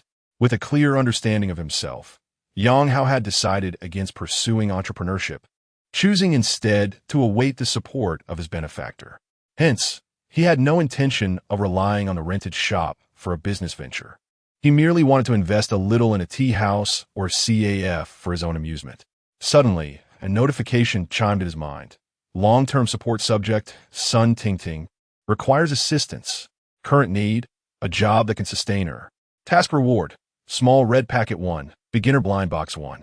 Just as Yang Hao was about to head upstairs, the voice of his benefactor echoed in his mind. Is this what makes long-term assistance unique? Regardless of the distance between them, the benefactor will notify him of any needs immediately. Yang Hao was puzzled. Didn't Sun Tingting already have a job as a sales assistant at a Huawei experience store? Although the income was high, it should suffice for her living expenses. Why did she suddenly need another job? Had something happened?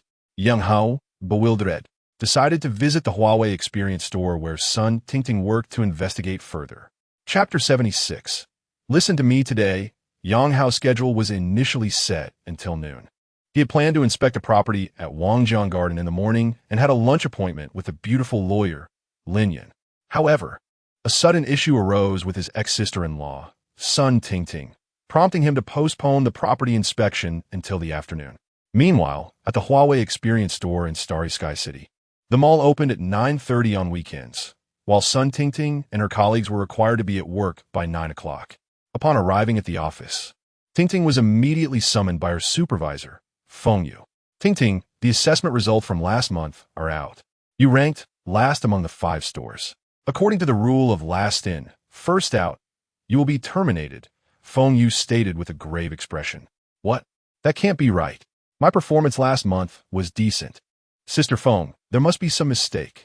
Sun Tingting exclaimed, bewildered. Although she was not among the top performers, she was certain her results were not the worst. This is the data I have. Perhaps you should consult Manager Zhao? Feng Yu suggested with a knowing glance. Sun Tingting, being astute, quickly grasped the implication of Feng Yu's words.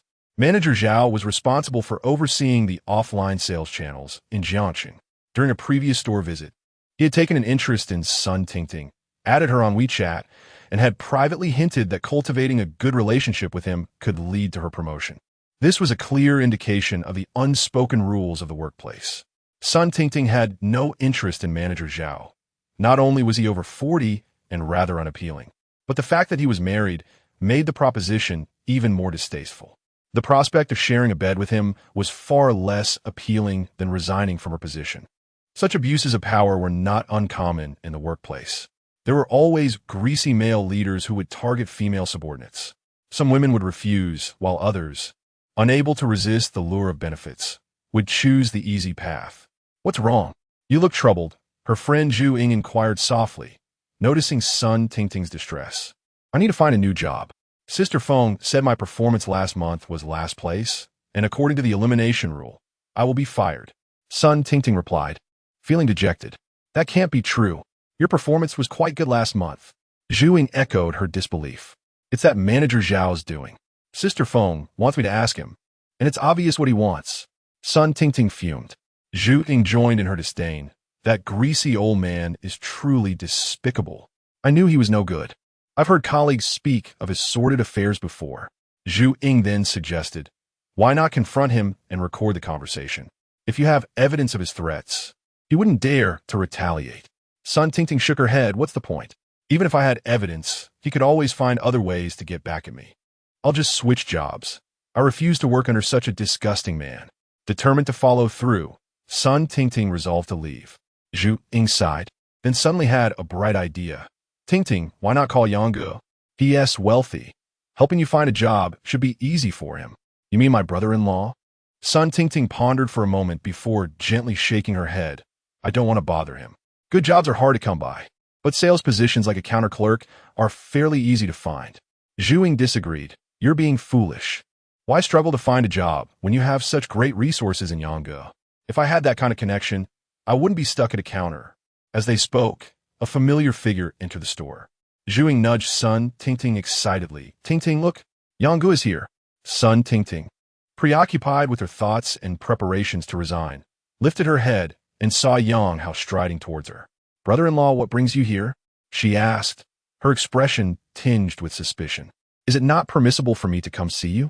Yang Hao replied with a smile, leaving Sun Tingting momentarily speechless. "Yang Ge, we were just talking about you." Zhu Ying chimed in. "What were you saying?" Yang Hao casually inquired. "We were discussing you helping Tingting find a job." Zhu Ying grinned. "It'd be even better if I could join in. Is Tingting quitting this job?" Yang Hao asked, intrigued. "Absolutely. I can't continue. You don't know.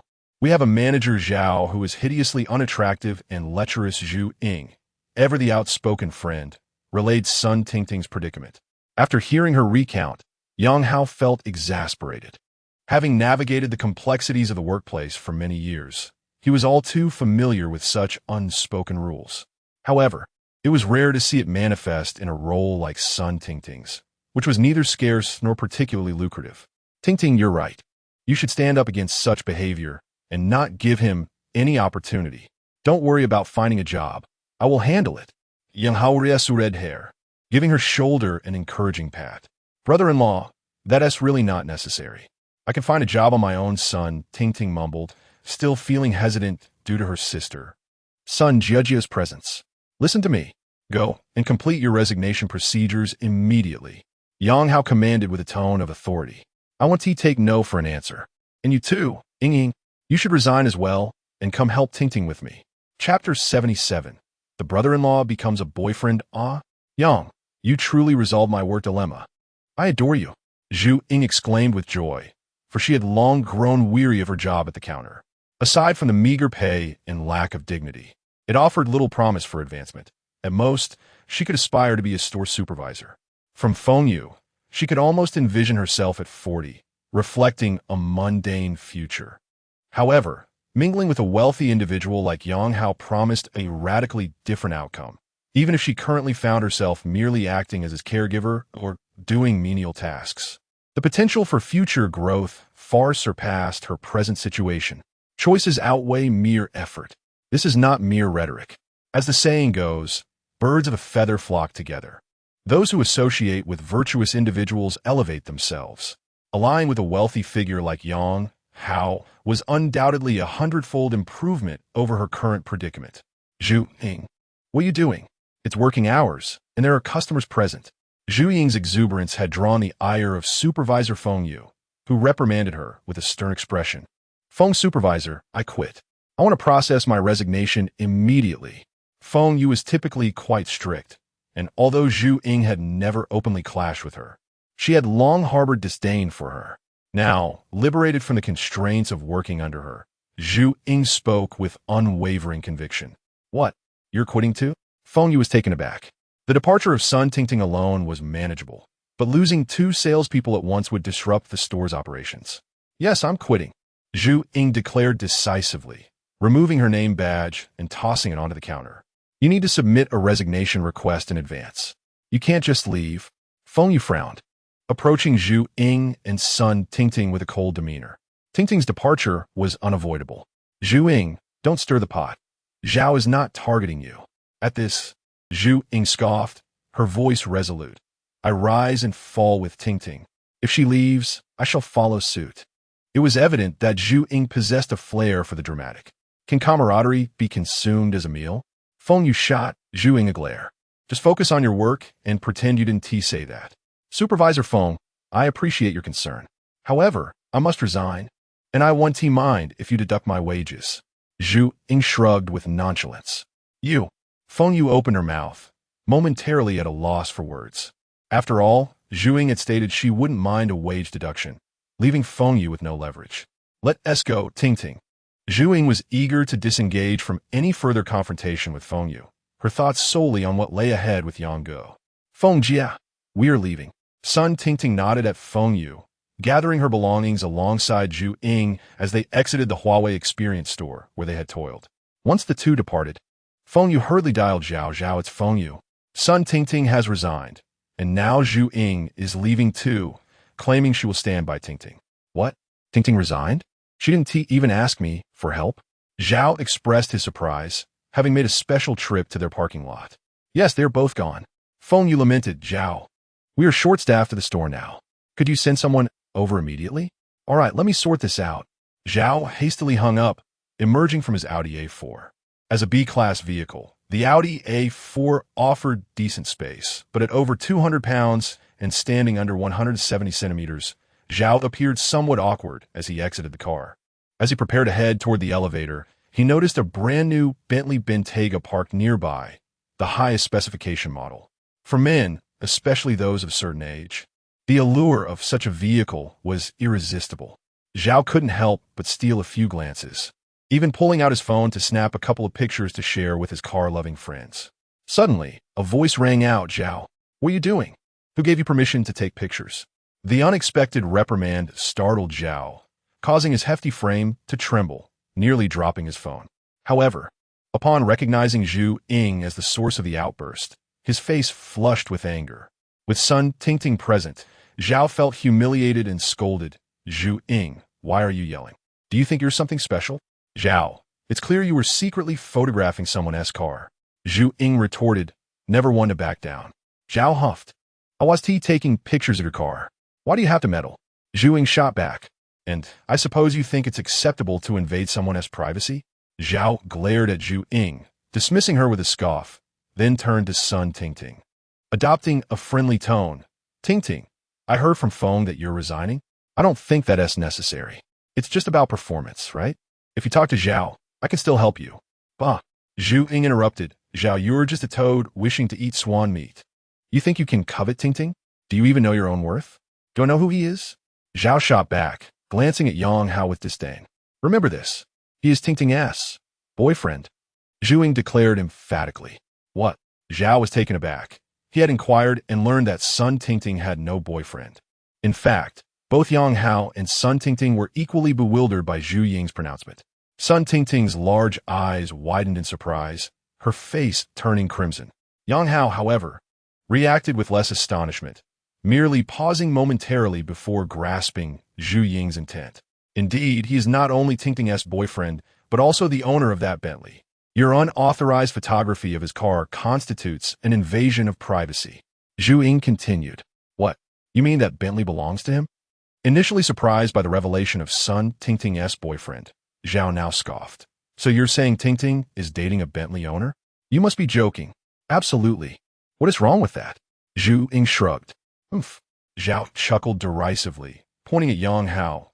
If he is the owner of that Bentley, I'll eat the wheels. Chapter 78. The dreams of my sister-in-law upon hearing Zhao Gang's words. Yang Hao couldn't help but chuckle. Are you joking, my friend? What kind of jest is this? Are we even acquainted?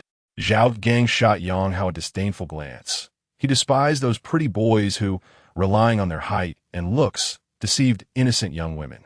Unlike him, who relied solely on hard-earned money. Are you certain this isn't a joke? Yang Hao inquired, unperturbed with a smile.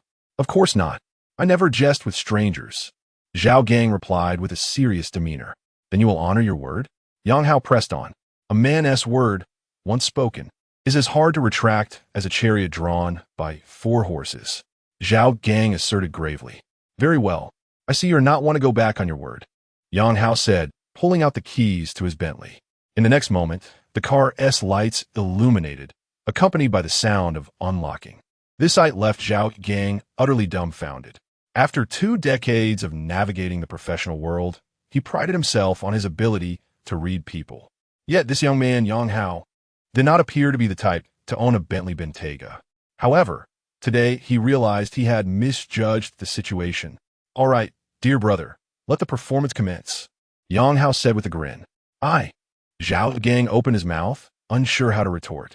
It was his own fault for speaking so confidently, leaving him no room for retreat. Zhao, you said it yourself.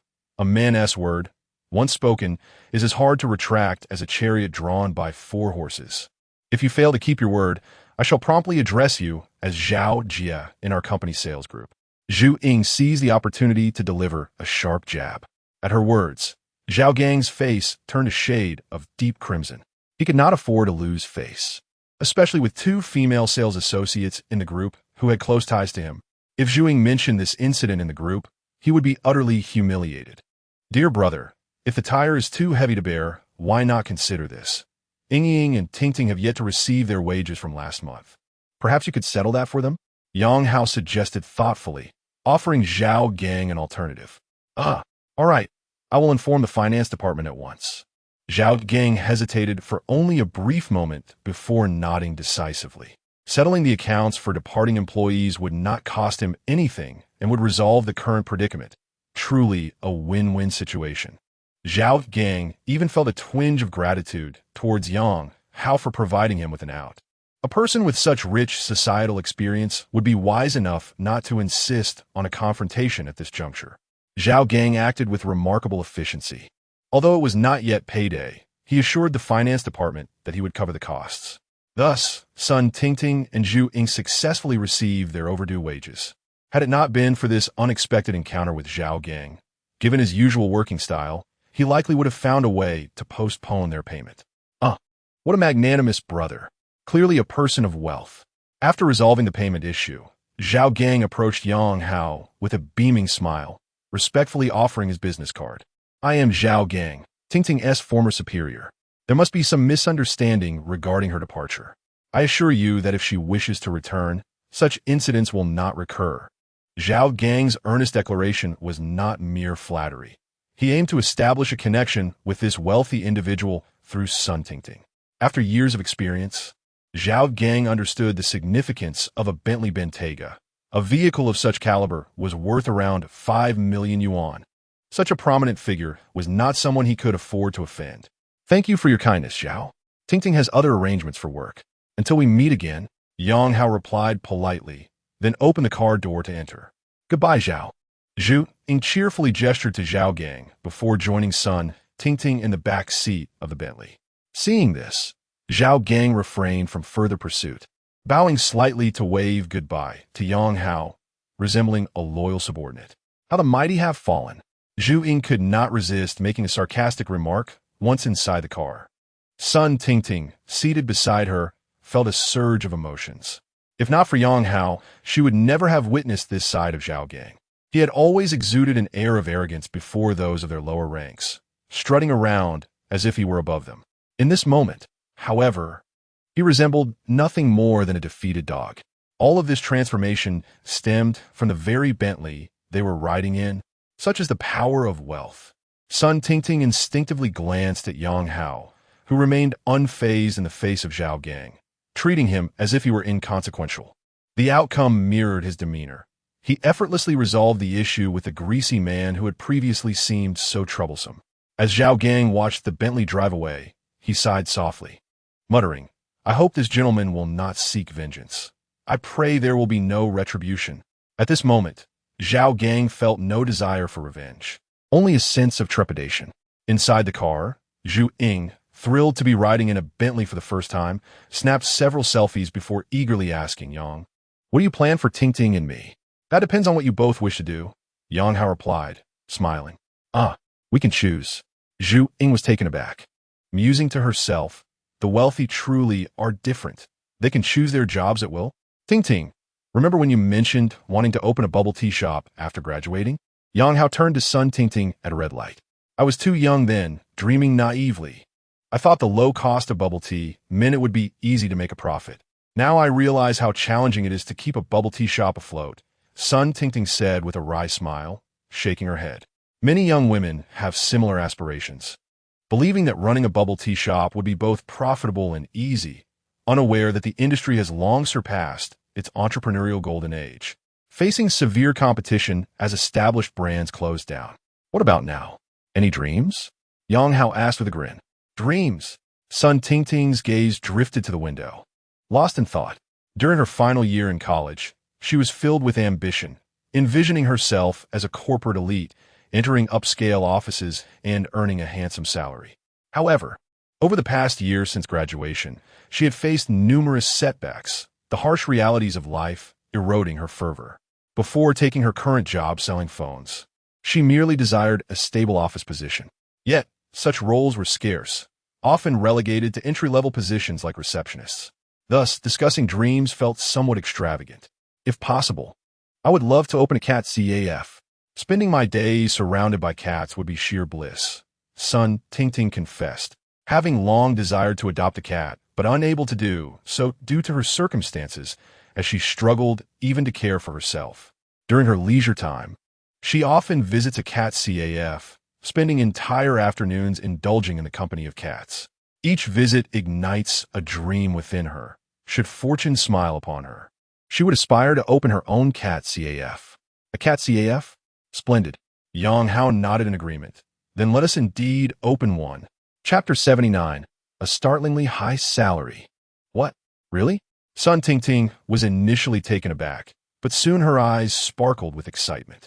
Opening a cat CAF had become her most cherished dream after her lofty ambitions had faded away. However, at this stage of her life, that dream seemed rather distant. Yet, now Yang Hao was saying they could actually open a cat CAF, which filled her with elation. Indeed, the storefront has already been rented. Yang Hao had been wavering between establishing a tea house or a coffee shop. After hearing Sun Tingting's aspirations, he suddenly realized that a cat CAF would be an excellent choice. Given that a tea house or a typical coffee shop would likely incur losses, though Yang Hao had no intention of making a profit, running a cat CAF could potentially yield some earnings or at least minimize losses. The area around the storefront was surrounded by numerous office buildings and a high school, making the prospect of a cat CAF quite promising, as office ladies and young girls were its primary clientele. Brother Yang, you are helping Tingting realize her dream. How incredibly charming. I would be envious if a man could fulfill my dreams. I would certainly marry him. Zhu Ying chimed in, eager for Sun Tingting, her good friend, to swiftly win over Yang Hao. After all, having a wealthy friend would ensure a worry-free life ahead. All she needed was to cling to her friend's coattails. Upon hearing Zhu Ying's teasing, Sun Tingting's cheeks flushed a rosy hue. Sitting in the back row with Zhu Ying, she quickly nudged her friend, signaling her to be quiet. I was merely sharing my thoughts, Zhu Ying retorted playfully. Yang Hao merely smiled in silence as he continued to drive. Approximately 20 minutes later, Yang Hao's Bentley came to a stop in front of an empty storefront. This is the place. Should a cat CAF suffice? He inquired as he stepped out of the car. Absolutely. It's more than enough. Combined, it must be over 200 square meters. Sun Tingting exclaimed, her bright eyes brimming with excitement. Let us go inside and take a look, Yang Hao said as he unlocked the door. This used to be a coffee shop, so converting it into a cat CAF should be relatively straightforward. It should be operational in about half a month.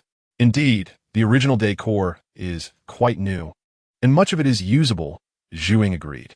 Sun Tingting, unable to contain her enthusiasm, began exploring both the upstairs and downstairs, silently envisioning the design of her dream cat CAF. There could be an enormous transparent cat room, with a clear tube connecting the first and second floors, and a feeding area inside. After Sun Tingting had taken her time exploring, Yang Hao finally asked, how do you feel? Do you have confidence in managing this cat CAF? Me? Manage it myself? Sun Tingting asked uncertainly. And Zhu Ying too.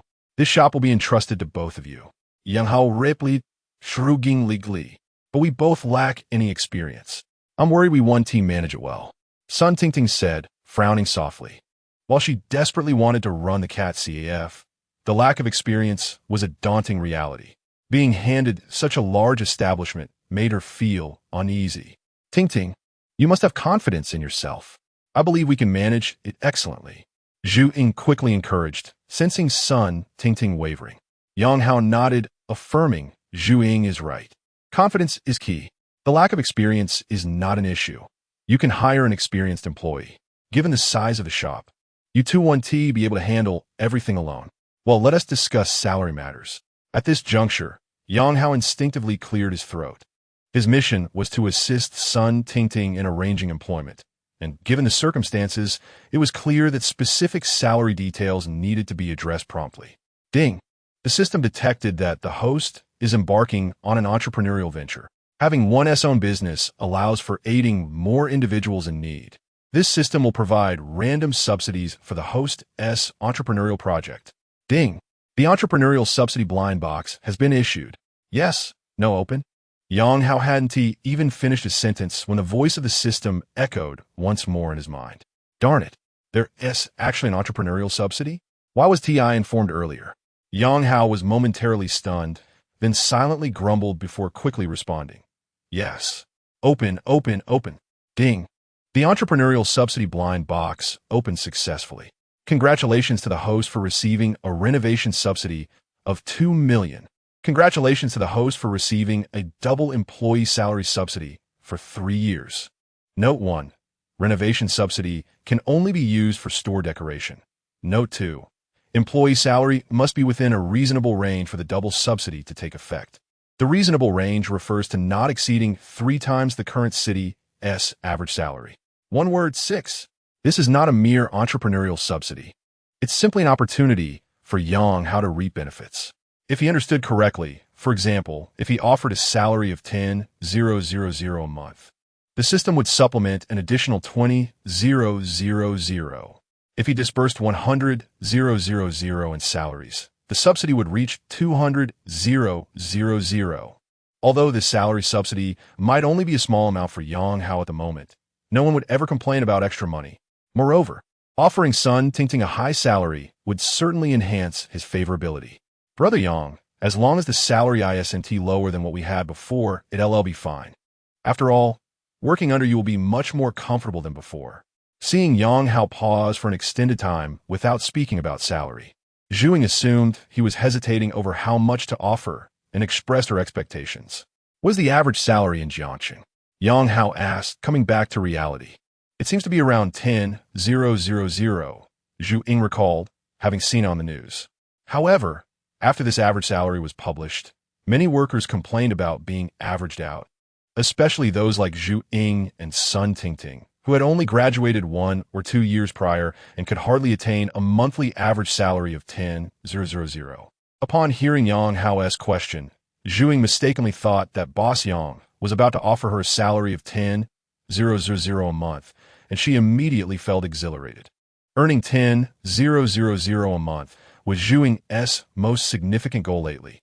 Previously, while working as a sales associate at Huawei, she had occasionally surpassed 10,000 in a month. But that was rare. Most of the time, her salary ranged from 4,000 to 8,000, averaging around 6,000, which was still quite distant from the monthly target of 10,000. I'll check it out. Yang Hao, concerned about offering too high a salary and missing out on the subsidy, decided to look for authoritative data. He immediately took out his phone to search for last year's average salary for urban residents in Jiangxing. Ultimately, he found a figure to be 10,800 yuan. All right, let us do this. Yang Hao cleared his throat and solemnly announced, Tingting, you are the store manager with a monthly salary of 30,000. Zhu, you are the deputy manager with a monthly salary of 28,000. Chapter 80. This amount includes other services, right? Huh, how much? Upon hearing the salaries Yang Hao proposed for the 2 young ladies, they were utterly astonished, their mouths agape with disbelief. Yang Hao was quite pleased with their reaction. Such a generous salary deserved an equally impressive response. At that moment, he also felt a hidden thrill in being able to influence the destinies of others. Until today, Sun Tingting and Zhu were merely ordinary salespeople, just 2 among countless others. Now, they had suddenly ascended to the level of an annual salary of 300,000, categorizing them among the high-income earners in any city. Before the assistance of his father, Yang Hao's annual income ranged between 150,000 and 250,000, which was already considered a substantial income among average workers, but it was the result of many years of effort. In contrast, Sun Tingting and Zhu had only graduated less than 2 years ago, yet they were now offered salaries exceeding 300,000. Their excitement was palpable. Was this really so surprising? Yang Hao chuckled, shrugging his shoulders as he reiterated their salaries. Tingting is the store manager. Your monthly salary is 30,000. Ying, as the deputy manager, you will receive 28,000 monthly. Is that clear now? Brother-in-law, this is just too much.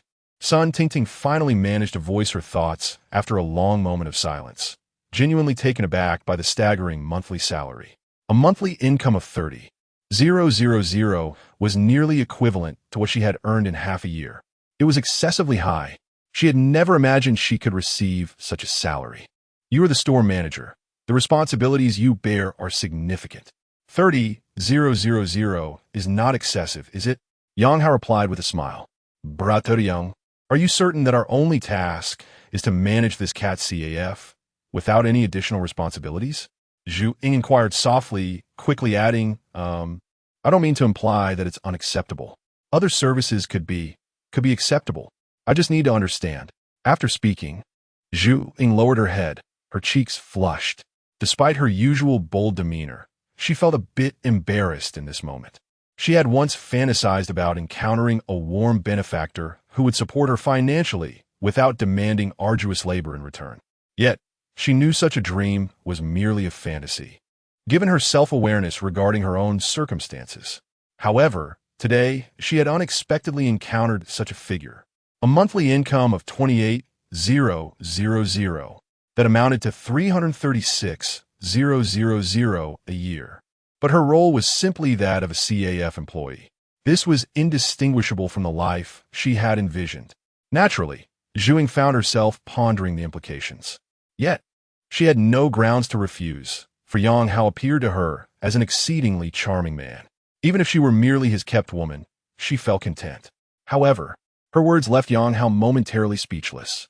He simply wished to take advantage of a favorable situation, devoid of any ulterior motives. The average salary in Jiangcheng was just over 10,000, according to his father's rules. Offering the two of them a salary around 30,000 would allow him to receive a subsidy of 60,000, resulting in a monthly total of 120,000, or an annual sum of 440,000. Moreover, the CAT CAF would not employ only these two. Yang Hao planned to hire 3 more individuals. Therefore, having 5 employees for the CAF seemed reasonable, allowing him to further capitalize on the opportunity. However, Zhu Ying clearly misunderstood the situation. Sun Tingting, who had not initially considered this angle, widened her beautiful eyes upon hearing her friend's words, as if a revelation had struck her. The unspoken implication seemed to suggest such a high salary must have ulterior motives. Is brother-in-law intending to support us? Sun Tingting instinctively turned to Zhu Ying, who appeared to grasp her thoughts and nodded affirmatively. Sun Tingting was left speechless. Girls, after all, often harbor a touch of vanity. Yet, unlike her sister, Sun Tingting was not materialistic. She believed she could not engage in such a relationship where money was exchanged for affection. Moreover, she had not anticipated that her former brother-in-law harbored such intentions. Is he planning to pamper himself after achieving success? Is this a form of humiliation? Just as Sun Tingting was about to refuse, Yang Hao interjected, Ying, where are your thoughts wandering? I am hiring you to manage the CAT CAF. There are no additional conditions attached. Can you please think rationally? The reason for offering such high salaries is to motivate you. Some employers expect their horses to run fast while feeding them little, which is simply unrealistic. I believe that if we provide ample sustenance, the horses will surely gallop forward with vigor. Don't you agree? Yang Hao asserted with righteousness, justifying his stance. Absolutely. Brother Yang is spot on. If only all employers were like him. Zhu Ying nodded vigorously. Sun Tingting, who had been on the verge of protest, found herself at a loss for words. Her former brother-in-law had no intentions as she had imagined. It was merely Zhu Ying's misguided thoughts. Furthermore, there is one more matter. For the initial renovations of the CAT CAF, I am prepared to allocate 2 million. You two can discuss how to spend it. But one condition. This money must be spent on the CAF's renovations. Yang Hao dropped another bombshell. What? 2 million? The two were once again taken aback. Their mouths agape as they stared blankly at Yang Hao. Since the previous establishment had been a coffee shop, much of the existing decor could still be utilized, leading Sun Tingting and Zhu Ying to believe they could open without significant investment. Yet, under such circumstances, Yang Hao was willing to invest 2 million for renovations. It was simply extravagant. Brother-in-law, we won't need that much money. I believe a few 100,000 would suffice. Sun Tingting suggested, feeling it unnecessary to be so lavish. Yang Hao, however, waved his hand dismissively. If we are to do this, let's do it right. At the very least, aesthetically, we must surpass other CAT CAFs to enhance our competitiveness. Moreover, I am offering you elite salaries. And I hope you will devote all your energy to managing this CAF, ensuring it stands out and innovates. Yang Hao subtly applied pressure on them, instilling a sense of responsibility. Ting, I think Brother Yang is right. If we're to do this, we should aim for the best. Otherwise, a run-of-the-mill CAT CAF would be pointless. Zhu Ying immediately echoed, recognizing the importance of adhering to the boss's vision. Do you two have any other questions? If not, you may start your duties now. Yang Hao inquired once more. No questions. They both affirmed. Okay, from this moment on, this CAT CAF belongs to both of you. Shortly, I will provide you with a bank card containing the 2 million renovation budget. From now on, all responsibilities lie with you. Good luck. Chapter 81. Farewell to the beautiful lawyer Ding. The task of assisting women for pleasure has been completed. Reward: small red envelope X1, beginner blind box X1. After Yang Hao assigned work to Sun Tingting, the voice of the overseer echoed once more. Yang Hao skillfully opened the small red envelope and the beginner blind box. Ding! Small red envelope opened successfully. Congratulations, the host has received 990,000 R coins. The small red envelope yielded a substantial sum, setting a promising tone. Ding! Beginner blind box opened successfully. Congratulations, the host has received a Tesla Model Y, long-range version. The small red envelope was generous. Yet the beginner blind box was merely average. After all, the long-range Tesla Model Y is priced just above 300,000, and Yang Hao already possessed 2 vehicles, rendering this one unnecessary. However, a vehicle could indeed be useful for the store. During the upcoming renovation, Sun Tingting would need to travel extensively, and having a car would certainly be more convenient. Subsequently, Yang Hao visited a nearby bank to obtain a platinum card, transferring the 2 million renovation funds from the overseer into it. He also upgraded his own bank card, activating a super online banking service. Upon exiting the bank, the Tesla Model Y rewarded by the overseer had also arrived. He drove the Tesla back to the store, where Sun Tingting and Zhu Ying were discussing how to renovate the CAT CAF. Yang Hao had previously stated that he would not interfere with the renovations, entrusting all responsibilities to the 2 women. This was a sign of trust, which also placed considerable pressure on them. Tingting, come here for a moment. Yang Hao called out to Sun Tingting from the store entrance. Upon seeing Yang Hao return, Sun Tingting hurriedly ran to the door, followed closely by Zhu Ying. Tingting, this car is for you. From now on, you can use it for procurement and renovation-related tasks. Yang Hao handed the keys of the Tesla Model Y directly to Sun Tingting. Huh? A car too? Sun Tingting's mouth fell open in astonishment. You're the store manager. After all, it's only fitting to have a vehicle. Besides, it would be inconvenient without one, Yang Hao said with a relaxed shrug, noting that it was a reward from the overseer, requiring no expenditure on his part. Oh, thank you, brother-in-law.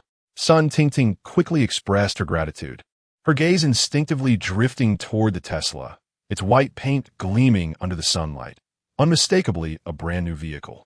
Although she lacked extensive knowledge about cars, she was aware of the Tesla brand, especially as its owner, Xiao Ma, was renowned globally. And here's this bank card for you. It contains 2 million, and the password is my birthday. All expenses for the renovation should be covered from this card. If there are any large expenditures requiring verification, just give me a call. Yang Hao handed Sun Tingting the newly acquired bank card. The figure of 2 million left Sun Tingting utterly shocked. Although Yang Hao had mentioned earlier that the renovation of the CAT CAF would require 2 million, hearing the amount in her possession was an entirely different matter. This was 2 million. How many workers would take a lifetime to earn such a sum? After a moment of processing, Sun Tingting nodded somewhat numbly. Okay, understood. All right, continue with your work. I have matters to attend to. If there are any problems, just call me. Yang Hao waved nonchalantly before stepping into his Bentley, quickly disappearing from Sun Tingting's sight. Wow, a Tesla Model Y. Just like that. Zhu Ying exclaimed, moving closer to the vehicle, admiring its pristine paint. Tingting, I think Yang Ge definitely has feelings for you. Once Yang Hao had completely left, Zhu Ying approached the Tesla Model Y. her fingers brushing against the immaculate surface as she expressed her amazement. At that moment, Sun Tingting felt a whirlwind of emotions. The experiences of that morning had been astonishingly surreal. Just this morning, she had been a struggling worker, earning a meager salary, subject to the whims of customers and superiors. And now, she was the manager of a cat CAF with over $2 million invested, a monthly salary of $30,000, and a Tesla at her disposal. It was as though she had taken a monumental leap into her dream life, all in a single morning, thanks to Yang Hao. At that moment, she truly understood what it meant to possess the power of wealth. Those with such capabilities could effortlessly alter another's fate, like hers and also Zhu Ying's. Ting Ting, why not take the car for a spin? We can visit the cat CAFs we discussed earlier to draw inspiration for our renovation style and consult with professional design companies. Zhu Ying suggested, already opening the passenger door, eager to hop inside. All right, let me lock up the store first. Sun Tingting, being just an ordinary young woman, naturally harbored a sense of vanity and a fondness for beautiful cars. She too was curious about what it felt like to drive the new vehicle. After securing the store, she climbed into the car. Tingting, why not just go for Yang? Wouldn't it be delightful to be a wealthy wife? Zhu Ying remarked. Could you stop thinking in that direction? My brother-in-law hasn't said anything at all. Sun Tingting shot Zhu Ying a glance. Do I even need to say it? Helping you realize your dreams, offering you a salary of $30,000, and gifting you a car. Yang is a man of action, unlike those who merely talk big. If a man were willing to do all this for me, I wouldn't hesitate to become his lover. Zhu Ying lamented sincerely. Sun Tingting chose not to respond, primarily because she had no valid counterargument. If a man were to perform such acts without any ulterior motives, she would find it hard to believe. Yet the issue remained that Yang Hao had said nothing and imposed no conditions. She had no reason to refuse, nor the courage to do so.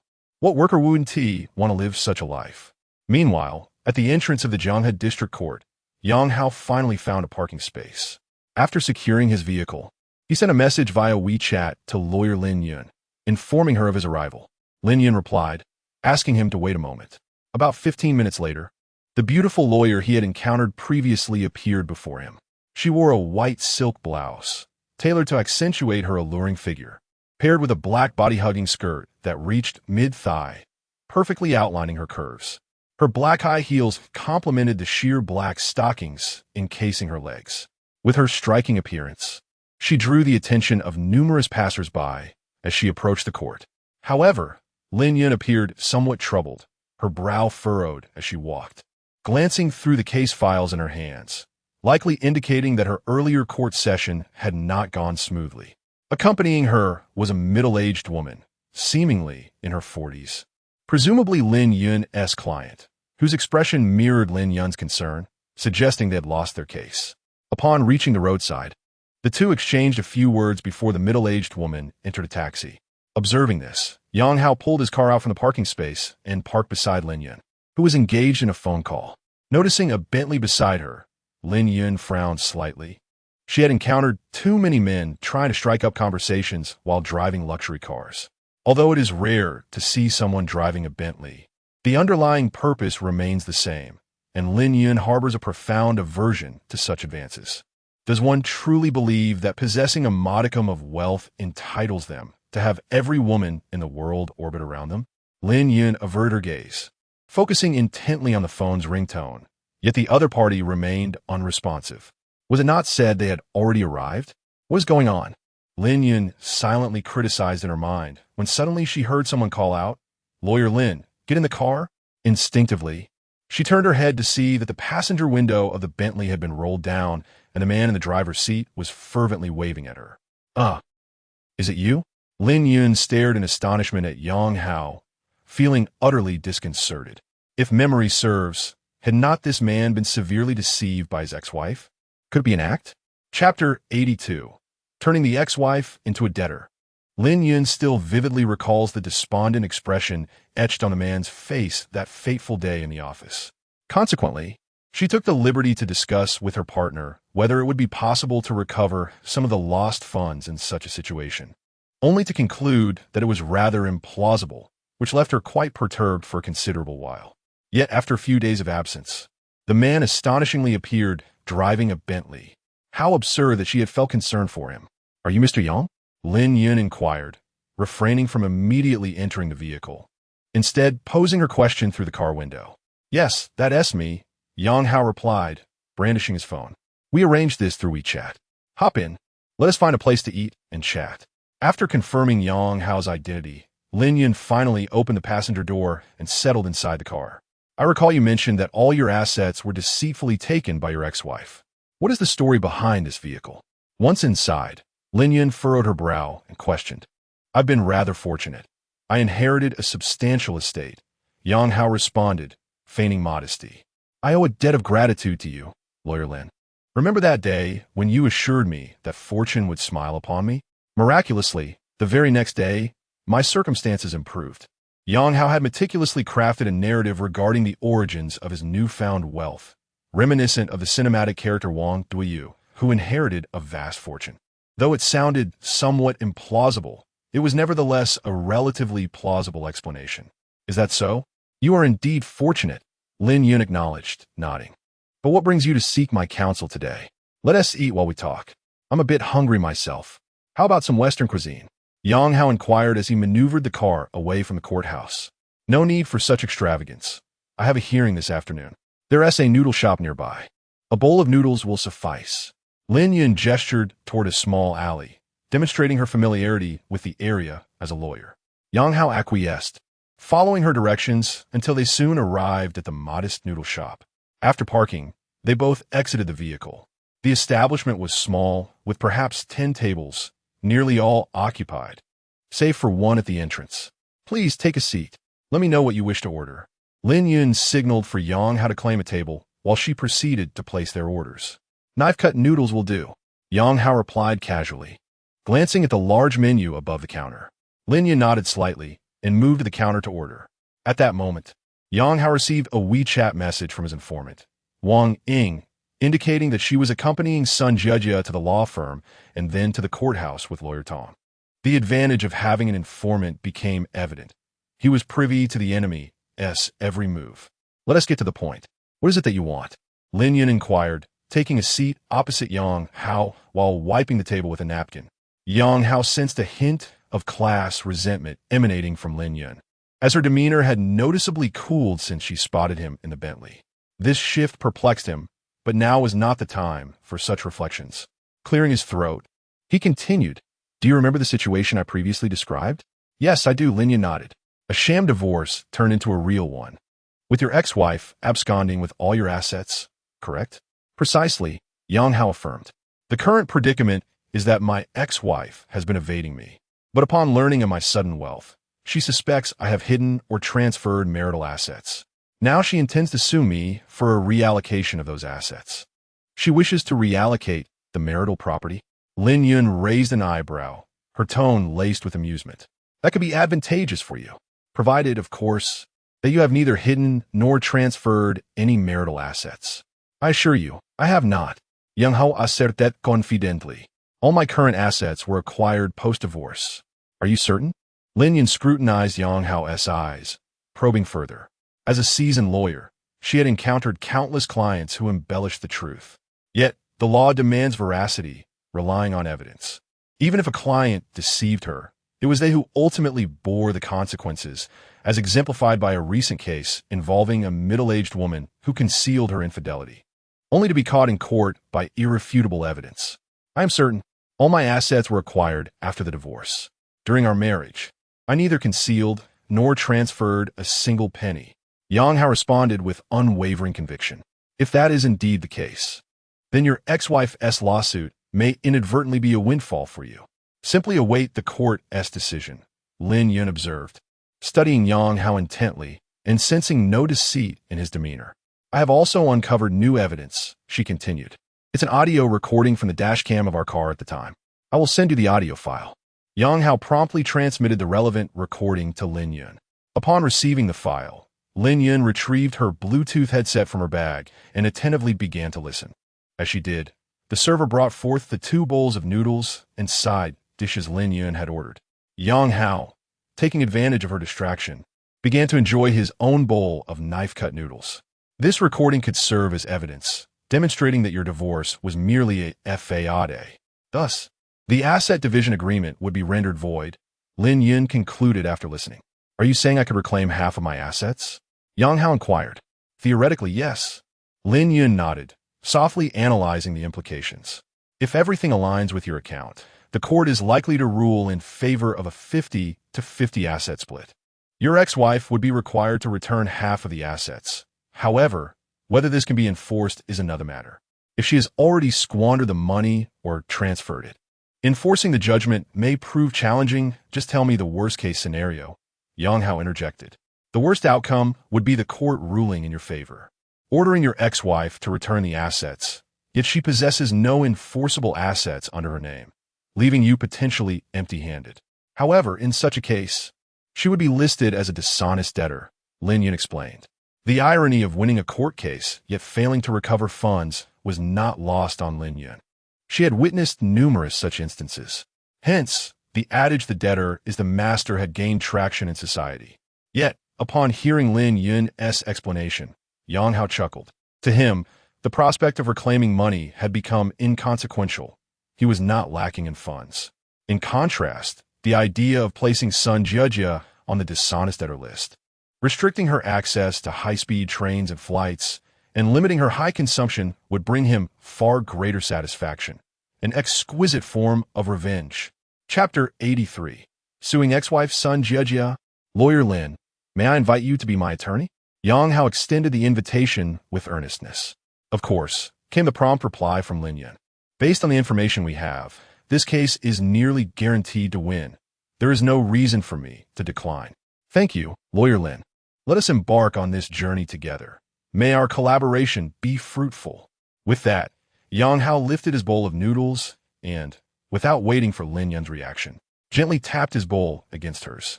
He then tilted his head back and savored a hearty sip of the broth. If you wish to drink the soup, you need not hesitate, Lin Yun remarked with a roll of her eyes. However, she found his unpretentious demeanor quite admirable. She had expected him to behave like most affluent individuals after acquiring a Bentley, yet he proved to be unexpectedly down-to-earth. After finishing their meal, the two returned to the car to sign a power of attorney agreement. My suggestion is to take the initiative in this matter. Do not merely respond defensively. You should actively sue Sun Jiejie, demanding a re-evaluation of the marital assets. This will allow you to apply for asset preservation, effectively freezing all her properties. Lin Yun advised after the agreement was finalized. Of course, I must reiterate, this course of action hinges on the fact that you have not concealed or transferred any marital assets. Otherwise, you would be ensnaring yourself, she added. Understood. Let's proceed with the lawsuit. What materials do I need to prepare? Yang Hao asked, confident that his assets were all legitimately acquired through his father. I shall draft the complaint. The recording you sent me can serve as evidence. Additionally, I will need your identity information and that of your ex-wife. If you're set on filing the suit, I can accompany you to the courthouse, Lin Yun noted, mentioning her own court appearance scheduled for 1:50 p.m. that day. Excellent, Yang Hao replied decisively, and together they made their way to the court. What followed was the submission of materials and procedural formalities. But in a bid to expedite the process, Yang Hao employed a generous monetary incentive. After distributing 2 substantial red envelopes, the case was promptly registered, and he was informed that the court summons would soon be mailed to Sun Jiejie. However, Yang Hao was unaware of Sun Jiejie's current address, so the summons would be sent to the address listed on her identification, her hometown, which also happened to be the residence of his former in-laws. Furthermore, Yang Hao applied for asset preservation, resulting in the freezing of all of Sun Jiejie's bank accounts and digital wallets. While this process typically required about a week, Yang Hao's monetary influence ensured that everything was completed swiftly. For him, this lawsuit was a means of vindication. He was determined to make Sun Jiejie's experience as uncomfortable as possible. After fulfilling these tasks, Lin Yun proceeded to attend the court hearing. While Yang Hao drove away from the courthouse to a villa he was set to acquire in the suburban area of Wangjiang Garden. At 2:30 p.m., Sun Jiejie and her attorney, Tong Li-sin, arrived at the Jianghe District People's Court. Accompanying them was Yang Hao's undercover informant, Wang Ying, who, having fully aligned with Yang Hao, carried a recording device during her meeting with Sun Jejia, recording the entire conversation. Unbeknownst to Sun Jejia and Tong Lisin, they were scheming ways to reclaim assets. Upon reaching the filing office, Tong Lisin submitted the lawsuit and relevant documents. However, the staff were momentarily taken aback upon reviewing the materials.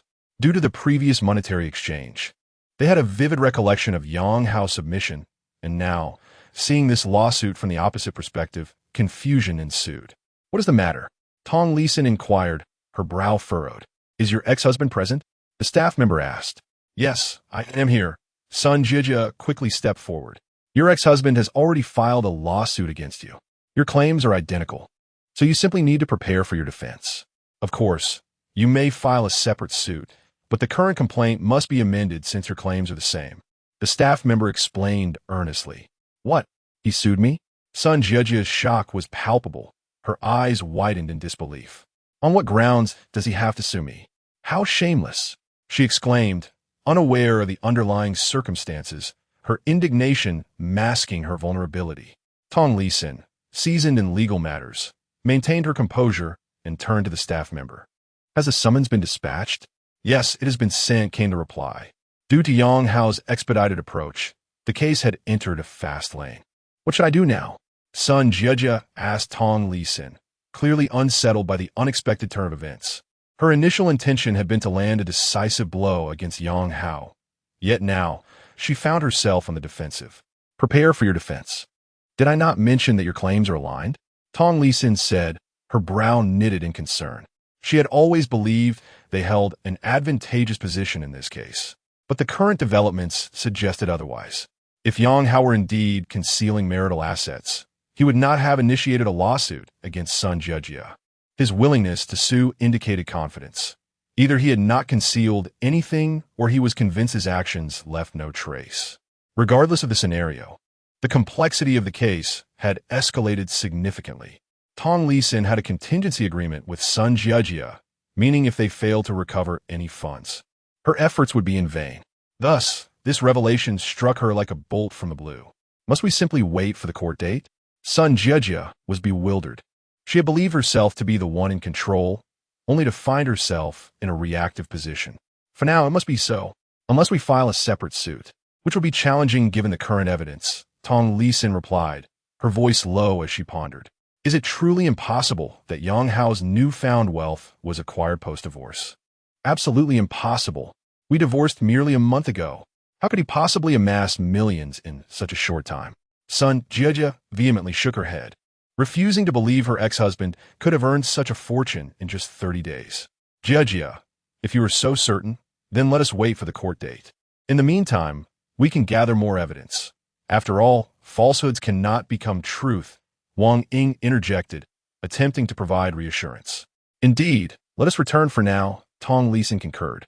As an experienced attorney, she feared her efforts might be in vain unless Sun Jejia could present compelling evidence. Upon exiting the courthouse, Tong Lisin excused herself, citing other obligations, and departed in her vehicle. Sun Jejia took a taxi back to the hotel with Wang Ying. However, when the time came to pay the fare, Sun Jejia discovered that her WeChat payment was not functioning. Switching to Alipay yielded the same result. Upon further investigation, she realized that both her WeChat and Alipay accounts had been frozen by the court. This Sun Jejia clenched her teeth, quickly realizing that this was due to Yang Hao's application for the preservation of her assets. Originally, she had intended to initiate such proceedings herself. Yet, now her own accounts were frozen. "You Yang, just wait. Half of that money is mine." Enraged and humiliated, Sun Jejia erupted in a tirade. "Excuse me, could you please settle the fare?" The driver, looking helpless, reminded her. "Allow me," Wang Ying kindly offered, promptly paying the fare and swiftly ushering Sun Jejia out of the vehicle. Chapter 84. Sun Jejia in despair. "Hello, Lawyer Tong, what should I do? My bank card, WeChat, and Alipay have all been frozen." Upon returning to her hotel room, Sun Jejia immediately dialed Tong Lisin's number. Must the lawsuit conclude before they can be unfrozen? What am I to do during this time? Oh, very well then. She hung up the phone, feeling dejected as she collapsed onto the sofa. What did Lawyer Tong say? Wang Ying quickly inquired.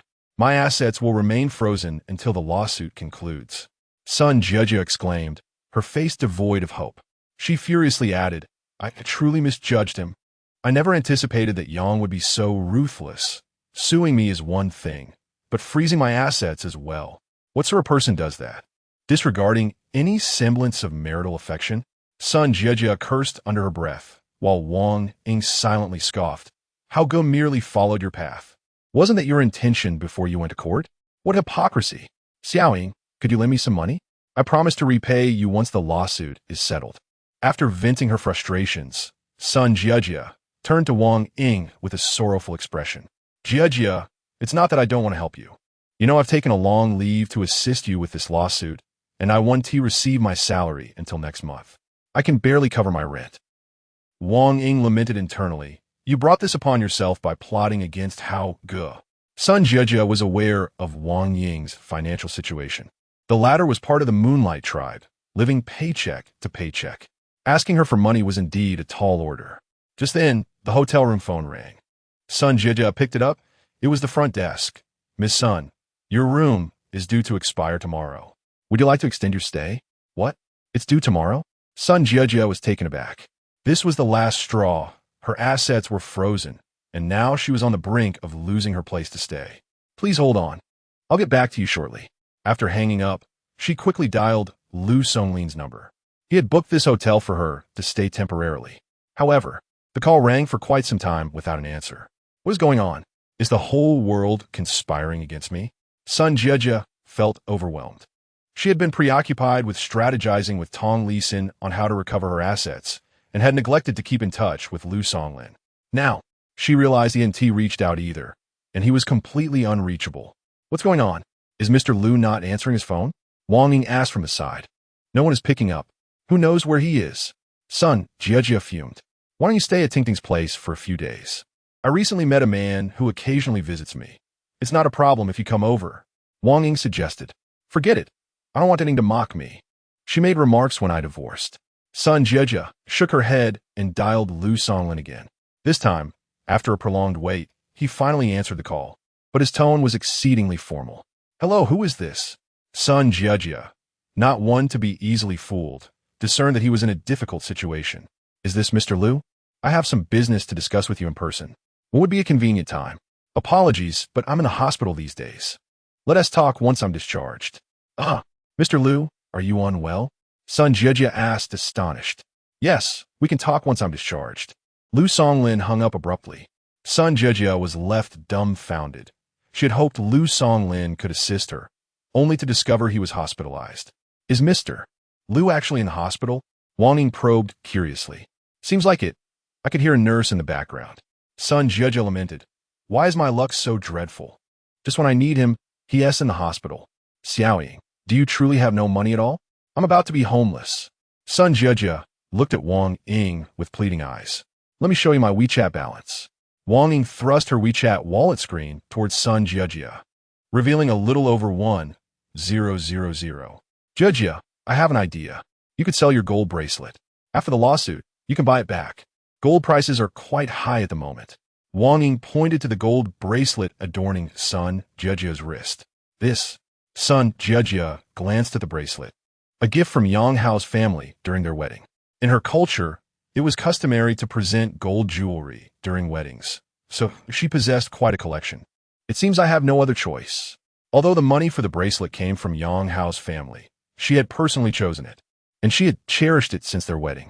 The bracelet weighed 40 grams. At current gold prices, it should fetch over 20,000 yuan. Sun Jia removed the bracelet, weighing it in her palm as she spoke. Let us head to a gold recycling store and inquire.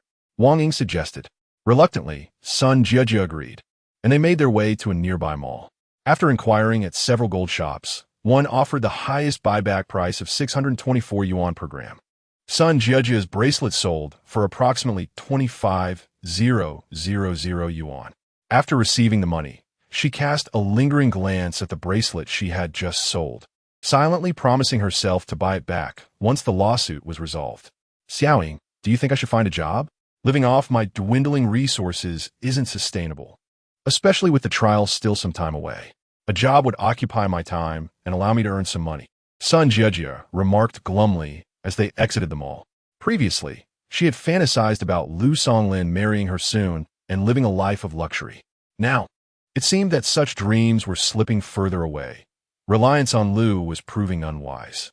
That could work, but if the salary is too low, it wouldn't be worth it, as it wouldn't match your worth. Wang Ying teased, fully aware that given Sun Jejia's qualifications, finding a high-paying job would be challenging. Exactly. I refused to settle for a low salary. Sun Jejia nodded emphatically. While waiting for a taxi, she casually opened a lifestyle service app and browsed the job listings. A recently posted advertisement caught her eye. New Cat CAF hiring staff. Salary starting at $20,000 per month. Chapter 85. Do you mind having multiple female friends? Xiaoying, take a look at this. A Cat CAF is hiring staff with a starting salary of $20,000 per month. Sun Jejia quickly clicked on the recruitment information. This Cat CAF had no educational requirements. They were looking for individuals aged 18 to 30, with a height of at least 160 centimeters, a slim figure, good posture, and attractive appearance. A fondness for animals was essential. In essence, the CAF's recruitment criteria focused heavily on looks and age. However, Sun Jejia felt she met all the requirements, being only slightly older. At 28, she still fell within the age range, thereby fully satisfying their conditions. That's ridiculous. How could a Cat CAF possibly offer a monthly salary of $20,000? Wang Ying's immediate reaction to the job posting was skepticism. What is the average salary in Jiangxing? For a Cat CAF to offer such a salary is utterly implausible. Not necessarily, Sun Jejia countered. They are indeed selective about looks and age. Perhaps they are pursuing a high-end market. I think it's worth a shot. The alluring prospect of a $20,000 monthly salary tempted Sun Jejia, who, despite her high self-esteem, recognized the current economic climate made job hunting challenging, especially for positions with such lucrative pay. Why not give it a try?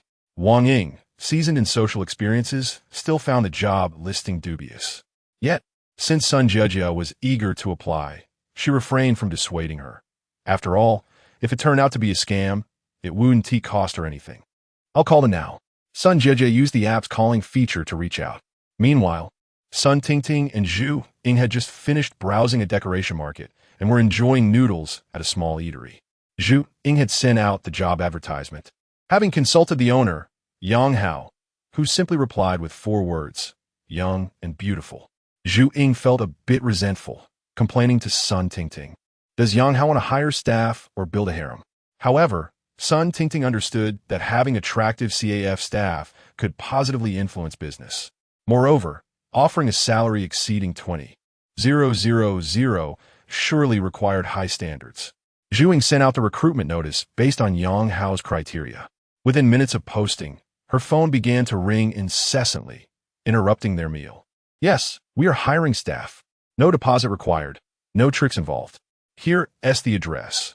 A unified interview will be held tomorrow at 10 a.m. Zhu Ying replied numbly, struggling to hear over the din of the CAF. Already the 9th call. The allure of a high salary is evidently substantial, Zhu Ying remarked, setting her phone down. Of course, if I saw such a job posting, I would want to try as well. The salary is quite generous. I checked other Cat CAFs, and their staff earn around $5,000. Yang Hao is just too wealthy. For what he said, the staff could earn $25,000. I'd be tempted to do 2 people's work if only Yang Hao would agree. Zhu Ying pouted, then quietly added, Ting Ting, I think we should have our own hiring strategy. They can be attractive, but they must not be more beautiful than you. Huh? Why not? Sun Tingting asked, puzzled. Are you really that oblivious? If the staff are more beautiful than you, what if Yang Hao takes a liking to them? Your position could become precarious. Zhu Ying admonished. Ting Ting, please have a sense of urgency. Yang Hao is a millionaire, and those little vixens out there are quite aggressive. Zhu Ying's expression showed her frustration at what she perceived as complacency. Sun Tingting felt somewhat perplexed. She had not considered these implications. Yet, upon reflection, Zhu Ying's concerns were not entirely unfounded. The relationship between her and Yang Hao was delicate. He still called her sister-in-law and had not shown any genuine romantic interest. On the other side, after hanging up, Sun Jejia was exhilarated. Shouting, they confirmed there is no deposit and no tricks involved. The interview is tomorrow at 10 a.m. I believe this job suits me well. Wang Ying, having overheard the call, felt a flicker of excitement as well. 20,000 a month? That is more than triple what I earn now. Jejia, why don't I accompany you? I can help you assess the situation. And if it turns out to be a scam, we can handle it together. Sure, let us go together tomorrow. Why don't you try interviewing as well? They mentioned hiring 3 people with a 20,000 salary. It's far better than your current job. If we both get hired, we could work together. Sun Jejia was untroubled by the prospect of Wang Ying as a competitor, confident in her superiority in both height and appearance. The job listing clearly prioritized looks, so she felt no threat from Wang Ying and welcomed her companionship. We'll see what happens tomorrow. Although the 20,000 salary is tempting, I suspect there is something amiss. So I want to see the place in person first, Wang Ying replied, still harboring doubts. In the suburban area of Wangjiang Garden, a saleswoman named Su Jiaojiao warmly welcomed Yang Hao. They strolled through the estate, with Su Jiaojiao enthusiastically explaining the facilities and scenery. Yang Hao nodded frequently, clearly satisfied with the environment. Despite being somewhat distant from the city center, the estate had no apparent drawbacks. The landscaping was exquisite, giving the impression of homes nestled within a park. Yang, this is the one, Su Jiaojiao said, halting in front of villa enclosed by a wooden fence. This courtyard is all yours. You can change the wooden fence to any style you prefer during renovations. The house has a registered area of 468 square meters. However, the basement and 3rd floor are complementary, bringing the total usable area to over 700 square meters. May I ask how many people live in your household? Such a large house might feel empty with too few residents. Su Jiaojiao inquired as she led Yang Hao into the courtyard. I live alone. Yang Hao discerned her probing nature, aware she was trying to ascertain his relationship status. Upon hearing his response, Su Jiaojiao's eyes lit up, and she feigned astonishment. What? Yang, someone as exceptional as you is still single? Not quite single. I have female friends, Yang Hao replied candidly. Female friends? Su Jiaojiao seized upon this detail, quickly grasping its implications. Wealthy individuals often had such arrangements. Yang, would you mind having another female friend? Su Jiaojiao asked with a radiant smile. Chapter 86. The path of the feet is also a path. Yang Hao cast a glance at the female sales representative attending to him. Her looks and figure were certainly above average, as one would expect from a high-end property like Wangjiang Garden, which demands a certain standard of appearance from sales staff. However, having recently indulged in a more lavish lifestyle, he found that someone like Su Jiaojiao, who could only be deemed as merely attractive, fell slightly short of his expectations. Indeed, for the affluent, beauty is not a scarce resource. While he had previously only heard such sentiments expressed, they were now manifesting in his own experience. The number of women pursuing him had notably increased of late. Nonetheless, he bore no objections. It was a privilege to befriend a beauty like Miss Su. Although he had no intentions of pursuing anything further with Su Jiaojiao, he maintained a courteous demeanor, as any seasoned salesperson would. Brother Yang, do you have time tonight? Perhaps we could share a meal? Su Jiaojiao extended an invitation. Not today. I have plans with friends, Yang Hao replied dismissively. Perhaps another time then, she said, a hint of disappointment in her tone. As an experienced salesperson herself, she could discern the subtext of his words. Despite Yang's apparent politeness, it was clear he had no interest in her. This outcome did not particularly shock Su Jiaojiao. After all, he drove a Bentley and resided in a standalone villa. What would he see in an ordinary real estate agent like her? Thus, when Yang Hao mentioned having several female friends, she paid little heed, merely hoping to become one among them. She had set her expectations low, yet even so, he still seemed indifferent. It was evident that around such wealthy individuals, women were in no short supply. However, now that they were acquainted, Su Jiaojiao was unwilling to give up easily. She contemplated finding opportunities to engage Yang Hao further, hoping to win him over. After completing his business, Yang Hao drove back to the city. En route, he received a call from his friend Wang Jichao. Brother Hao, I have something to tell you. Your sister-in-law, no. Your ex-sister-in-law is at our store. It seems she is looking to rent a place. Yang Hao answered via the car's Bluetooth, Wang Jichao's voice resonating through the speakers. Are you saying that Sun Jiejia is looking to rent? In truth, Yang Hao had little desire to hear about Sun Jiejia. The term ex-wife only reminded him of his grievances. Yeah, she didn't see me. She doesn't know this is where I work. She is with another woman. Wang Jichao continued. Brother Hao, is it true that you two are completely divorced? Any chance for reconciliation? Divorced is divorced. What is there to reconcile? Yang Hao retorted. Since you've spotted her, keep an eye on where she is renting. Sure. Wang Jichao answered promptly before his tone turned slightly lascivious. Brother Hao, do you have time tonight? How about we go for foot massage? A new foot bath establishment has opened nearby, and I hear there are many female university students. A foot massage? Sound good. I'll come find you later. Foot massages were indeed a favored leisure activity among men. After all, the path of the feet is a path in itself, and the techniques employed are an art form.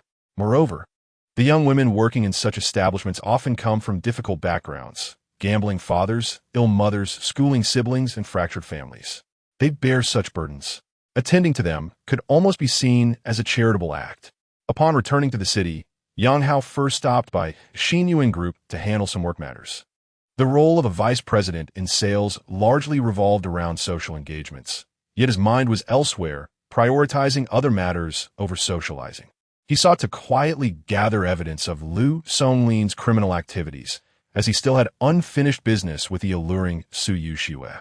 At 7 p.m., Yang Hao arrived at the entrance of the real estate agency where Wang Jichao worked. He parked the car and sent a message to notify him of his arrival. Shortly thereafter, Wang Jichao emerged, clad in the quintessential attire of a real estate agent, a black suit and a brown messenger bag, his slender frame and glasses lending him a somewhat dubious appearance, reminiscent of a character from a niche film, particularly the sort found on trains or buses. Wang Jichao scanned the street, but did not see his friend, reaching for his phone to call. Just then, the Bentley parked at the curb honked. Upon noticing the luxurious vehicle, Wang Jichao had been cursing the wealth of the owner, unaware that it was his friend Yang Hao behind the wheel. Wow, Brother Hao, you got a Bentley now? Wang Jichao exclaimed in astonishment as he hurriedly opened the passenger door and climbed in. Brother, what is going on? Did you inherit a fortune like Wang Duoyu? He asked wide-eyed. Indeed, you guessed right. Yang Hao chuklet, nodding. I had intended to relate to you as an ordinary person, but all I received in return was mockery and misunderstanding. Wait a moment, Brother Hao. That line doesn't quite fit the context here. Wang Jichao interrupted, his excitement palpable. What is really going on? You're not a hidden rich second generation, are you? Yang Hao had playfully mentioned inheritance, but Wang Jichao took it lightly, never imagining it could be true. After all, the dramatics of movies rarely translate to reality. Weren't you just guessing? It's indeed from an inheritance. Yang Hao shrugged. In a short span, his newfound wealth could only be explained by inheritance or winning the lottery. Anything else seemed implausible. However, winning the lottery often left traces, such as the absence of major jackpots in Jiangshang's recent draws. Besides, the extent of Yang Hao's current wealth far surpassed what a mere lottery win would entail. Therefore, inheritance became the only plausible explanation. Wow, you really did inherit something, though still hard to believe. I trust you wouldn't deceive me after all these years as brothers, Wang Jichao remarked. Brother Hao, just how much did you inherit? You were driving a Bentley. He pressed curiously. It's a secret, but rest assured, tonight I'll ensure you have a memorable experience, Yang Hao said, gesturing towards Wang Jichao with a knowing glance. Wang Jichao, now thoroughly excited, pointed to a nearby pharmacy. Brother Hao, just wait a moment. I need to buy something. Chapter 87. Off to my brother's room. With his understanding of this good brother, Yang Hao knew he must be off to procure some little blue pills. There was no other way. When the pain was insufficient, one could only resort to medication. As anticipated, when Wang Jichao returned, he mysteriously handed Yang Hao one, saying, How good, have a pill. It's potent. You might as well keep it for yourself. I'm in good health. Yang Hao shrugged it. Although he had reached the age of 30, his physique remained quite robust, primarily due to a solid foundation that did not necessitate reliance on drugs. All right, just call me when you need it. Wang Jichao did not press further and happily consumed a pill. What is the name of the foot massage establishment? Let me navigate to it. Yang Hao inquired, activating the car's navigation system. By Yue Guang. Wang Jichao replied. By Yue Guang. Upon hearing this name, Yang Hao couldn't help but chuckle. Foot massage places are truly audacious these days, naming themselves by Yue Guang. Aspirations are always beautiful, aren't they? Wang Jichao grinned and recounted. I visited on the opening day with some colleagues. The technicians were all dressed in sailor outfits, truly evoking a Bai Yue Guang ambience. Yang Hao laughed and shook his head. Whose Bai Yue Guang is working in a foot massage parlor. However, upon reflection, it was not entirely implausible. Though they had taken this path, they could very well have been someone else Bai Yue Guang during their school years.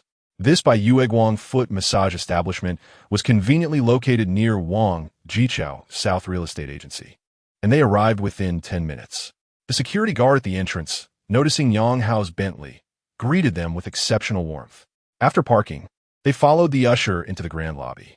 The establishment was expansive, adorned with opulent decor that far surpassed the typical street-side shops, exuding an air of extravagance.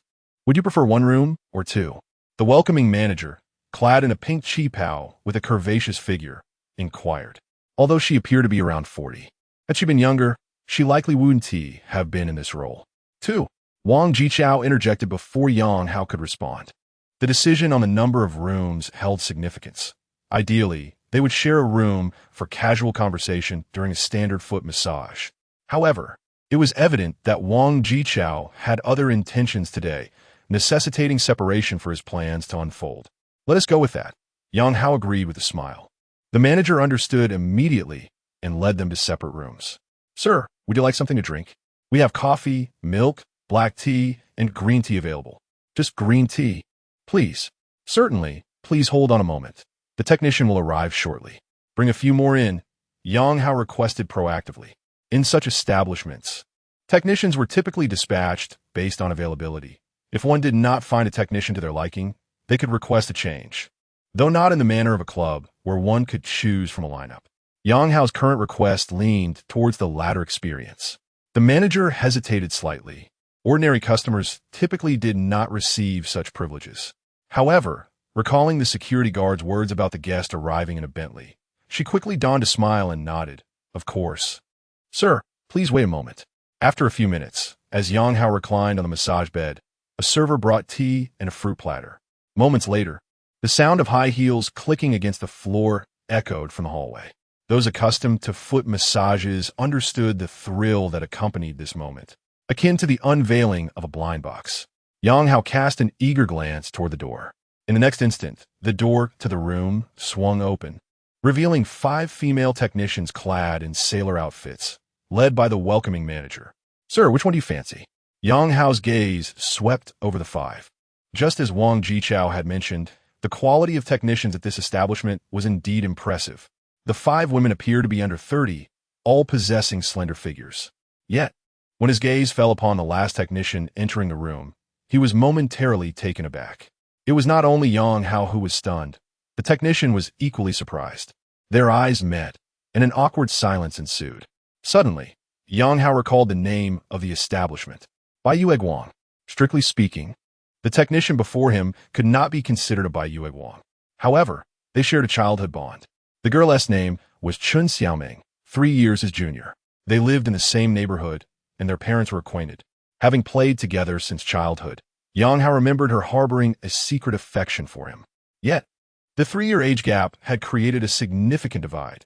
While Yang Hao was in middle school, she was in elementary school. While he was in high school, she was in middle school. And when he was in college, she was in high school. This resulted in a misconnection, as Yang Hao's romantic interests were always with contemporaries. Since his marriage, Yang Hao and Chun Xiaoming had lost contact, seeing each other only occasionally during the New Year festivities. He had learned from his parents that she was developing her career in the capital. How had she suddenly appeared in Jiangcheng, and in a foot massage parlor, no less? Ahem, you stay here. Room 49. Despite the awkwardness, Yang Hao ultimately chose Chun Xiaoming. Sir, room 49 is a first aid technician. No extra time is included. Would you like to select another? The welcoming manager hesitated. In theory, foot massage establishments were legitimate businesses, which was why they proliferated.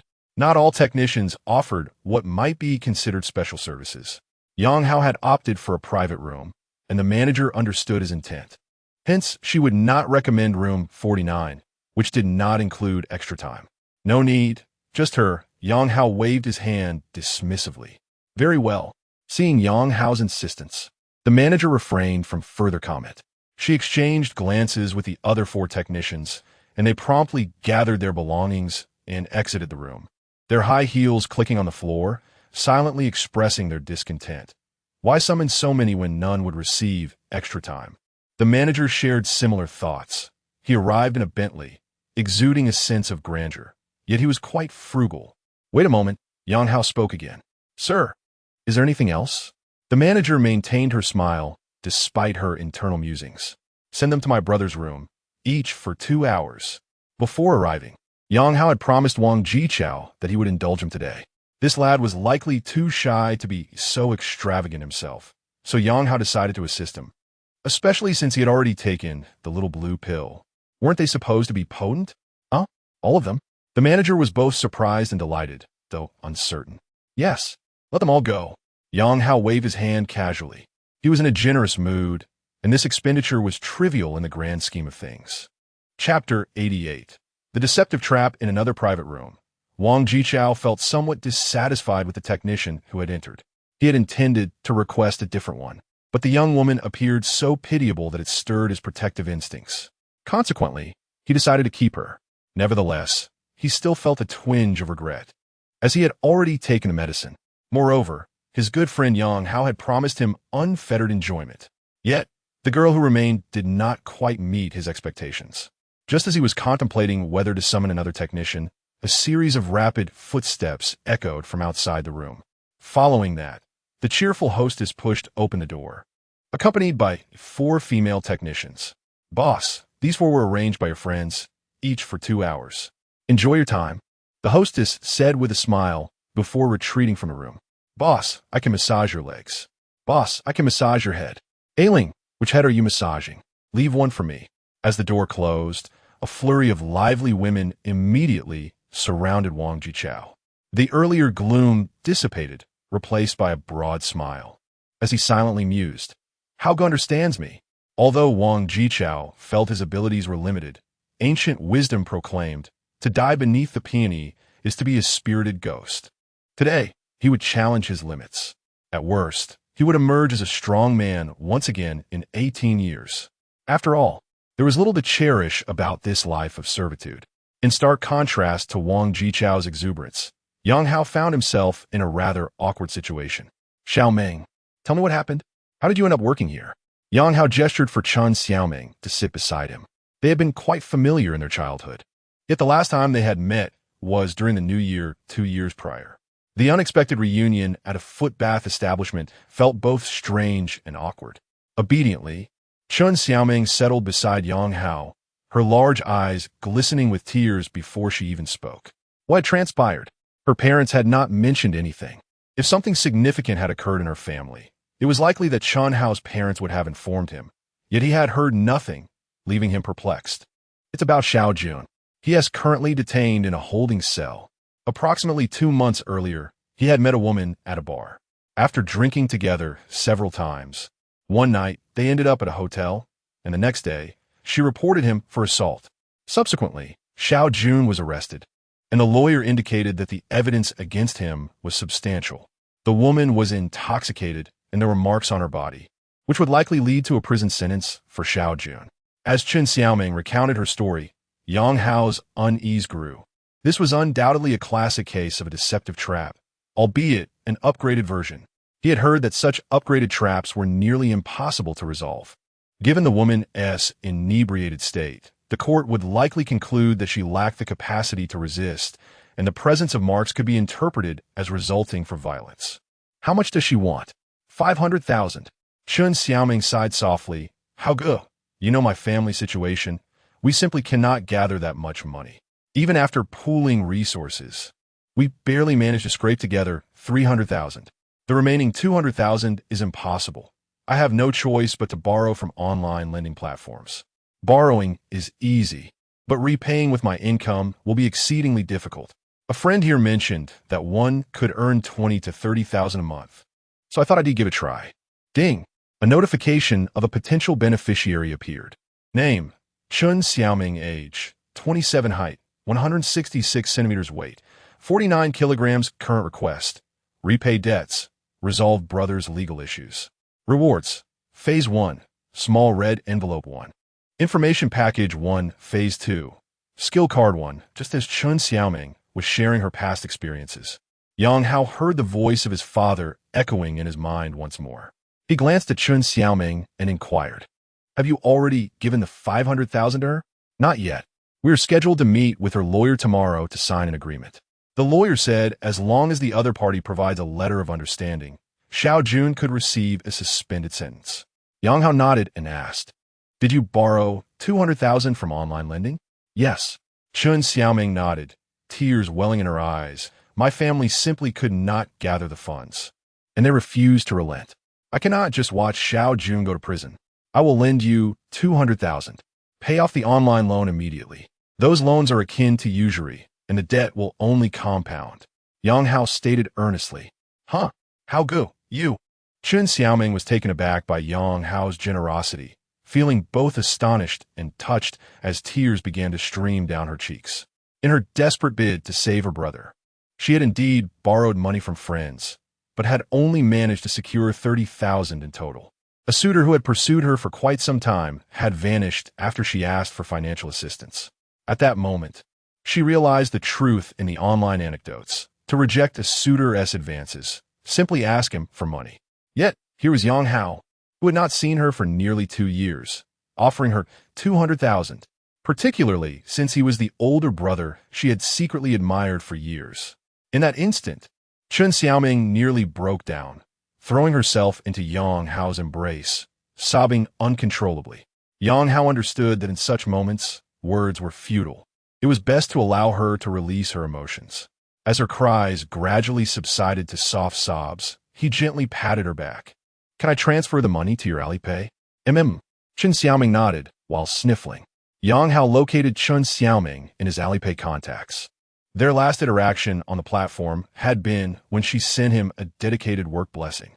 He promptly transferred 200,000 and advised, "Since phones aren't allowed during work hours, hurry back to the break room and repay the loan." "Okay."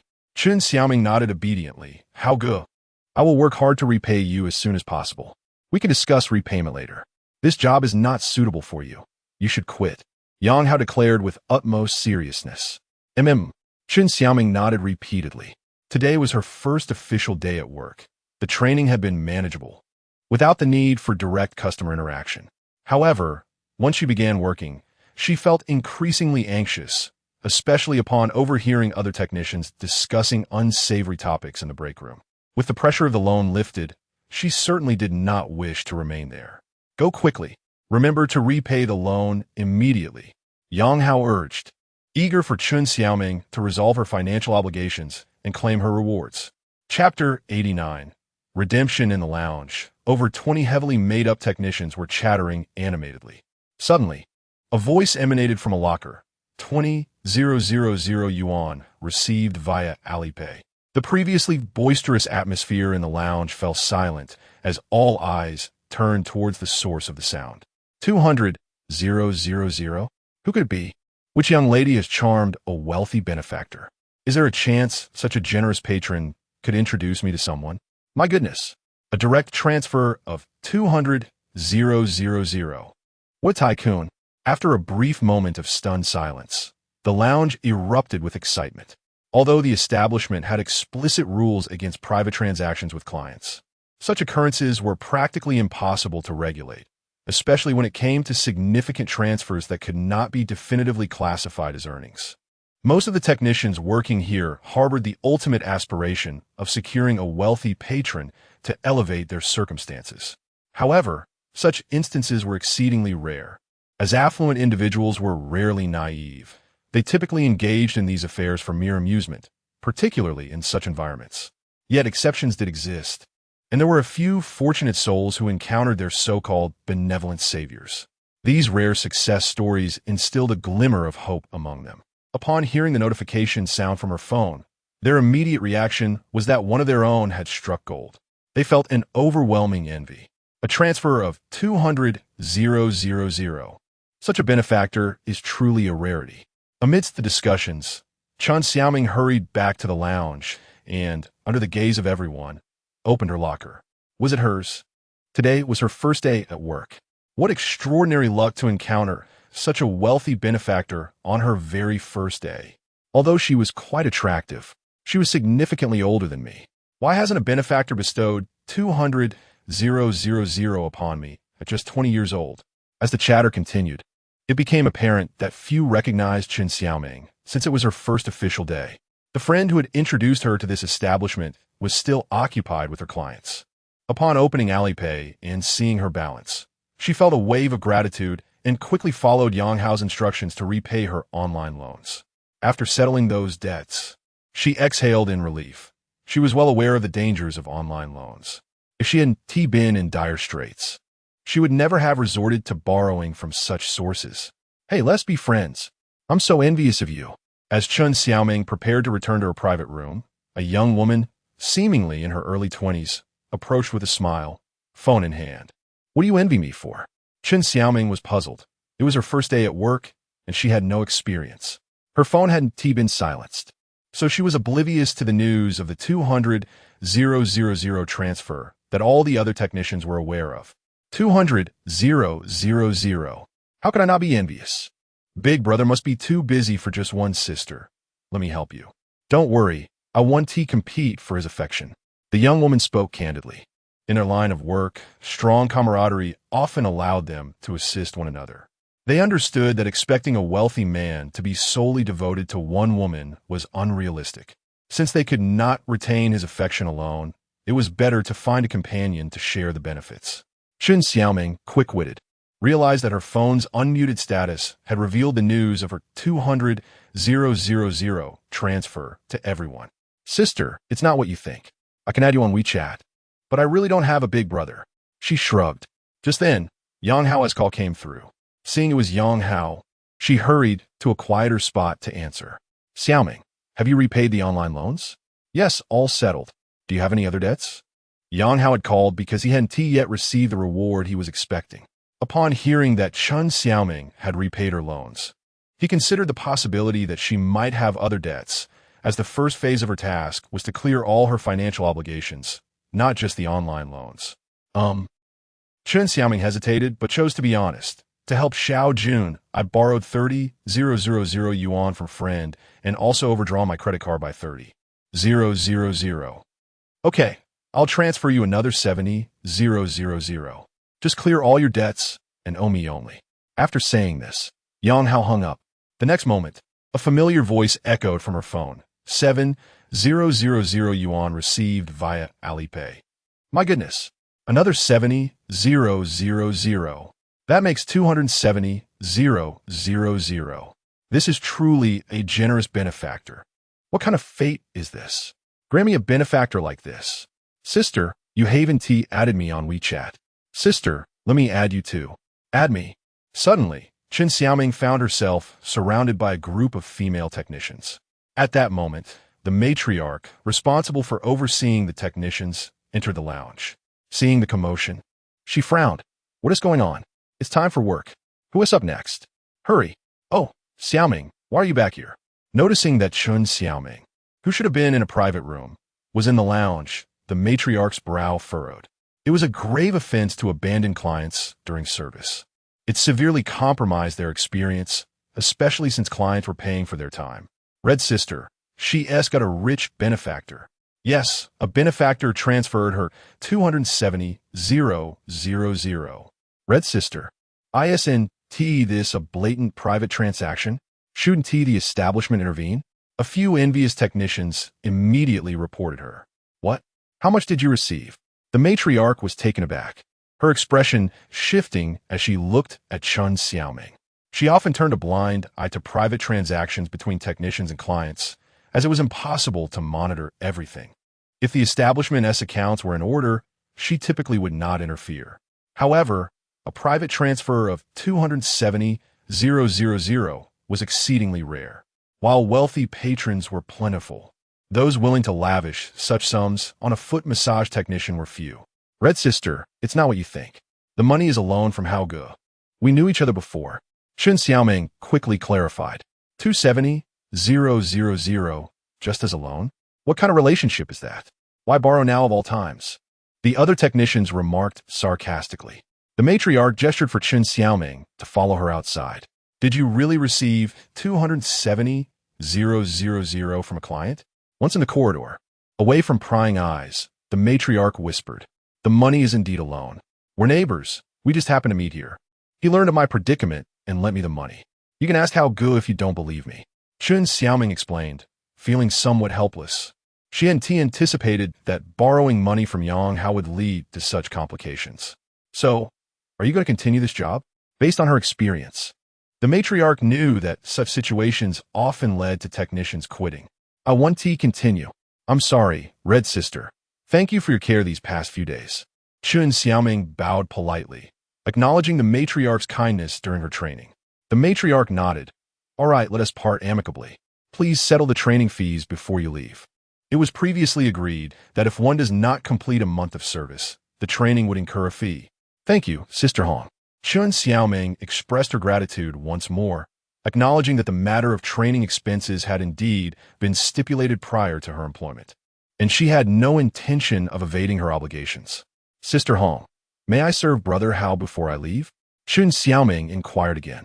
"Certainly," Sister Hong nodded, waving her hand with generosity. "Go ahead, and I hope this will be the last time you utilize the skills you have acquired." Chapter 90. The Neighboring Sister. Soft and obedient Ding. The first phase of the mission has been completed. Reward. Red envelope. Small. 1. Information pouch 1. Yes. No. Open the red envelope. Inside the private room, the voice of the father figure finally resonated. Evidently, Qin Xiaoming had settled all her debts.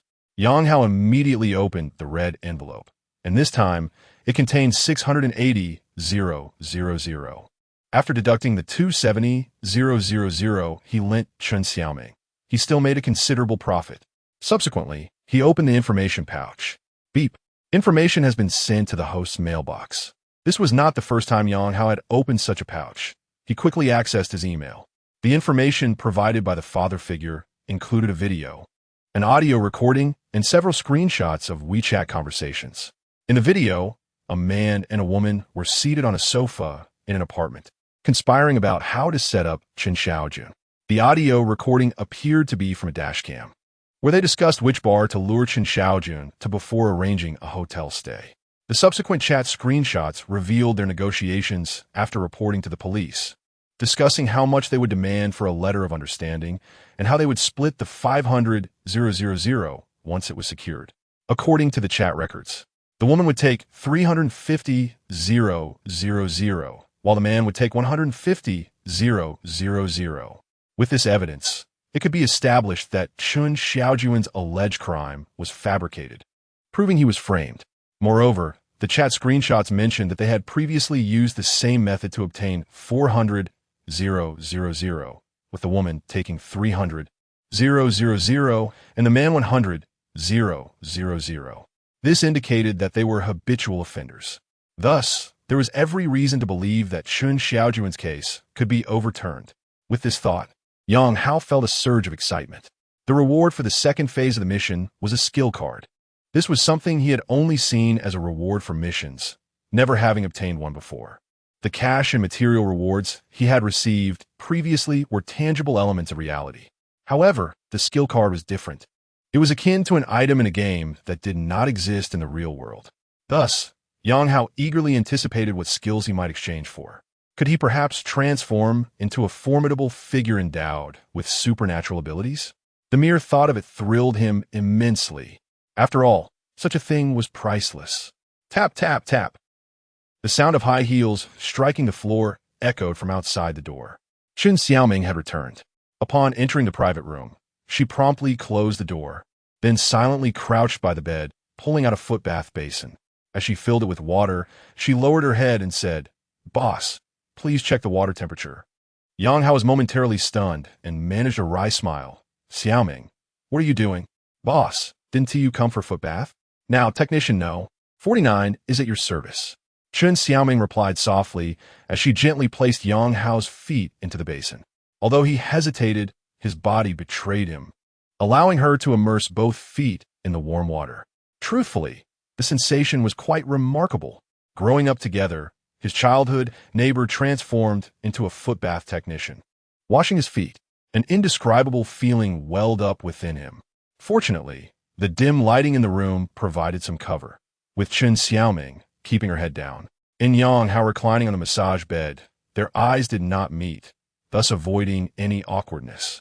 Boss, is the water temperature all right? It's fine, Yang Hao replied softly. Eyes closed, Chen Xiaoming then focused on massaging his feet, utilizing the techniques she had learned during her week of training. Her instructor had informed her that while technique was important for earning money, the true skill lay in pleasing the customers. In this regard, Chen Xiaoming was inexperienced. Due to her beauty, she had always been pursued by admirers, with men striving to please her. Now, however, the roles were reversed, leaving her feeling somewhat out of her depth. Yet the current situation was distinct. The man reclining on a massage bed was Yang Hao, the one she had secretly adored for many years. He had just rescued her from a dire predicament, intertwining her feelings of admiration and gratitude, compelling her to willingly serve him. After completing the foot bath, she proceeded to apply the techniques she had learned, starting with the soles of his feet, moving on to his shoulders, back, and then his legs. However, while massaging his thighs, Yang Hao executed a move that made her cheeks flush and her heart race. Chen Xiaoming bit her lip and, in a whisper akin to a fly's buzz, asked, Boss, would you like to extend the time? The impact of his question was staggering. Yang Hao trembled slightly and, after a moment's contemplation, nodded, all right. The following day, as dawn broke, Yang Hao exited the Baiyuwang Foot Bath Center. Wang Jichao leaned against the wall, trailing behind him, murmuring softly, truly, age takes its toll. I am no longer the valiant warrior of my youth. Hao Yi, how come you appear so invigorated? Wang Jichao instinctively assumed that Yang Hao's condition mirrored his own. Yet, their states of mind were worlds apart.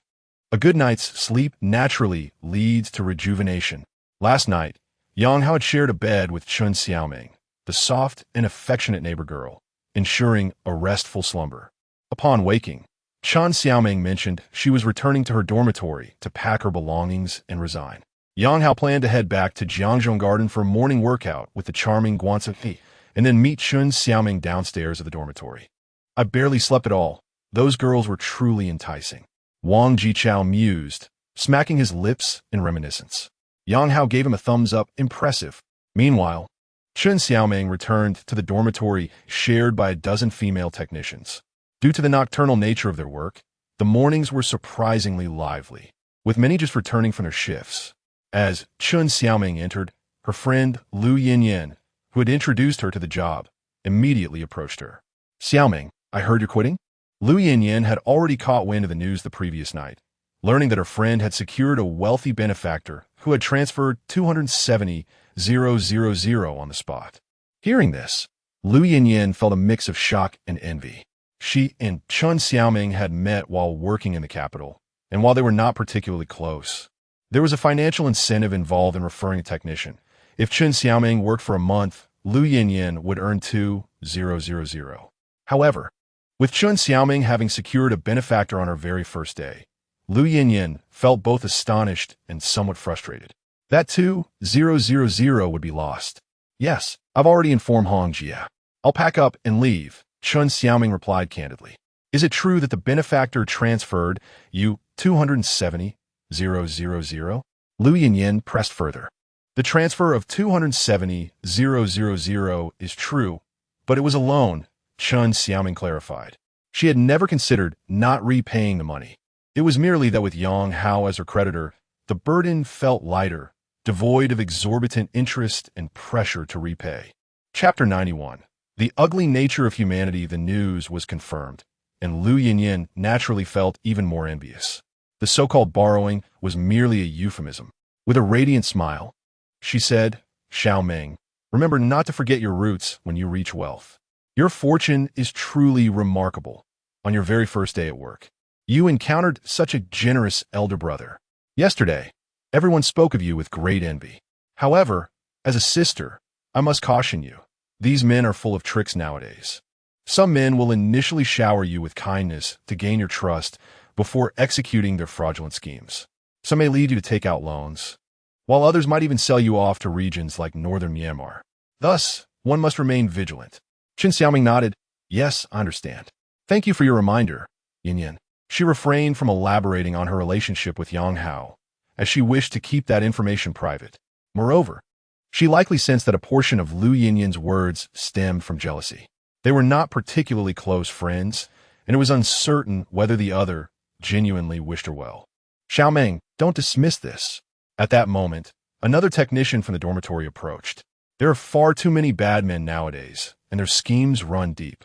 I once had a sister who met a particularly generous elder brother. He spent lavishly on her, showering her with luxury gifts. She was smitten, and later, he claimed his company faced financial difficulties and needed her to cover some expenses, promising to repay her soon. In the end, she drained her savings and took out a loan of 300,000, all for that elder brother. And guess what? He used the same tactic to deceive several other sisters at different foot massage parlors before disappearing with their money. That sister ended up with a 300,000 loan, returning to the foot massage parlor to work off her debt. So I advise you, don't quit your job just yet. Observe for a while before making any decisions. The female technician winked at Lu Yinyan, having been entrusted to deliver this counsel. After all, if Qin Xiaoming left, Lu Yinyan's 2,000 yuan referral bonus would vanish. Indeed, Xiaoming, society is far too complicated. One must stay alert. Lu Yinyan immediately chimed in. Thank you for your advice. I will be cautious, Qin Xiaoming politely replied, then walked directly to her bunk to begin packing her belongings. Seeing her indifferent demeanor, Lu Yinyan sighed in frustration, clearly resigned to losing her 2,000 yuan referral fee. It seemed that the elder brother had provided even more promises. The supportive technician leaned in and whispered, it appears he has made even greater commitments. Lu Yinyan nodded, donning a cheerful facade as she approached Qin Xiaoming again. Xiaoming, let me assist you with your packing. Although we may not be working together anymore, let us stay in touch. If you need any help, just let me know. Yes, I will, Qin Xiaoming responded politely. Yin, I truly appreciate your care during this time. Once I resolve my brother's matters, I shall treat you to a meal. We are sisters. There is no need for such formality. Lu Yinyan waved her hand dismissively, then cleared her throat, feigning difficulty. Xiaoming, I find myself in a bit of a predicament. My brother is getting married, and I'm short on the bride price. I was planning to contribute 50,000, but I only have 45,000 at the moment. Could you lend me 5,000? I promise to repay you once my salary comes in next month. Upon hearing this, Qin Xiaoming instinctively furrowed her brow. This was not borrowing money. It was clearly asking for a handout. If she lent the money, Lu Yinyan would undoubtedly not repay it. Yang Hao had transferred an extra 10,000 yuan to her, and after settling all her debts, she still had over 8,000 remaining. Thus, while she could technically spare 5,000, she had no intention of doing so. Why would she give away 5,000 yuan for no reason? Did she have an excess of money? Yin, I'm truly sorry. You know my brother's situation. He needs money right now, and I genuinely cannot afford it. Qin Xiaoming tactfully declined. Seeing her refusal, Lu Yinyan's smile abruptly vanished. Xiaoming, didn't the elder brother just transfer you 270,000 yuan yesterday? I'm only asking for 5,000. It's not like I want to repay you. Is it really that unreasonable? Moreover, if it weren't for me, how would you have met the elder brother? We must be grateful and acknowledge our benefactors. Lu Yinyan raised her voice, ensuring the entire dormitory could hear, drawing the attention of everyone present. The technician who had previously supported her chimed in, Xiaoming, Yin has indeed helped you a lot. Everyone sees that. The elder brother gave you 270,000. It's not unreasonable for Yin to ask for that 5,000, even if it's a favor. In our line of work, there's always a concept of a referral fee. You've earned 270,000, so giving 5,000 as a fee is already quite generous. Exactly. 5,000 is really not much. You made a fortune. Don't forget your sisters. The chorus of voices continued, engaging in a form of moral coercion. In truth, these individuals were not particularly close to Lu Yinyan. Rather, they were envious of Chen Xiaoming. They all worked in the same field and shared a cramped dormitory. Yet here was Chen Xiaoming, who had barely arrived and already secured a wealthy benefactor, earning 270,000 in a single night. It was only natural for them to feel resentment. The ugly side of human nature was laid bare in that moment. Faced with the collective outcry, Chen Xiaoming remained composed. She was not a Navi newcomer to society. She understood their motivations. Just jealousy. Let them be envious. As she packed her belongings, she calmly said, "You've all worked alongside Yin for so long, and you're all good sisters. Now that Yin is in difficulty, shouldn't everyone lend a helping hand? How about this? If each of us contributes 500 with the number of people in this dormitory, that would amount to exactly 5,000. Well, I can't spare 5,000 myself. I can manage 500. What do you all think of this proposal?" With that, Chen Xiaoming cast a questioning glance at the crowd. As previously mentioned, these individuals were not particularly close to Lu Yinyan. Their jealousy of Chen Xiaoming was the driving force behind their actions. At this point, asking them to contribute money, let alone 500, would be met with resistance. Even 50 yuan could buy some snacks. As expected, the previously vocal crowd fell silent, retreating into their own affairs. Seeing this, Lu Yinyan no longer pretended. She glared at Chen Xiaoming and said, "Chen Xiaoming, you're quite something. You've earned so much money. Yet you want to part with 5,000. Don't think you've truly secured a rich benefactor. There may be even greater pitfalls awaiting you. You could end up being sold and counting someone else's money." Chen Xiaoming smiled and shook her head, choosing to ignore Lu Yinyan. This was a classic case of envy turning to hatred. As the drama reached its conclusion, the dormitory soon returned to its usual clamor, with technicians chatting in groups about their clients from the previous night, laced with risky jokes.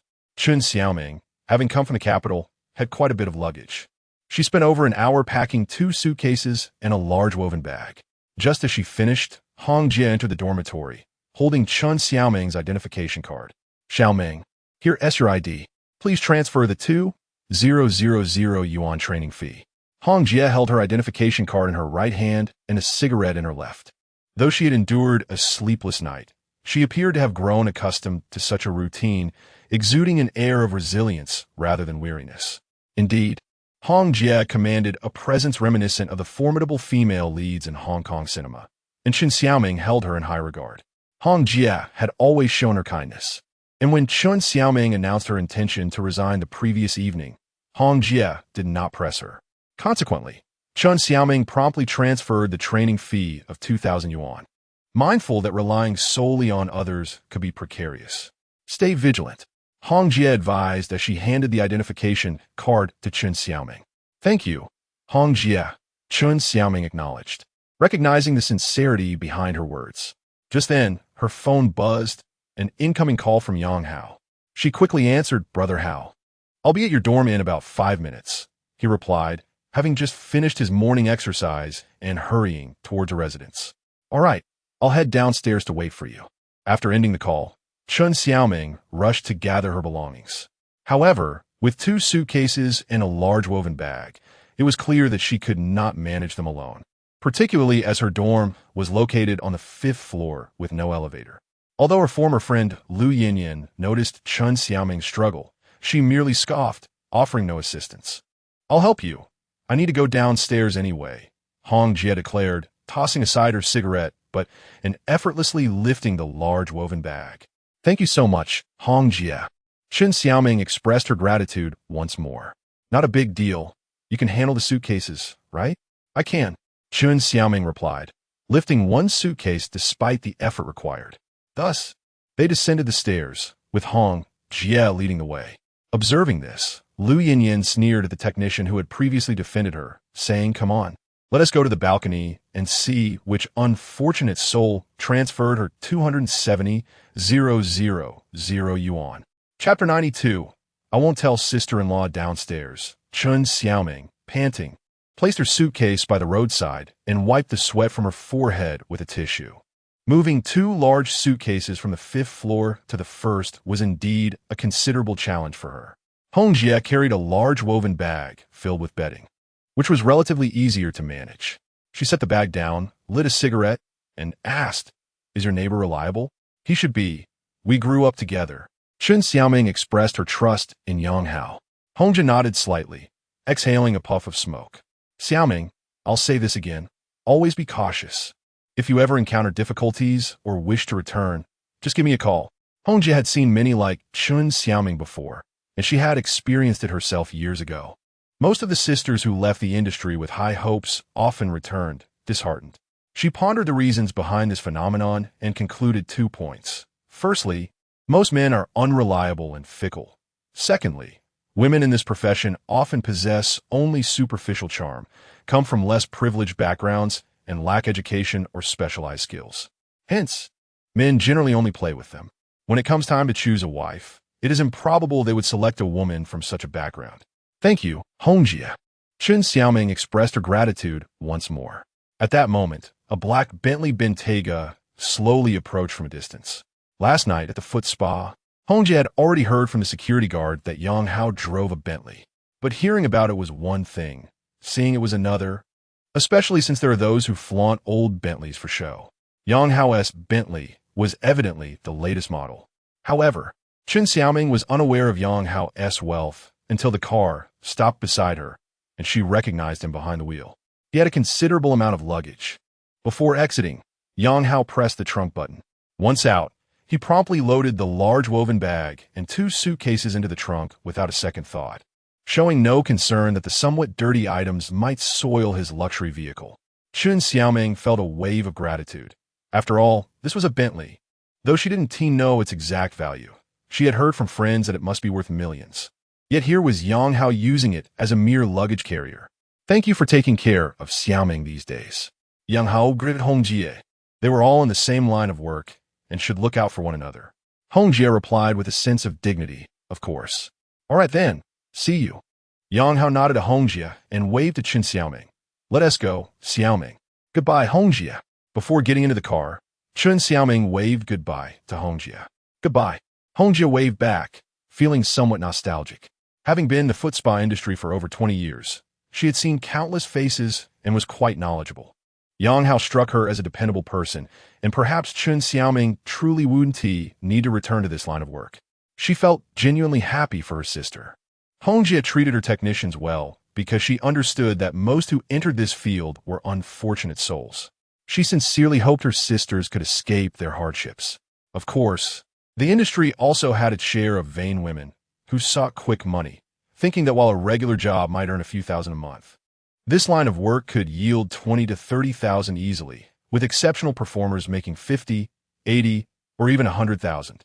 On the balcony of the dormitory, Lu Yinyin witnessed Chun Xiaoming getting into the Bentley, and naturally, she also noticed Yang Hao assisting with the luggage. The man was tall and robust. Although she couldn't see his face clearly from a distance, he likely wasn't unattractive. More importantly, he drove such a luxurious car.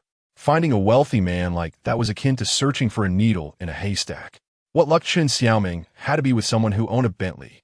Why can't I meet such a man? Lu Yinyin thought, envious and resentful. A technician who had previously defended Lu Yinyin couldn't help but exclaim, "Yinyin, you've got a narrow perspective. You and Xiaoming were on good terms. If you hadn't mentioned borrowing money earlier and had helped her with her luggage, you might have connected with that rich brother. Men are all fickle. Xiaoming may be slightly more attractive than you, but you have your own charm. If you maintain a good relationship with Xiaoming, you'll surely have a chance to win him over." Upon hearing this, Lu Yinyin's eyes lit up. "You're right. As long as I maintain a good relationship with Xiaoming, I'll have a chance to get close to this wealthy man. I'll send Xiaoming a message to apologize. I know her well enough that she wouldn't hold a grudge." Lu Yinyin exclaimed excitedly, quickly taking out her phone and drafting an apology message to Qin Xiaoming, explaining that she had been in a bad mood due to pressure from her parents, which led her to act as she did in the morning. After sending the message, she was met with an ominous red exclamation mark. She had been blocked. Qin Xiaoming actually blocked me. Lu Yinyin felt her resolve shatter, unable to contain her frustration. Ungrateful wretch. If it weren't for me, you'd never have met such a wealthy man. Damn it. Inside the Bentley, Qin Xiaoming sat nervously in the passenger seat. It was her first time in such a luxury car, especially with Yang Hao driving. Xiaoming, why do I feel like you've forgotten me after pulling up your pants? Yang Hao joked, trying to lighten the mood. Upon hearing this, Qin Xiaoming's cheeks flushed crimson, and she glanced at Yang Hao, whispering, Brother Hao, I want to tell sister-in-law. Ah, sister-in-law? Yang Hao was taken aback by her words, but quickly realized that since he had disclosed his divorce to his parents, the neighbors back home were certainly unaware as well. Thus, Qin Xiaoming must think she was a mistress. Chapter 93. The boisterous recruitment scene. I have divorced. Yang Hao stated proactively. Ah, divorced? Qin Xiaoming was initially taken aback, but soon felt a twinge of delight. She had always considered herself merely as the mistress. Little did she expect that her brother Yang Hao had already divorced. However, he now had a girlfriend. Yang Hao noticed the subtle shift in Qin Xiaoming's emotions and quickly added, but I do have a girlfriend. This neighborly younger sister had quite a few thoughts. He needed to extinguish any budding ideas at their inception. Oh, indeed, Qin Xiaoming's expression turned slightly conflicted, but she soon found solace. In truth, she had made her decision the previous night in the private room. She had harbored a secret crush on Yang Hao for many years, and now he had aided her. So she might as well surrender herself to him. However, hearing Yang Hao mention his divorce rekindled a flicker of relief within her. But since he had a girlfriend, she could simply retreat to her original position. Brother Hao, when did you get divorced? I had no idea. After calming her emotions, Qin Xiaoming inquired. About a month ago. I haven't told my parents yet. I fear it would cause them worry. Oh, what was the reason? Was it infidelity on your part? At present, Yang Hao, driving a Bentley and casually transferring 270,000 to himself, clearly seemed to be doing quite well. From a woman's perspective, it appeared that Yang Hao had abandoned his humble wife after attaining success, an all too familiar narrative. However, Yang Hao found himself somewhat speechless. Do I truly seem like an unfaithful man? Qin Xiaoming glanced at Yang Hao, reflecting briefly on the events of the previous night. Coupled with his recent revelation about having a girlfriend, could this not be construed as infidelity? Coughing lightly, Yang Hao became aware of the flaw in his words. Before the divorce, I wasn't like this. Never mind, I'll share a recording with you. Unlike others, Qin Xiaoming had grown up alongside him. It was necessary to prove his character to her. Therefore, Yang Hao played her the recording of his discussion with Sun Zhejier regarding their sham divorce. A sham divorce? So you and your sister-in-law are still together? Oh, the girlfriend you mentioned earlier is your sister-in-law, right? Qin Xiaoming articulated her understanding after listening to the recording. Yang Hao chuckled and shook his head. It's not as you think. Initially a sham divorce, it turned into a real one when Sun Zhejier absconded with all the assets. Oh? Qin Xiaoming was astonished, but her expression quickly morphed into confusion.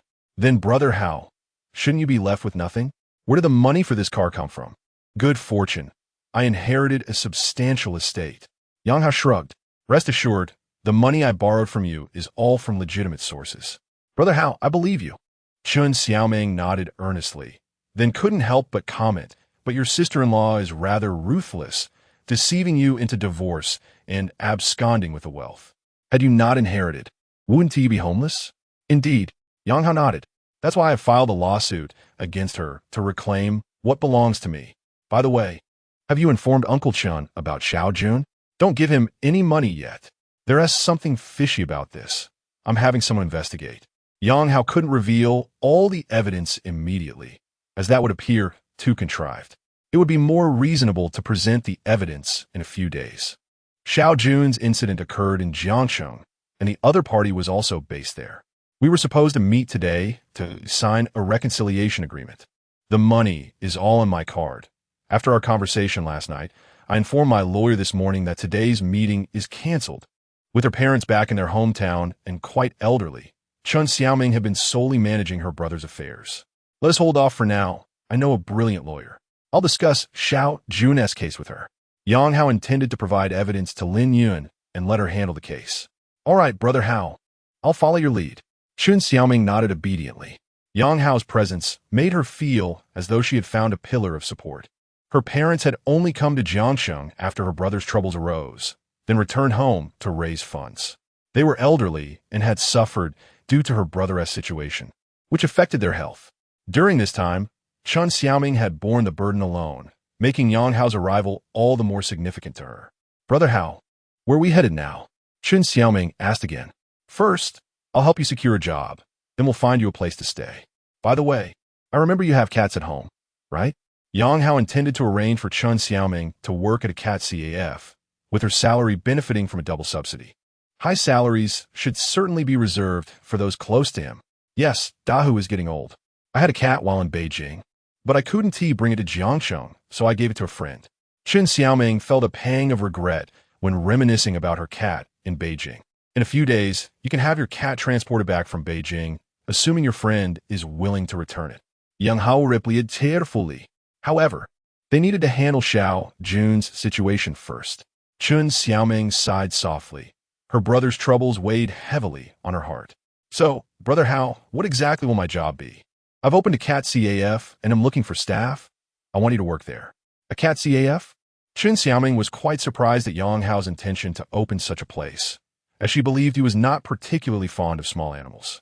You're fond of cats, so it suits you perfectly, Yang Hao replied as he drove.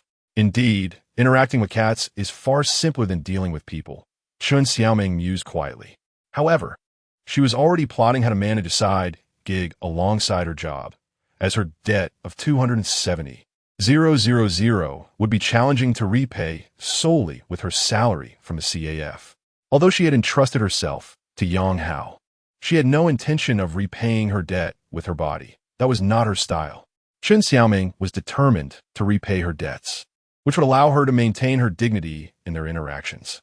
Yet relying solely on the income of a CAF employee to clear a debt of 270,000 was evidently unrealistic. Although she had never worked in a CAF, similar positions typically paid around $4,000 to $5,000 a month, equating to an annual salary of approximately $50,000. To repay 270,000, she would have to forego all expenses for over 5 years. Clearly, abstaining from all spending was not feasible, so the reality was that with a salary of $50,000, it would take her at least a decade to repay the debt, even with extreme frugality. As they spoke, Yang had already parked the car along the main road next to the cat CAF. However, when he attempted to drive in front of the CAF, he was taken aback. A long line had formed outside, and all the people waiting appeared to be young and beautiful girls. Brother Hao, what is happening over there? Chun Xiaoming noticed the queue and curiously asked. I'm not sure, but I could call to find out. Yang Hao parked the car and directly called Sun Tingting. After a while, the call was answered. Brother-in-law, Ying and I are recruiting as per your instructions, and a lot of people have shown up. Before Yang Hao could inquire further, Sun Tingting continued. It seems like Yang Hao glanced at the long queue at the entrance and remarked, I have recruited one person. You and Ying should find 2 more, and that will suffice. Oh, very well, came the reply. Now, go ahead and attend to your tasks. After conveying his instructions, Yang Hao promptly ended the call. Brother Hao, surely they can't all be here to apply for positions at the cat CAF. As Yang Hao conversed over the car's Bluetooth, Chun Xiaoming immediately deduced that the young women in line were all there for the same purpose. Yes, they're indeed here for interviews, Yang Hao confirmed with a nod. So many of them. Why is that? Chun Xiaoming was perplexed by the high demand for a position as a CAF attendant. Moreover, her casual glance revealed that most of the young women in the crowd were quite attractive, their overall beauty rivaling that of the esteemed technician team. Chapter 94. Does the owner of this shop hold a grudge against me? Is it because the salary is high? Yang Hao chuckled, shrugging his shoulders. Ah, how high? Chun Xiaoming inquired with curiosity. 25,000. Yang Hao replied. 25,000 a month? Chun Xiaoming exclaimed in astonishment. For a clerk at a CAT CAF to earn 25,000 in monthly salary, is that reasonable? Having experienced life in Beijing, she knew that the salary levels in the capital are among the highest in the country. Nevertheless, even so, a CAT CAF clerk typically earns just a few thousand.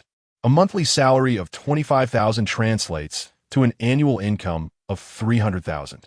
Many ordinary employees in large corporations earn approximately this amount.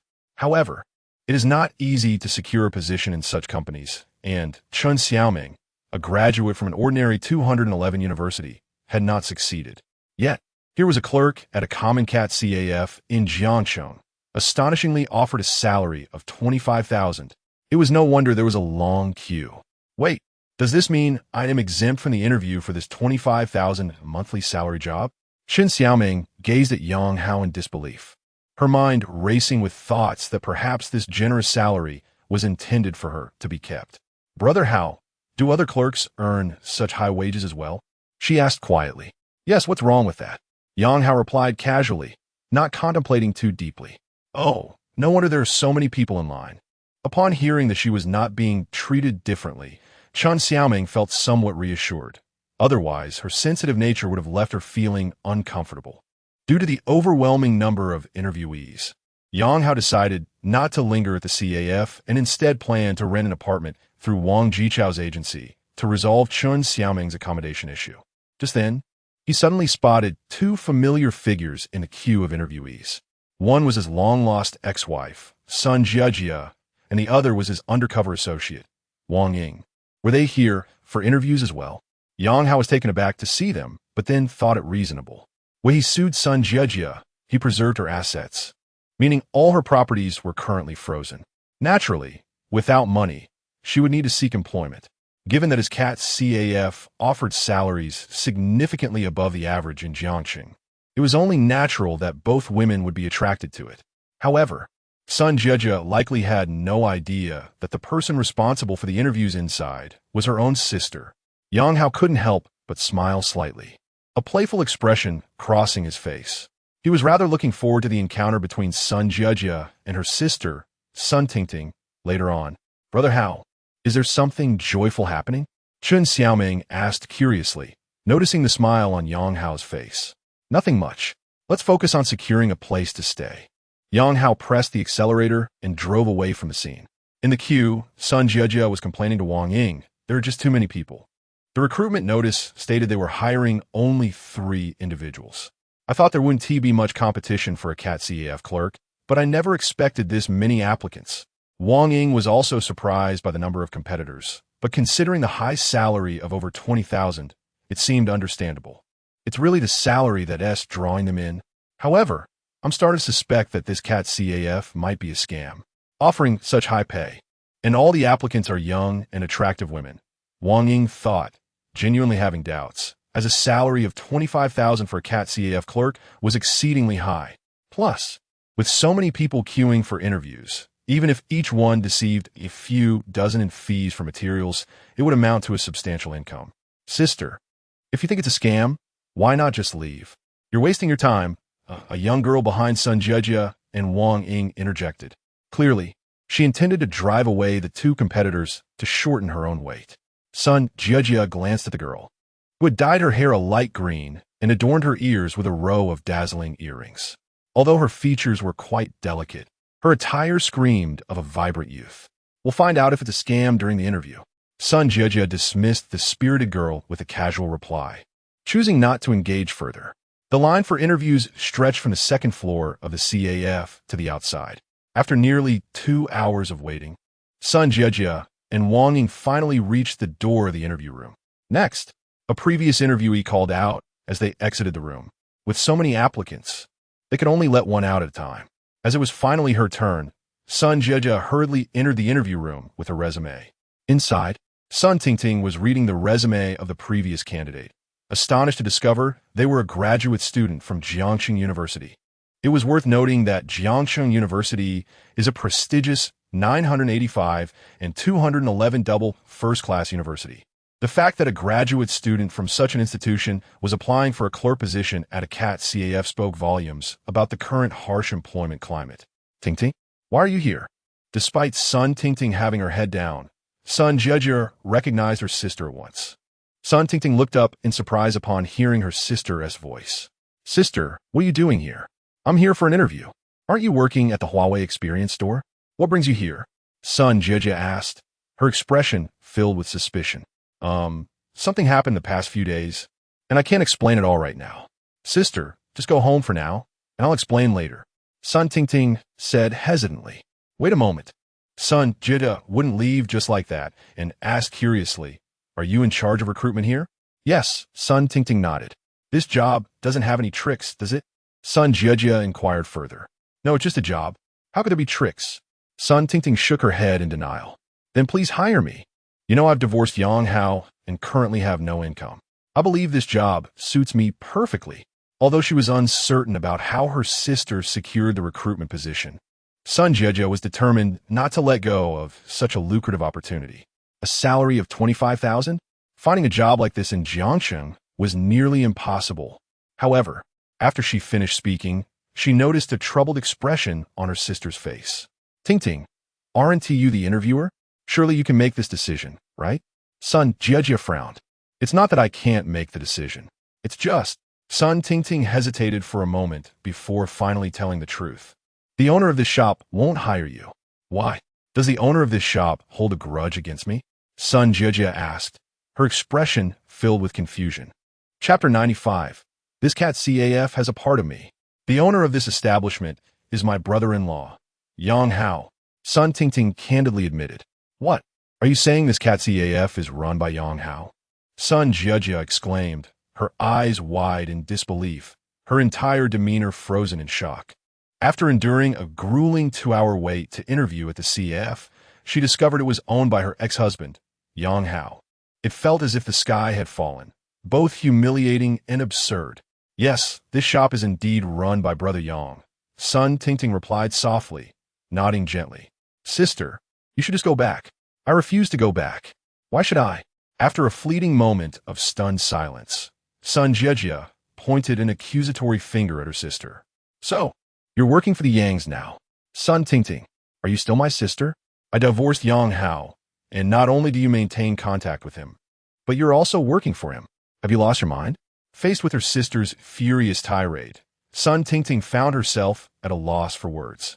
In truth, she felt a twinge of guilt. After all, Yang Hao was her former brother-in-law, and he had been exceptionally kind to her. Their relationship was rather delicate, which made her feel somewhat disloyal to her sister. Although Sun Tingting disagreed with Sun Jie's stance, they were still sisters, and the ambiguity of her connection with her former brother-in-law left her feeling uneasy in the confrontation. However, at that moment, Zhu Ying, who had remained silent until now, stepped forward. She pulled Sun Tingting behind her and fixed her gaze on Sun Jie. Sister Jie, your divorce from Brother Yang is a matter between you two. You cannot take your anger out on Tingting. When Tingting was harassed at work, where were you? When she lost her job, where were you? If it weren't for Brother Yang stepping in, both Tingting and I would be unemployed right now. He opened this cat CAF and offered Tingting a high salary. He is clearly helping her out of goodwill. How can you twist that into her being out of her mind? Zhu Ying was familiar with Sun Jie and had a fair understanding of her character, although she was unaware of the reasons behind the divorce. The generous salary Yang Hao offered was enough for her to side with him. I'm talking to my sister. Who do you think you are? Get lost. Sun Jie retorted angrily, cursing at the younger Zhu Ying. The argument in the room escalated, and it was evident that those waiting outside for their interviews could hear the commotion. A group of individuals couldn't help but murmur amongst themselves. What is happening? What's with this sister-sister drama? Can the interviews even continue? As the crowd speculated, Wang Ying hurriedly pushed open the door and stepped inside.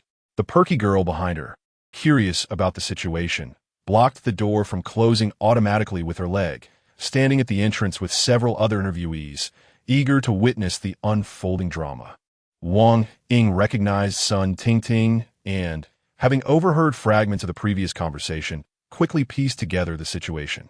Tingting, did you say this cat CAF is owned by Yang Hao? Yes, Sun Tingting affirmed with a slight nod. Little Ying, you heard that too. She's actually working for Yang Hao, and she is my biological sister.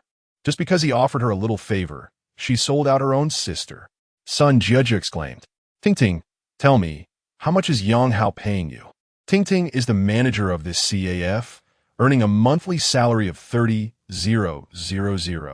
Zhu Ying interjected, immediately answering for Sun Ting. Then, with a smirk, she challenged, so what? If you don't want anything to work here, are you willing to pay her 30,000 a month? Zhu Ying was unyielding, knowing she had no obligation to be polite to Sun Jia, especially given her selfish and unreasonable behavior. Sun Jia was left speechless. 30,000 a month. That amounted to 360,000 a year. How could she afford such a high salary? The onlookers, led by the spirited girl, couldn't suppress their chatter. 30,000 a month. That's an outrageous salary for a manager. It seems this cat CAF's owner is quite wealthy. If we could work here, will we have a chance to win over the owner? Wang Ying was equally taken aback by Yang Hao's generous offer. She thought to herself, following brother Hao indeed seems promising. Thankfully, I switched sides in time. Perhaps he will arrange a high-paying job for me in the future. Yes, surely he will. If even the regular employees earn 25,000 a month. With Yang Hao's arrangements for Sun Ting, Wang Ying glimpsed her own future and became even more resolute in her decision to secure a connection with Yang Hao. Jia, let us leave for now. At least we've gained something from this. Opening such a large cat CAF and offering such high salaries indicates that Yang Hao is truly wealthy. We should consult Lawyer Tong about this. Wang Ying whispered to Sun Jia, hoping to persuade her to leave and avoid disrupting Yang Hao's recruitment efforts. Initially resistant, Sun Jia found Wang Ying's reasoning compelling. A CAF of this magnitude would indeed require substantial investment. This visit had not been in vain. She had discovered another asset belonging to Yang Hao. Sister, if they don't want you, just leave. Don't waste everyone's time. There are many others waiting in line.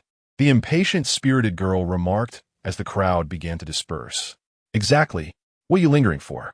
The hiring age is capped at 30, and you're well over 30. Aren't you? Others chimed in, their comments dripping with sarcasm. Who's over 30? Em Sun Jia shot back furiously, glaring at the spirited girl and her cohorts before bellowing, clear the way. Who would want to work as a mere server in this cat CAF? The spirited girl was unfazed, retorting, if you don't want the job, why did you stand in line for over 2 hours? The crowd, having waited for so long, felt a surge of irritation, and with Sun Jia as the target, they began to mock her. Outnumbered, she hastily quickened her pace, eager to escape the scene. Once she reached the first floor and stepped outside the cat CAF, Sun Jia exhaled deeply, casting a glance at the original sign of the establishment. Fuming, she muttered, Yang, just you wait. This cat CAF has a part of me in it too. Chapter 96. Mother and Daughter. Birds of a feather in the coastal city of Binhai. Within the Hanyang community, He Hongxia was seated on a bench beside the entrance with 2 middle-aged women, engaged in casual conversation. In older residential complexes, it is common to find benches or discarded sofas placed outside the units, where neighbors gather to chat and enjoy the breeze, occasionally playing cards together. At that moment, a postal courier arrived, parking his electric tricycle at the building's entrance. Excuse me, ladies, does anyone know Sun Jia?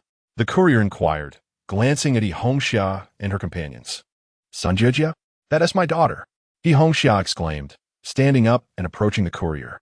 Has she ordered something to be delivered to our home? No.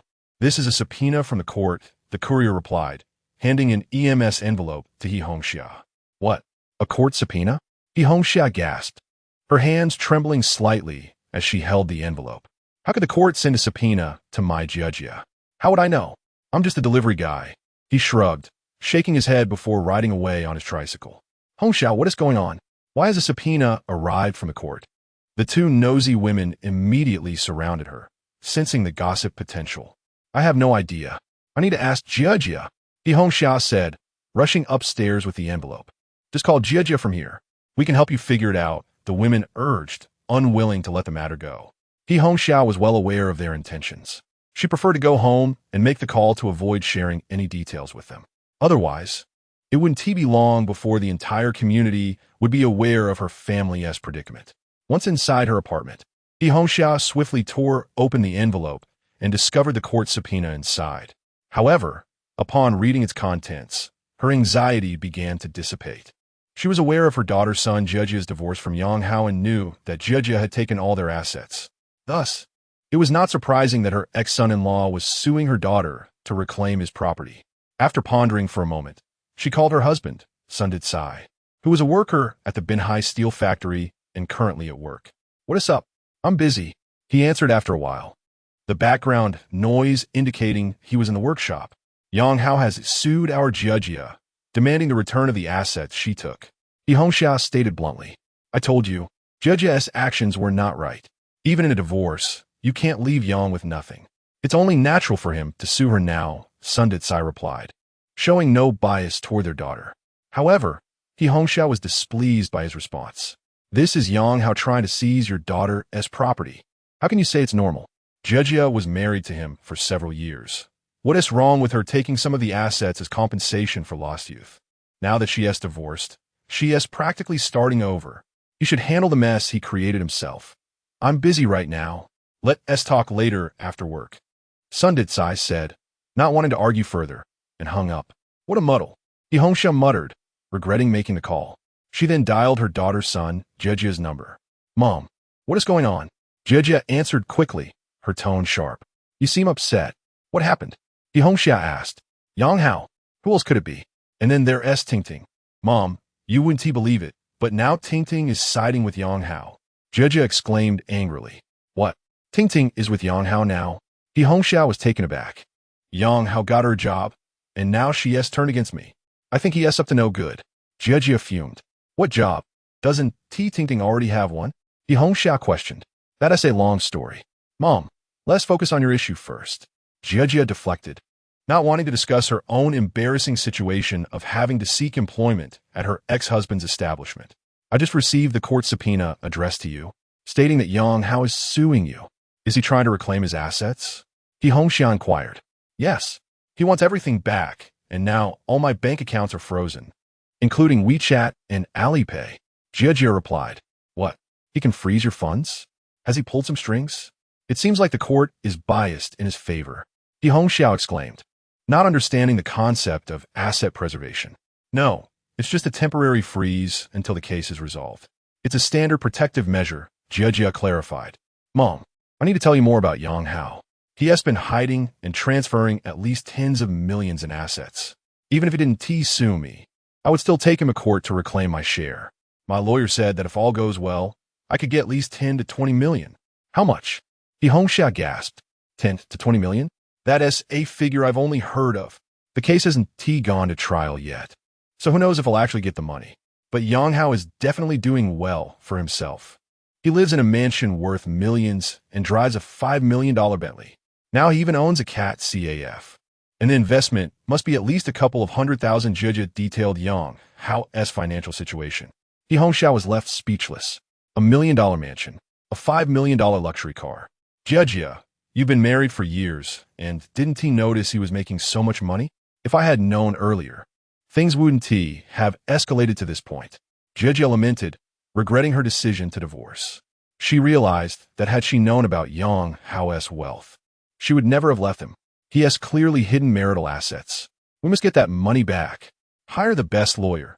Your father and I have some savings, and we will cover the costs, He Hongxia asserted, determined, while secretly calculating that if they were to reclaim 10 to 20 million, her daughter's son Jiajia would not forget to take care of her mother. Chapter 97. A hidden beauty, Mom. It would be best if you could come to Jiangsheng. Son Jiajia said, "While you're here, please bring some money and talk to Tingting. She has been bought off by Yang Hao.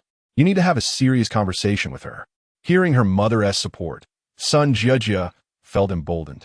"All right, I'll come over tomorrow. We can discuss Tingting's situation then." He Hongxia readily agreed. After all, this was a matter involving tens of millions, and she had no reason to refuse. Moreover, He Hongxia did not have a stable job.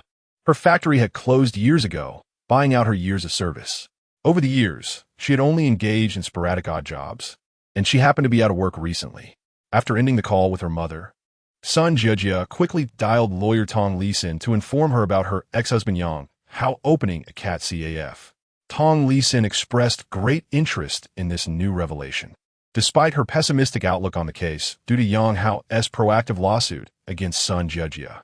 Nonetheless, given the divorce case involved assets worth tens of millions, she could not afford to abandon it.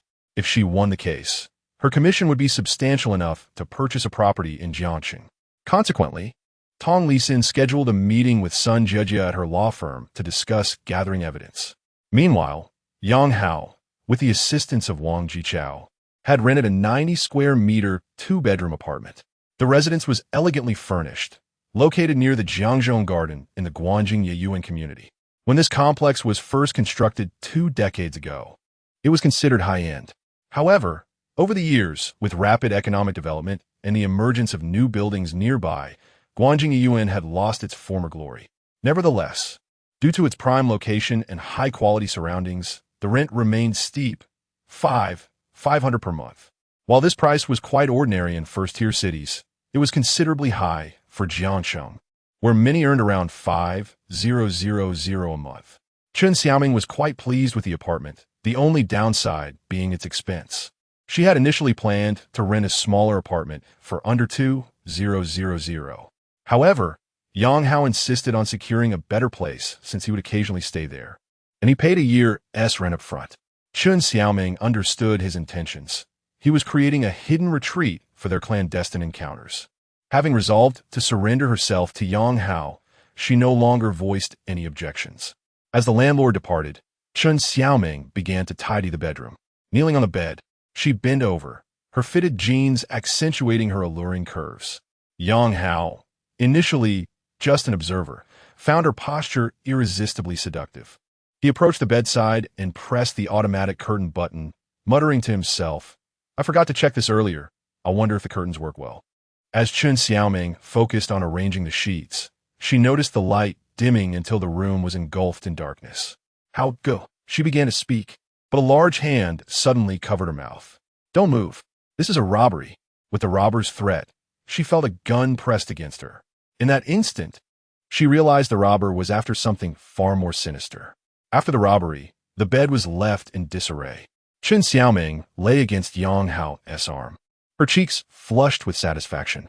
At that moment, her phone on the bedside began to ring. She picked it up, glanced at the screen, and frowned. "It's that girl." "Huh? Which girl?" Yang Hao was momentarily confused. "The one who accused Xiao Jun of assault." Chen Xiaoming's brow furrowed with concern. After Yang Hao's words, she had canceled their planned transaction for the day. The call likely meant trouble. "I'll answer," Yang Hao said, snatching the phone and pressing the answer button. "Hello. Is this Chen Xiaojun's sister? What do you mean by this? Are you playing games with me? You promised to provide the money and the settlement today, yet you left me hanging." As expected, the moment the call connected, the woman's accusatory voice filled the line. "Hello. I am Chen Xiaojun's brother-in-law. May I ask who I'm speaking with?" Once the woman vented her frustrations, Yang Hao calmly responded, "Brother-in-law? What a surprise. My name is Wang Jingjing. Your brother-in-law, Chen Xiaojun, assaulted me. What is your intention? Are we still negotiating a settlement? If not, I will be heading to the capital tomorrow, and I won't care what happens to Chen Xiaojun." Evidently, Wang Jingjing was applying pressure with this phone call. "We do wish to settle. It's just that we haven't gathered enough money. 500,000 is rather steep. Could you consider lowering it?" Yang Hao feigned difficulty in negotiation. "I've made it clear before. 500,000 is non-negotiable. Besides, I never intended to settle. It was you who insisted. You must understand how humiliating this situation is for a girl. Agreeing to settle was a concession on my part, and yet you left me in the lurch. It seems you want Chen Xiaojun to serve time in prison." Wang Jingjing's tone brimmed with anger, though it was likely a performance to convey her indignation. "Jingjing, it seems you are misunderstanding. We have no intention of letting Xiaojun go to jail. We simply haven't managed to gather the funds yet. 500,000 is no small amount." Yang Hao continued to play the impoverished card. "I've already stated clearly that 500,000 is the minimum, and if you are unwilling to negotiate, I will be heading to the capital tomorrow. I have work waiting for me there." Wang Jingjing's stance was resolute. Yang Hao sighed lightly. "We too wish to help Xiaojun, but we are simply powerless. Qingyun, since you have work in the capital, you should go ahead. Once we have the money, we will reach out. Wang Qingyun found herself momentarily bewildered by Yang Hao's response. Previously, when she communicated with Chen Xiaoming, she held a position of power, receiving compliance and courtesy. During their last in-person discussion regarding the settlement, they nearly begged her. But now, with this brother-in-law on the line, the dynamics had shifted dramatically. The other party remained calm, even imbued with a hint of sarcasm, as if to say, "Go to the capital if you wish. Who are you trying to intimidate?" But where did he find such audacity? Surely, she was overthinking it. Regaining her composure, Wang Qingyun threatened angrily, "Fine, I will go to the capital tomorrow. Just wait for Qin Xiaojun to be locked up." Chapter 98, A New Opportunity. Brother Hao, if she truly does not provide the letter of understanding, Xiaojun might really end up in prison. Qin Xiaoming furrowed her brows and remarked after Yang Hao hung up the phone. She possessed the attributes of a devoted sister. Otherwise, she would not have resorted to online loans or chosen to work in a foot massage parlor just to raise funds for her brother. Such a significant sacrifice is not something every sister is capable of. To put it more seriously, she has nearly sacrificed her own lifelong happiness for her brother. After all, it is easy to plunge into vice, but challenging to return to the surface. Working in a foot massage establishment for an extended period can easily lead to assimilation into that environment. Even if one initially only does massages and refrains from engaging in more significant activities, over time, witnessing colleagues earning several times more can be hard to resist. Gradually, one becomes one of them. Once one has tasted such quick money, it becomes exceedingly difficult to step back. Rest assured, I will handle Xiaojun's matter. This case undoubtedly harbors ulterior motives. Xiaojun has been set up. As long as we find the evidence, not only will he avoid imprisonment, but those who deceived him will find themselves in dire straits. Yang Hao declared with unwavering confidence. "All right, Brother Hao, I trust you," Qin Xiaoming replied, reassured by Yang Hao's self-assurance. After all, she had witnessed Yang Hao's capabilities, and the current Yang Hao was far removed from the neighbor boy she once knew. He was now affluent and influential. Perhaps he could indeed resolve her brother's predicament. Meanwhile, in a temporarily rented apartment, Wang Qingyun threw her phone onto the sofa after ending her call. Sitting on the couch was a tattooed man, casually smoking while watching a female streamer dance. "Stop watching that. Something feels off," Wang Qingyun said, taking a seat beside him with a frown. "What's off? It's just that we haven't gathered enough money. 500,000 is no small sum. It's quite normal if we can't reach that amount," Lu Dagong, the tattooed man and Wang Qingyun's partner, replied dismissively. "2 days ago, we said the money was ready, and now we claim we can't gather it? I sense something amiss. Moreover, you heard me threaten them about going to the capital. Yet they told me to go ahead." Wang Qingyun insisted. Clearly, they no longer wish to provide the letter of understanding. Do they think 500,000 is too much and are unwilling to pay? Wang Qingyun's intuition proved sharper than Lu Dagong's, as she sensed a change in the air. Those fools look like honest people. Seeing how anxious they are, they would probably sell a house for 500,000, let alone 1 million, Lu Dagong remarked, finally putting down his phone. "That seems unlikely. Why not have him call again and ask for a lower amount?" Wang Qingyun, feeling agitated, took out a cigarette and replied, "I can't just sleep with him for nothing. Sending him to face consequences will yield no benefit for me." "Then how much do you propose?" Lu Dagong asked, his brow furrowed. 400,000. "I'll take 300,000, and you take 100,000, Wang Qingyun suggested, exhaling smoke. "That means each of us loses 50,000, Lu Dagong grimaced, clearly reluctant. "What do you propose then?" Wang Qingyun shrugged. "We are in this for money. The longer we delay, the worse it will be for us. Let's wait 3 more days. If they still can't gather 500,000 by then, we could discuss it again." "All right, let's wait 3 days." Wang Qingyun was also hesitant to lower the price, as successfully executing such a scheme is not easy. At Qingyun Law Firm, Yang Hao once again sought out Lin Yun and shared the evidence he had gathered. "Lawyer Lin, can this evidence lead to a reversal of the case?" Yang Hao inquired. Lin Yun nodded. "Absolutely it can. In fact, with this evidence, You could go directly to the police. They have committed fraud and extortion. And then the police will release the person? Yang Hao asked. Once the evidence is verified and the testimonies of the two suspects are confirmed, they can be released.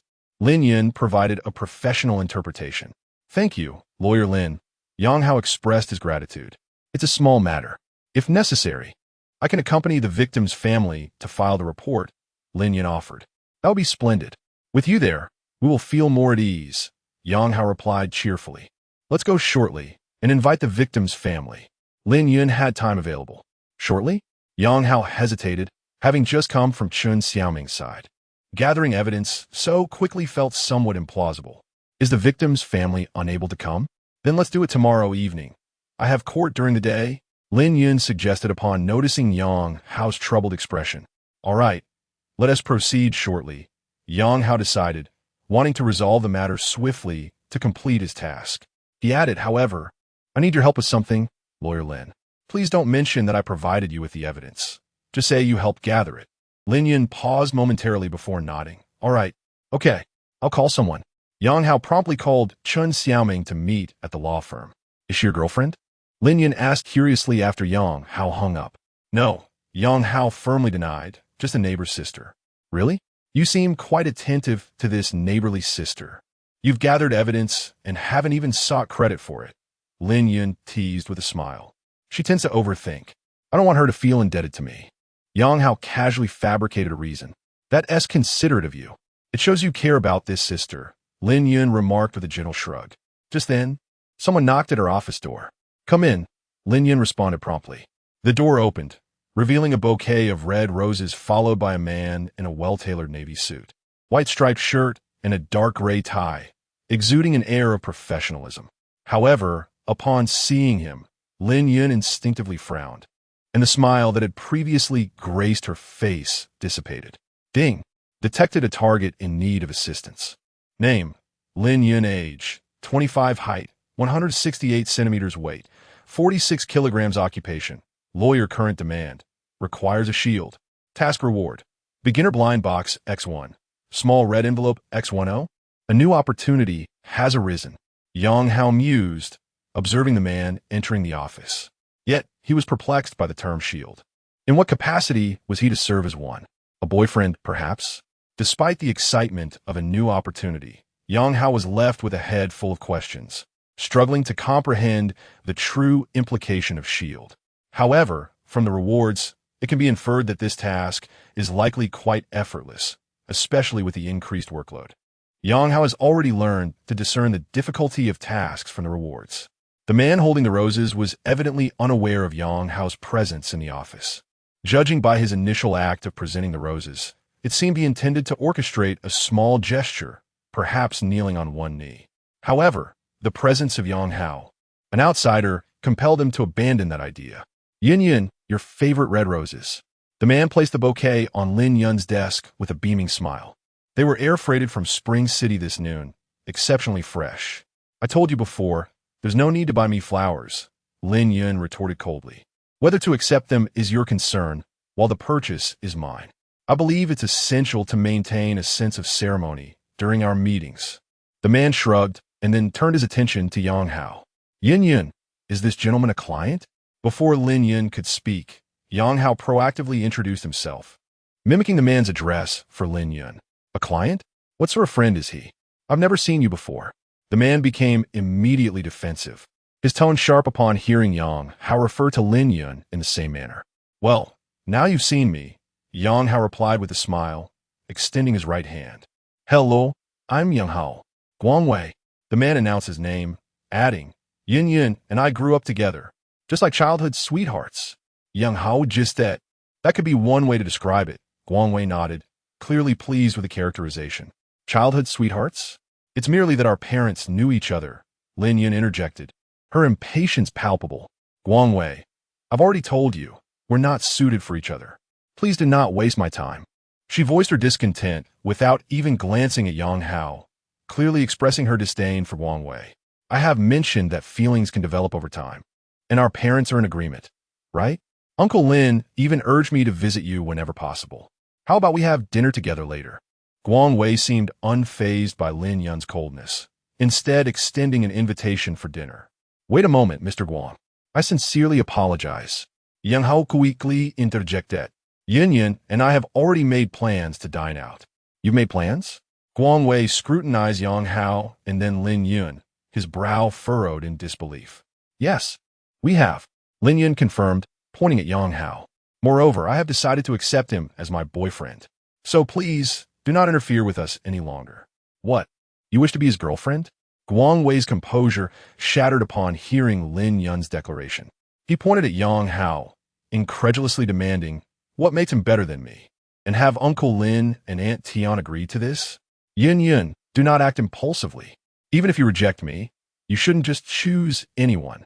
Lin Yun scoffed and retorted, firstly, my decision to date is solely mine and does not require parental approval. Secondly, my choice is not made on a whim, but is a well-considered decision. Besides, he surpasses you in every aspect.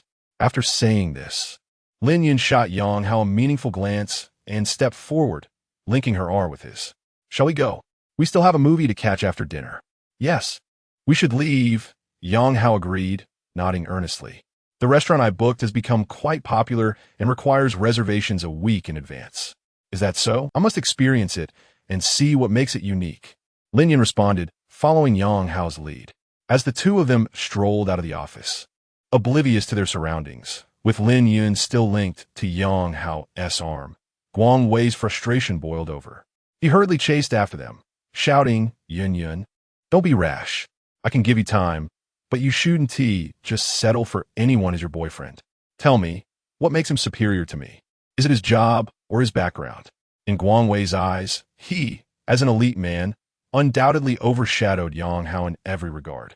Without delving into specifics, even in terms of attire, he was meticulous and refined, while Yang Hao merely donned casual wear, his hair somewhat disheveled, appearing slightly older. As they pursued each other, the trio arrived at the law firm's entrance. Guang Wei stepped ahead, blocking Lin Yun and Yang Hao's path. He pointed toward a Mercedes E300 parked by the roadside. Yun, I just received the commission for the last case, and I've upgraded to a new Mercedes. If you agree to be my girlfriend, I can transfer ownership of this car to you, or we can arrange for a notarization. From Guang Wei's words, it became evident that he and Lin Yun were colleagues in the legal profession. Lin Yun glanced at Guang Wei with a hint of exasperation, ready to decline. When Yang Hao interjected, Mr. Guang, may I say something? Do you truly believe that Yun is worth merely a Mercedes? This is merely a way for me to express my affection.